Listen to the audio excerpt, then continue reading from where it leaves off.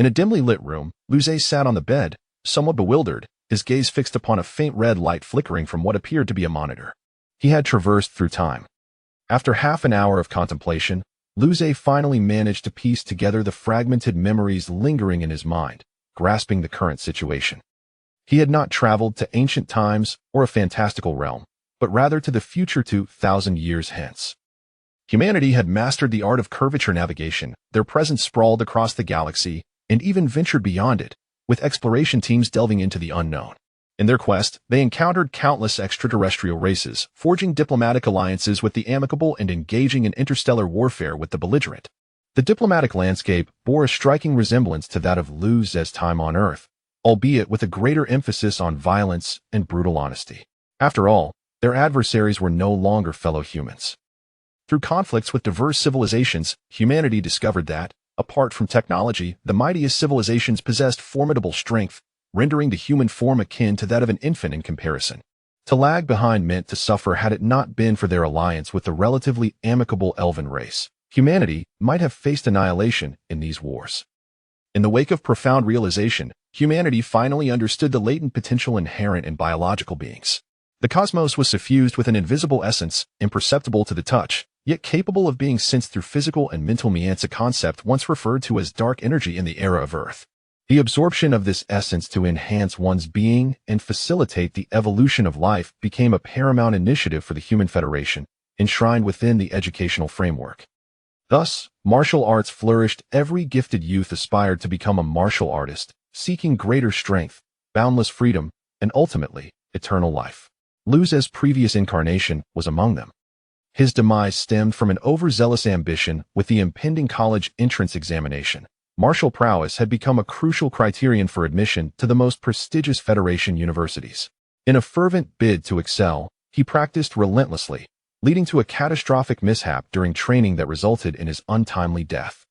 There were no tales of inadequacy, nor a domineering ex-girlfriend after all. His prior self was merely a martial arts enthusiast, albeit one blessed with striking looks, a commendable family background, and a moderate talent for martial arts, which attracted the admiration of many young women.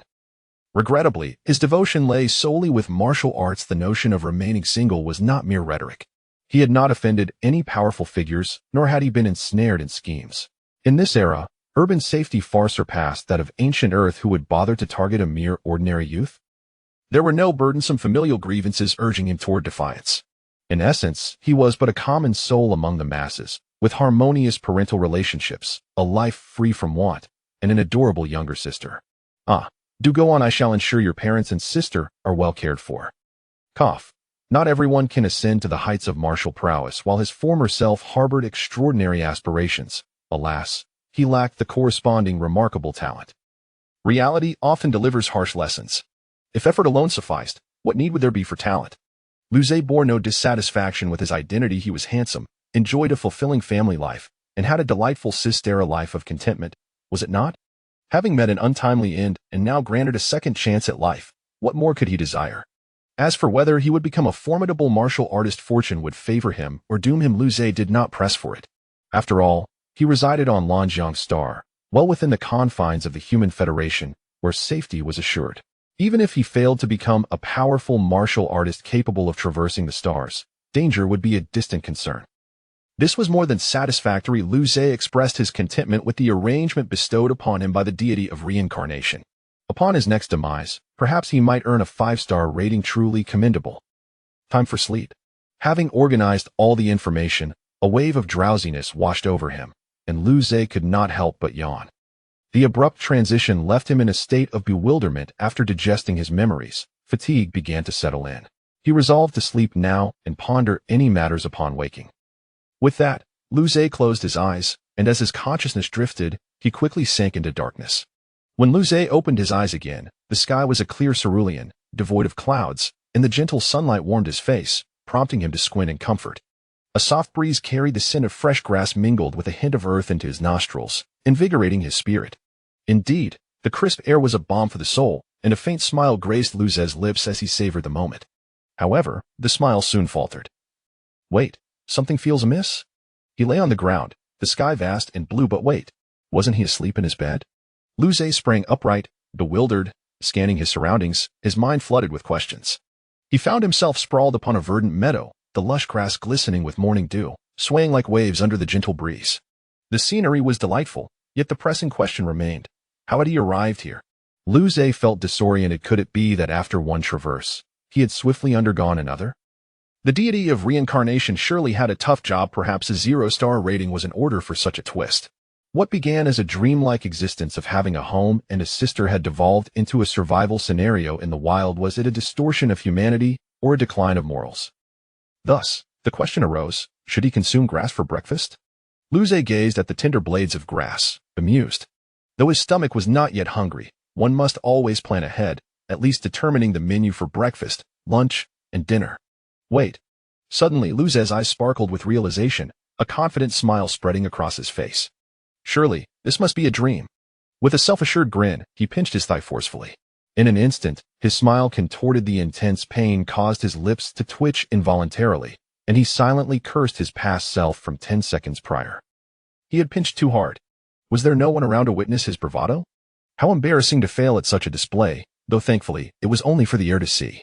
So, had he indeed traversed again? A 0-star rating was inevitable. Damn it!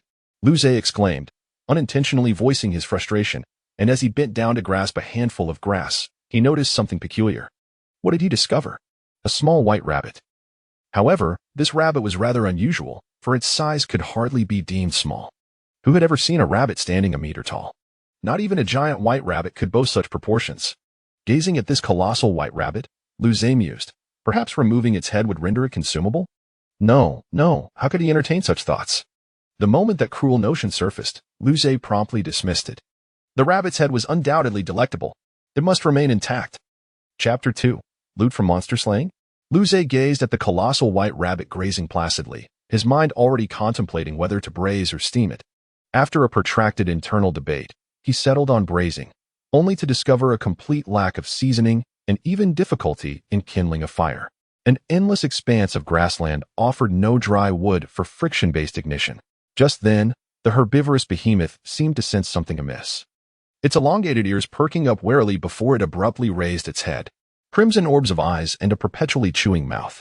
Man and beast locked eyes, seemingly recognizing a shared affinity, a mutual appreciation for gastronomy. However, Lu Zhe surmised that the rabbit's appetite was directed towards vegetation, not him. That is until the seemingly harmless mouth parted, revealing rows of gleaming, predatory teeth. Lu Zhe realized his misjudgment. This was no ordinary rabbit. How could such an adorable creature possess such menacing dentition? As the rabbit's malevolence washed over him, Lu Zhe instinctively recoiled. A denizen of peaceful earth, he had never even slaughtered a chicken, and the beast's feral aura filled him with trepidation. Moreover, his predecessor's martial prowess, gleaned from fragmented memories, was mediocre at best. His mastery of the school's foundational fist forms, footwork, and swordsmanship was rudimentary, and he lacked practical combat experience. Lu Zhe clenched his fists, glaring fiercely at the super rabbit. Recalling the adage about facing tigers, maintain a menacing expression to ensure a dignified demise. He had never encountered a tiger, but the rabbit, nearly the size of an earthly wolf, surely qualified as a formidable beast. Under the scrutiny of the rabbit's crimson eyes, Lu Zhe felt an immense pressure. Sweat beaded on his brow, his mouth grew parched, and he swallowed hard.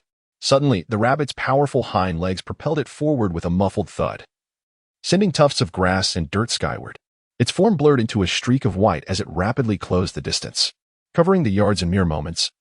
The rabbit reached Lu Zhe, its once cute paws transforming into deadly scythes, slashing towards his chest with icy precision.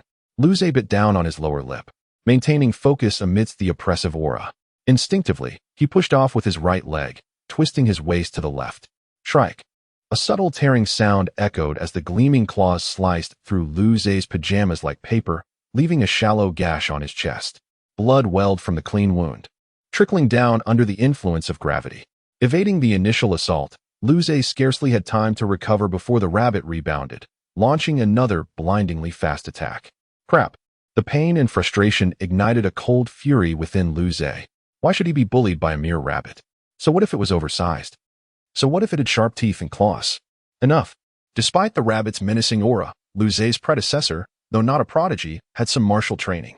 Martial artists were classified into 9 grades of body refinement, consuming the flesh of ferocious beasts and circulating energy to temper their skin, muscles, bones, marrow, and organs, opening the 12 meridians and the governing and conception vessels to facilitate spirit energy cultivation.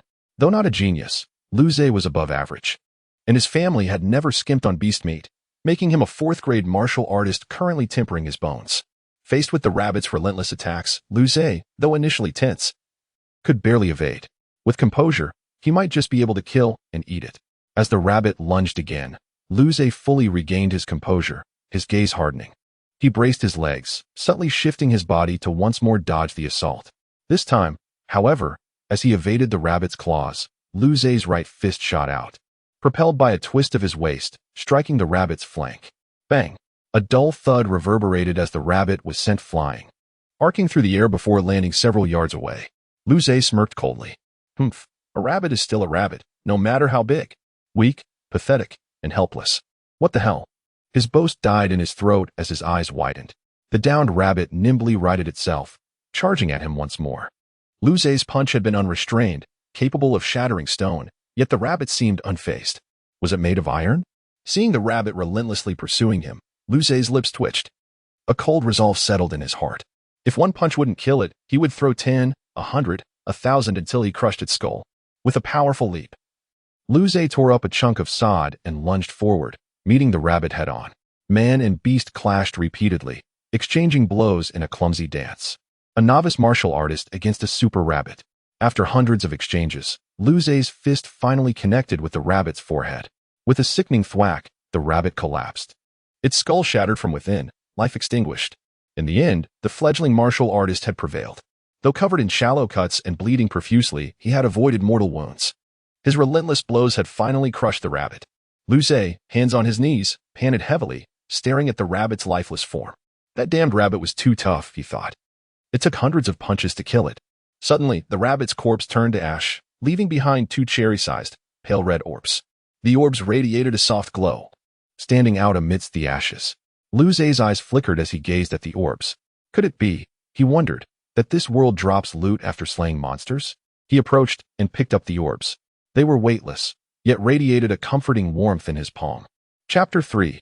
Excessive bloodshed. Before Luze had the chance to thoroughly observe the 2 glowing orbs, they abruptly vanished from his sight. Blinking in bewilderment, he thought, could anything escape my gaze now? Those orbs appeared to be treasures, and yet they disappeared so suddenly. His heart sank with frustration. Just then, 2 rabbits, one white and one black, appeared on the grassy expanse ahead, swiftly bounding toward him, accompanied by the rustling sounds of more approaching creatures. Without a moment's hesitation, Luze pivoted and dashed to the right, fleeing from what had nearly been his demise at the hands of a singular, enormous white rabbit. With 4 more now in pursuit, his small frame could scarcely endure the strain. Parched and breathless, Luze lamented, I am not a mother rabbit. Why must I flee from such absurdity? The vast prairie stretched endlessly before him as he sprinted for several kilometers, his breath growing increasingly labored. He clenched his teeth, forcing himself to push harder, for he now had 2 more rabbits in pursuit, totaling 6 behind him. If he dared to halt, he would surely be torn to shreds. His mind could no longer entertain thoughts beyond the immediate danger. His chest ached unbearably, his throat was painfully dry, and his legs felt numb, as if they belonged to another. He pressed on solely on instinct. The rabbits multiplied behind him, forming an orderly line as if led by a teacher, albeit one with mouths far too wide open. Just as Luze's consciousness began to fade, the pursuing rabbits suddenly perked their ears, halting mid-stride. And after a moment of stiffness, they scattered into the underbrush, disappearing from sight. Hearing the commotion behind him, Luze struggled to glance back, only to find that his relentless pursuers had vanished. With his tense mind finally at ease, he stumbled and collapsed onto the ground, resting for a moment before slowly sitting up. A lone human amidst the prairie, nearly felled by rabbits. He would not forget this affront. When he grew stronger, he vowed to return and confront those colossal rabbits. As Luze silently resolved this, a sudden pain stabbed through his chest. Looking down, he saw blood gushing forth. And soon his vision succumbed to darkness. In a dimly lit room, Luze jolted awake, his eyes wide, gasping for breath, remnants of terror still flickering in his gaze. His dark hair and nightclothes were drenched in cold sweat. What on earth just transpired? He licked his parched lips, pondering whether he had truly perished. He had experienced death once on Earth, and now it seemed he had faced it again. Glancing at the time, he realized dawn had yet to break, meaning he had somehow died twice in a single day, an experience both exhilarating and suffocating. Excessive bloodshed had transformed him into a human fountain. As for the assailant, he had not glimpsed them at all. Even now, waves of pain coursed through his body, suggesting that sensations from that peculiar realm lingered still. Confusion enveloped Lu Zhe. Had he truly traversed dimensions, or was it merely a dream? Yet, if it was such a vivid dream, could it still be deemed a dream? Amidst his bewilderment, darkness enveloped his vision, and he sensed an unsettling dissonance within his mind. Hastily, he settled into a meditative posture, focusing his thoughts inward. Moments later, Lu Zhe discovered a diminutive cubic space within his mind, where two faintly glowing crimson orbs floated. Were these not the very orbs ejected by that colossal white rabbit? Bewildered, he gazed at the jubilant orbs in the confined space, his curiosity intensifying. A golden opportunity bestowed upon him? Could it be he was indeed a child of destiny? With a thought, one of the small orbs vanished from the space and reappeared in his hand. It bore no weight but radiated warmth. Gazing intently at the still orb, Lu Zhe pondered its nature and utility. After a moment's contemplation, he retrieved his phone from the nightstand, locating his father's number in the contacts. Hesitating, he altered the label from father to old man. He would taste the orb himself first. As a son of China, there was little he would not dare to consume. Should it upset his stomach, he could promptly call for assistance. With a determined bite, he placed the faintly glowing orb in his mouth. Instantly, it transformed into a soothing warmth that flowed through him, akin to flames igniting within. His skin flushed crimson as he activated his basic body tempering technique, channeling the potent energy to refine his physique. The path of a martial artist comprises 3 stages: refining the skin, flesh, and tendons. Lu Zhe had already undergone the initial stages, but this energy defied his guidance, concentrating instead on his skin, beginning the refining anew. Initially startled, he soon realized the energy instinctively sought to mend his incomplete skin refinement, compelling him to follow its lead. Dead skin sloughed away, tissues grew denser, and cells rejuvenated. Pulsating with newfound vitality, even emanating a radiant glow, this was thorough skin refinement. An hour later, Lu Zhe opened his eyes, excitement gleaming within. Without pause, he retrieved the second faintly glowing orb and swallowed it once more. The skin refinement continued. In the distance, the sun ascended, casting a gentle red hue. Unlike the sun of the solar system, this star appeared far larger, with the Lonjiang star positioned closer, rendering it significantly more imposing than that of Earth. Melodious birdsong filled the air, brimming with vitality, as a gentle breeze wafted sunlight into Lu Zhe's room. As he opened his eyes, a flicker of exhilaration crossed his gaze. Those 2 small orbs had allowed him to rejuvenate his skin refinement stage. Though he had only completed nearly half, his current strength undoubtedly surpassed that of the previous day. Should he encounter that colossal white rabbit again, he would surely vanquish it with ease. Contemplating the rabbit brought to mind the small orbs, and he lamented not knowing if he would ever have the chance to venture into that realm again. Chapter 4. This person is absolutely dark inside. At that moment, Lu Zhe detected an unusual odor. Glancing down, he was alarmed to see a layer of grimy, dark stains on his skin, exuding an unpleasant scent. He felt a twitch at the corner of his mouth. The legendary cleansing of marrow indeed existed. This was unfortunate. The stench was overwhelming and made him feel nauseous. He hurriedly stood up, dashed out of the room, and quickly shed his pajamas to take a shower. Warm water cascaded from above, and Lu Zhe let out a sigh of relief. After a night filled with traversing realms and dying twice, the sheer volume of information had left his mind taut. He finally felt his tension ease. Once he had rinsed off, he wiped his body with a towel while gazing into the mirror. After removing the grime, his skin appeared fair and delicate, perhaps even more so than his younger sisteress. He wondered if she would feel envious upon seeing him. A chuckle escaped his lips as he indulged in his thoughts. Suddenly, the bathroom door swung open, and a figure entered. Instinctively, Lu Zhe turned to look, captivated by the sight before him.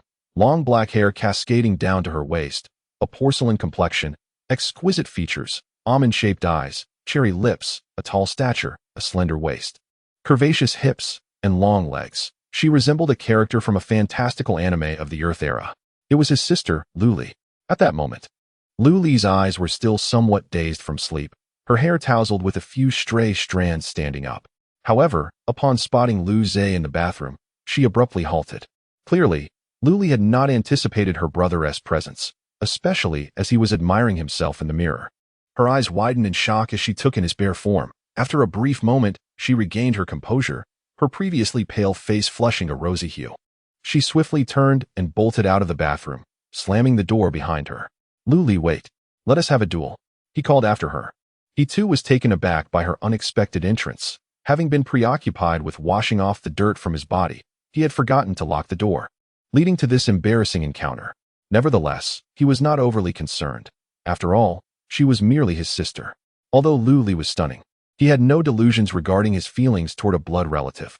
Such thoughts were reserved for primitive humans who, in ancient times, engaged in relations to preserve their lineage.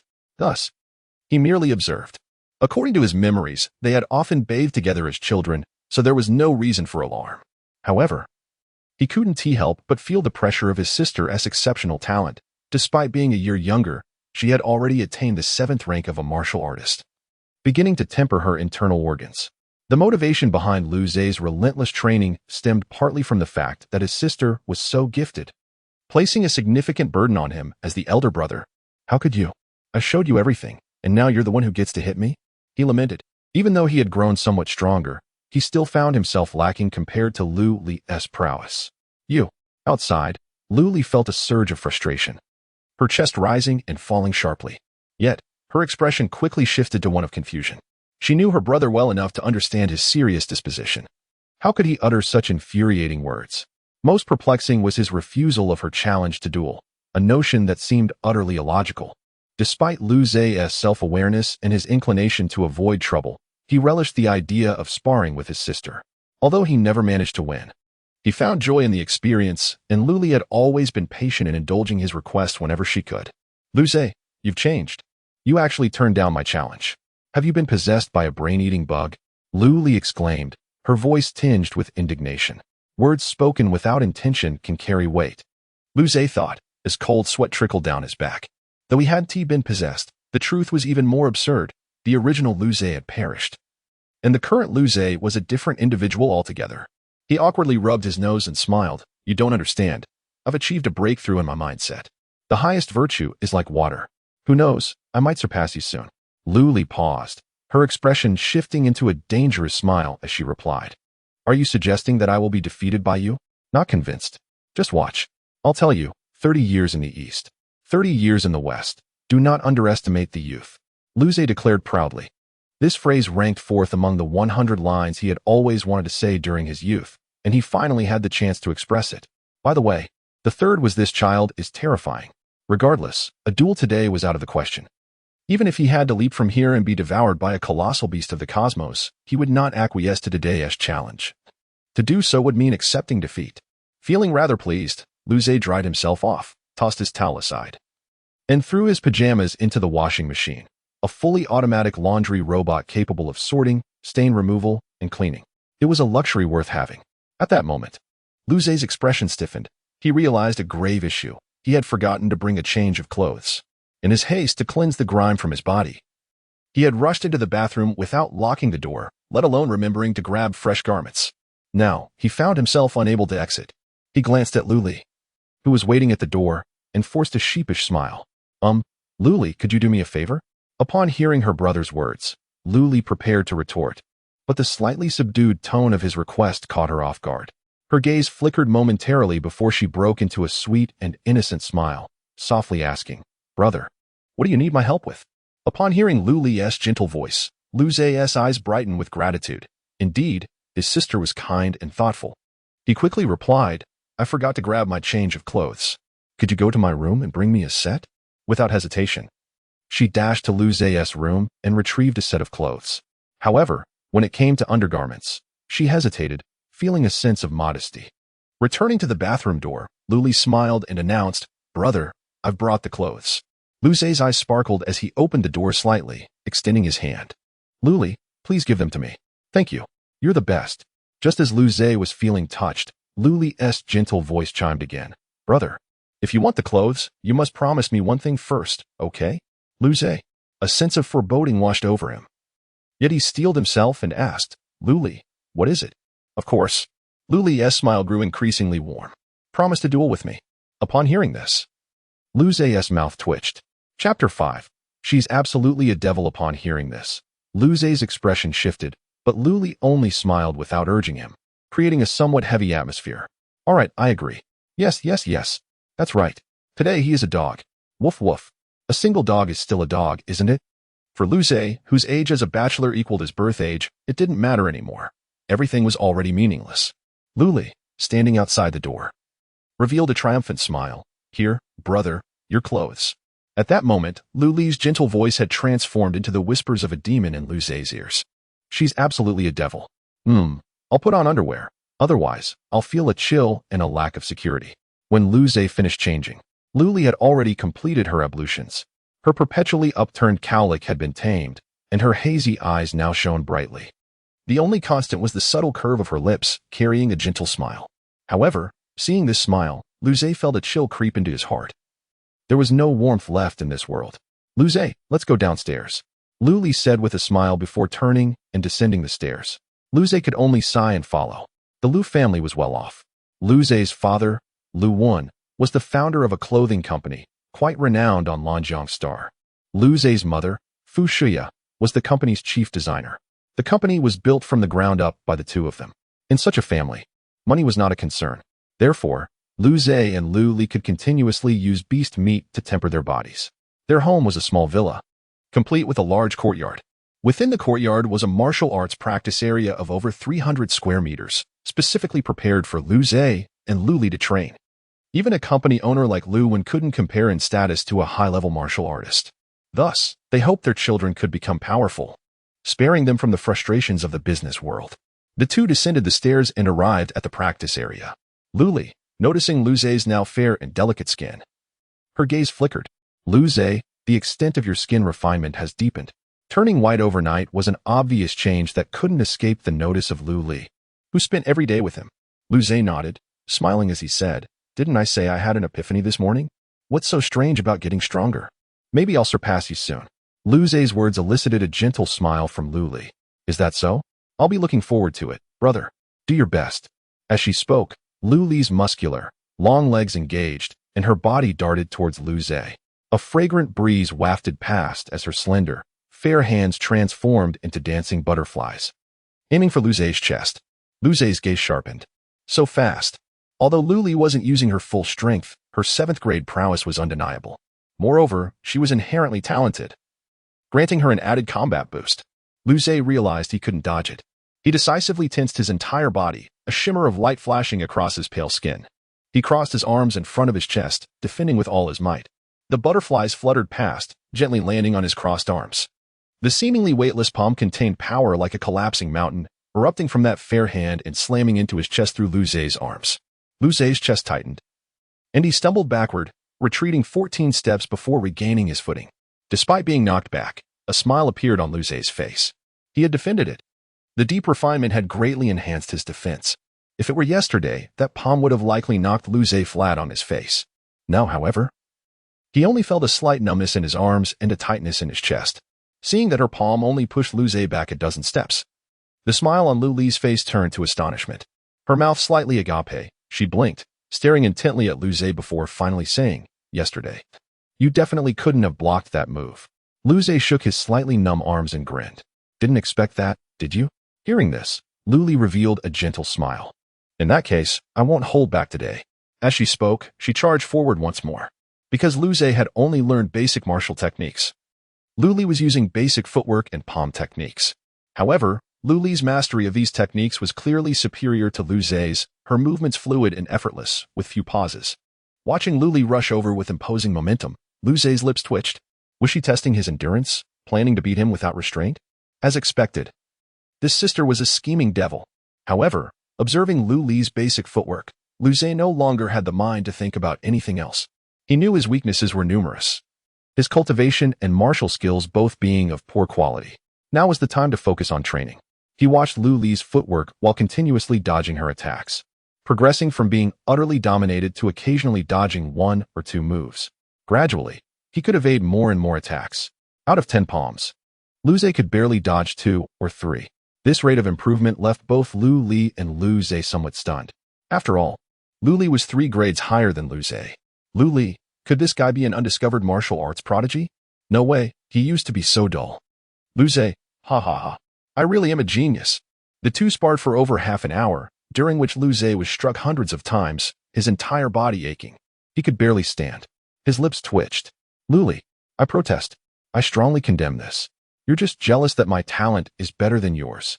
Luli replied with a gentle smile. Brother, I'm just trying to force out your potential. Your basic footwork has improved so quickly because you're afraid of being beaten by me, right? Now, you've already mastered basic footwork. It's all thanks to me. Lu Zhe was speechless, unsure of what to say. It was true that he had mastered basic footwork so quickly because he was being beaten too badly.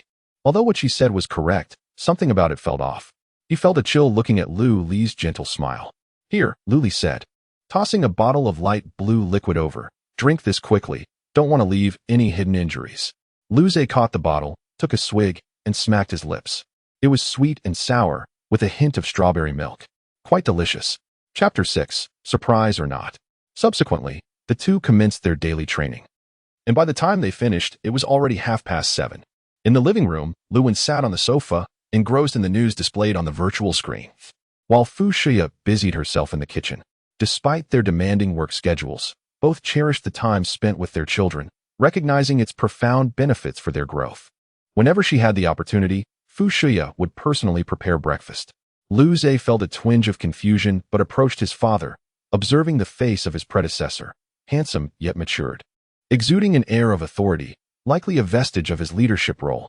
However, when Luwen turned his gaze towards Lu Zhe and Lu Li, he concealed all traces of his former severity, revealing only depth, warmth, and an abundance of familial affection. This stirred a complex array of emotions within Lu Zhe. After all, the original Lu Zhe had perished, and both Lu Li and Luwen regarded him with profound affection, leaving him somewhat disoriented. Nevertheless, having inherited this body and family, it was now his responsibility to protect them. What's wrong, Dad? Lu Zhe asked with a smile as he took a seat. Luwen was momentarily taken aback by the term dad. Hadn't this boy always addressed him as father? Has a brain-eating bug consumed your intellect? The same question posed by Lu Li made Lu Zhe's lips twitch. Truly, it was a father-daughter bond that was uncanny. Beside them, Lu Li smiled and added, I think so too, Dad. Should we take him to the hospital to have his brain examined? Goodness. Lu Li, do you realize how terrifying you look when you say such chilling things with a smile? Lu Zhe quietly distanced himself from her, chuckling as he remarked, I merely feel that life was exhausting before. Perhaps a change in approach would be more beneficial. Upon hearing Lu Zhe's words, Luwen paused, scrutinizing him with renewed interest before breaking into a smile. What matters most is that you both are happy. In truth, Luwen also wished for Lu Zhe to avoid becoming a serious martial arts fanatic. No matter how unparalleled one might be, if one stood alone at the pinnacle, what was the point? This was precisely why, despite his commendable status, Luwen preferred to spend time with his family. Today marks your 18th birthday, and I have both good news and bad news for you. Which would you like to hear first? Luwen's handsome face bore a mischievous grin. Lu Zhe was momentarily taken aback. Was today truly his birthday?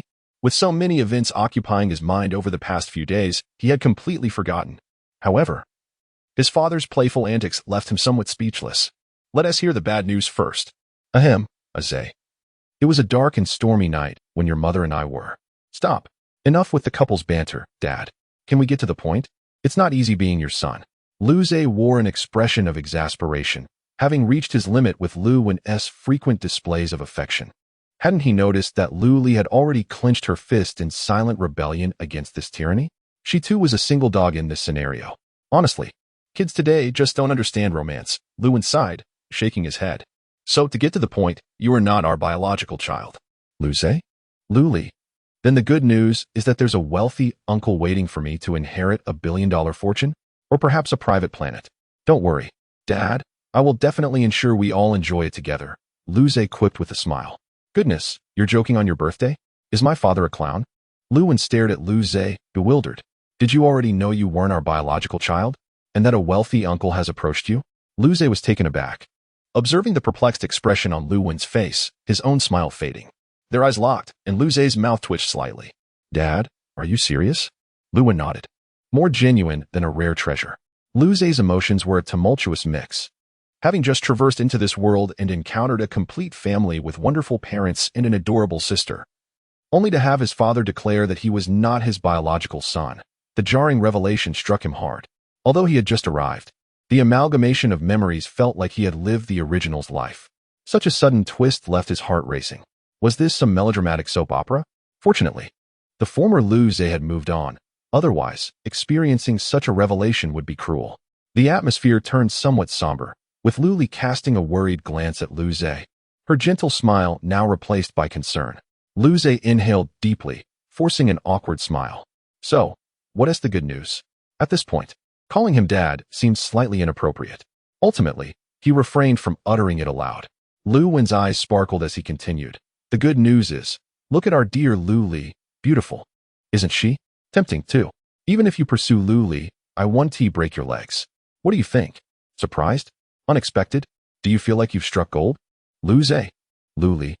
Lu Zhe turned to regard Lu Li's exquisitely delicate face and her commanding figure, contemplating for a moment. Could this truly be considered good news? Suddenly, Lu Li flashed him a warm smile, and Lu Zhe felt a shiver run down his spine. Uncertain if this was indeed good news. Of course, you can still call me dad, should you wish to. Our family has always been a quartet, Lu Wen remarked, pleased to see Lu Zhe's expression soften. As for his earlier jest about pursuing Lu Li, that was merely a joke. Who would dare pursue his adorable daughter without facing consequences? If it were Lu Zhe, perhaps he'd only break one leg. For anyone else hearing this, Lu Zhe looked up at Lu Wen's ever-loving gaze, rubbed his somewhat stiff face, and broke into a smile. I thought you were trying to sever ties with me when you mentioned that. I was contemplating how to stick around. You truly startled me. If he dared to sever ties with you, I'd cut ties with him immediately. A strong voice interjected from the kitchen. Fu Shuya stood at the kitchen door. Her fierce expression softened by a gentle smile directed at Lu Zhe, clearly having overheard the previous conversation. Mom. Lu Zhe smiled faintly.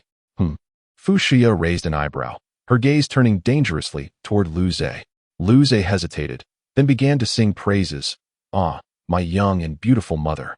Your beauty shines like a myriad of stars, and your grace is as gentle and forgiving as the Milky Way. Mere words cannot encapsulate your magnificence. Chapter 7. Are these individuals not practicing?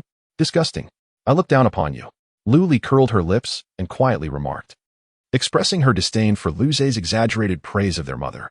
Even Fu Xuan felt a tad embarrassed by Lu Zhe's compliments. She momentarily froze before casting a peculiar glance at Lu Zhe and said, Dear son, have you been devoured by a brain-eating bug? Lu Li stifled a laugh, her shoulders shaking slightly. Lu Zhe's lips twitched, caught between helplessness and amusement. This was the third time they had uttered the exact same words. He chuckled and replied, Not at all. I am merely extolling Mother's unparalleled wisdom and might. Fu Xuan appeared quite pleased, nodding approvingly. Well, dear son, if you manage to win over Ali, I wouldn't oppose it. Our family of 4 would then be perfectly united. Sensing the sharp gaze directed at him, Lu Zhe's mouth twitched. He could only smile awkwardly. This cunning woman was a bit overwhelming. At that moment, Lu Wen suddenly sighed. We found you at the edge of the Shishui forest outside the city, but unfortunately, we didn't leave behind any useful clues. Otherwise, you might have been able to find your parents. Lu Zhe was momentarily taken aback by this revelation. After a brief silence, he smiled and said, Although I am grateful to them for giving me life, you are my parents. In his previous life, his parents had divorced and started new families, making him feel like an extraneous presence. As he grew older, he drifted further away from them. It was surprising to find that his circumstances in this world were even more tragic, having been abandoned shortly after birth. Yet, despite not being his biological parents, Lu Zhe had never encountered such wonderful guardians. To him, they were his true parents. Lu Wen and Fu Xuan exchanged complex glances, and finally, Fu Xuan smiled and said, All right, today is your 18th birthday, dear Zhe, marking your official coming of age. What gift would you like? We will prepare it for you. Lu Wen grinned mischievously. How about we prepare a lovely maiden for you? Before he could finish, Fu Xuan, with a stern expression, pushed him onto the sofa, rendering him unable to rise. Initially, Lu Zhe felt somewhat intrigued, but upon seeing Fu Xuan's expressionless face, he quickly shook his head. His mother was invincible. Forget it. I'll prepare something for you instead, Fu Xuan remarked, finding Lu Wen unreliable. Lu Zhe could only nod in agreement. Let us have breakfast. After their meal, Lu Zhe and Lu Li were driven to Chanyang City First High School. This institution was the finest in the city, where students typically possessed above-average talents. Lu Zhe, however, ranked among the lowest in terms of aptitude, while Luli was a top-tier talent even within the school. Ah, this cunning woman is quite formidable, Lu Zhe thought with a click of his tongue, casting a glance at the smiling Luli beside him. The moment they alighted from the vehicle, she drew the attention of students at the school gate. In school, she was a model student, excelling in both academics and athletics. Regarded as the perfect daughter by teachers and the envy of parents, her cunning facade had never been uncovered. And her gentle smile prompted countless naive girls to call her sister or little sister, while numerous male classmates fell at her feet. In contrast, Lu Zhe was simply the underachieving brother of someone renowned. While he wasn't entirely lacking, he could only be considered average. However, when compared to Luli, he appeared rather inferior. As soon as the two stepped out of the car, whispers began circulating among the students at the school gate. Sister is as gentle as ever today, but that guy is such a buzzkill, blocking my view of her. Oh, I wish I could replace that guy and stand beside her. How's he still alive? A bystander inquired curiously, "What are you doing?" Another bystander, with a serious expression and hands clasped, replied, "Me? I'm cursing that God would never be able to raise a flag in his lifetime. A gentle goddess should not have a man by her side." "Wait, that's not right," retorted the first bystander. "What? You don't think so?" The second one challenged. "Let me tell you, you'll get beaten up for that. Not that. I mean, you should bite your middle finger. That is more effective. Just watch me." As he spoke, the first bystander nonchalantly bit his middle finger, casting a fierce glance at Lu Zhe before closing his eyes in reverence. The second bystander, with a look of understanding, imitated the gesture, closing his eyes as well. Lu Zhe, with a dark expression, thought, "Can't you all speak more quietly? We're all martial practitioners. Who doesn't tee of sharp hearing?" This made him want to lash out. Why weren't these people practicing? They were all a bunch of fools. Reminding Lu Zhe of the fervent fans from his earthly days, he had to imagine that even in this advanced era, such fervent fandoms still existed. Should it be said that Lu Li is incredibly powerful, or that these individuals are simply too young? At such a young age, they ought to be cultivating. Of course, those with talent and ambition had already embarked on their cultivation journeys, leaving behind only the average and ordinary. Lu Zhe had once been among those ordinary folk, merely a more diligent version of the same. With a gentle smile, Lu Li walked through the crowd, which parted for her, and Lu Zhe naturally followed suit. Aside from receiving various hostile glares, everything else was just fine. However, Lu Zhe didn't really care about others' opinions. Once seated, his deskmate, Li Erhu, approached him with a flicker of excitement in his eyes. He was thin and somewhat malnourished, his lively gaze betraying a hint of cleverness. Li Erhu still pondered how his parents had come to name him that. He speculated it was perhaps a form of revenge for being the child of their enemies. It was precisely because of this name that he resembled a little monkey, yet even less adorable than one. Each time he considered this possibility, his face would grow sullen, prompting him to seek solace from Lu Zhe, which had once driven the previously serious martial arts enthusiast into a frenzy. Thus, when Li Erhu approached, Lu Zhe instinctively adopted a defensive posture, aware that this guy's fiery personality was akin to the formidable Tang Xing from Journey to the West. Li Erhu, oblivious to Lu Zhe's reaction, grinned widely and said, "Zhe, the location for the school's graduation trial has been confirmed." "Where?" Lu Zhe inquired. Relieved that Li Erhu hadn't activated his awakening skills, his curiosity piqued. "Southwind Star. Not on Lanjiang Star?" Lu Zhe's gaze narrowed. Previous graduation trials had all taken place on Lanjiang Star. It was said that this time, the graduation trial was a joint event among the three major planets of the Lente star system, a form of mutual exchange and understanding, commencing with their cohort and likely to be the norm for future classes. Upon hearing this, Lu Zhe's expression turned thoughtful. Educational reforms, much like those in his earthly days, often involve such changes. He recalled that during his 3 years of high school without air conditioning, as soon as they graduated, the classrooms were fitted with it. And in university, they had initially studied advanced mathematics, only to find that upon their arrival, the curriculum shifted to engineering mathematics analysis. In short, the heart of a child was burdened, yet the child remained silent. However, Lu Zhe hadn't anticipated such a grand affair. Chapter 8, A Scheme of Utmost Treachery.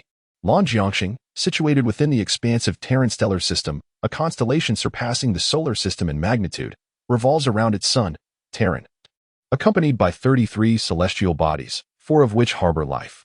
Among these, Lanjiangxing, Hyangxing, and Jingpingsing are inhabited by humans, while a smaller planet teems with ferocious beasts.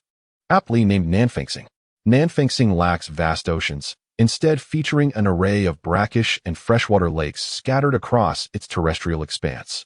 Smaller than Earth by half, the planet serves as a hunting ground for the diverse bestiary that populates it. Martial artists from Lanjiangxing, Haiangxing, and Jingpingsing frequently venture there to hunt beasts for profit. The collaborative graduation trial involving all secondary schools across the 3 planets is undoubtedly a momentous event within the Terran stellar system. The emergence of formidable individuals from this trial holds the potential for admission into the esteemed Federal University, humanity's paramount institution of learning. This prospect brings glory to the entire Terran stellar system, warranting widespread attention. For Lu Zhe, the opportunity to revisit the enigmatic grassland for hunting is a compelling reason to strive for excellence. Otherwise, given his innate abilities, such aspirations would remain a mere fantasy. Regrettably, despite his best efforts following his demise in the peculiar grassland the previous night, Lu Zhe could not re-enter. Even a thorough examination of the small space within his mind yielded no results. Ultimately, he attributed it to a perk accompanying his recent transmigration.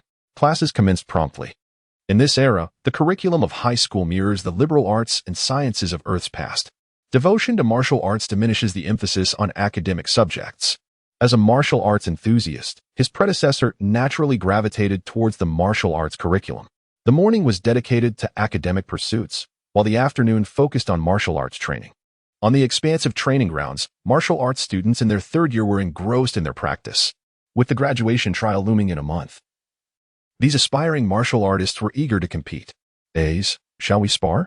Li Erho asked eagerly. Certainly, Lu Zhe replied with a smile. His martial arts skills required practical application for improvement, as his current abilities were admittedly rudimentary, almost resulting in a 1-for-1 exchange while battling a mere rabbit the night before. He likened it to a novice player nearly succumbing to a low-level monster in a game. The frustration was overwhelming and mentally exhausting. Assuming their stances, Li Erho grinned and swiftly charged forward. His nimble movements resembled those of a monkey, reflecting his simian appearance. His mastery of basic footwork was approaching the proficient level. Martial arts skill levels are categorized as novice, adept, proficient, masterful, and consummate. Most students typically achieve only the adept level in basic footwork. This was Lu Zhe's skill level before his duel with Lu Li, who, despite being a year younger, had already attained the proficient level. Perhaps due to the altered mental fortitude resulting from the soul fusion, Lu Zhe's martial arts aptitude had significantly improved. Otherwise, it would have been impossible for him to reach the proficient level after merely being beaten. Li Erho took pride in his nearly proficient basic footwork, considering it a compensation for his appearance. He surpassed most students, including Lu Zhe, in this skill. However, the current Lu Zhe was no longer the same. Observing Li Erho's punch aimed directly at his chest, he calmly swayed to evade it. Simultaneously, he delivered a forceful blow to Li Erho's chest, sending him staggering backward. Rubbing his aching chest, Li Erho grimaced and stared at Lu Zhe in astonishment. "Holy crap, Ace, did you take something? How did you manage to dodge that?" Li Erho possessed the same 4th-grade cultivation level as Lu Zhe, but his superior footwork usually allowed him to defeat ordinary 4th-grade opponents. Lu Zhe grinned. "Well, having a genius sister to guide my training has accelerated my progress." He refrained from mentioning his cultivation level. Li Erho's eyes turned green with envy. His lips twitched as he raised his middle finger, gnashing his teeth. "Beast, drop dead. Spontaneous combustion now."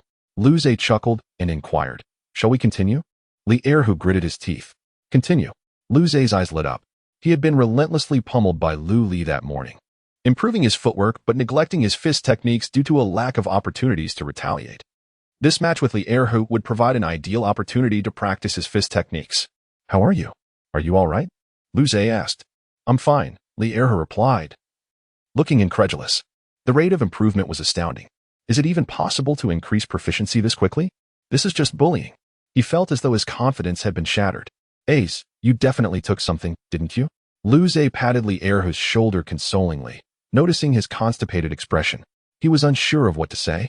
His martial arts aptitude now surpassed even Lu Li's, who had become jealous and intensified her assault on him that morning. "Again?" Lu Zhe asked. He felt a shift in his body's power exertion during combat. His mental strength seemed enhanced, intuitively guiding him toward the most effective ways to exert force. This explained his rapid progress in mastering basic martial arts, which emphasized physical strength. No more. Absolutely no more. You're clearly trying to crush me to inherit my ancestral ant credit pay account. Such a treacherous scheme. Let me tell you, there's no way, not even a window. Li Erhu vehemently shook his head. Lu Zhe's lips twitched upon hearing this. So ant credit pay still exists? Well, Jack Ma must be pleased. Since Li Erhu was unwilling to continue, Lu Zhe decided to train on his own, attempting to further improve his skills. Although his fist techniques had not yet reached the proficient level, they were significantly stronger than before. Combined with his improved footwork and cultivation level, Lu Zhe felt capable of defeating 10 of his former selves. He was beginning to enjoy training, as the sensation of continuous improvement was captivating. Martial arts practice concluded at 4:30 p.m., marking the end of the day's curriculum. The remaining time was left to personal discretion, with homework being significantly less burdensome than in Earth's past. This is simply conscientious. Lu Zhe recalled his past struggles carrying heavy school bags, his eyes moistening with nostalgia. Chapter 9. The proper way to open up after class. Lu Zhe hurried to the second-grade teaching building. Ali, I truly like you. Shall we give each other a chance to understand one another? As he approached the classroom door of Lu Li, Lu Zhe heard a familiar, gentle voice. A handsome boy with golden hair stood at the doorway, a warm smile gracing his face, speaking with a soothing yet powerful tone, clearly a well-educated individual. This scholarly young man, Zhang Feiyang, was the son of the governor of Changyang City and was in the same grade as Lu Li. If Lu Li was the goddess of the school, then Zhang Feiyang was undoubtedly the god. With a privileged background, striking looks, and a refined demeanor, his talent in martial arts was nearly on par with Lu Li's, currently at the 7th rank of martial arts. In the eyes of their classmates, they were indeed a perfect match. Zhang Feiyang had fallen head over heels for Lu Li from the very first day of school, dedicating the subsequent 2 years to pursuing her, unwavering and never glancing at other girls vying for his attention. Even Lu Zhe couldn't help but admire him. A paragon of virtue, only slightly inferior to himself. Facing Zhang Feiyang's words, Lu Li maintained her usual gentle smile and replied, I'm sorry, Zhang Feiyang, but I have no intention of dating during high school. You need not waste your time on me. Zhang Feiyang appeared accustomed to Lu Li's rejection, offering a resigned smile before gazing tenderly at her. I will not give up. If we don't date in high school, I shall wait for you until university. If not then, I will wait for you a lifetime. The girls surrounding them couldn't help but squeal, their faces flushed with excitement, leaving one to wonder what whimsical thoughts danced in their minds. Lu Li smiled softly, choosing not to respond further. She turned to find Lu Zhe, whose lips twitched slightly in disbelief. This guy was merely watching the show. Instead of coming to her aid, he chose to spectate. At that moment, Zhang Feiyang noticed Lu Zhe as well, and, with a hint of desperation, said, Zhe Gu, please persuade Ali for me. I promise to make her happy. Lu Zhe, utterly bewildered, thought, why has the battlefield extended to me? Meeting Zhang Feiyang's hopeful gaze, he smiled faintly. Ali's feelings are her own to decide. She is already an adult. If you truly wish to pursue her, you must win her over yourself. While pondering, Lu Zhe mused that he and Lu Li were not actually siblings. Perhaps he should also attempt to pursue her? Ahem, as a transmigrator. Pursuing girls was a rather undignified notion, tarnishing the reputation of those predecessors who walked the path of defiance against fate. Such thoughts were best avoided. Shouldn't it be the case that saintly maidens and divine beings threw themselves at him? He ought to adopt a cool demeanor and await the offerings of this fellow suitor. Surely, this is the proper way to approach the situation? Upon hearing this, Zhang Feiyang awkwardly chuckled, smacking his forehead. Zhe Good is right. Look at me. So impatient. I will continue to strive. With that, he gracefully turned and departed. As Lu Zhe watched Zhang Feiyang's retreating figure, Lu Li smiled and remarked, now that he is gone, if you like him, you should pursue him. I believe there can be true love between the same sex. Perhaps Zhang Feiyang is also one of your kindred spirits. Lu Zhe's expression darkened at her words, casting a peculiar glance at Lu Li. You little vixen. I merely find it somewhat illogical. After all, wasn't he supposed to encounter villains upon arriving here? Why was he faced with such an outstanding man? He was nearly catching up to him. What do you mean by illogical? Lu Li inquired, puzzled. Nothing. I merely meant that it is quite unfathomable that such a scheming character as you could have someone like him pining after you for so long. Lu Li smiled faintly, her gaze fixed on Lu Zhe. Shall we spar every morning from now on? Otherwise, I shall inform father that you are attempting to do unspeakable things to me. Lu Zhe, taken aback by Lu Li's gentle smile, felt a chill run down his spine, stammering. You are so wicked. Lu Li's smile remained unchanged. Brother seems to have misunderstood Ali. I am merely encouraging you to improve. It is for your own good. Observing Lu Li's tall and graceful silhouette, her long, flowing black hair swaying gently, Lu Zhe's lips twitched, and he followed her with an expression of despair. At present, he was no match for Lu Li, and enduring this daily was rather burdensome. Goodness, what a tormenting little sprite. Upon returning home, Lu Wen and Fu Shuya had already prepared a birthday cake for Lu Zhe. The celebration was simple, just the four of them enjoying a cozy gathering. Yet Lu Zhe felt a warmth enveloping him. After making a wish and blowing out the candles, Fu Shuya presented a beautifully wrapped gift box to Lu Zhe. My dear son, this is a gift from your father and me. Lu Zhe accepted it with a smile. Anticipation building as he opened the box to reveal a matte black ring adorned with peculiar patterns, exquisite in its craftsmanship. Is this a space ring? Lu Zhe's eyes widened. Space items are notoriously expensive. Even his family would need to expend considerable wealth to acquire such a ring. With a sense of determination, Lu Zhe beamed. Thank you, my wise and formidable mother. I will use it well. Oh, and thank you, father. Lu Wen's expression darkened slightly. You little rascal. Am I just an afterthought? Fu Shuya smiled gently, stroking Lu Zhe's head, her eyes reflecting a complex mix of emotions. This marks your coming-of-age birthday, dear son. You've grown up. As a mother, Fu Shuya felt a swell of pride and complexity watching her child reach adulthood, soon to have his own family, eliciting a bittersweet sentiment within her. Perhaps it would be best for Ali and Zhe to marry? This thought lingered in Fu Shuya's mind. Lu Li, watching from the side, felt a twinge of envy. She too wished for a space ring. However, given that it was Lu Zhe's coming-of-age celebration, she found the gift entirely reasonable. Lu Zhe, this is my gift for you, Lu Li remarked, observing Lu Zhe carefully don the ring, before tossing him a USB drive. What is this? Lu Zhe inquired, puzzled. A guide to the fierce beast of Nanfeng Star. I heard you'll be facing trials there. And I thought you might be in danger of being eaten, so I had a friend compile some information for you. Lu Li smiled as she delivered this rather alarming piece of news. Zhang Feiyong. Lu Zhe raised an eyebrow. A girl. Lu Li shot a glance at Lu Zhe. Oh. Lu Zhe nodded, then suddenly reacted, unable to contain himself. Don't make assumptions based on the premise that I might be eaten. How about the assumption that you might be killed instead? After all, your strength is rather lacking. Lu Li tilted her head, a smile gracing her lips. Lu Zhe silently tucked away the USB drive, opting not to engage further with Lu Li, knowing that any continuation of the conversation would surely lead to his demise. In his heart, he vowed that once his strength surpassed Lu Li's, he would certainly pin her down.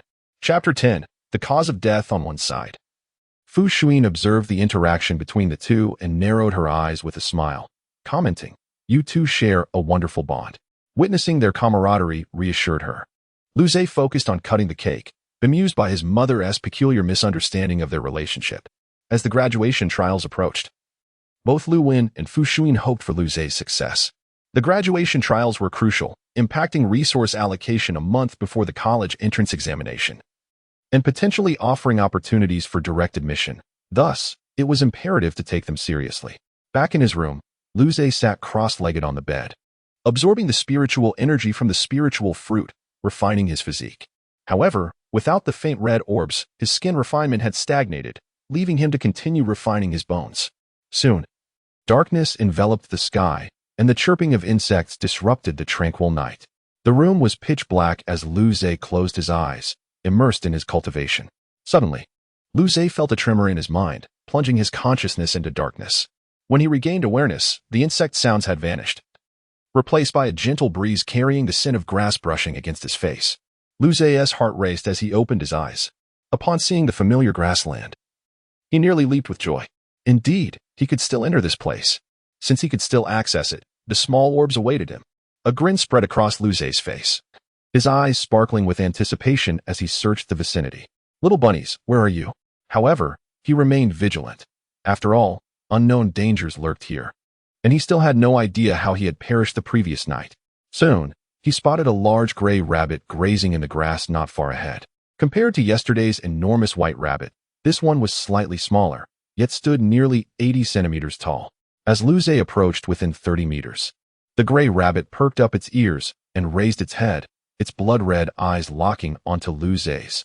After a moment of mutual acknowledgement, The gray rabbit opened its three-pronged mouth filled with sharp teeth. Lu Zei's lips twitched. Every time he saw these adorable rabbits reveal their pearly whites, it felt incongruous. Nonetheless, today he was not the same as yesterday. With a calm gaze, he watched the gray rabbit charge towards him, and as it neared, he pushed off the ground, sidestepped, and delivered a powerful punch to the rabbit's neck. With a crisp crack, the gray rabbit was propelled forward several meters, its hind legs twitching before it fell still.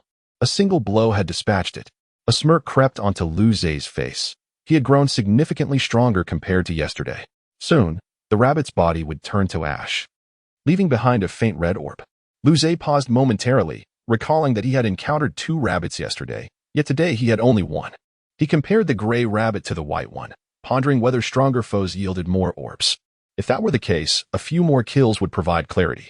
Without further contemplation, Lu Zei picked up the orb, watching as it vanished from his hand, presumably returning to that small space. After collecting his spoils, Lu Zei continued his search, quickly discovering 2 more rabbits, one black rabbit comparable in size to yesterday's enormous white rabbit, and another resembling the earlier gray rabbit. Upon sighting Lu Zei, the 2 rabbits dashed towards him with eyes aglow. Lu Zei, equally eager, sprang forward. These were the coveted orbs, dodging their claw strikes. He swiftly dispatched the little gray rabbit with a punch, then turned his focus to the larger black rabbit. The black rabbit's defenses were significantly sturdier than the little gray one, and it was faster. However, Lu Zei was not the same as before. After delivering 5 punches to its neck, the black rabbit collapsed, its legs twitching. 3 orbs were his reward. An hour later, Lu Zei sat in the grass, panting but triumphant. In that time, he had transformed into a seasoned rabbit hunter, having slain 2 rabbits larger than yesterday's white giant, 6 large rabbits, and 13 smaller ones, his strikes cold, efficient, and merciless. Adding the initial 3 orbs, he had amassed a total of 35 orbs. The harvest was delightful. A smile lingered on Lu Zei's face. Laborers were the most honorable, and farmers did not deceive him. With so many orbs, he could refine his skin, flesh, and bones to perfection. When that time came, he would surely discipline his disobedient sister, Lu Li. At that moment, however, Lu Zei's smile faltered.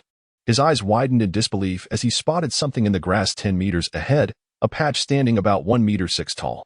The unsettling part was that this patch possessed a pair of eyes. Unsure if he was imagining things, Lu Zei blinked vigorously, only to find the eyes had vanished, and a section of the grass was now moving. As it shifted, he finally discerned the creature, a towering azure wolf, standing at 1 meter 5. Its fur a striking blue that blended seamlessly with the grass, appearing sleek and exquisite. Despite the absence of wind, its fur swayed gently. The wolf's eyes were also azure, framed by a ring of white, creating a stark contrast. Lu Zei sat on the ground, gazing up at the giant wolf, which in turn regarded him with a curious stare. Their eyes locked in mutual bewilderment. This was beyond comprehension. Was this truly a wolf of such size? Yet, its coloration was undeniably captivating, exuding an air of grace. The azure wolf's eyes glimmered with caution, as though it had never encountered a being like Lu Zei before. After a brief pause, the wolf opened its mouth, revealing its gleaming white fangs, and let out a fearsome roar directed at Lu Zei. Lu Zei thought, "What should I do when a 1.5-meter wolf roars at me? Should I play dead?" In an instant, he felt as if his chest had been sliced open, blood gushing forth in torrents, transforming him into a human fountain. Finally, he understood how he had met his demise the previous night. This was the last thought to cross Lu Zei's mind before his consciousness sank into darkness once more. Chapter 11. This is unscientific. In the pitch-black room, Lu Zei sat cross-legged and opened his eyes, a searing pain radiating from his chest, causing beads of cold sweat to form on his forehead. He was not dead, but the pain was undeniably real. Tears threatened to spill as he reflected on his daily demise. No, yesterday he had perished twice, and it seemed he would continue to die once every day. Would he eventually grow accustomed to death? A shiver ran down his spine at the thought. He fumbled around on the bed and draped the blanket over himself. In this frigid world, only the blanket offered him a semblance of warmth. However, what was the nature of this place that even beasts roamed within it? The service here was utterly lacking. He would leave a poor review. With a sigh, Lu Zei considered the formidable expression of the azure wolf. Its strength was far beyond his current capabilities. It seemed prudent to remain a mere rabbit slayer for now. Although he anticipated that defeating the wolf would yield valuable rewards, his life was far too precious. While death itself was not terrifying, courting it was decidedly more alarming. He resolved never to take such foolish risks. Otherwise, he would be a fool indeed. Having made up his mind, Lu Zhe ceased his musings and, as usual, attempted to sense the peculiar space once more, yet he found himself unable to connect. It appeared he could only enter once daily. Glancing at the clock, he noted it was already past 8. He had spent over an hour inside, yet time here seemed to move differently. Caution was warranted. The more rabbits he hunted, the more luminous orbs he would collect. Establishing the pattern for entering this strange dimension, Lu Zhe conjured a faintly red orb, raised it to his mouth, and began to cultivate. The orb retained its intense warmth as it entered him, prompting a slight frown as he commenced the skin refinement process. An hour later, having absorbed the orb completely, he wasted no time in retrieving another for further honing. After the third orb was consumed, he felt his skin's tissue become remarkably dense, emitting a subtle glow that contrasted starkly with his flesh. He opened his eyes and glanced down at his body, which was now shrouded in a thick layer of grimy filth, the foul odor making him nauseous. He quickly rose and headed to the bathroom for a shower. This time, he ensured the bathroom door was securely locked, wary of his sister Lu barging in again. After washing up, he admired his now radiant skin. A smirk tugged at the corners of his mouth.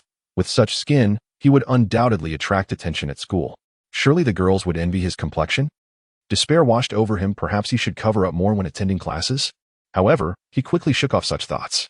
Today, his skin had turned fairer, and even his deskmate, Li Erhu, had not noticed him. He was virtually invisible in class, let alone in the larger school environment.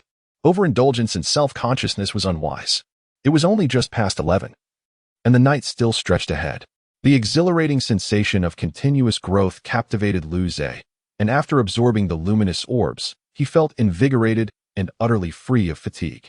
He swallowed another orb, and this time, the searing energy coursed not through his skin but began to cleanse his flesh.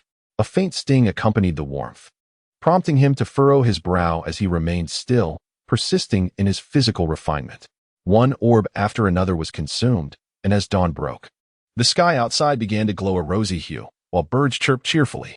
Lu Zhe exhaled a breath of stale air. It was 6 o'clock. After perfecting his skin refinement, his absorption speed had accelerated. He had refined 12 orbs in roughly 7 hours, yet his flesh refinement was only half complete. Merely ascending one tier had consumed several orbs, and he had 20 remaining. It appeared the muscle refinement would take much longer. Once more, his body expelled the accumulated filth, this time mixed with greasy yellow residue, which was rather distasteful. He sprang up, dashed out of his room, locked the bathroom door, and began to wash himself. Moving swiftly and efficiently, Lu Zhe was a cleanly individual. While he hummed a tune in the shower, he heard the sound of a door opening. Upon realizing the bathroom door was locked, a somewhat bewildered voice called out, tinged with disbelief, "Lu Zhe, when did you become so fond of showering?" Lu Zhe smiled slightly. Bathing makes the skin as smooth as milk, perfect for attracting the ladies. The voice outside fell silent, seemingly taken aback by Lu Zhe's audacity. After a moment, Lu replied, her tone laced with sarcasm, "Smooth as milk? Are you sure you're attracting ladies and not men? You clearly have some unspoken feelings for Jean Feiyang." Lu Zhe's mouth twitched in irritation. "Oh, my foolish sister. You clearly underestimate my prowess. Wait until our duel." Lu Zhe confidently challenged her, believing his strength had considerably increased. While he might not triumph, he certainly wouldn't be as humiliated as he had been the previous day. Luli's mischievous voice echoed with an unmistakable gentleness. "Then I'll eagerly await the opportunity to witness your might, brother." Lu Zhe smirked coldly. "Humph, no need for further words. Just wait."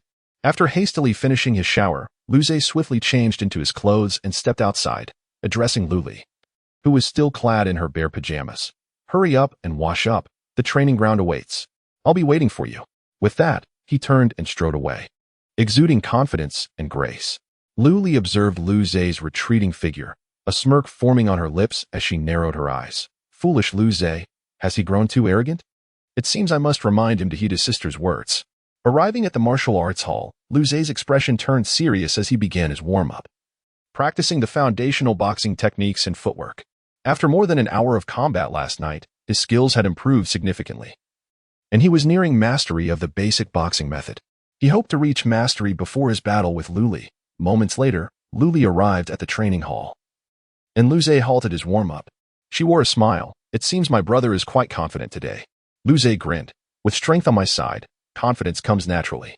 Luli tossed her long hair playfully, smiling sweetly as she replied, Coincidentally, I too am quite confident today. I just broke through to the 8th tier last night. Upon hearing this, Luze's smile froze. This is utterly unscientific. How could this girl, who was a year younger, possess double his martial prowess? Clearly, they were not of the same bloodline. Her talent was glaringly superior. At her current rate of advancement, she could reach the martial artist realm before the college entrance examination. Mastering the 12 meridians and the Ren and Du channels to draw in spiritual energy, thus attaining the spirit martial realm, this would qualify her for admission into a federal university. Chapter 12. Unbelievable. Just as Lu Ze's smile faltered, Lu Li's gentle voice echoed once more. Seeing how confident you are, brother, I won't hold back, okay? Wait. Lu Ze hastily interjected. Lu Li gazed at Lu Ze with a smile, her crystalline eyes laced with a hint of bewilderment. What's wrong? I'm eager to witness your manly side, brother.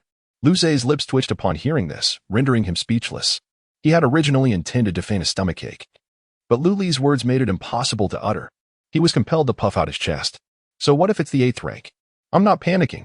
Having resolved to fight, Lu Ze relinquished his scattered thoughts.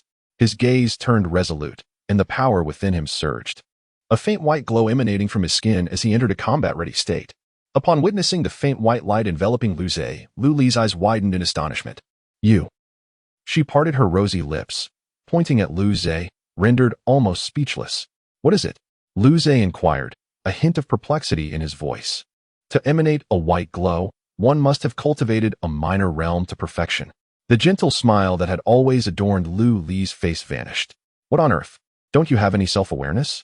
You're only at the 4th rank, aren't you? How is this possible? Observing Lu Li's astonished expression, Lu Ze, who had initially felt somewhat apprehensive, now found the corners of his lips curving upward in a triumphant grin. What do you think? Didn't expect it, did you? Your brother is a prodigy.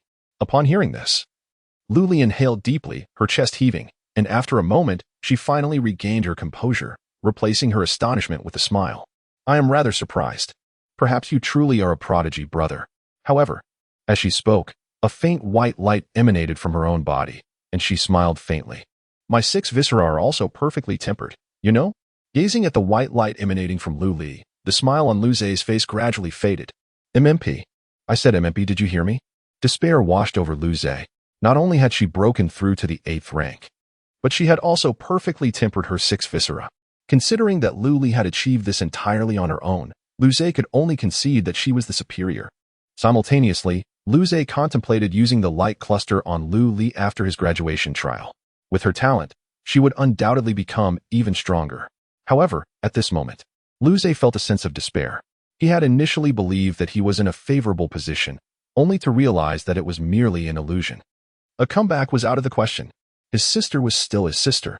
Nevertheless, Lu Ze was not without advantages. Each perfectly tempered minor realm bestowed different benefits. Perfected skin had greatly enhanced his defense, while perfected viscera merely increased endurance, recovery, and various resistances. Since they were not engaged in a life-or-death struggle, Lu Ze believed that he could at least withstand more punishment than yesterday. Such a meager aspiration, merely to endure more punishment. Lu Ze felt a pang of sorrow. Brother, I'm coming. With those words, Lu Li propelled herself forward, her black hair dancing in the wind as she shot toward Lu Ze. Her fair hand transformed into a palm, striking toward Lu Ze's chest with a surge of air. Her strength was greater, and her speed was faster than yesterday, indicating that she intended to pummel him once more. Lu Ze swayed, thrusting his left elbow toward Lu Li's wrist. Lu Li's lips curled into a smile as she transformed her palm into a claw, seizing Lu Ze's elbow. With a flick of her wrist, Lu Ze felt himself lifted into the air. Bang! Lu Ze was hoisted up by Lu Li and slammed heavily onto the ground. A stifled sensation arose in his chest, and he felt a dull ache. His ribs seemed to have cracked. His defense was insufficient to withstand such an impact. Again, Lu Ze stood up, gazing at Lu Li, who had paused and was smiling at him. He grinned wryly. At least he had a gene serum to recover. He needed to break through his fist technique to the proficiency level as soon as possible. And it would be even better if his footwork could reach the grand achievement level. Bang, bang, bang. Each time he fell, Lu Ze struggled to his feet, throwing himself back into the fray, diligently comprehending the fundamental fist technique and footwork. Gradually, his fundamental fist technique became more fluid and natural, and his footwork became more agile. Although he was repeatedly slammed to the ground, Lu Ze's endurance grew longer. After half an hour, Luze lay supine on the ground, his chest heaving violently. He lacked the strength to even sit up. Every muscle in his body ached, and his ribs had probably truly fractured. Luze's lips twitched. Luli was truly ruthless. Here, a serum. Can you drink it? Luli approached him. Luze turned his head, his gaze traveling upward from her long, slender legs, which were clad in tight-fitting athletic shorts. TSK, a pity. His gaze continued upward to her voluptuous bosom, which obscured her face. Luli crouched down, her delicate face glistening with perspiration. She furrowed her brow slightly. Luze, are you listening? Luze raised his hand, only to discover that his arm was also weak. After all, he had been thrown around by her so many times that it was inevitable that he would be exhausted. Seeing this, Luli brushed a strand of hair behind her ear, revealing her fair profile. She unscrewed the cap of the serum and brought it to Luze's lips. Here, drink quickly. Luze opened his mouth, and Luli gently poured the serum into his mouth. It was still sweet and sour, with a flavor reminiscent of strawberry milk, quite delicious. As the serum entered his stomach, a warm sensation spread throughout his body, and Luze gradually regained some strength. He inhaled sharply. Luli, you're too ruthless, aren't you? A gentle smile returned to Luli's face as she said softly, but you've made great progress, haven't you, brother? It's all thanks to me, okay? You should thank me. Upon hearing this, Luze's lips twitched. She always wore that smile when she was being mischievous. No matter how beautiful the smile, it was still the smile of a devil. He couldn't understand how she had managed to conceal her true nature for so long at school. How could those people not have noticed? It was simply unbelievable. My dear son, I heard from Leo that you've made great progress these past few days? Fu Shui inquired. Luze was taken aback, glancing at Luli, who was calmly eating breakfast, before nodding slightly. I've made some progress. Lu Wen's eyes lit up, and the handsome middle-aged man flashed a knowing smile. He reached out and patted Luze's shoulder. Keep it up. Get into the Federal University. Let me tell you, Ace, it's full of beauties. Cough. Luze shuddered as he watched Fu Shui suppress Lu Wen with a stern expression. Mom, that's terrifying. My dear son, just focus on your own efforts and don't put too much pressure on yourself. Don't listen to your father's nonsense. Your happiness is the most important thing. Fu Shui said with a smile, having subdued Lu Wen. The strong woman outside was merely a gentle, doting mother at home. Luze gazed at his parents, his eyes gleaming, and grinned. I'll work hard. I'll get into the Federal University and show you. Chapter 13. A bountiful harvest. After resolutely deciding to enroll in the Federal University, Luze devoted himself to intensive training. He practiced martial arts during the day and entered the hunting space at night to hunt small rabbits for luminous orbs, which he then used to enhance his skills. He discovered that, apart from the small rabbits and azure giant wolves, there existed a multitude of other creatures in the hunting space, including colossal golden eagles with wingspans exceeding 10 meters and fire-red lions standing over 2 meters tall. To his dismay, Luze realized that small rabbits were at the very base of the grassland food chain, and his status was scarcely above theirs. Each time he entered the hunting space, he never lasted more than 2 hours before encountering formidable creatures, resulting in his untimely demise after a futile struggle. Nevertheless, his strength steadily improved amidst these life-and-death crises.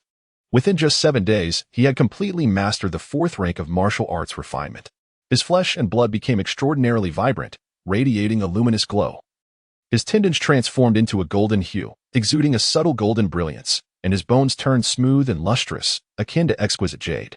His foundational boxing and stepping techniques reached great mastery, and with the right opportunity, he could attain perfection, allowing for a meticulous control of power, with each ounce of strength applied with precision. In the hunting space, the familiar grassland remained unchanged. Although the rabbits posed no challenge to him now, he could effortlessly dispatch the supersized white rabbit he had encountered before. He still found himself unable to contend with other monstrous beings, leaving him in a state of despair. Thus, he continued his role as a rabbit hunter. At that moment, Luze observed 2 rabbits not far ahead, one entirely black and the other wholly white. The black rabbit was worth 3 luminous orbs, while the white rabbit was comparable in size to the supersized white rabbit he had previously encountered. What astonished him most was that these 2 rabbits were inseparably bonded. Displaying an affectionate demeanor, Luze felt utterly bewildered, as if struck by 1,000 points of genuine anguish. In broad daylight, under the vast sky, how dared these rabbits flaunt their love? It was utterly outrageous. Determined to act on behalf of justice, Luze coldly gazed at the rabbits, reducing their forms to ashes. and scoffed inwardly. In this day and age, even rabbits indulge in such displays of affection. Truly, they seek their own demise. Collecting 5 luminous orbs from the ground, Luze noticed a massive burrow not far from where the rabbits had perished. The entrance was over a meter wide, allowing him to easily bend down and enter. He glanced at the ashes and then at the burrow, pondering, could this be a rabbit den? Should I venture inside? As his skills advanced, his demand for luminous orbs grew increasingly urgent. Currently, he consumed 10 orbs per hour, totaling 70 or 80 orbs each night, while the rabbits provided only a meager supply. He was on the brink of financial ruin. If it were indeed a rabbit den, it should be teeming with rabbits, right? Luze resolved to investigate, deeming it safer than remaining outside amidst the ever-present danger of encountering stronger beasts. With this thought, Luze crouched and slipped into the burrow. Inside, the winding passage was dimly lit, and without his improved vision from his training, he would have been lost in the darkness. After advancing for over 100 meters, he sensed a vast space ahead. Holding his breath, he approached quietly. Peering into the dimness, Luze found himself in a cavern approximately several hundred square meters in size, filled with a multitude of massive rabbits, around 100 in total. Several more passageways lined the cavern's edge, which Luze speculated led to other chambers or exits. The cleverness of these rabbits surpassed that of their earthly counterparts, suggesting they possessed a natural instinct for survival. Just as Luze poked his head out, a few particularly large rabbits perked up their ears and raised their heads, their blood-red eyes locking onto him. Instantly, he ducked back into the passage, holding his breath, not daring to make a sound. Goodness, these rabbits are as large as the azure giant wolves, truly terrifying. He wondered if they were as powerful as the wolves. Even now, he would be swiftly dispatched by an azure giant wolf, and if these rabbits possessed similar strength, he would be in grave danger. At that moment, soft sounds echoed from behind him, growing closer. The passage was about 1.5 meters high. Luze struggled to turn around and saw 2 rabbits bounding joyfully toward him. Upon spotting Luze at the tunnel's end, they halted, their blood-red eyes fixed on this unfamiliar creature. With a steely gaze, Luze sprang into action, propelling himself forward, striking the first rabbit's neck with a decisive blow. Crack! The rabbit's neck snapped, and without pausing, he continued his assault on the second rabbit. Gurgle! The second rabbit emitted a cry. But Luze's speed left it no chance for resistance. He swiftly dispatched it as well. Grinning, he collected the 6 luminous orbs from the ground, intending to make a hasty retreat, for the cavern was already reverberating with the angry cries of the remaining rabbits. Just then, Luze halted in his tracks, assessing his surroundings. The passage was narrow, barely accommodating a rabbit's passage. A flicker of inspiration struck him. He stepped back a few paces, waiting at the corner. Before long, a rabbit emerged from the bend, and in the dim light, Luze could only discern its size in the piercing gaze of its blood-red eyes. With a chill in his heart, he unleashed a powerful strike just as the rabbit rounded the corner, rendering it lifeless in an instant. One after another, the rabbits fell before him, unable to issue even a warning, as Luze continued his merciless onslaught, the ashes accumulating in thick layers beneath him. He collected luminous orbs as he fought. 3, 5, 10, 50, what a bountiful harvest. Chapter 14. Is this rabbit spirit? As Luze collected one luminous orb after another, a wild grin spread across his face. This place was truly remarkable. Before long, he had amassed over 100 of these glowing orbs. At that moment, he stumbled upon an enormous rabbit at the bend of the path, one nearly the size of the azure giant wolf. With no retreat in sight, Luze understood that if it were to call out, it would alert the rabbits behind him. The rabbit that had turned the corner would not escape, but meet its demise instead. His eyes gleamed with determination as he planted his feet firmly on the ground and unleashed a powerful punch. The force of this strike produced a piercing sound, showcasing its immense power. The colossal rabbit, given its massive size, found itself unable to maneuver effectively within the confines of the tunnel. It was clear that it had not anticipated encountering a fist rather than affection at the turn. With a resounding thud, Luze's fist collided with the rabbit's forehead, sending a shockwave of strength surging through him and crashing into the creature, forcing it to the ground. Yet, Luze did not lower his guard. He was convinced that such a formidable beast could not be vanquished by a single blow. Cold light flickered in his eyes as he seized the opportunity, raining down punches upon the rabbit's head. The dull sounds of impact echoed throughout the passage, growing increasingly frantic as the internal rabbits responded to the commotion. Luze paid no heed to their chaos. His sole focus was to eliminate this one. With abandon, he poured forth his strength, his body enveloped in a brilliant white glow. embodying the perfected state of his 4 layers of body refinement, rivaling an ordinary 8th-tier martial artist. 5 punches, 10 punches, 15. Each time the massive rabbit struggled to rise, it was forcefully brought back down. Gradually, its resistance waned, but Lu Zhe's relentless assault continued. Akin to a pile driver, steady and enduring.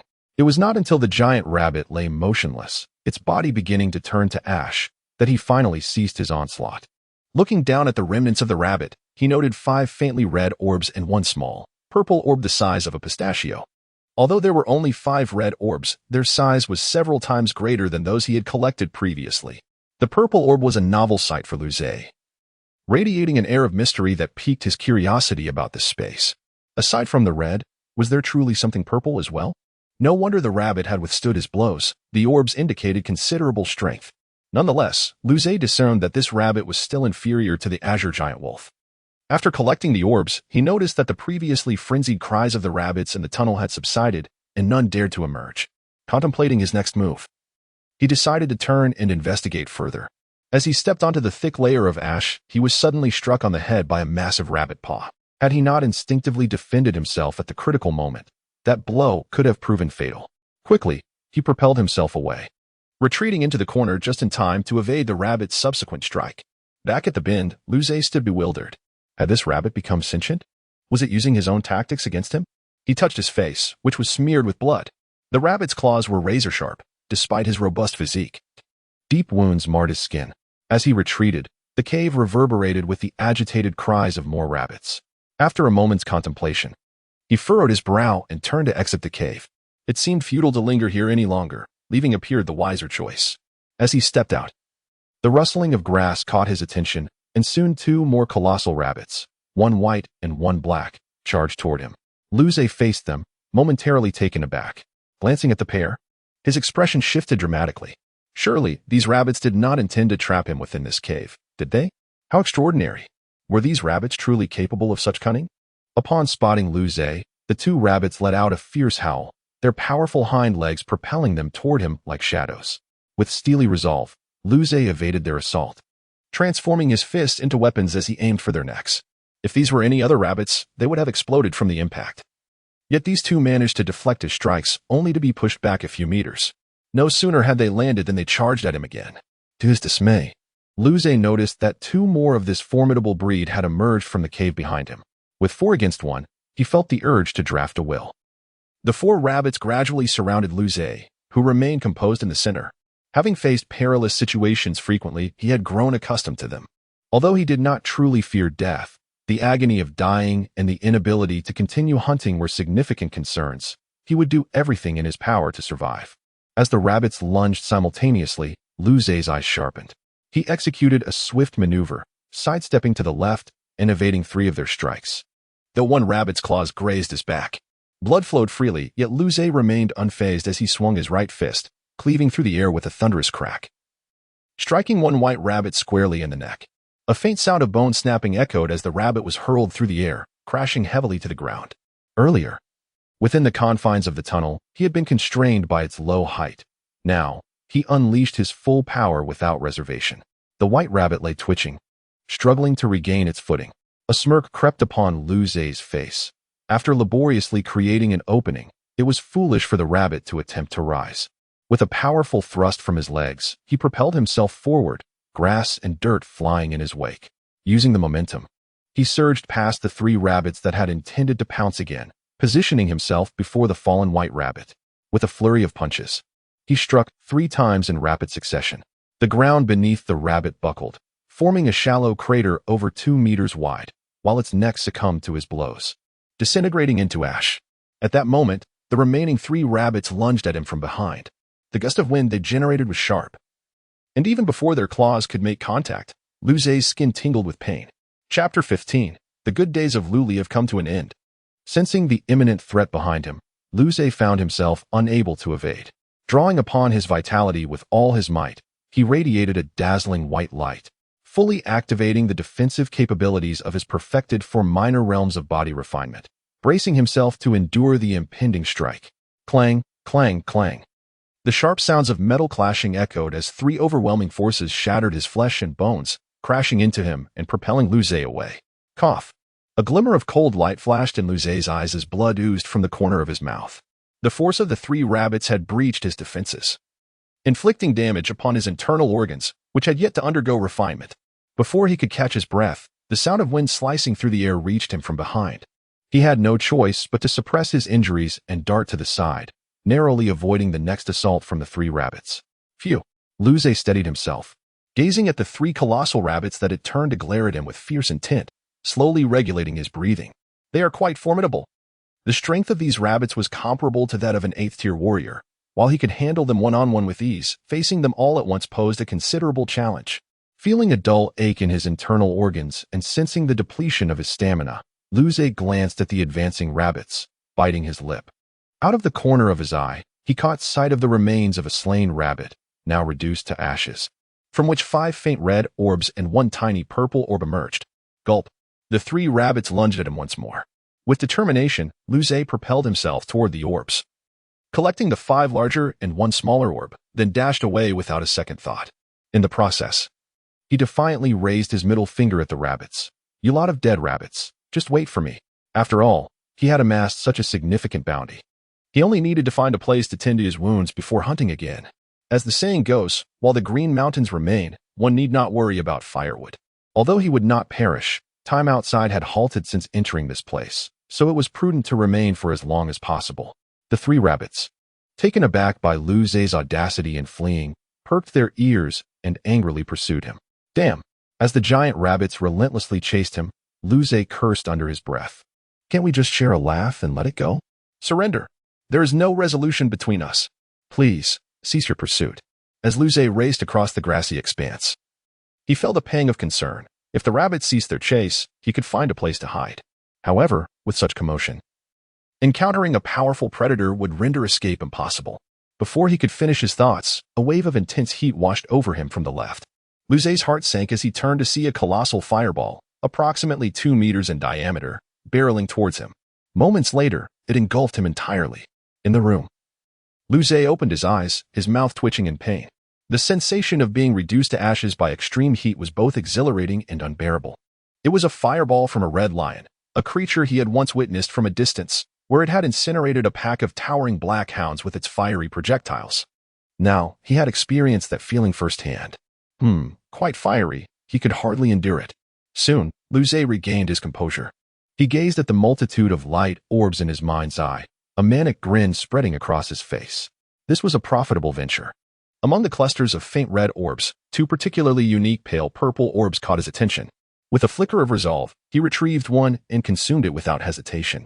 Upon ingestion, Luze closed his eyes, preparing to cultivate, only to find the pale purple orb transforming into a refreshing current that surged into his mind.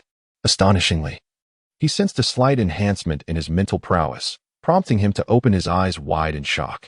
In the realm of martial artists, he had never encountered anyone capable of refining their mental faculties. His heightened mental acuity stemmed from the fusion of his soul with his former self. Even so, experiencing a boost from a small purple orb was remarkable. Were it an ordinary person's mental capacity, the increase would be substantial. Moreover, the cooling sensation coursing through him rendered his thoughts astonishingly clear. When the refreshing feeling subsided, Luze discovered that his foundational martial skills had significantly improved. With one more attempt, he could undoubtedly break through to perfection. Suppressing his excitement, he unhesitatingly retrieved another tiny pale purple orb and swallowed it. The refreshing current reemerged, and Luze wasted no time in refining his foundational martial techniques once more. Gradually, he stood up and began to execute his basic fist and foot techniques within the confines of the modest room. Initially, each movement felt awkward, but as he progressed, they became fluid. Eventually, his footwork and punches flowed seamlessly, akin to breath, utterly natural. Yet, even in his slow movements, his figure appeared remarkably swift, with each punch creating thunderous sounds as it struck the air. When the cooling sensation faded, Luze halted his practice, opening his eyes to reveal an expressionless face, his gaze radiating brilliance, embodying the demeanor of a true master. However, this air of mastery was fleeting, as he soon broke into a goofy grin. Indeed, I am truly a genius. Perfection achieved. My foundational fist and foot techniques are complete. Only after reaching perfection did Luze realize that all techniques were merely applications of power. A punch can become a palm, and a palm can transform into a punch. The key lies in wielding the appropriate force at the most crucial moment, a state of ease. The application of strength is the essence of martial arts. Should he delve deeper, he might uncover techniques that unleash several times the power of his physical form. Of course, there is a risk that his body may not withstand such force and could crumble under the strain. The perfection of his foundational martial skills allowed Liu Ze to master his physical strength to an astonishing degree. Even if his physical power surged dramatically in the future, he would adapt swiftly, avoiding any imbalance. Furthermore, training in other martial techniques would yield exponential results. An edifice rises from the ground. One must first master addition and subtraction before tackling advanced mathematics, such as the principle.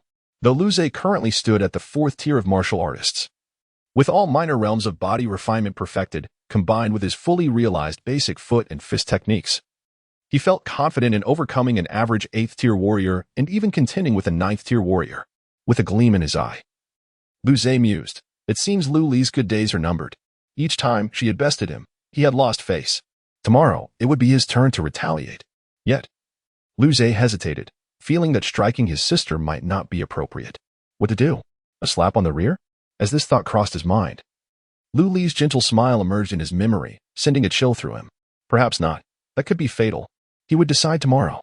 The corners of Liu Ze's lips curled into a smile, his spirits remarkably high. Chapter 16. Liu Ze after a brief moment of exhilaration. Liu Ze settled back into a meditative posture. His ambition was to attend the Federal University. Yet he was acutely aware that his current strength fell far short of that goal. He could not afford to be complacent. Cultivation, cultivation, cultivation brings me joy. He retrieved 10 small, light red orbs, swallowed them all at once, and commenced his practice. Upon achieving the completion of bone tempering, he would then embark on refining his marrow. A series of sharp pangs radiated from his marrow. Had it not been for his recent encounters with death, painful ones at that, he might have found such agony intolerable. Yet now, he merely furrowed his brow slightly, his body remaining utterly still. Moments later, the 10 orbs were consumed, and Liu Ze took out another set of 10, swallowing them once more. After 3 consecutive rounds, a slight frown creased his brow. Perhaps the energy from the orbs was insufficient, for even 30 had not completed a 10th of the marrow refinement. It was noteworthy that with each utilization of the orbs, Liu Ze felt an increasing affinity of his physical form for spiritual energy, indicating an enhancement in his innate talent. Even so, the progress was excruciatingly slow. Such wastage was intolerable. He glanced at the larger orb suspended in the recesses of his mind and ultimately selected one. Eager to test its efficacy, raising his hand, he placed the orb in his mouth, instantly feeling it transform into a torrent of raw energy that surged violently into his body, coursing through his flesh and bones. To his dismay, he found no further places for refinement, and thus the force surged uncontrollably into his marrow. Damn it! Liu Ze's lips twitched as pain washed over him, rendering his face pale and causing beads of cold sweat to cascade down his forehead like a stream. It was his first experience of such intensity. Could it not be a tad gentler? Truly, these orbs possessed no sense of delicacy. Gritting his teeth, he activated his technique to accompany the marrow refinement. An hour passed, and Liu Ze discovered that a single orb had elevated his refinement by a 10th. In other words, 1 hour equated to the processing of 30 smaller orbs. Though painful, this efficiency was thrice that of before. If he maintained this pace, he could complete the marrow refinement in just 2 days. By then, he would attain the pinnacle of the 5th small realm, complemented by perfected foundational martial skills, rendering him a formidable opponent even against typical 9th-grade warriors. Observing the dim light of dawn outside, Liu Ze realized he had unwittingly entered the 2nd day after engaging in basic martial techniques and several hours of orb refinement. He had now reached the 5th rank of martial artists. Following his customary routine, he bathed and donned fresh attire. Emerging from the bathroom to find Lu Li clad in adorable bear pajamas, her feet adorned with charming little rabbit slippers, sleepiness still lingering in her eyes. As Liu Ze beheld the slippers, a twitch danced at the corner of his mouth. Upon seeing the rabbit, he instinctively felt a surge of impulse. Just as he struggled to suppress this inner turmoil, Lu Li's gentle voice broke through. "Brother, staring directly at Arlie's feet like that might make you seem a bit perverted. You know?" Liu Ze's lips quirked again. "There is no one else around, so what is there to fear?" "Very well," Lu Li sighed. "But I might also think of you as a pervert, you know?" Liu Ze's eyes widened in shock. "Is your surprise indicative of something? After all, I am still a girl," Lu Li remarked, flicking her long hair and smiling at him. "Cough. I assumed that being siblings, it was nothing of consequence, Lu Zhe said, awkwardly rubbing his nose. We're not actually blood siblings, are we? Lu Li countered, looking at him with an expression of disbelief. That seems to be the case. Lu Zhe found her reasoning unassailable. Shouldn't you be more mindful then? We are, after all, typical high school boys and girls. Lu Li said as she walked past him with a hint of exasperation. Lu Zhe glanced down at his attire, finding no apparent fault. But since Lu Li had voiced her concern, he felt compelled to agree. He then grinned mischievously. Arlie, I await you at the martial arena. Upon hearing this, Lu Li paused mid-stride towards the bathroom and nodded slightly. Let Arlie see how much progress you have made, brother. Lu Li had been closely observing Lu Zhe's advancements. Their morning duels in the martial arena had become a daily ritual, wherein he had transitioned from being utterly dominated by her to nearly achieving parity just yesterday. She was the one who understood the nuances of his growing prowess best. What surprise would her brother unveil today? Flowing like a stream, he moved with an effortless grace, gradually blending into his surroundings, embodying a sense of natural harmony. Lu Li leaned against the entrance of the martial arena, her gaze fixated on Lu Zhe, a subtle smile gracing her lips. She had been there for half an hour, unnoticed by Lu Zhe, who was deeply engrossed in his meditative state. Is this the realm of perfection? Lu Li mused quietly. Her feelings were a mixture of pride and complexity. Her once innocent, bumbling brother had transformed. His attitude had become more carefree, his talent had flourished, and even his demeanor had thickened. In recent days, as she watched him grow stronger step by step, she couldn't help but wonder if she would still be able to best him in combat. The thought sparked a wave of anxiety within her, her heart racing. Would he still seek her out for challenges as he once did? Moments later, Lu Zhe ceased his movements, opened his eyes, and exhaled a breath of stale air. Only then did he notice Lu Li standing at the door, her gentle smile unwavering. Lu Zhe felt a twinge of embarrassment. He had become so absorbed in his practice that he had forgotten about her. Seeing her knowing smile, he felt a chill run down his spine. Ah, Lu Li, you've arrived. I was so engrossed in my training that I didn't hear you come in. You could have called out to me. In any case, he decided to play it cool. Lu Li tossed her hair back and smiled softly. Brother, your strength must now surpass mine. How could I dare to interrupt your practice? What if you were to strike me? As she spoke, her eyes took on a pitiful expression. Lu Zhe's lips quirked again. She was such a drama queen. Cough. What nonsense. How could I ever be the brother who strikes his sister? I am a good brother. Really? If you say so, you must follow through. Lu Li replied with a scheming smile, immediately seizing on his words. You wouldn't dare hit Arlie, would you?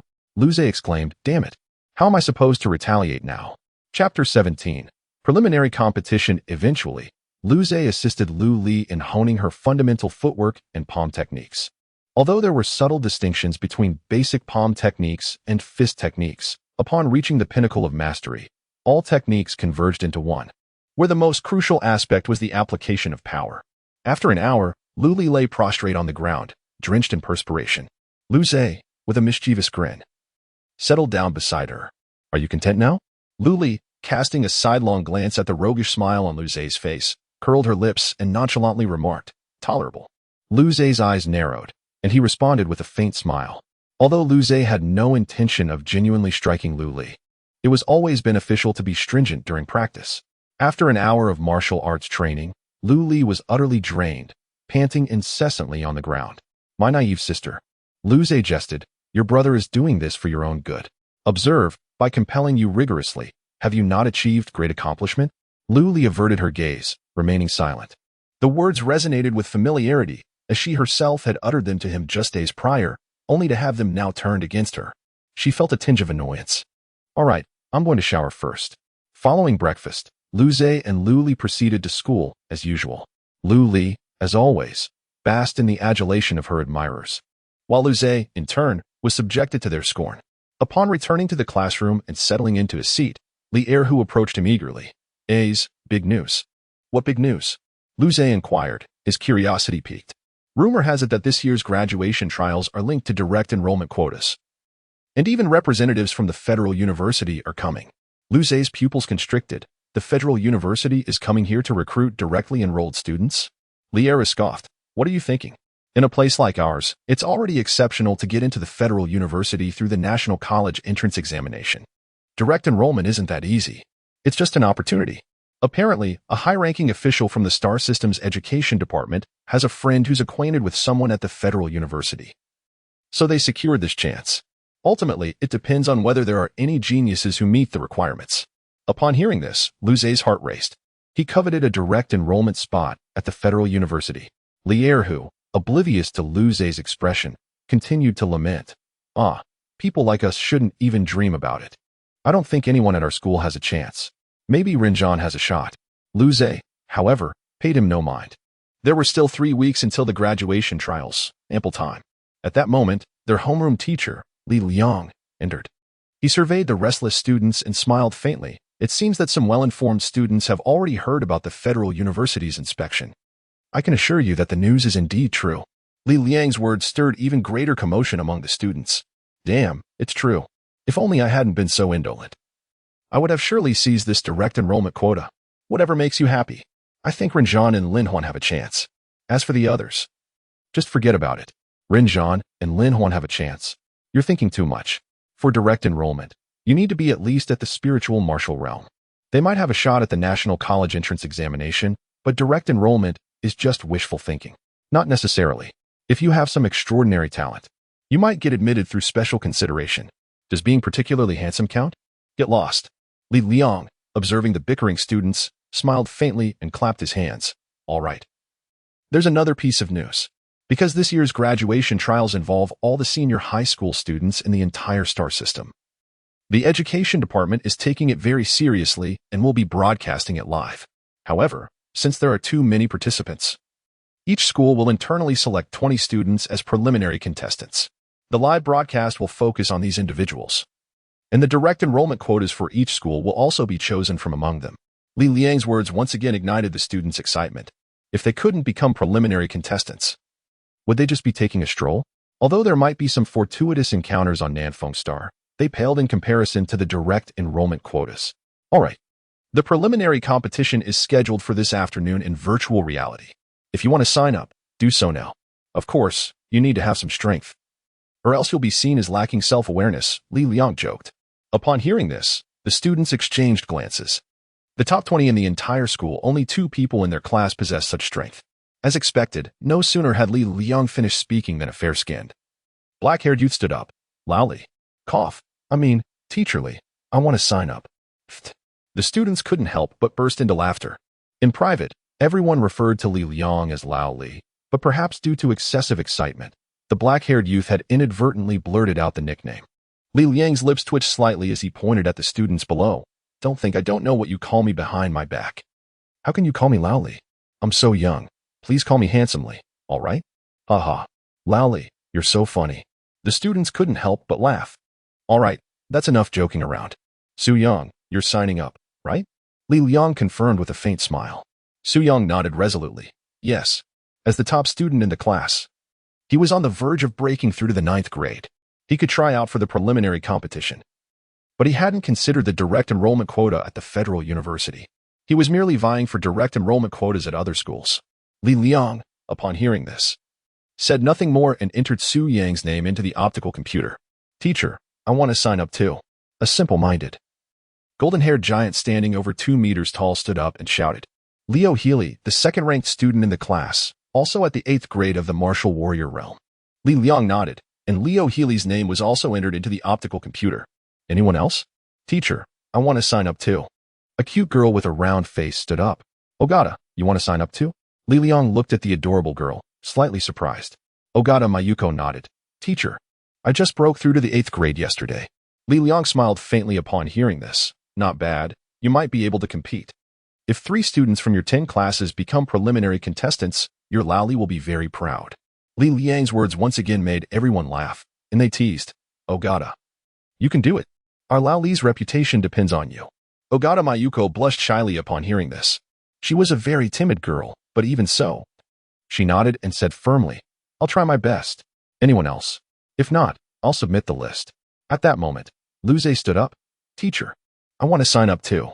Luzé's words caused everyone to pause slightly, and they all turned to look at him. Chapter 18. We agreed to walk together. Yet you secretly acted like a dog. Wow, Pai Zize, quickly sit down. I've removed the nails from your chair.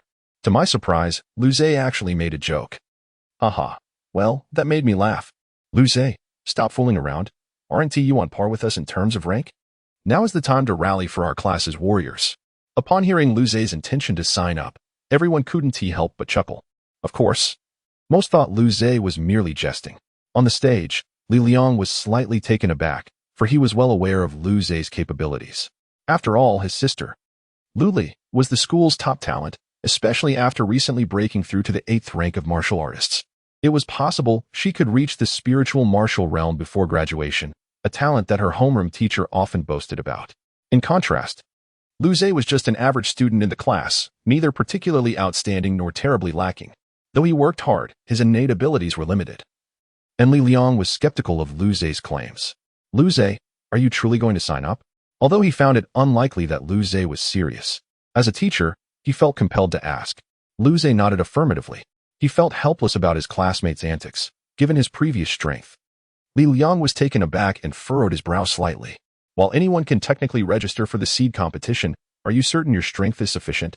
If you believe it is, I can assist you with the registration. Upon hearing that Lu Zhe was genuinely considering signing up, the others couldn't help but frown. Hey, Lu Zhe, don't joke around. What will the other classes think of ours? Scoffed one. Pfft, Lu Zhe, do you think you're as capable as your sister? Are you still dreaming? Lu Zhe smiled. I have perfected both my skin and flesh refining, and I am currently at the 5th rank of martial artists, with both basic footwork and basic fist techniques mastered. Although he had indeed perfected his physical training, he didn't wish to reveal too much. With a 5th rank strength, along with 2 minor realms perfected and his foundational martial skills, he believed he had a fair chance. Lu Zhe's declaration rendered the previously noisy classroom silent. As everyone stared at him in disbelief, the atmosphere growing tense. Moments later, someone blurted out, wow, you say you have 2 minor realms perfected, and your foundational martial skills are also perfected? Li Liang, who had been frowning, finally grasped the situation, his voice trembling slightly. The body refinement realm is the foundation of martial arts. Possessing perfected minor realms is indicative of genius, especially coupled with perfected foundational martial skills, suggesting Lu Zhe's comprehension was exceptional. Such a person would undoubtedly rank among the top talents in school, surpassing even Lu Li, who merely had a minor realm perfected and was proficient in basic martial skills. If not for Lu Zhe's lower cultivation level, his talent would indeed eclipse Lu Li's. Lu Zhe nodded. Yes. As he spoke, his body trembled slightly, and a white glow enveloped him. With a shimmering aura, indeed. Li Liang's eyes widened in excitement as he inquired, what about your martial skills?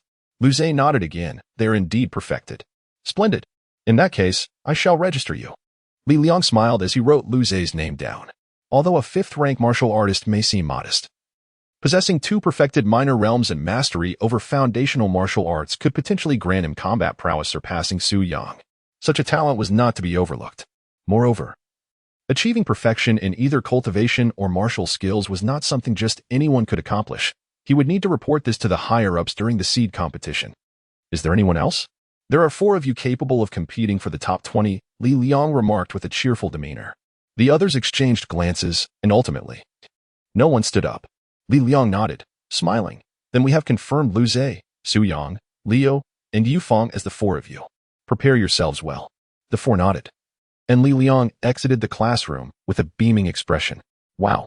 Zhe Ge, do you need a human-shaped leg pendant? Lu Zhe, we agreed to walk together. Yet you secretly acted like a dog. Once Li Liang left, the others eagerly surrounded Lu Zhe, their eyes glimmering with anticipation. Lu Zhe didn't have particularly close friends. They were merely acquaintances.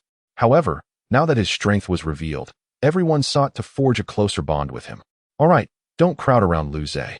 The seed competition is approaching, and this isn't conducive to relaxation. The handsome Su Yang, the bumbling Ali, and the adorable round-faced girl Yufeng approached. Su Yang looked at Lu Zhe, his eyes sparkling with fighting spirit. So, you're the one who has been concealing your talents among us. However, your rank is too low. I look forward to battling you. Lu Zhe smiled slightly. I shall accompany you. I also wish to have a match with Lu Zhe, Ali grinned. Su Yang is too much of a coward, always relying on speed to win. Upon hearing Ali's words, Yufeng's cheeks flushed with indignation. What is wrong with being a coward? Did a coward offend you? That is not what I meant. Yufeng, please don't get worked up. Lu Zhe chuckled. He found these people quite amusing. He had expected to be ostracized. Lu Zhe, how about we have lunch together? I made bento. Yufeng invited, her face flushed as she approached him after class. Oh my. The treatment of a genius is indeed different. Yufeng is usually so shy she doesn't interact with other boys, yet today she boldly invites Lu Zhe. There were sighs of envy, admiration, and jealousy from the crowd, alongside howls of disbelief. Lu Zhe never anticipated Yufeng would invite him to lunch.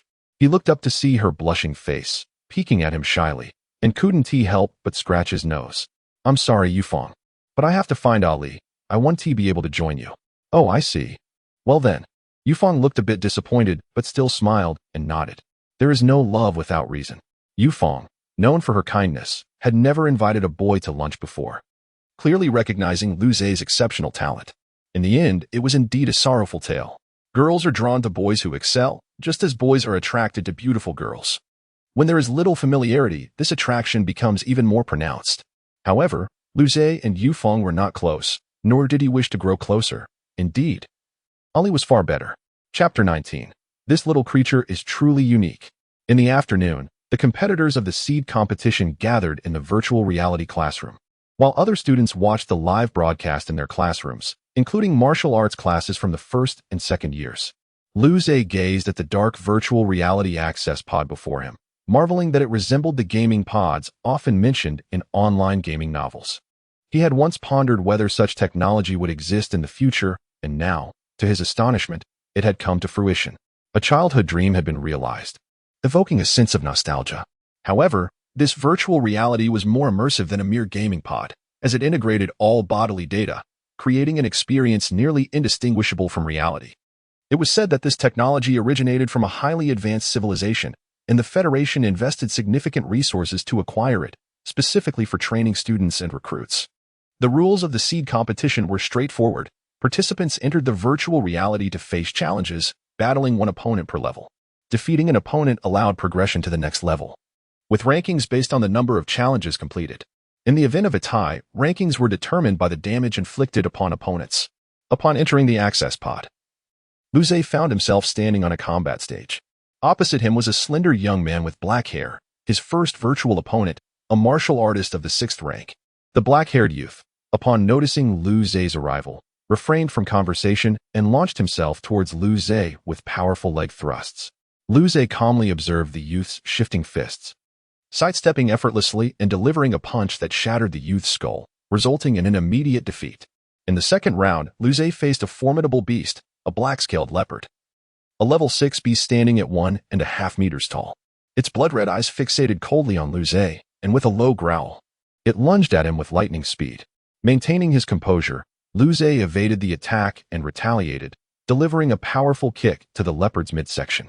The sound of cracking bones echoed as the leopard was sent flying several meters, blood and entrails spewing from its mouth. It struggled briefly before falling silent. In the third round, Lu Zhe's eyes widened in astonishment at the sight of his next adversary. Good heavens! This peculiar creature was indeed a sight to behold. His opponent was a humanoid being over 2 meters tall, its grayish-white skin covered in nodules, each adorned with short black spikes, resembling a walking porcupine. Its head was faceless, similarly covered in nodules, with 2 antennae pulsating rhythmically on its forehead.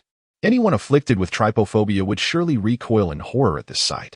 Upon examining the opponent's data, Lu Zhe discovered it to be a Kanda being. It was said that the Kanda had engaged in numerous wars with humanity over resource-rich planets, harboring deep-seated enmity. However, due to humanity's superior civilization, they ultimately paid a heavy price to conquer Kanda's home planet, resulting in their near extinction. Observing this extraordinary alien before him, Lu Zhe felt a twinge of complexity in his emotions. The harsh reality of survival among cosmic races was devoid of reason. The Kandu's lack of backing from a higher civilization had sealed their fate. The Kandu, upon seeing Lu Zhe, let out a roar and began to utter unintelligible words. As Lu Zhe stood bewildered, the black spikes on its body suddenly launched towards him, transforming into a barrage of black projectiles. Lu Zhe's pupils constricted, and he deftly leaped out of the attack's trajectory, swiftly closing the distance to the Kandu. He deflected a punch aimed at him, and, with a decisive finger jab to its forehead, caused its head to explode from within. Meanwhile, in various classrooms, the spectacle of Lu Zhe's swift defeat of the Kandu was being broadcast. In Luli's classroom, a delicate and charming blue-haired girl nudged her deskmate. Luli, Ollie, your brother is amazing. That spiky creature must be at least rank 7, yet your brother, at rank 5, dispatched him with a single blow. How impressive.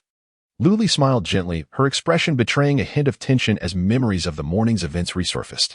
Indeed, my brother is quite formidable, she replied, her smile faltering slightly. The blue-haired girl chuckled. Ali, the beast manual of Nan Fengstar you asked me for a few days ago was for Luze, wasn't it? Such a devoted sister. Luli's smile briefly stiffened before she regained her composure, responding with a smile. Of course, it's only natural for a sister to assist her brother. There's nothing strange about it. Indeed, the girl replied, her eyes narrowing in amusement. In the virtual reality classroom, the silver-haired principal and several senior class teachers silently observed the unfolding drama.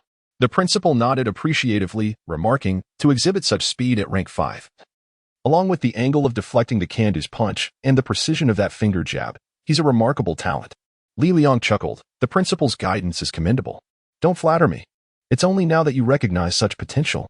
The principal shot Li Liang a sidelong glance, then sighed wistfully. What a shame, otherwise, with such talent. Once he breaks through to the spirit martial realm, admission to the Federation University would be a certainty. Our school would bask in its glory. Upon hearing this, the teacher's eyes widened in surprise. Admission to the Federation University was a dreamlike prospect, and the loss was palpable. Although Luze was a student of Li Liang's class, the school's reputation would benefit all, and thus, they cast glances of quiet reproach towards him. Old Li, what kind of teaching are you doing? How did you turn such a gifted student into this? One teacher couldn't help but complain. I would have done a much better job. Not me. I didn't do anything. Li Liang stammered, flustered in his defense. This kid has always acted so ordinary. If he didn't say anything, how could anyone have known he possessed such talent? The teachers exchanged glances, sighing in resignation. The principal, sharing their sentiments, shook his head. Enough chatter. Let's continue watching. It's the 4th round, a blade demon from the Magic Clan. Our current adversary. This one must be nearing rank 8, and combined with the advantages of its race, even rank 8 students may struggle to contend with it.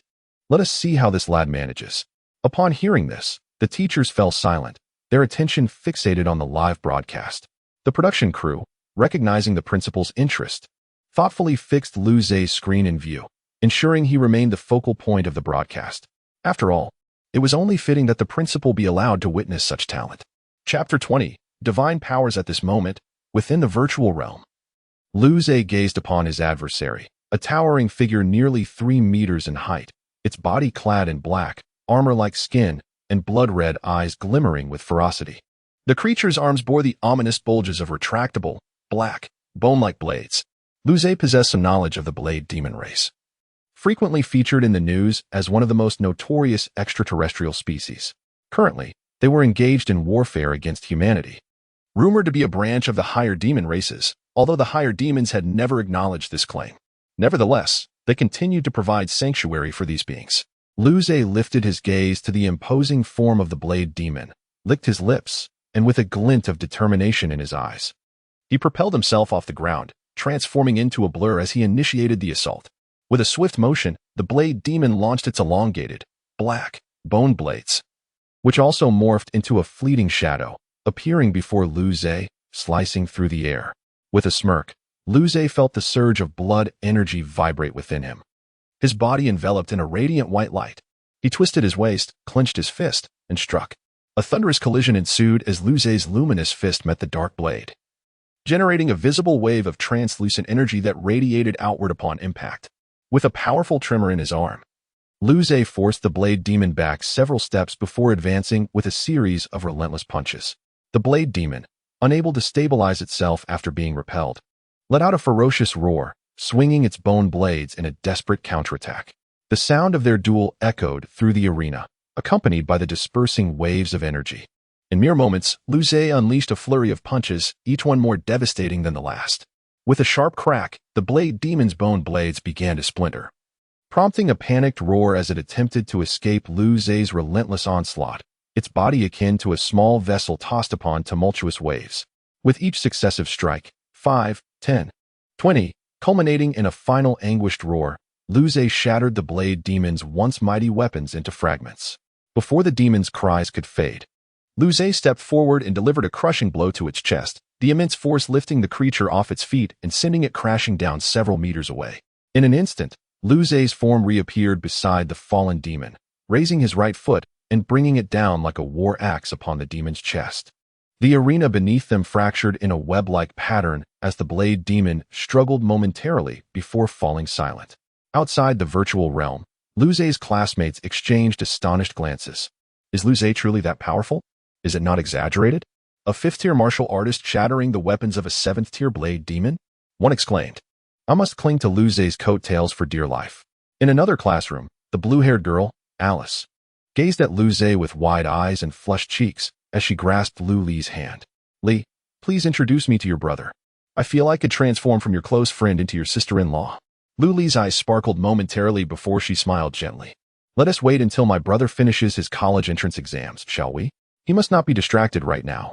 Alice pondered for a moment before nodding. All right, but you must introduce me to him after the exams. Lu Li smiled reassuringly. Rest assured.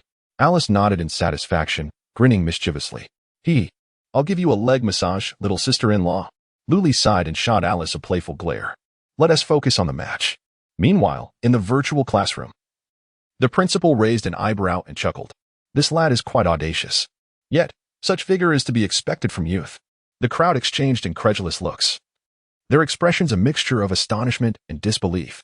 The principal, who usually preached the virtues of calmness and strategy, was now praising Lu Zhe's boldness. What expression should we wear to match the principal's words? They wondered. Unperturbed by their reactions, the principal continued. To effortlessly contend with a blade demon of 8th-tier strength is no small feat. His mastery of foundational martial skills is truly remarkable, having reached the fundamental essence of power. Who knows? This young man may one day awaken divine powers. Gasps of astonishment filled the room. Divine powers? They exclaimed. It was well known that divine powers far surpassed martial skills. Some races were born with elemental mastery and various extraordinary abilities. This was the essence of divine powers. Although humanity lacked innate divine abilities, some individuals could awaken them through rigorous training or by perfecting certain martial techniques. Every martial artist who awakened divine powers was a formidable force, brimming with potential. None could have anticipated the principal's high regard for Lu Zhe. Li Liang, grinning like a fool, reveled in the prospect of being a teacher to such a powerful student, envisioning the benefits that would ensue. What luck, old Li. Huh. I graciously accept your praise. Enough. The principal sighed again, a hint of regret in his voice. What a pity, though. His level is still too low. After a brief pause, he grimaced, if this lad secures first place, I shall reward him with a bottle of 3rd-tier training elixir. At this announcement, eyes widened in envy. The 3rd-tier elixir, a training potion for those above the spirit martial realm, was a coveted treasure even for the principals, who were merely in the spirit martial realm themselves. Everyone understood that the principal was willing to make a sacrifice to ensure Lu Zhe excelled in the upcoming trials.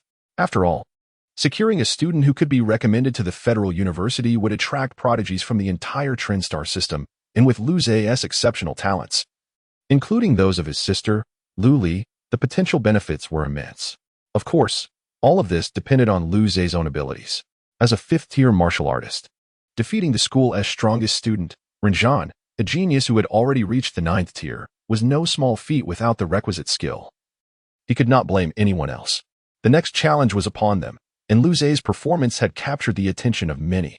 A 5th-tier martial artist triumphing over a blade demon was indeed a rare achievement within the school. What is this? The insect race? Is this an elite-level larva? They murmured in disbelief. What kind of absurd luck is this? Has he somehow caught the favor of the goddess of fortune? As they observed Lu Zhe's new opponent, the crowd was left speechless. Each participant's adversary was randomly selected from the federal database, and the insect race was universally dreaded by low-tier martial artists for their grotesque physical strength and unpredictable attack patterns, making them exceedingly challenging foes. Chapter 21. You comprehend nothing. At that moment, Lu Zhe was also utterly bewildered, gazing at the colossal insect before him, its appearance rather haphazard. He couldn't help but twitch a smile.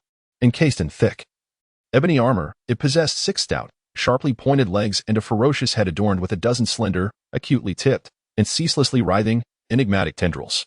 Good heavens! This was even more distinctive than that spiky humanoid from before. Truly, the universe teemed with every conceivable life form. The insect, freshly materialized, immediately lunged at Lu Zhe, its mandibles agape in a menacing gape, emitting a piercing shriek. Simultaneously, The slender tendrils atop its head assaulted Lu Zhe from every direction. With their velocity, the tendrils blurred into afterimages, the entire space resembling a deathly cage enshrouded in a spider's web, with Lu Zhe as the frail, pitiable, and helpless moth. An aura of profound peril instantly propelled Lu Zhe into his most formidable combat stance, akin to encountering a formidable adversary within the hunting grounds. His mind becoming lucid and composed. His gaze turned glacial as his toes tapped rhythmically against the ground, his form becoming elusive, each thrusting tendril evaded with precision. Good heavens! He can evade attacks like that. Those observing the battle from afar broke out in a cold sweat. Such an assault would leave them no time to react. Instantly reduced to fragments. Even the principal and the homeroom teachers watched the screen with gravity, not to mention a martial warrior of the 5th rank.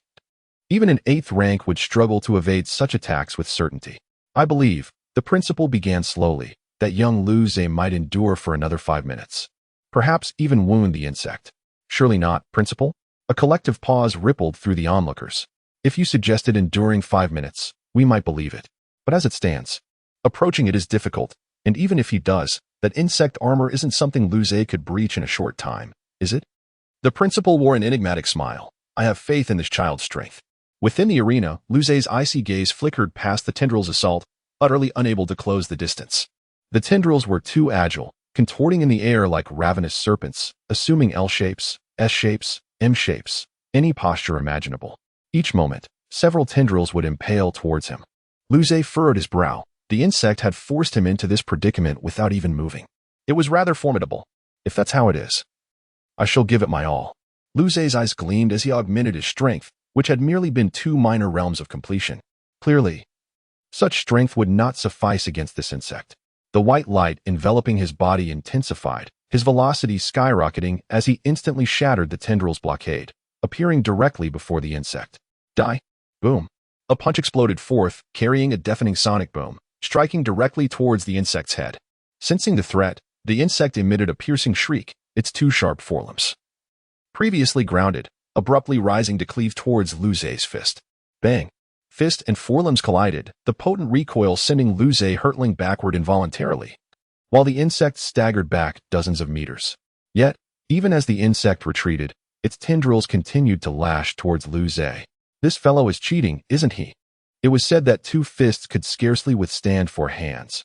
But this creature, with its tendrils, how many hands did it possess? Was it a tentacle monster? Lu Zhe's body plunged downward, evading the tendrils' assault. His legs slammed into the ground, spiderweb-like cracks spreading across the floor. His body cleaved through the air, once more charging towards the insect. I'll be sure to smash your dog head today. No, insect head. Bang, bang, bang. Lu Zhe circled the insect, running ceaselessly. He discerned that while the insect's tendril attacks were somewhat deranged and its strength formidable, its weakness lay in its poor turning ability. Perhaps, because its tendril assaults left no blind spots, it had no need to turn? Now confronted with someone whose speed surpassed even its tendrils, it could only passively endure a beating. Thus, a scene unfolded where Lu Zhe ran ahead. The insect's tendrils pursued. Lu Zhe circled to the insect's flank, landing a punch. And the insect emitted a piercing roar before belatedly turning to retaliate. Minutes later, the insect had absorbed dozens of punches from Lu Zhe. Its robust armor riddled with pits and cracks, a nauseating concoction of white and green fluids seeping from the fissures. Its tendrils had lost their initial velocity. Even its shrieks were no longer as piercing. Severely injured, Lu Zhe's eyes turned glacial as he charged once more, appearing beside a wound on the insect's flank. His fist struck relentlessly, a muffled thud echoing as the insect's sturdy carapace was driven directly into its own body. It tilted its head, emitting a roar, its body staggering. Before it could retaliate, Lu Zhe disregarded the oozing, repulsive fluids, landing 2 more punches directly into its body. The insect's innards were instantly rent asunder, its body collapsing abruptly. Its shriek ceasing instantly, the tendrils that had danced in the air falling limply. Lu Zhe eyed the inert insect on the ground. A smile playing on his lips, feigning death? His body vanished once more, reappearing above its head, his feet imbued with full force, stomping repeatedly on its cranium. The insect's tendrils once more lashed out towards Lu Zhe, but ultimately fell silent halfway. Gazing at the notification of successful passage, Lu Zhe finally breathed a sigh of relief. Had he not been accustomed to maintaining vigilance in combat, he might have fallen prey to this fellow's sneak attack. This fellow not only had many hands but also fought dirty, utterly shameless. As the image of Lu Zhe slaying the insect appeared on the screen, the outside world fell into silence. Whether among the students in the classroom or the principal and teachers, all were rendered speechless. Even an ordinary martial warrior of the 9th rank, lacking a minor realm of body refinement completion, would have to expend considerable effort to slay such a member of the insect race. Yet Lu Zhe had slain it unscathed. Did this signify that Lu Zhe's strength had surpassed that of an ordinary martial warrior of the 9th rank? And to think, his rank was merely 5th. The principal's aged face beamed like an old chrysanthemum, utterly unconcerned that Lu Zhe's actions had just slapped him in the face, while Li Liang chuckled foolishly beside him. The gazes of the other homeroom teachers towards Li Liang had turned utterly green. Jealousy makes me decompose. JPG, such a genius, was not in their class. This was utterly unbearable. If I recall, the principal remarked with a smile, Rinzhan and Lin Huan haven't completed their minor realms, have they? Indeed. The expressions of two homeroom teachers grew somewhat unsightly. Rinzhan and Lin Huan were in their classes, and as matters stood, the two exchanged glances, confirming their shared fate. They had been outclassed. However, why did this young man's strength suddenly erupt? One of the homeroom teachers couldn't help but ask, his tone subtle, yet tinged with doubt. After all, Lu Zhe was indeed a genius, but it was still difficult to accept their own pride being defeated in this manner. The principal wore an enigmatic smile. You comprehend nothing. A completed martial skill allows one to touch upon the of power. With that child's talent, it seems he has already gained some insight. The onlookers exchanged glances, recalling that the principal had worn a similar smile earlier, confidently asserting that Lu Zhe would at most wound the insect, only to be contradicted shortly thereafter. They were somewhat apprehensive about being smiled at in such a manner. However, they raised no further objections. After all, in the virtual reality, even taking medicine was impossible. Cheating was out of the question. The principal's explanation seemed the most plausible. It couldn't possibly be that young Lu Zhe had completed every minor realm, could it? No, absolutely impossible. Chapter 22. I am not that kind of person. In Lu Li's classroom, everyone was casting glances at her, whether intentionally or not. After all, it had only been a few days since news broke that Lu Li had achieved the remarkable feat of advancing to the 8th rank of martial artist, making her the fastest genius in the school. To everyone's astonishment, her seemingly invisible brother had also reached such heights, leaving them in disbelief. Were both siblings truly monsters? Alice flashed a charming smile at Lu Li. Well, Lu Li, why don't you introduce me to him? Even if I don't take action, I'm sure other girls will. With me around, I'll ensure that Lu Zhe's virtue is safeguarded. Lu Li's initially cheerful expression faltered momentarily. Aren't you the most dangerous one here? Rest assured, I know exactly what kind of person my brother is. He will undoubtedly refuse any advances outright, not allowing them to waste their time on him. But what if he encounters a girl he likes? Lu Li tossed her long hair. That won't happen. I know my brother best. Honestly, if I didn't know you and Lu Zhe were siblings, I would suspect you of embezzlement, Alice remarked, clicking her tongue. With a gentle smile, Lu Li replied, How could that be? I am not that kind of person. Indeed, Alice nodded vigorously, secretly amused. With my little sister's assistance, those girls outside stand no chance against me. This is a secure victory. In the 6th round, Lu Zhe gazed at the slowly materializing adversary, his expression turning grave. He had already exerted all his strength in the previous challenges, and he wondered whether he could prevail this time. Soon, Lu Zhe found himself in utter bewilderment as the figure of his opponent fully formed before him, standing at just 1.5 meters tall, with long, lustrous black hair cascading down to her waist. The youthful and exquisite face bore a lively smile, resembling that of a child yet to grow up. Lu Zhe was at a loss for words. This adorable little girl was to be his opponent in the 6th round? He felt utterly incapable of striking her. However, upon examining the girl's profile, his gaze narrowed in disbelief. Nan Gongjing, 12 years old, 5th rank martial artist, 5 minor realms perfected, basic footwork and basic boxing techniques perfected.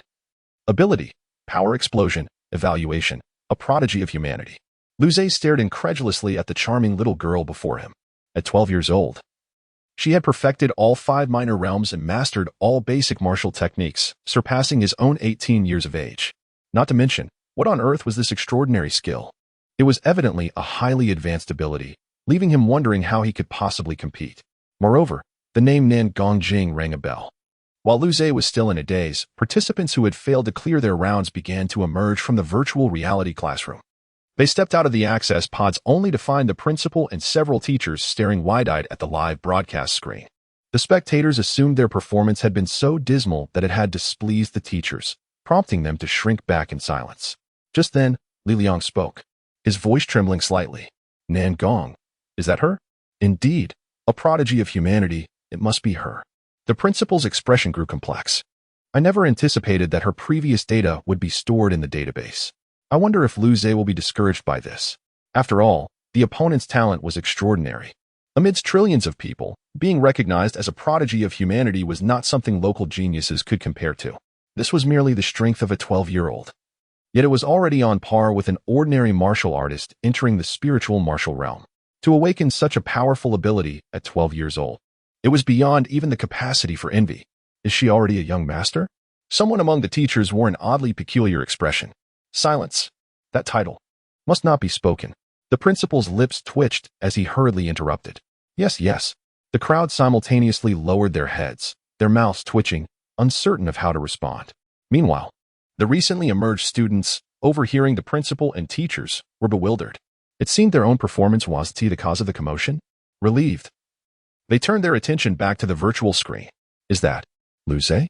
Both Yufang, who had failed the 5th round, and Ali, who had encountered a powerful high-ranking demon and was swiftly defeated, widened their eyes in astonishment. They hadn't expected Lu Zhe to appear on the screen, and his opponent was merely a little girl? What incredible luck! Their opponents were formidable extraterrestrial beings, while this fellow faced only a child. Jealousy gnawed at them. I wonder which round Lu Zhe is currently in. Ali mused, curiosity piqued. Probably the 5th round, Yufang suggested. After all, Lu Zhe's strength should surpass ours somewhat. Perhaps he encountered a challenging opponent along the way. Ali nodded in agreement. This round is just a little girl. You should be able to clear it. If that's the case, Lu Zhe is sure to secure a spot in the top 10. Ali glanced at the remaining competitors. Only 8 left. Most still struggling in the 5th round. Unlike the teachers, they had no access to battle data and instinctively believed this opponent would be relatively easy to defeat. Just as Yufang was about to speak, his pupils suddenly constricted, and he instinctively covered his mouth, nearly gasping aloud. On the screen, the battle had commenced. The seemingly adorable little girl stomped her foot, and the solid arena instantly cracked with deep spiderweb-like fissures. Her petite figure transformed into a blur, appearing beside Lu Zhe. Her tiny fist tearing through the air, enveloped in a thin veil of white energy, hurtling towards Lu Zhe. In an instant, Lu Zhe reacted. His body illuminated in brilliant white light as he sidestepped the punch, his left foot crashing into the ground, fracturing the arena, while his right leg lashed out like a whip, aiming at the small figure with a furious whoosh. Such an exchange of blows left the spectators in shock. Good heavens, is this truly the power of a martial artist? It feels as though they are not even practicing the same martial path. In the virtual realm, Lu Zhe felt a cold sweat trickling down his back. If he hadn't recently been teetering between life and death, honing his combat instincts, he would have been finished after that first punch. The once innocent-looking fists before him now seemed like the claws of a primordial beast, utterly terrifying. Within that small body resided a formidable force, erupting with terrifying strength at every movement. After a strike, Nan Gongjing paused, her initially vacant eyes suddenly sparkling with life. Oh, you actually dodged my attack. Her small red lips curled into a bright smile, revealing pearly white teeth as she exclaimed, "This young man is quite impressive. Let me see how far you can go." Lu Zhe? He stared in bewilderment at the suddenly animated Nan Gongjing. Was this supposed to be data? How could she speak? Chapter 23. Although a bit older, haha, that is not me, merely a small persona copied from my soul, akin to a doppelganger. Nan Gongjing seemed to perceive Lu Zhe's bewilderment and explained with a smile. Come now, the mainframe has selected me as your opponent, which indicates that your prowess is commendable, at least possessing some potential. Let me see your strength. Boom. Without further ado, Nan Gongjing's petite form erupted in a blinding white light, charging towards Lu Zhe. Lu Zhe's gaze turned icy, his emotions becoming calm and collected. He knew his power and speed were inferior and could only rely on experience. Almost instantaneously, as Nan Gongjing lunged, Lu Zhe sidestepped as if foreseeing her attack, dodging her strike while launching a right punch aimed at her waist. Hee, although I may be a bit older and of a lower realm, my combat awareness remains quite sharp. Nan Gongjing laughed as she extended her small hand to block Lu Zhe's attack. Just as she intended to seize his hand for a counterstrike, Lu Zhe had already retreated several meters. Older? Older. Upon hearing this, Lu Zhe's face turned pale. I am only 18 years old, for goodness sake.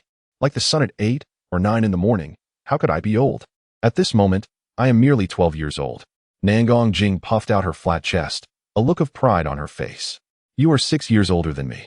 A third older. Isn't that old? Lu Zhe's lips twitched. Her argument was too compelling, leaving him speechless. Observing Lu Zhe's expression of utter resignation, Nangong Jing waved her hand with a smile. No worries, you've done quite well. Being of the 5th rank and managing to evade my casual attack is already impressive.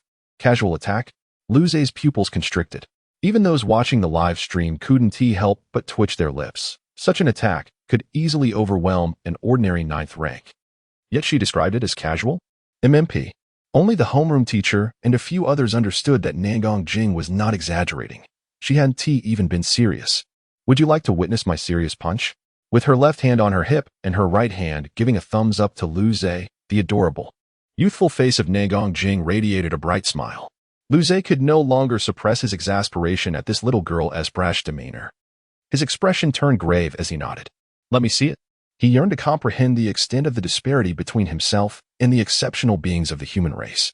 Hee, then watch closely. Nangong Jing grinned mischievously, assuming a stance to punch. First explosive strike. Before her fist even launched, Lu Zhe's pupils dilated. A chill running down his spine, his muscles tensed, and cold sweat soaked his clothes. This sensation was all too familiar. It was the feeling of facing death. Boom. Her tiny fist struck out, devoid of any spiritual energy, yet powered solely by her physical might. The force cleaved through the air, carving a deep trench in the ground beneath. The entire arena resonated with a thunderous roar. There was no escape. Lu Zhe, witnessing the swiftly approaching fist, could only clench his teeth, unleashing all his strength to shield his chest with his arms in a desperate attempt to withstand the blow. However, as soon as the punch made contact with his arms, an overwhelmingly terrifying force surged into his body, rendering him utterly defenseless. A series of minute cracks echoed through his bones as his body sailed through the air in a grand arc, crashing heavily dozens of meters away. Oh my, you survived my serious punch. Perhaps you may have the opportunity to see me again in the future? Nangong Jing's voice echoed from afar.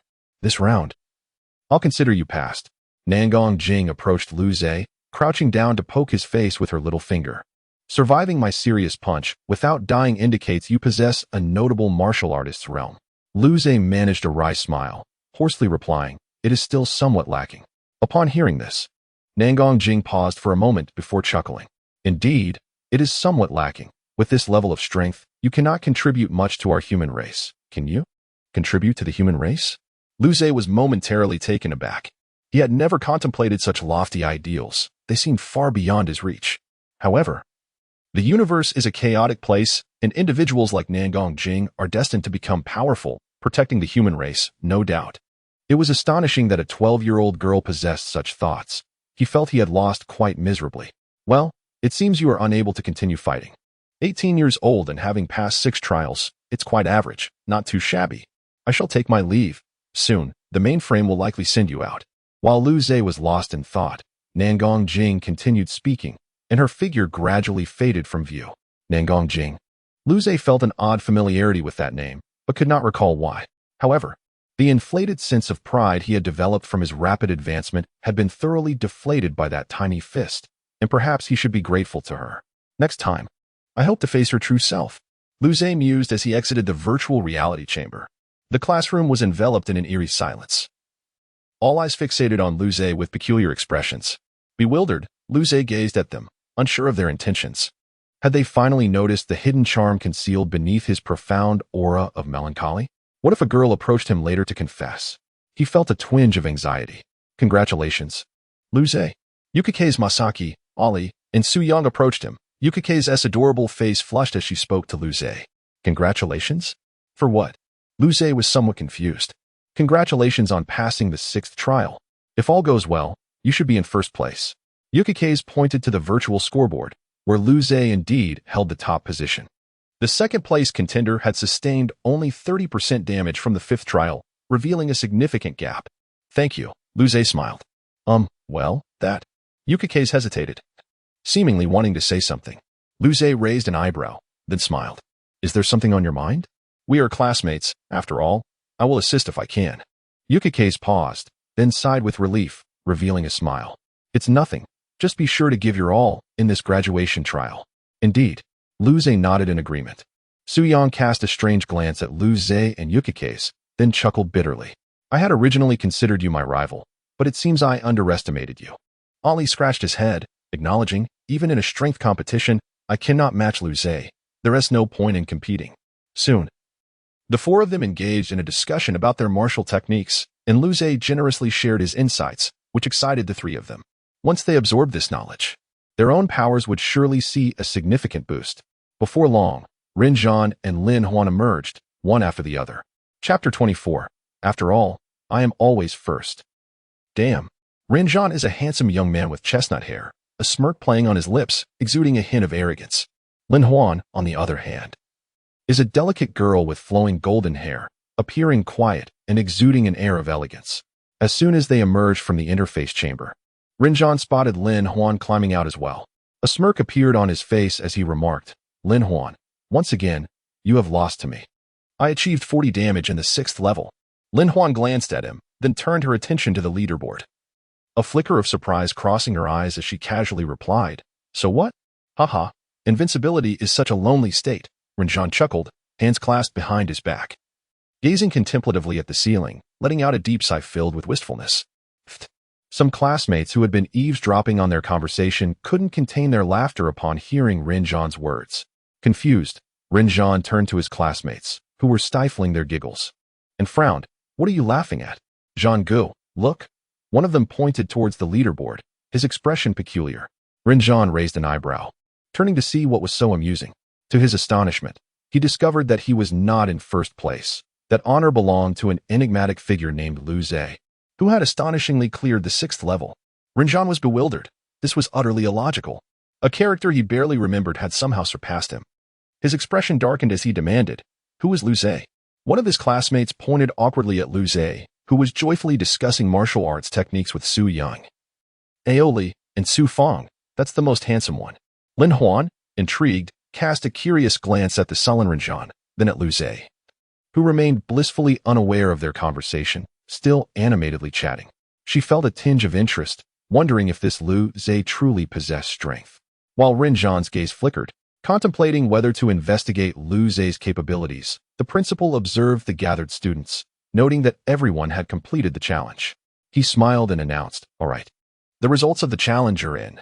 As you can see, everyone's performance was commendable, indicating that you have all been diligent.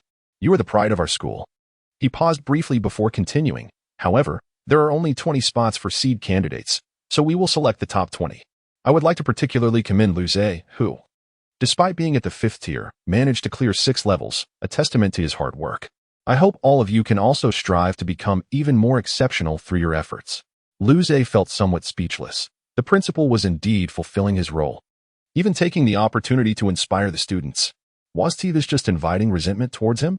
To ensure that our 20 seed candidates achieve good results in the graduation trials, we have decided to announce some rewards. From 4th to 20th place, each will receive a level 1 cultivation potion.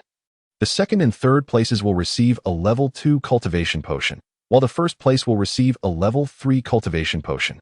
Additionally, everyone is welcome to select one martial arts technique for movement and one for attack from the library. Upon hearing the principal's announcement, the students, who had initially only envied Lu Ze, could no longer suppress their jealousy. The level 3 cultivation potion and the following rewards were on an entirely different level. Ren Zhan's eyes turned green with envy, and he raised his hand, stating, Principal, I am quite curious about Lu Ze's strength at the 5th tier. I hope to spar with him. Ren Zhan, don't be foolish, his homeroom teacher, Chris, interjected, her expression shifting as she frowned. They had clearly witnessed Lu Ze's prowess. He had withstood a serious punch from the formidable Nagong Jing without perishing. Ren Zhan was simply not a match for him. A slight smile crossed Ren Zhan's face as he reassured, Teacher Chris, you've misunderstood. I merely wish for a friendly sparring match. Did you not say that as martial artists? We must possess an indomitable spirit when facing formidable opponents. Chris felt her mouth twitch at his words. She understood Ren Zhan's intentions all too well. If Ren Zhan were to win, he could use that as an excuse to claim the level 3 cultivation potion or persuade Lu Ze to settle for a level 2 potion. Even if he failed, it wouldn't greatly affect him, As Lu Zhe was the first place, it would be expected for him to triumph over Rinzhan, the second. However, at that moment, she had no grounds to refute him, as it was merely a friendly competition. Seeing that Chris remained silent, and the principal was smiling without objection, Rinzhan's smirk widened as he turned to Lu Zhe. Lu Zhe, I didn't expect your strength to be so formidable. May we spar? Lu Zhe felt a mix of exasperation. It was only natural for someone as exceptional as himself to provoke envy. Of course, the primary motivation was likely the allure of the level 3 cultivation potion. He scratched his nose and spoke directly. It seems Rinzhan is quite interested in the level 3 cultivation potion. Upon hearing this, Rinzhan's smile faltered. Haha. The rewards are offered by the principal. How could I have any objections? I'm merely curious about your strength. Lu Zhe smiled. How about this? If I lose, I shall gift you the level 3 cultivation potion? All the students were left in utter bewilderment at Lu Zhe's words. Had he lost his mind? Rinzhan's eyes sparkled with delight as he struggled to maintain his composure, suppressing the urge to grin widely. That won't do. Even if your strength is below mine, your potential far surpasses mine. It would be wise to keep it for yourself. Lu Zhe sighed. A loss is a loss. I shall give it to you. However, if you lose. He paused deliberately, and Rinzhan, feeling cautious, inquired, what then? Lu Zhe pondered for a moment, a benevolent smile gracing his lips. I shall not impose any burdens upon you, but if you lose, it merely signifies that you are inferior to me. Henceforth, whenever we meet, you should bow to me. That shouldn't be too much to ask, right? You. Rinzhan's expression darkened at Lu Zhe's suggestion. Ready to retort, I am merely offering you a level 3 potion, after all. I seek nothing from you, only acknowledgement of the truth. It seems you would benefit more. Lu Zhe interrupted. So, will you accept? Rinzhan's expression shifted through a myriad of emotions. The thought of bowing to anyone, especially Lu Zhe, was an affront to his pride, more unbearable than foregoing a level 3 cultivation potion. Yet, the potion was too tempting to dismiss. He found himself in a moment of hesitation. Fine, I won't accept the challenge. Seeing Rinzhan's silence, Lu Zhe shook his head and spoke. After all, he was not a tyrant. He considered himself quite amicable. If you do not wish to compete, then so be it. Wait, I will compete. Rinzhan interrupted abruptly, cutting off Lu Zhe's words. His mind raced. He could not believe that a 5th-tier individual could truly surpass him. Perhaps his opponents had simply been fortuitously matched against him. The allure of the level 3 cultivation potion was too great. Missing out on this opportunity could lead to regret. As the saying goes, wealth can cloud one's judgment. And Rinzhan found himself clinging to the hope of perhaps. Chapter 25. Was he that sort of person? Upon witnessing both Rinzhan and Lu Zhe ascent to the contest, the headmaster commenced with a genial demeanor. In that case, let the competition commence. With the headmaster's accord secured, the homeroom teacher naturally offered no opposition, and the two combatants entered the virtual reality pods. Outside, students engaged in hushed speculations. Tell me, who do you reckon will emerge victorious? Is there really any need to ask? Indeed, a few students who had only just emerged from the access pods, upon hearing the ongoing discussions, felt a sense of bewilderment, as if privy to some unknown circumstance. Had they been ostracized? Within the virtual reality realm, Rinzhan, a touch of arrogance playing on his lips, jested, Lu Zhe, while it's true that I am a 9th rank and you a mere 5th. A lion employs its full strength even when hunting a rabbit. I shall not hold back. Lu Zhe nodded, offering encouragement. Go all out. I have faith in you. Rinzhan's lips twitched upon hearing this. Does he truly believe that surpassing the 6th level makes him superior to me? With that, he propelled himself forward, his footwork shifting as he executed a series of maneuvers, his form darting from left to right as he rapidly advanced toward Lu Zhe. As Rinzhan closed in, he abruptly altered his footing once more, materializing to Lu Zhe's left, and with a resounding roar, unleashed the mountain-shattering fist. At the instant of Rinzhan's strike, Lu Zhe, who had remained motionless until now, took a measured step backward, deftly evading Rinzhan's punch. With a subtle lift of his left hand, he tapped Rinzhan's arm. Instantly, Rinzhan's arm hung limp. Subsequently, Lu Zhe's right fist lashed out, accompanied by a resounding clap of thunder, impacting Rinzhan's chest with tremendous force, sending his body spiraling into the air. After executing 3.5 rotations, he crashed to the ground face first with a resounding thud. Moments later, Rinzhan's form dissipated, annihilated on the spot. In the face of Lu Zhe's mastery of basic fist techniques and footwork, such flamboyant maneuvers proved futile, exposing even greater vulnerabilities. The headmaster, who had been observing the proceedings, nodded slightly, a satisfied smile gracing his features. Aside from Chris, the other instructors also expressed their admiration. Lu Zhe's prowess is indeed commendable.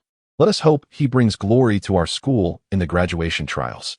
The students, however, exchanged bewildered glances. While they had anticipated Lu Zhe being somewhat stronger than Renjan, they had not foreseen such a swift and decisive victory. The position of preeminence, once held by Renjan, had now changed hands. Emerging from the access pod, Renjan appeared ashen-faced. The final blow had caught him completely off guard, leaving him utterly clueless as to how he had been defeated. All he could recall was a sudden surge of excruciating pain, followed by a sensation of floating and spinning, before everything faded to black. At that moment, Lu Zhe approached, a faint smile playing on his lips as he regarded the pallid Renjan. I have emerged victorious. Renjan's body stiffened. Then, gritting his teeth, he offered Lu Zhe a slow, deliberate bow. Lu Zhe chuckled. Forget about it for now. Once is sufficient, especially since graduation is imminent. Renjan's eyes flashed with a cold glint as he fixed Lu Zhe with an icy stare. A martial artist honors their word. I shall uphold the terms of our wager. During the graduation trials, I shall strive to surpass you. Lu Zhe paused, then nodded, offering encouragement. Then by all means, give it your best shot. I have faith in you. How utterly infuriating. Renjan, observing Lu Zhe's utter indifference, felt his lips twitch. This fellow clearly did not regard him as a worthy adversary. With the farce concluded, the headmaster interjected with a smile. Very well, Renjan, continue to strive for improvement. Lu Zhe, do not allow yourself to become overly complacent. Let us conclude the competition here and now and commence with the distribution of rewards. With that, he retrieved a vial of cultivation elixir from his storage ring, presenting it to the top 20 students. Li Liang, his face beaming with delight, reveled in the fact that 3 students from his class, excluding the unfortunate Ali, had secured positions within the top 20. And to top it off, one of them had even claimed the top spot, making him feel as though he had consumed the face fruit, overflowing with prestige. Furthermore, each student may select 1 martial artist level footwork technique and 1 offensive martial skill from the library. The headmaster continued after dispensing the cultivation elixirs. Turning his gaze toward Lu Zhe, he added, Lu Zhe, this will not be necessary for you. Ultimately, mastering a martial artist level skill is no different from mastering a basic skill. I trust you comprehend this. Lu Zhe nodded in agreement. Martial artist level skills primarily revolve around harnessing one's physical strength.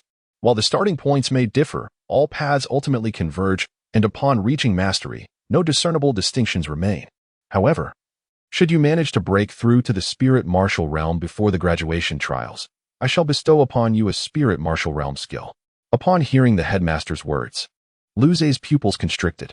Spirit martial realm skills, in addition to utilizing physical strength, also require the manipulation of spiritual energy, making them invaluable to him. He nodded. I shall endeavor to do so. The headmaster, upon witnessing this, offered a profound smile. Give it your all. Should you truly catch the eye of the Federal University, the prospect of marrying a fair and wealthy heiress and ascending to the pinnacle of life shall no longer be a mere dream. Lu Zhe was dumbfounded. This headmaster was truly formidable. To resort to such seductive tactics, was he truly that sort of person? He would not be swayed until he had ascertained the true allure of this fair heiress. Furthermore, why did the headmaster adopt such a peculiar, knowing smile while uttering those words? It sent shivers down his spine. To the headmaster's words, Lu Zhe responded with an awkward yet polite smile. I understand. I shall endeavor to do so. Upon returning to the classroom, the students, who had already learned of the outcome, erupted in cheers. Zhe, bestow your favor upon me. I believe there is still hope for my salvation. Zhe, may I have the honor of clinging to your coattails? As Lu Zhe and his companions entered the classroom, they were greeted with thunderous applause, particularly Lu Zhe, who was instantly engulfed by a throng of admirers, interspersed with the squeals of female students. Speaking of which scoundrel dared to take advantage of the chaos to assault his pure and untainted body? They even attempted to remove his trousers. Su Yong, similarly, found himself surrounded by his close acquaintances, while a few male students who attempted to pounce on Su Feng were promptly pummeled by a group of female students, forcing them to meekly seek solace at Lu Zhe's side, lamenting their misfortune. Lu Zhe was bewildered. To be scorned by the fairer sex and then seek refuge with him? How utterly unfair. Even Ali, who had been disheartened by his failure to secure a position within the top 20, regained his smile amidst the comforting words of his peers. The classroom was immersed in an atmosphere of jubilation. Li Liang, rather than suppressing the students' revelry, watched with a beaming smile. Knowing that these three promising students represented potential prize money and renown, were it not for his position as a teacher and the need to maintain a semblance of decorum, he would have been tempted to leap up and dance for joy. Chapter 26. Will I personally cook a delicious meal for my senior when the time comes? Lu Zhe arrived at Lu Li's classroom as usual, but today was markedly different. He found himself the center of attention, surrounded by curious onlookers. Is this really the brother of the esteemed elder sister? One exclaimed. I just witnessed his competition. How impressive. Another chimed in. I never realized I held such admiration for him all along. The admiration continued to swell. Lu Zhe is truly remarkable. Was he merely biding his time all this while? Indeed, he remains unperturbed even when unnoticed. Such a mindset is worthy of a senior. From this day forward, Lu Zhe became my idol. I aspire to emulate his quiet diligence and dedicate myself to martial arts. Lu Zhe felt a bit uneasy, realizing he had gained such a reputation. Was he truly that formidable? The compliments made him almost believe it himself. At that moment, a handsome youth with golden hair approached with a bright smile. Zhe Ge, I never expected you to be this strong. I hope you can teach me some martial skills in the future. Lu Zhe glanced at the beaming Zhang Feiyang and recalled Lu Li's words, feeling slightly embarrassed. Zhang Feiyang, are you here to see Ali again? He asked, wanting to keep a distance from this overly friendly young man. Indeed, but I just remembered, today is a significant day for you, Zhe Ge. How about I treat everyone to a celebratory meal? Zhang Feiyang suggested, and I wish you great success in your upcoming graduation trials. Beside Lu Li stood a charming young girl with lovely light blue hair and a lively smile. Her slender figure rivaled that of Lu Li, though perhaps she had one minor flaw. It seemed a tad cruel. Upon seeing Lu Zhe, her eyes sparkled with excitement as she bounced over, extending her delicate right hand. Hello, Senior Lu Zhe. I'm Alisai, Ali's best friend. By the way, I created the Beast Compendium of Nanfeng Star. Lu Zhe was slightly taken aback. So she was Ali's friend? He shook hands with Alisai, quickly releasing her grip, and smiled warmly. Hello, Alisai. It's a pleasure to meet you. Thank you for taking care of Ali. I greatly appreciate the Beast Compendium. It has been immensely helpful. She continued, by the way, are you going to celebrate your victory in today as competition? May I join? Alisai, right now, I don't have much time for celebration. The graduation trials are just 3 weeks away. Perhaps we can celebrate afterward? Lu Li interjected with a smile. Upon hearing this, Alisai pouted slightly but nodded. Then she leaned toward Lu Zhe and whispered, all right, Senior Lu Zhe, you must do your best in the graduation trials. If you get a recommendation to the Federal University, I'll personally cook a delicious meal for you. Just between us, I'm a spiritual chef. Spiritual chef? Lu Zhe was taken aback. Spiritual chefs transform beasts and spiritual herbs into exquisite dishes, maximizing the effects of these unique ingredients, much like an alchemist crafting gene potions. It was a rare and sought-after profession. Who would have thought this delicate, charming blue-haired girl was a spiritual chef? Hee, surprised, aren't you? That's why I created the Beast Compendium. Those are all top-quality ingredients. Alisai replied with a smile. Lu Zhe nodded, grinning. I look forward to your culinary skills, Alisai. To be honest, there are very few spiritual chefs in Lanjiang Star, and I've never had the chance to taste their creations. Alisai was momentarily stunned, then smiled. It seems my senior has great confidence. I shall await the outcome. With that, she waved goodbye to Lu Zhe and Lu Li, bouncing away with her hands clasped behind her back. Lu Zhe watched her retreating figure, feeling that she was indeed a delightful girl, cheerful, polite, and a spiritual chef. Unlike him, who couldn't even manage simple dishes. Just as Lu Zhe pondered, he suddenly sensed a heavy atmosphere beside him. Turning, he saw Lu Li gazing at him with a gentle smile, causing his heart to race with trepidation. Seems like my brother has quite the fondness for Alisai, she remarked. Lu Zhe nodded. She is a wonderful girl, cheerful and humble, beautiful too, and she can cook. With each compliment, Lu Li's smile brightened even more until, finally, she said, now I feel like cooking. Tonight, Alisai will prepare a meal to celebrate my brother's first-place victory. Upon hearing this, Lu Zhe's expression changed drastically, turning pale. He couldn't recall the exact taste of her cooking, only that after taking the first bite, everything went dark, and he later awoke in bed. Unable to tell how he got there, with dawn approaching. Even if Alisai can't cook, she is still incredibly cute. No, Alisai is the cutest in the world. Lu Zhe quickly exclaimed. In summary, he needed to keep this potential culinary disaster at bay, not only for himself but also for the sake of his parents' health. Meanwhile, Zhang Feiyang, who had been ignored, stood bewildered, feeling utterly perplexed. As a wealthy and handsome young man, how could he be overlooked? Was this a distortion of humanity or a decline of morals? He retrieved the level 3 cultivation potion given by the principal, contained within a beautiful azure crystal vial that sparkled like stars. He had no intention of allowing Luli to use it after the graduation trials. He planned to give her a portion of the light essence as well. Chapter 27, Let the Father Take the First Bite. As he extracted a light red orb and consumed it, Lu Zhe resumed the arduous process of refining his bone marrow.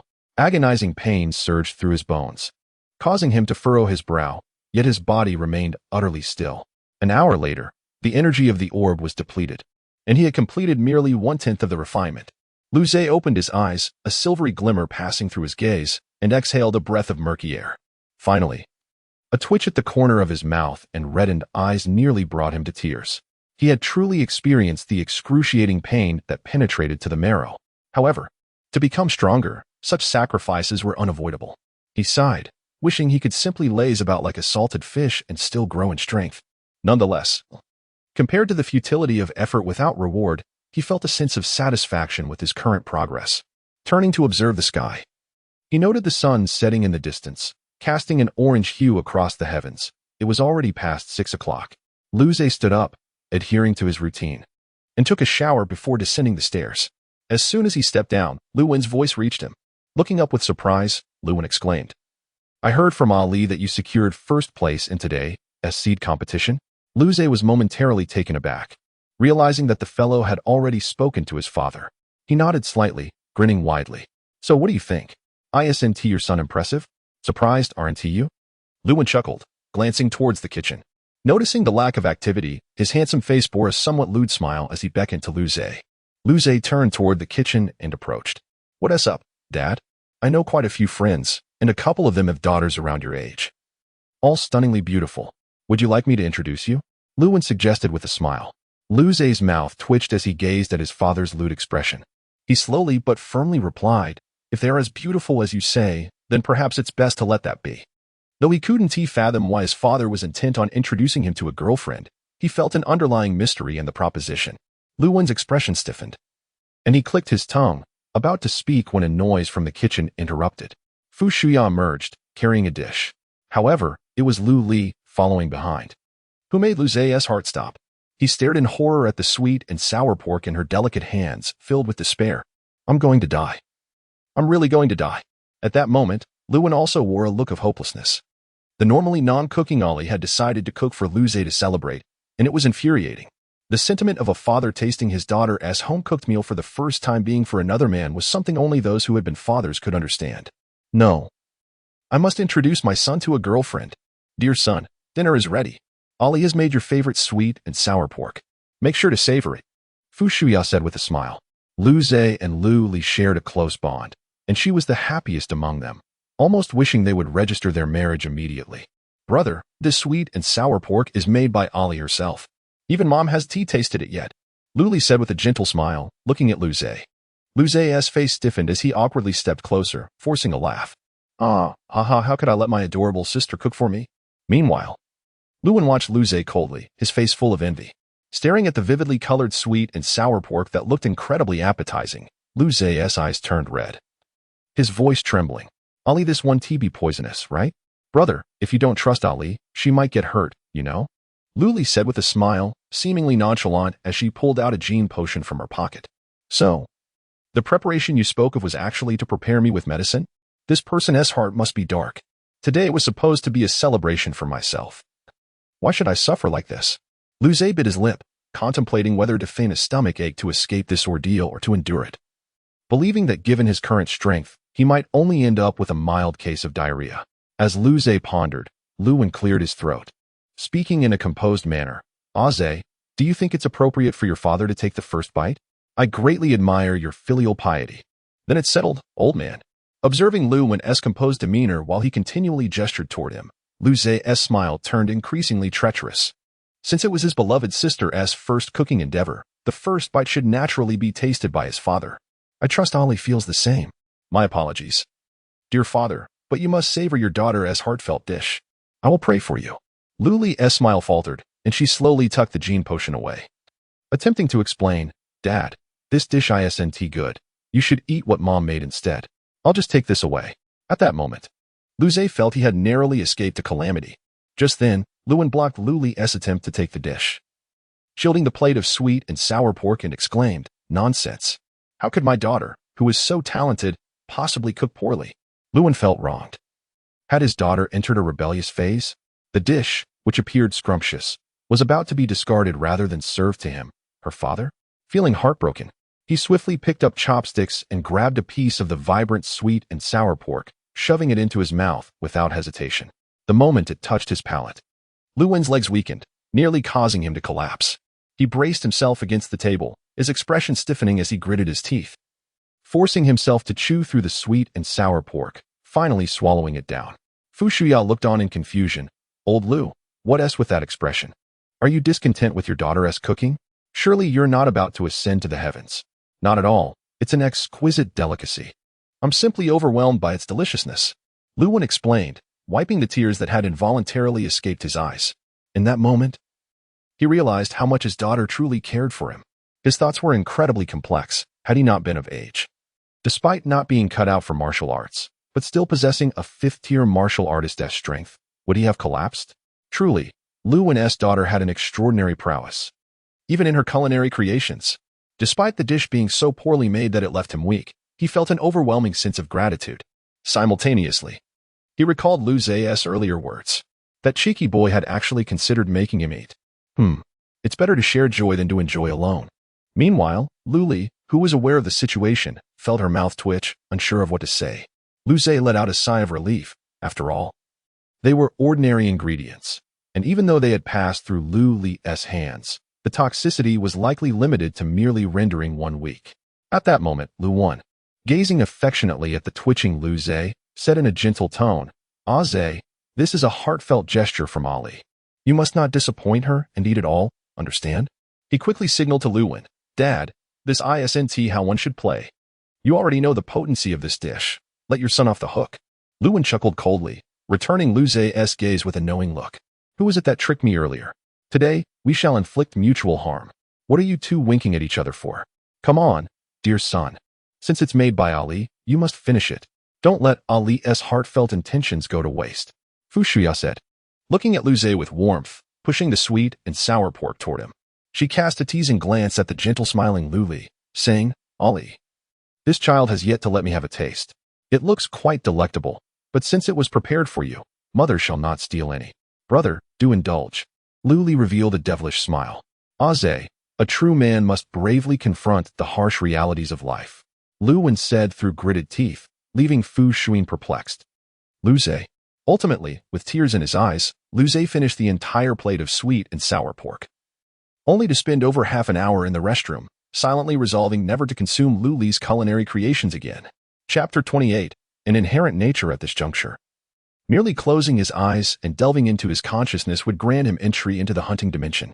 As for settling the score with Luli for the digestive upset, Luze had duly noted it for future reckoning. Upon returning to his chamber, Luze assumed a cross-legged posture and once more found himself within the hunting dimension.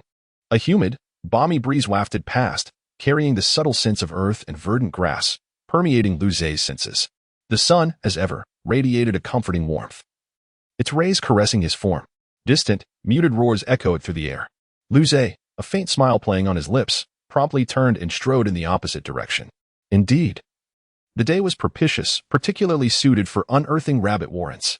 Scarcely had he traversed a few hundred meters when a sudden, searing pain assaulted Luze's mind.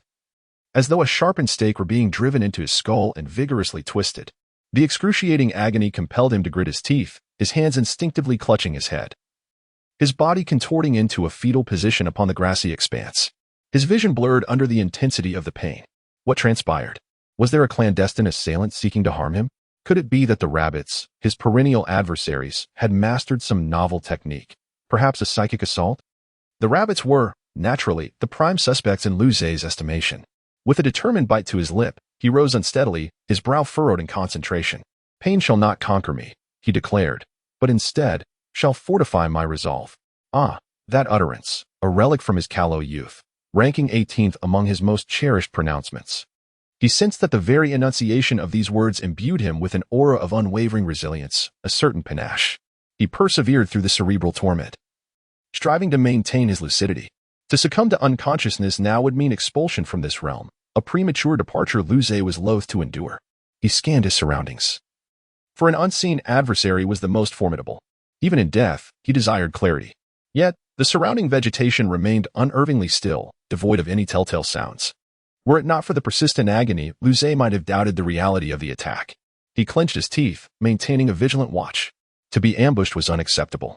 As time elapsed, Luze perceived a gradual abatement in the pain. Could it be, he mused, that the assault was faltering due to insufficient energy? Soon, the pain diminished to a level he could readily endure.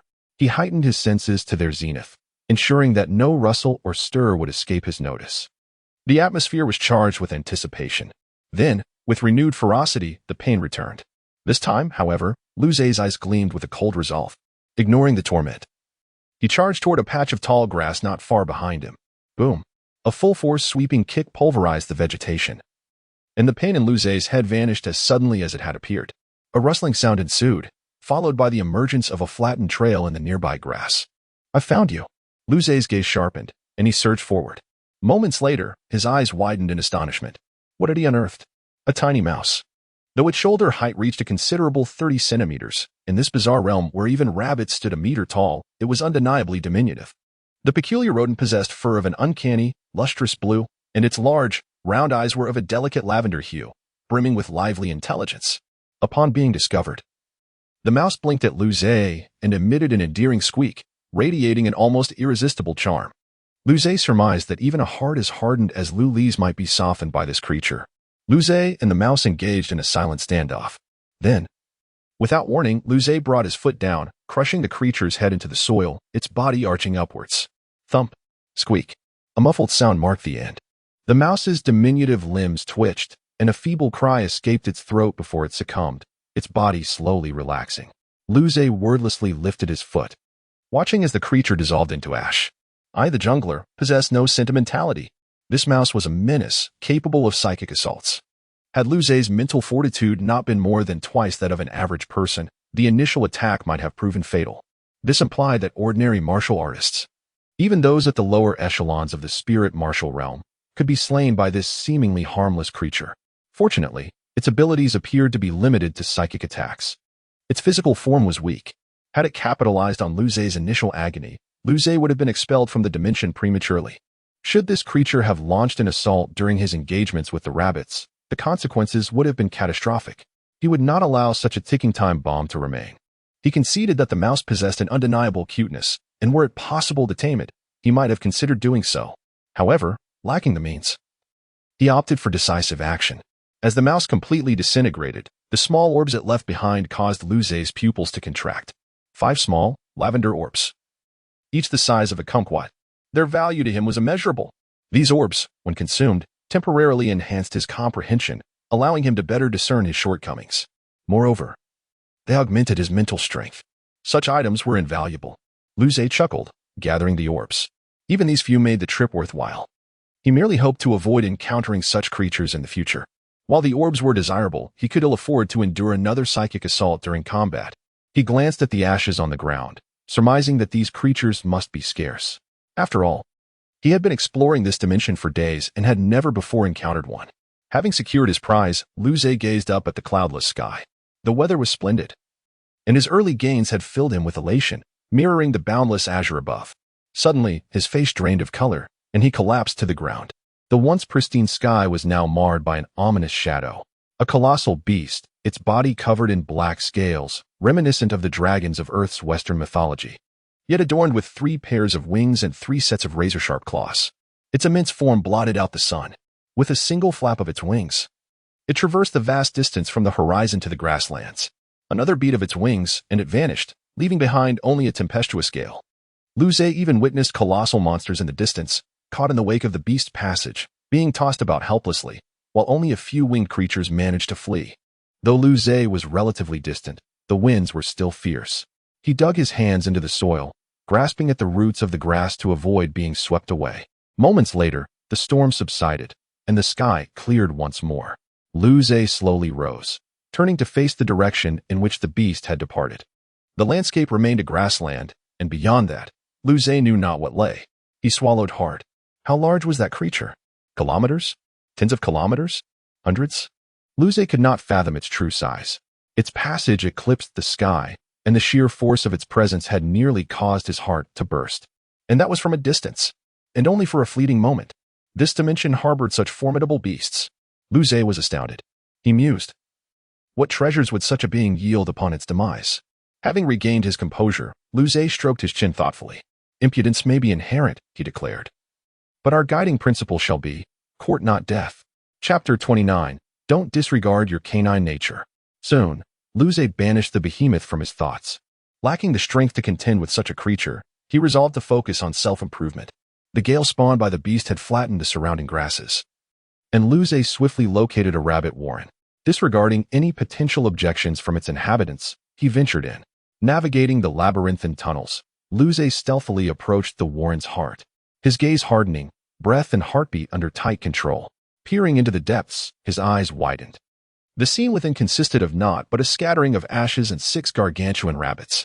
These lagomorphs lay prostrate, their ears drooping, resembling nothing so much as salted fish shaped like rabbits. A bold conjecture sparked in Luze's mind. The smaller rabbits had likely succumbed to the immense pressure exerted by the aerial behemoth, leaving only these 6 to eke out a meager existence. However, his sweeping gaze failed to detect any of the small orbs of light associated with death. He frowned. Did these orbs only manifest upon personally dealing the killing blow? If so, his dreams of capitalizing on the demise of powerful monsters locked in mortal combat were dashed. A wave of melancholy washed over him.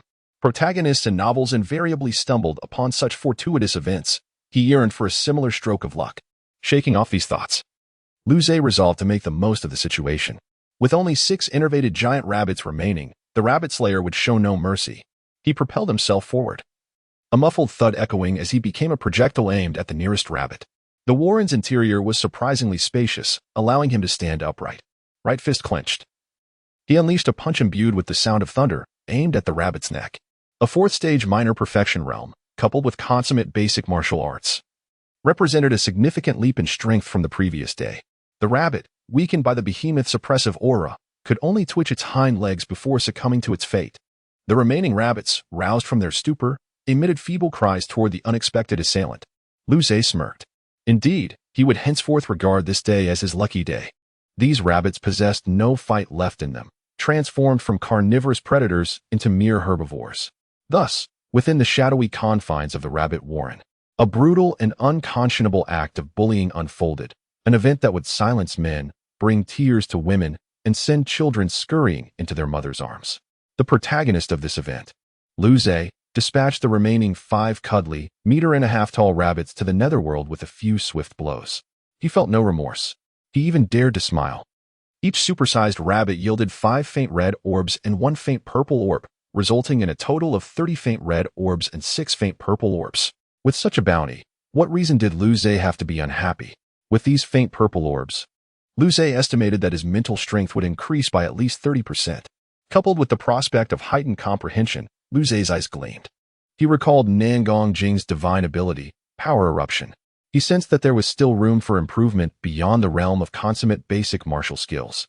After stowing away the orbs, Luze emerged from the rabbit warren and resumed his search. Soon, he discovered another warren, slightly larger than the previous one, with a diameter of approximately 1.5 meters.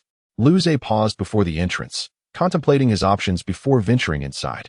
After all, the behemoth's recent passage seemed to have affected these monsters even more profoundly than himself. Even if he encountered a more formidable rabbit, he should still be able to escape. Stooping slightly, Luze cautiously entered the warren. After navigating a series of winding passages, he soon arrived at a spacious chamber. Luze raised an eyebrow, noting that the tunnels in this warren seemed shorter than those in the previous one. Could it be that the rabbits here were less adept at burrowing, or simply lazier? After a brief internal monologue, Luze cautiously extended his head, peering into the chamber. However, the expected scene of ashes and languid giant rabbits failed to materialize. The moment Luze's head emerged, he was met by several pairs of blood-red eyes staring back at him. Luze. Despite the dim lighting within the warren, His eyesight was sufficient to discern the general layout. These were definitely not rabbits. Lu Zei's lips twitched, and he forced a dry chuckle. Apologies for disturbing your rest. I'll be on my way. Farewell. With that, he turned and fled under the watchful gaze of those bloodthirsty eyes. A guttural growl echoed from within the warren, followed by a palpable sense of malice and hunger. A chill ran down his spine, and he quickened his pace. When he realized that meter-and-a-half-tall canines, clad in thin, black armor, were pouring out of the warren. Tongues lolling, he was utterly dumbfounded. Since when did dogs know how to burrow? All right, dogs do dig holes when burying bones. But do they actually live in underground warrens? Where was their canine pride? Don't disregard your canine nature. This development meant that he would never dare enter another warren again. What if burrowing had become a common life skill on this prairie? And lions and wolves were also capable of digging tunnels? The thought sent a wave of panic through Lu Zei, for black-armored hounds burst from the warren, their crimson eyes gleaming with ferocity. They howled, their speed surging as they gave chase. Observing the approaching canines, Lu Zei's brow furrowed. Their speed was alarming. Even with his current agility, few ninth-stage martial artists could keep pace with him, yet these hounds were closing in. Were they already at the spirit martial realm? Despite being roughly the same size, dogs were indeed superior to rabbits. This was untenable. Lu Zei's brow furrowed as he realized he would soon be overtaken. His eyes flashed, and he slammed his left foot into the ground, the resulting explosion pulverizing the grass and sending dirt flying. His body veered sharply to the right. He sprinted toward a nearby rabbit warren, its diameter of only 1.5 meters. The hound size would undoubtedly hinder their progress within, potentially allowing him to exploit the terrain to eliminate his pursuers. At worst, he could escape through another exit. Lu Zei's sudden change in direction caught the hounds off guard. They continued forward for several dozen meters before regaining their bearings. Lu Zei gritted his teeth, pushing his consummate basic footwork to its limits. Run, run. As long as he ran fast enough, the pack of dogs wouldn't catch him. Chapter 30. Dying and becoming accustomed to it. Fortunately, the rabbit hole was not far away. As Lu Zei sprinted towards its entrance, the massive hound was merely a dozen meters behind him. With a swift bend of his body, he decisively dashed inside. The enormous hounds would have to crawl to enter, and at his current speed, he should be able to evade them. A low growl echoed from the narrow path behind him, indicating that the hounds had not given up. They continued to pursue Lu Zei relentlessly. As he paused at a bend, a bold idea crossed his mind. Given the size of the hounds, maneuvering within such a confined space would be a challenge for them, particularly when turning. Perhaps he might have the opportunity to strike back. He steeled himself, awaiting the hound's arrival. Soon, a fearsome canine had emerged from around the corner. Without hesitation, Lu Zei threw a punch directly at its snout. The force of his blow created a thunderous sound as the air vibrated around him. The hound, sensing the impending strike, opened its gaping maw, aiming to bite Lu Zei's fist. This was something Lu Zei had not anticipated, and with the passage so narrow, he had no space to dodge. Feeling the unsettling energy emanating from the hound, a bright light enveloped Lu Zei, his gaze turning icy as he unleashed all his power upon the energy sphere. A deafening explosion resonated as the white and black forces collided, creating a tempestuous wind that surged through the tunnel. The backlash from the collision sent Lu Zei reeling, and he felt a constriction in his chest, a trickle of blood escaping from the corner of his mouth. To his astonishment, this blackhound could wield spiritual energy. With a twitch of his lips, Lu Zei realized that his audacious plan was no longer feasible. He had to escape. Recognizing there was no opportunity to confront the hounds, he swiftly turned and ran deeper into the tunnel. Once he reached a more open area, he would easily find another path to flee. As he navigated the twists and turns, a grin formed on his face, confident in his arrangement. However, as he emerged into the previously empty cavern, he found himself surrounded by hundreds of rabbits, drawn in by the commotion. Lu Zei was momentarily stunned. Who am I? Where am I? Why am I being so intensely observed by so many rabbits? As the rabbits slowly approached, Lu Zei felt a sense of injustice. Surely, the script was flawed. Had not all these rabbits perished? How could they reappear so rapidly? Meanwhile, the ominous growls of the hounds continued to echo behind him, expressionless and filled with despair. He realized he was caught between the rabbits in front and the hounds behind. It seemed fate was conspiring against him. Yet, surrendering was not in Lu Zei's nature. He was outmatched by the hounds, but perhaps he could carve a path through the rabbits. With a cold determination, he charged forward. The moment the rabbits saw him approaching, they let out furious cries and lunged at him. The giant rabbits possessed remarkable agility, and soon Lu Zhe found himself surrounded with no room to evade. Overwhelmed by the tide of rabbits, while ordinary large rabbits were no match for his strength, the emergence of the supergiant rabbits changed the dynamics. Although they could not match Lu Zhe's power, they could momentarily obstruct his attacks. With Lu Zhe's strikes momentarily halted, the relentless swarm of rabbits unleashed their claws upon his pristine form, the sound of their assault ringing in his ears. While typical rabbits could not breach his defenses, the supergiant rabbits had no such difficulties, and soon, blood stained his body. Just then, a low growl echoed from behind him. The first giant hound had entered the fray. Upon seeing the hound, the rabbits froze, their ears perking up in alarm. As more hounds followed, the rabbits cowardly retreated through the tunnels. Lu Zhe looked on in disbelief at the hounds encircling him, then glanced at the fleeing rabbits, his emotions a whirlwind. Were these rabbits truly so cowardly? Even with danger invading their domain, they could not muster the courage to defend their territory? However, it was clear that the giant rabbits would not heed his words. Soon, the cavern was once again empty, leaving only Lu Zhe and 4 imposing hounds. The air was thick with the terrifying sounds of growls and clashes as a brutal confrontation unfolded. The 4 menacing hounds launched a merciless attack on Lu Zhe, who bravely retaliated, but the hound's overwhelming strength and ruthless demeanor proved too much. After a fierce struggle that yielded little, Lu Zhe found himself stained with blood, having once again fallen in battle. In the room, Lu Zhe opened his eyes, every part of him aching. The 4 hounds were merciless, their physical prowess terrifying. Their sharp claws and teeth, coupled with the ability to wield spiritual energy, made even a single one a formidable adversary, let alone 4. He had narrowly escaped being torn apart, his body racked with pain. Moments later, as the agony began to subside, Lu Zhe sighed. Once again, he had met his demise today. Strangely, he felt as if he were growing accustomed to the notion of dying. The moment this thought crossed his mind, he shuddered. Such a haunting idea was unacceptable. How could one become accustomed to death? Was living not preferable? Banishing these thoughts, he refocused on his training, forcing himself to suppress the bizarre notion. He gazed at the myriad of luminous orbs floating in his mind, including small and large spheres of soft red and delicate purple hues. His gaze lingered on the purple orb, but ultimately, he chose to cultivate with a large soft red orb. At this stage, his priority was to elevate his rank. Once his martial skills reached perfection, he could then contemplate utilizing the purple orb to see if he could comprehend Nangong Jing's extraordinary abilities. After all, he had little understanding of those powers. And even with the purple orb, he could not guarantee mastery. Therefore, enhancing his current capabilities was the path forward. The morning of a fortnight hence found Lu Zhe and Lu Li engaged in their customary martial arts sparring session within the training grounds. Lu Li's footwork was characterized by its ethereal grace, seemingly devoid of any earthly force, yet possessing remarkable swiftness. Her hand movements, while appearing supple, concealed formidable power. Conversely, Lu Zhe's footwork was defined by its efficiency, initiating movement only when necessary, otherwise remaining still, akin to a chronic state of inertia. Their forms intertwined, with Lu Li predominantly on the offensive, while Lu Zhe evaded, occasionally disrupting her attacks with a touch, prompting her to pause, reflect, and then resume her assault. After half an hour, Lu Li was drenched in perspiration, her once loose martial arts attire now clinging to her form, accentuating her curvaceous figure. Let's conclude here for today. You appear fatigued, Lu Zhe remarked with a smile, stepping back to evade Lu Li's palm. Lu Li nodded, exhaled, and dabbed at the sweat on her brow before settling onto the ground. How was it today? Somewhat improved from before.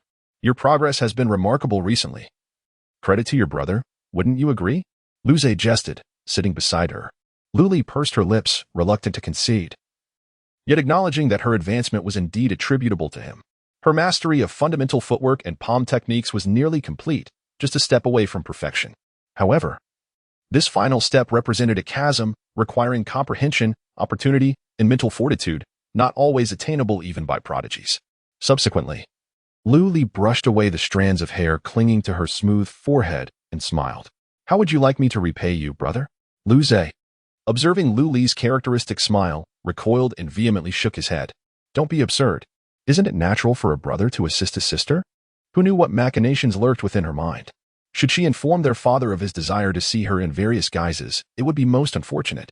Witnessing Lu Zhe's affected demeanor, Lu Li rolled her eyes. How are your preparations for the graduation trial progressing? Lu Li realized she could no longer elicit Lu Zhe's full potential, unsure of his current strength. Adequate, I've reached the 8th rank, Lu Zhe replied with a smile. Luli glanced at him with surprise. It appears the grade 3 cultivation elixir was quite effective. Does that mean you're now on par with me?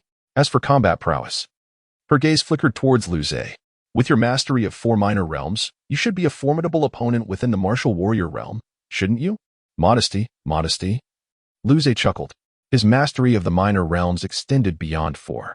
At the 8th rank of martial warrior, his skin, flesh, tendons, bones, marrow, and internal organs were all perfected. He was confident he could also perfect the 12 meridians and surrounding vessels, ascending to the 9th rank, requiring only the perfection of the conception and governor vessels. He was unsure of his current combat capabilities, but he was confident he could contend with a spiritual martial artist at the 1st level. Lu Li chuckled at Lu Zhe's smug expression, rising and urging him. Hurry and shower, then have breakfast and resume cultivation. Only a week remains, and mother and father have high expectations for you.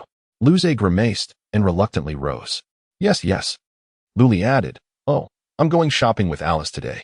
Is there anything you'd like to purchase? Lu Zhe paused, taken aback. Purchase anything? As a cultivation enthusiast, he seemed to lack nothing. Perhaps a girlfriend?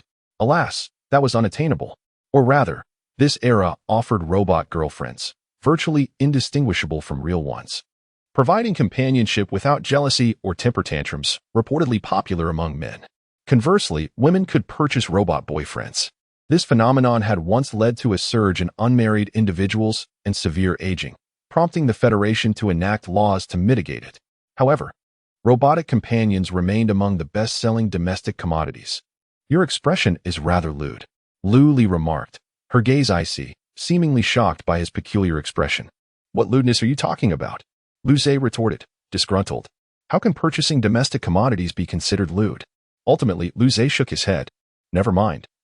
There's nothing I need to buy. While intrigued by such novel domestic commodities, purchasing them would be unbecoming of a transmigrator. To avoid tarnishing the reputation of his esteemed predecessors, Lu Zhe reluctantly dismissed the alluring notion. Lu Li cast a strange glance at Lu Zhe before departing. Lu Zhe touched his face, wondering if his expression had indeed been lewd. He felt she regarded him as if he were incombustible material. The ball of light dissolved upon entry, transforming into scorching energy, initiating the refinement of the vessels surrounding the 12 meridians, leaving no minute vessel untouched. Over 90% of the vessels emanated a shimmering glow, resembling translucent, radiant red jade. Each refinement sent waves of stinging pain to his mind, yet Lu Zhe remained composed, methodically proceeding with the refinement. He consumed the balls of light one after another, refining with closed eyes. As the azure sky outside the window gradually transitioned to orange, Lu Zhe opened his eyes. The refinement of the 12 meridians was complete. He exhaled a breath of stale air, proceeded to the bathroom, activated the shower, and rinsed away the impurities expelled from his body. Clenching his fist, a satisfied smile graced his lips. His strength had increased significantly. Next, he needed only to complete the refinement of the conception and governor vessels, and he would soar. Body refinement was the foundation of martial arts, influencing all future realms. With his complete mastery of body refinement, would he not become a paragon of the human race? With beauties vying for his attention, embarking on a transformative journey? The thought was somewhat exhilarating. However, this was merely speculation. Among the vast human population, individuals of extraordinary talent were bound to emerge. Even if the human race lacked them, there were countless other races throughout the universe. Among the myriad races of the universe, the human race was but an ordinary intelligent species. Chapter 32. The plan is set. With a charming smile, Senior Alice waved at Lu Zhe, exclaiming, Surprised by the adorable little chef delivering food to your door? Lu Zhe realized that this blue-haired girl possessed an utterly innocent heart, a stark contrast to the wickedness of Lu Li, the scheming woman. Little chef? Lu Zhe was momentarily taken aback, a look of confusion crossing his face as he gazed at the beaming Alice. Are you here to cook today? Upon hearing this, Lu Zhe's eyes sparkled with delight as he gazed at Alice with heartfelt appreciation.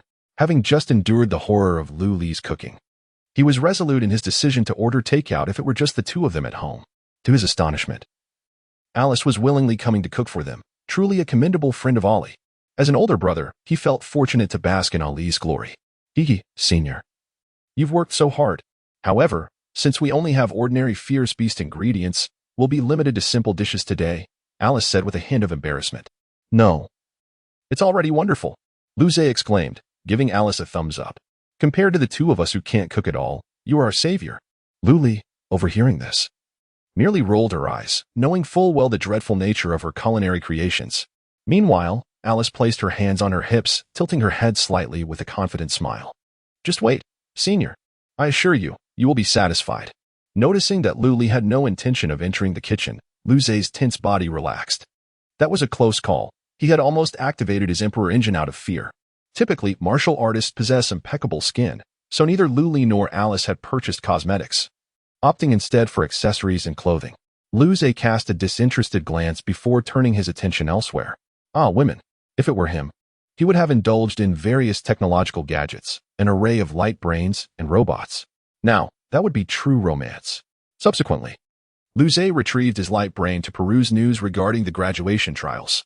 Reports of the Federal University coming to observe the graduation trials had flooded the Trend Galaxy website.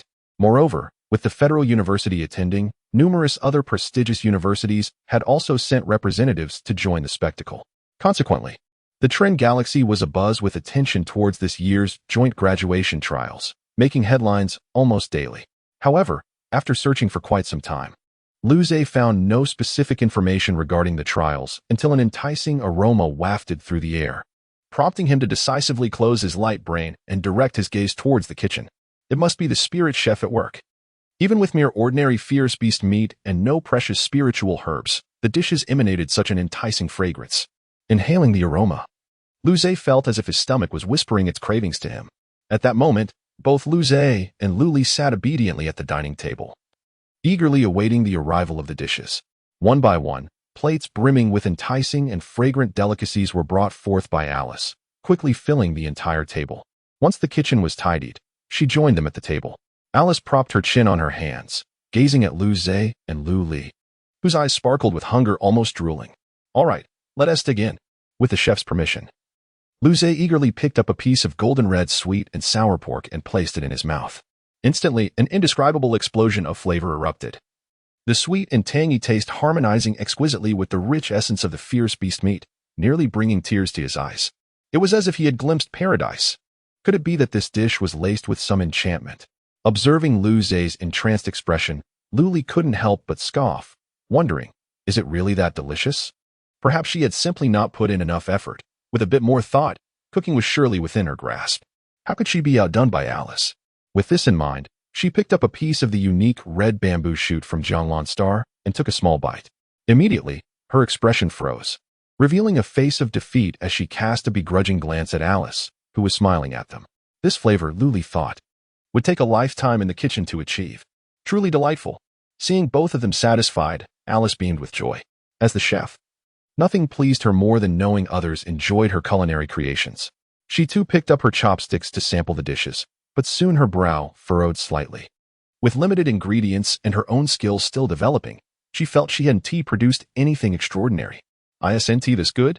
Luze asked, bewildered. Just moments ago, he had experienced visions of sunshine and beaches, questioning whether the dish was enchanted. Was she truly dissatisfied with such a meal? No, Alice shook her head. None of the dishes even glowed. A dish that doesn't shine isn't a good dish. Glow? Luze stared at Alice in disbelief. Had she been watching too many culinary shows? Combining fierce beast meat with spiritual herbs produces dishes that radiate with light, maximizing the ingredients' potential, Alice explained. Both Luze and Luli nodded in unison.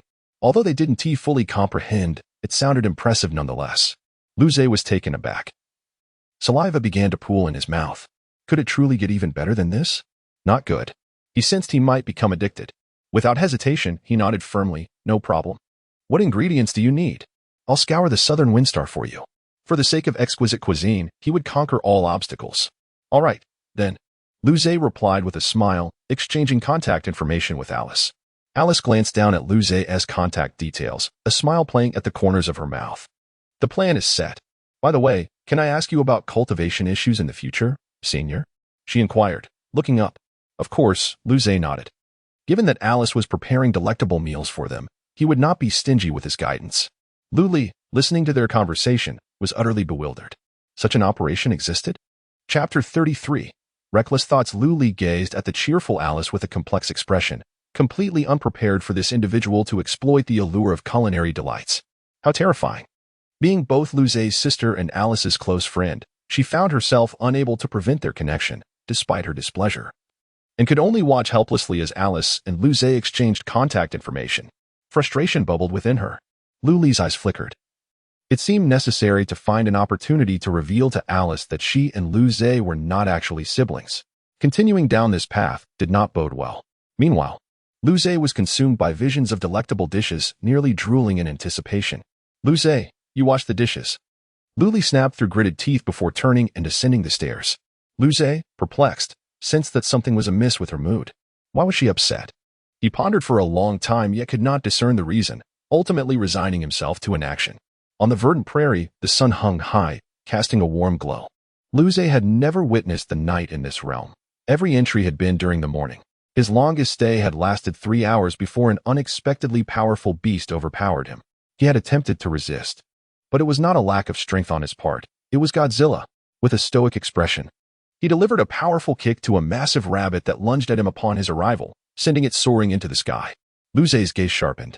I, Luze, shall no longer be satisfied with merely being a heartless rabbit slayer. Today, at this moment, I will challenge even more formidable monsters. The cute rabbits no longer satisfied him. Even the rabbit burrow could not fulfill his hunger for challenge. After all, the meager rewards from a rabbit burrow only afforded him a single day of training, and the effects of the lowest-tier light orbs had diminished. His mind was now cluttered with hundreds of the most basic light orbs, which he had no desire to utilize. It was time to contemplate hunting other creatures. Having settled on a target, Luze began to cautiously wander through the prairie. Though he had only hunted rabbits, his instincts as a hunter remained sharp. Heightening his senses, Luze's icy gaze fixated on the taller grasses. Soon, a sharp sound reached his ears. A chill ran down his spine as he accelerated, vanishing in a blur. Moments later, the grass where he had stood was sliced cleanly, revealing the sharpness of the invisible blade. Found you. A smirk graced Luze's lips as he turned his cold gaze toward a patch of grass over 2 meters tall. His blood surged, radiating a brilliant white light, and he leaped toward the underbrush. A howl echoed as a massive azure wolf, standing over 5 meters tall, emerged, its sleek azure fur undulating gently despite the lack of wind. The wolf's piercing gaze was fierce, yet Luze remained unfazed, embodying the cold, ruthless persona of a wild player. In an instant, Luze appeared beside the wolf. Boom! His right leg transformed into a whip, producing a thunderous sonic boom as it cleaved through the air toward the wolf's flank. The wolf, undeterred, flashed a ferocious glint in its azure eyes, raising its left paw, which shimmered with a turquoise light and whirled with a gust of wind. The clash of the azure claw and Luze's radiant kick reverberated through the air, creating a momentary silence before an explosion echoed across the space. A translucent shockwave erupted from the collision, flattening the surrounding grass and revealing the combatants. As the wolf blocked Luze's kick, it unleashed a blade of wind imbued with a faint turquoise glow.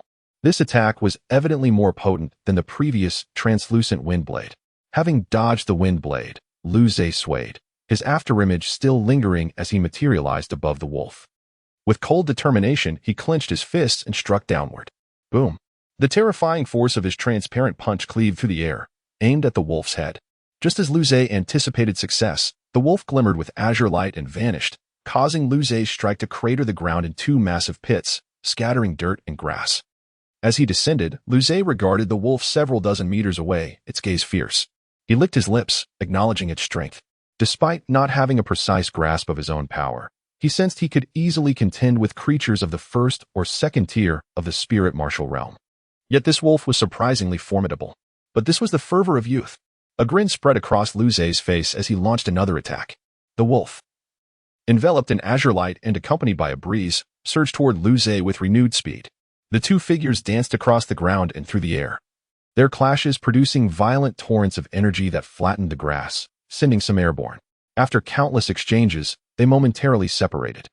Luze touched the blood at the corner of his mouth and glanced at the claw marks adorning his body, grimacing.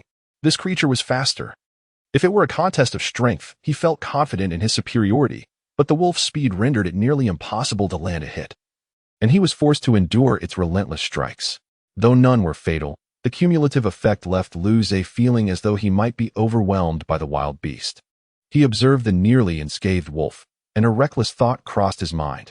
Clearly, the wolf was unwilling to grant its prey a moment's respite. In an instant, it lunged again, unleashing a wind blade. Luze sidestepped the blade but could not evade the wolf's claws. With a sickening sound, his physical defenses crumbled before the wolf's strike. Had he not managed to evade critical areas, this blow could have cost him his life. Ignoring the blood cascading from his wounds and the pain coursing through his body, Luze grinned, a fierce glint in his eyes. He seized the wolf's paw with his left hand and unleashed a furious punch against its flank. In a contest of speed, he might not match the wolf, but today, he was determined to exchange blows. Chapter 34. What on earth is this? The ferocious force of the punch almost instantaneously shattered the defenses of the blue wolf. Accompanied by a terrifying sound of bones cracking, the blue wolf opened its massive jaws, expelling a mouthful of blood mixed with fragments of its own entrails. Its azure eyes transformed into a crimson hue as it struggled fiercely against the giant claw that had ensnared it. Meanwhile, the other claw swung towards Luze's head, accompanied by a blade of wind forming in its mouth. With an expression devoid of emotion, Luze delivered another devastating blow to the wolf's flank. The excruciating pain caused the wind blade that had coalesced in the wolf's mouth to dissipate instantly, while its claw, unable to maintain its balance, struck Luze's left arm, resulting in a cacophony of splintering bones. Luze's arm went limp, unable to grasp the blue wolf's claw any longer. A glimmer of excitement flashed in the wolf's eyes as it prepared to flee, but Luze's third punch landed. Boom. 3 consecutive punches struck the wolf's weakest point, the waist. The wolf emitted a mournful cry, its agile body slackening as it collapsed to the ground. Luze's gaze turned cold. Disregarding the agonizing pain coursing through his body and the fracture in his left arm, he unleashed 2 powerful punches at the wolf's waist. The wolf coughed up blood mixed with its own innards, its once fierce gaze dimming. It struggled a few final times before succumbing to death. Luze swayed slightly, exhaling a breath filled with the taste of blood, utterly racked with pain. His left arm was likely ruined, with fractured bones, and given his current physical state, it would probably take several days for him to recover naturally. The blue wolf had clearly underestimated Luze's tenacity, trading injuries for victory. The first punch had already inflicted severe damage upon it. Otherwise, it remained uncertain who would have emerged victorious. Nevertheless, a victory is a victory. Luze had triumphed. As he watched the wolf's corpse slowly turn to ashes, a manic smile crept across his lips. To him, this was akin to defeating a boss character in a game. Surely, a more advanced orb would soon appear. In no time, the blue wolf was entirely reduced to ashes, leaving behind 4 shallow red orbs, slightly more vibrant than the ones previously acquired. Within them, a turbulent energy seemed to surge, indicating they were likely a high-tier evolution of the previous light orbs. Additionally, there were 2 purple orbs the size of pistachios, which Luze had accumulated dozens of already, as the enormous rabbits in the rabbit hole often dropped such orbs. He believed that once he absorbed all of them, his spiritual power would multiply several times over. Lastly, there was a peculiar orb, a style Luze had never encountered before. This orb possessed a translucent shell resembling a glass sphere, within which a delicate azure light danced. Luze held the sphere up to examine it closely, observing that the azure light seemed akin to a gentle breeze. Before long, the glass sphere was stored within his mind's space, and Luze ceased to ponder its nature, deciding to investigate further once he was outside. He set off in another direction, aware that the fierce battle with the blue wolf might attract other formidable monsters. In such a locale, one could never be too cautious. Gazing at his limp left hand and the injuries adorning his body, he furrowed his brow slightly. Such wounds posed a significant danger in the wilderness. Suddenly, an embarrassed smile crept across his face. It appeared he would need to borrow a cozy burrow from the adorable rabbits for shelter. Oh, how troublesome it was for them. With that thought, Luze cautiously advanced, his gaze scanning the surroundings in search of a rabbit hole. Soon, he stumbled upon a cavern. After gauging its diameter and confirming it was not a bizarre dog hole, wolf den, or lion's lair, he happily ventured inside. He even disregarded his own home. Reflecting on this, Luze felt akin to a grand villain, his emotions quite complex. Before long, angry cries from the rabbits and the sounds of battle echoed within the cavern. Moments later, numerous rabbits scurried out from the entrance in a frenzy, fleeing in all directions. Meanwhile, Luze took possession of the rabbit's burrow, nursing his wounds. Regrettably, any creature that perished here turned to ashes. Otherwise, Luze would have relished roasting a rabbit. Such large ones must be delicious. This thought brought to mind the delectable dishes prepared by Alice. How delightful they were. He resolved to gather all the ingredients Alice had mentioned. With a silent determination, Luze pressed on. Having thoroughly refined his internal organs, he healed rapidly from injuries sustained. Aside from his left arm, which was indeed broken, the other wounds were not severe, and within just one day, he had mostly recovered. Luze?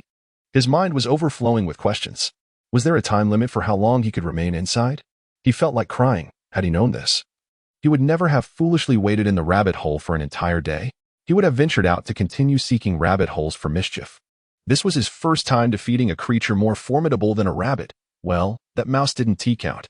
It was also the first instance he had spent a full day inside. Previously, Luze had either been causing chaos in the rabbit hole or on his way to do so. On the journey, he had no idea when he might meet his demise. Now he realized that only after spending a full day did he discover there was a time limit. However, Luze quickly found himself laughing again, acknowledging his insatiable greed. Once he broke through to a higher level of power, he would be able to hunt blue wolves at will. The current situation was already quite satisfactory. With a temperament that embraced optimism, Luze soon relinquished his worries. His face alight with joy, he enthusiastically closed his eyes, gazing into the small space within his mind. As Luze's cultivation progressed, the dimensions of this space continually expanded. At that moment, the small space contained hundreds of pale red orbs, over 100 larger pale red orbs, dozens of smaller lavender orbs, 3 shallow red orbs, and 1 peculiar glass-like orb. Luze retrieved the glass-like orb, cradling it in his hand for closer inspection. The azure breeze within the orb flowed incessantly, and as Luze held it, he even felt a gentle movement of air, as if he were grasping a whisper of the wind itself. What on earth was this strange object? Luze furrowed his brow slightly. Yet soon, he dismissed his concerns and swallowed the glass-like orb in one gulp. Like the other types of orbs, it transformed into a surge of energy, accompanied by that gentle azure breeze, rushing into his body. Chapter 35, From today on, be a joyful young man. Unlike the energy found in other types of small light orbs, this particular energy gradually diffused throughout Luze's body, akin to a drop of ink dispersing in clear water, slowly darkening it. A gentle breeze stirred within Luze, moving languidly. In a hazy state, various spiritual lights flickered in and out of Luze's mind, teasing him with an elusive grasp. He abruptly opened his eyes, consumed a small lavender light orb, and then closed them once more. This time, his consciousness cleared as the ethereal lights began to be absorbed into him. He felt dazed, as if he had transformed into that gentle breeze, merging with the air, experiencing its formless essence. In the dimly lit room, Luoan sat cross-legged on the bed, a faint azure glow emanating from his body. A careful observer would notice wisps of breeze swirling around him. Every hour, he would consume another lavender light orb and then return to his meditative state. After 3 hours, Luze opened his eyes again, his expression calm, though a flicker of azure light danced in his gaze. Moments later, a slight twitch at the corner of his mouth betrayed his struggle to maintain composure. His lips curled upwards uncontrollably. The nonchalance of such a skilled practitioner was indeed a challenging facade to uphold. He could hardly contain his excitement. Had he truly discovered something extraordinary? What a tremendous gain! Luze raised his right hand before his eyes, and without any visible effort, a gentle breeze spiraled around his fingers. The wind felt like an extension of himself, and this ability to control it seemed an innate instinct. His heart raced, and the wind surged. Unfortunately, he had only grasped a fragment of this newfound ability, rendering his control of the wind rather tenuous. With a flick of his hand, he summoned the light brain from his desk, encircled by a gentle breeze as it floated towards him. He caught it deftly and, with another flick, the metallic desk shuddered slightly but remained in place. Was this what one would call divine powers? Intrigued by Nangong Jing's abilities, Luze had researched the topic and gained a basic understanding of them. Elemental control, wasn't that a form of divine power? Thus, from this day forth, he vowed to embody a joyful young man, racing with the wind.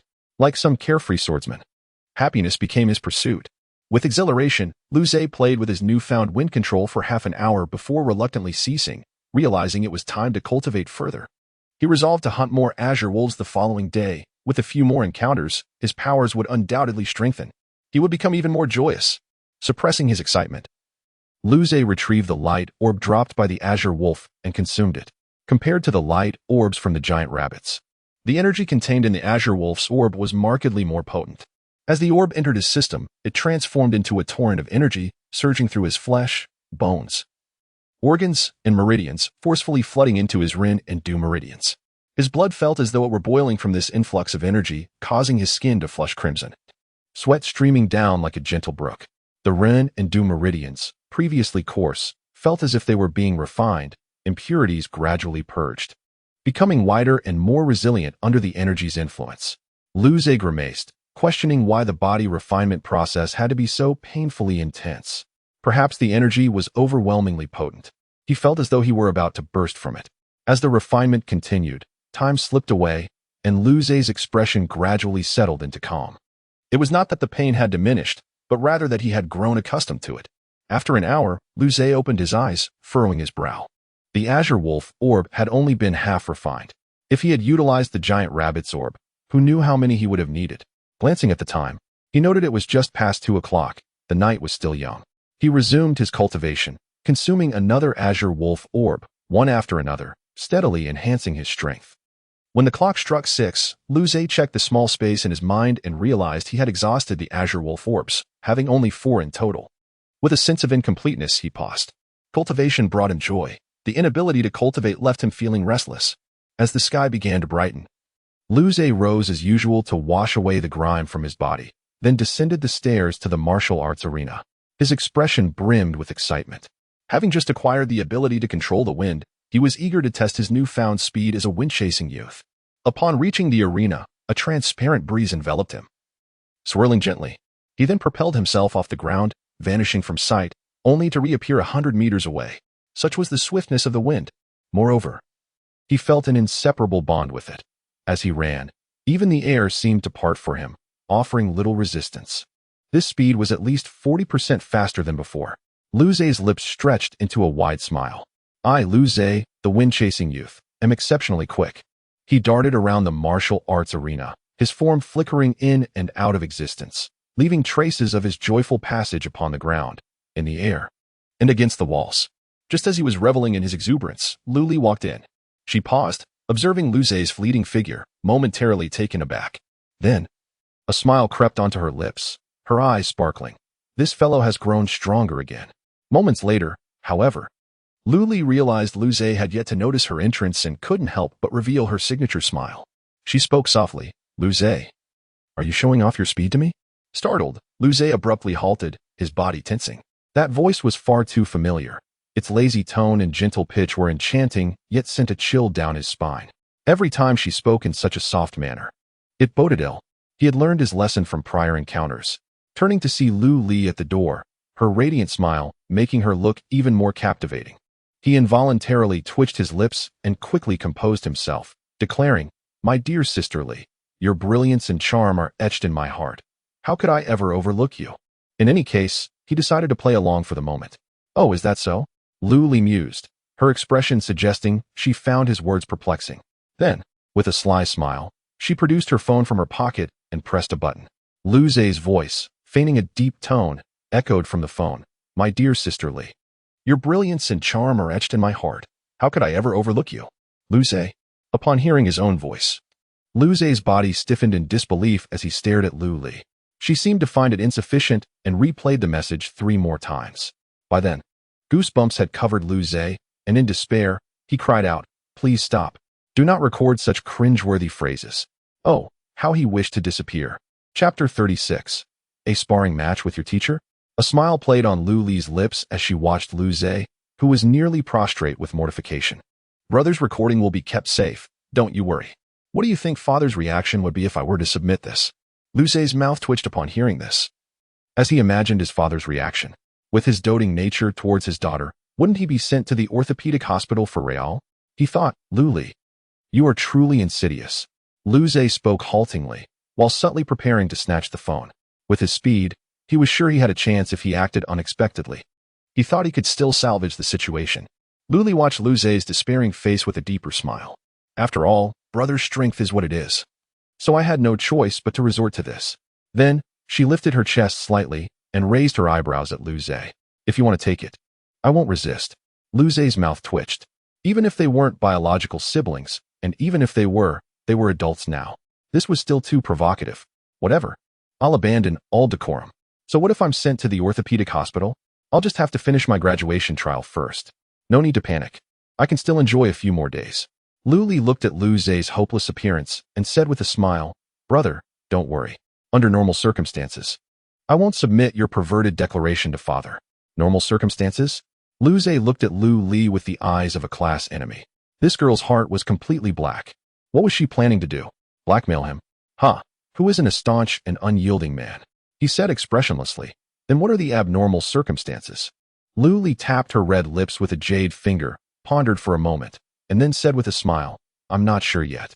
So brother doesn't have to worry about being sent to the orthopedic hospital yet. Are you a little excited?" "A little? I'm thrilled."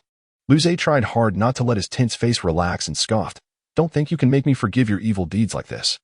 How could I possibly take it? How could anyone so easily take advantage of a beautiful girl who had been their sister for more than 10 years? And who had suddenly become unrelated?" He didn't think his skin was thick enough, even after reaching the consummate body tempering stage. Negotiations failed, and Lu Zhe was outmaneuvered by the black-hearted Lu Li, resulting in her having a handle on him. This feeling was very uncomfortable. After that, the two began their daily practice. Although Lu Zhe was somewhat dissatisfied with Lu Li's little tricks, he still earnestly guided her, as the cultivation was related to her future. In fact, he was even more earnest and strict, now hoping that the phone wasn't waterproof and would be damaged by water. Influenced by Lu Zhe, Lu Li also focused on basic footwork and palm techniques. Her ambition was high. If Lu Zhe could reach consummate mastery, there was no reason she couldn't. As always, she initiated the attacks, and Lu Zhe dodged and pointed out her mistakes. Lu Zhe was surprised to find that, because of the wind manipulation ability, he could sense the air currents caused by Lu Li's attacks, which were clearer than what he could see with his eyes. With the increase in speed, Lu Zhe didn't know how strong he would be if he went all out. At least, even with his eyes closed. Lu Li wouldn't be able to touch him at all. More than half an hour later, Lu Li lay on the floor, her chest rising and falling slightly, her whole body soaked in sweat.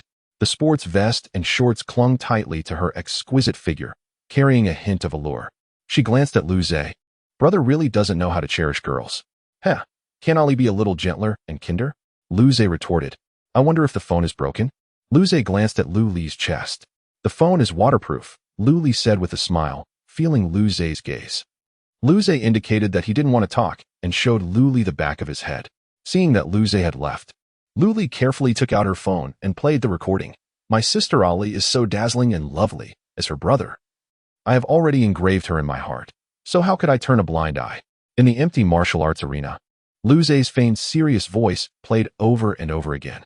Lu Li looked at the phone in her hand, her eyes narrowed, and a beautiful smile appeared on her lips.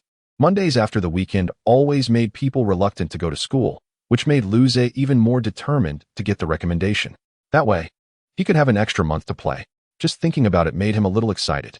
Because of Lu Zhe's amazing performance in the last seed competition, the attitudes of Lu Li's fans towards Lu Zhe had changed drastically.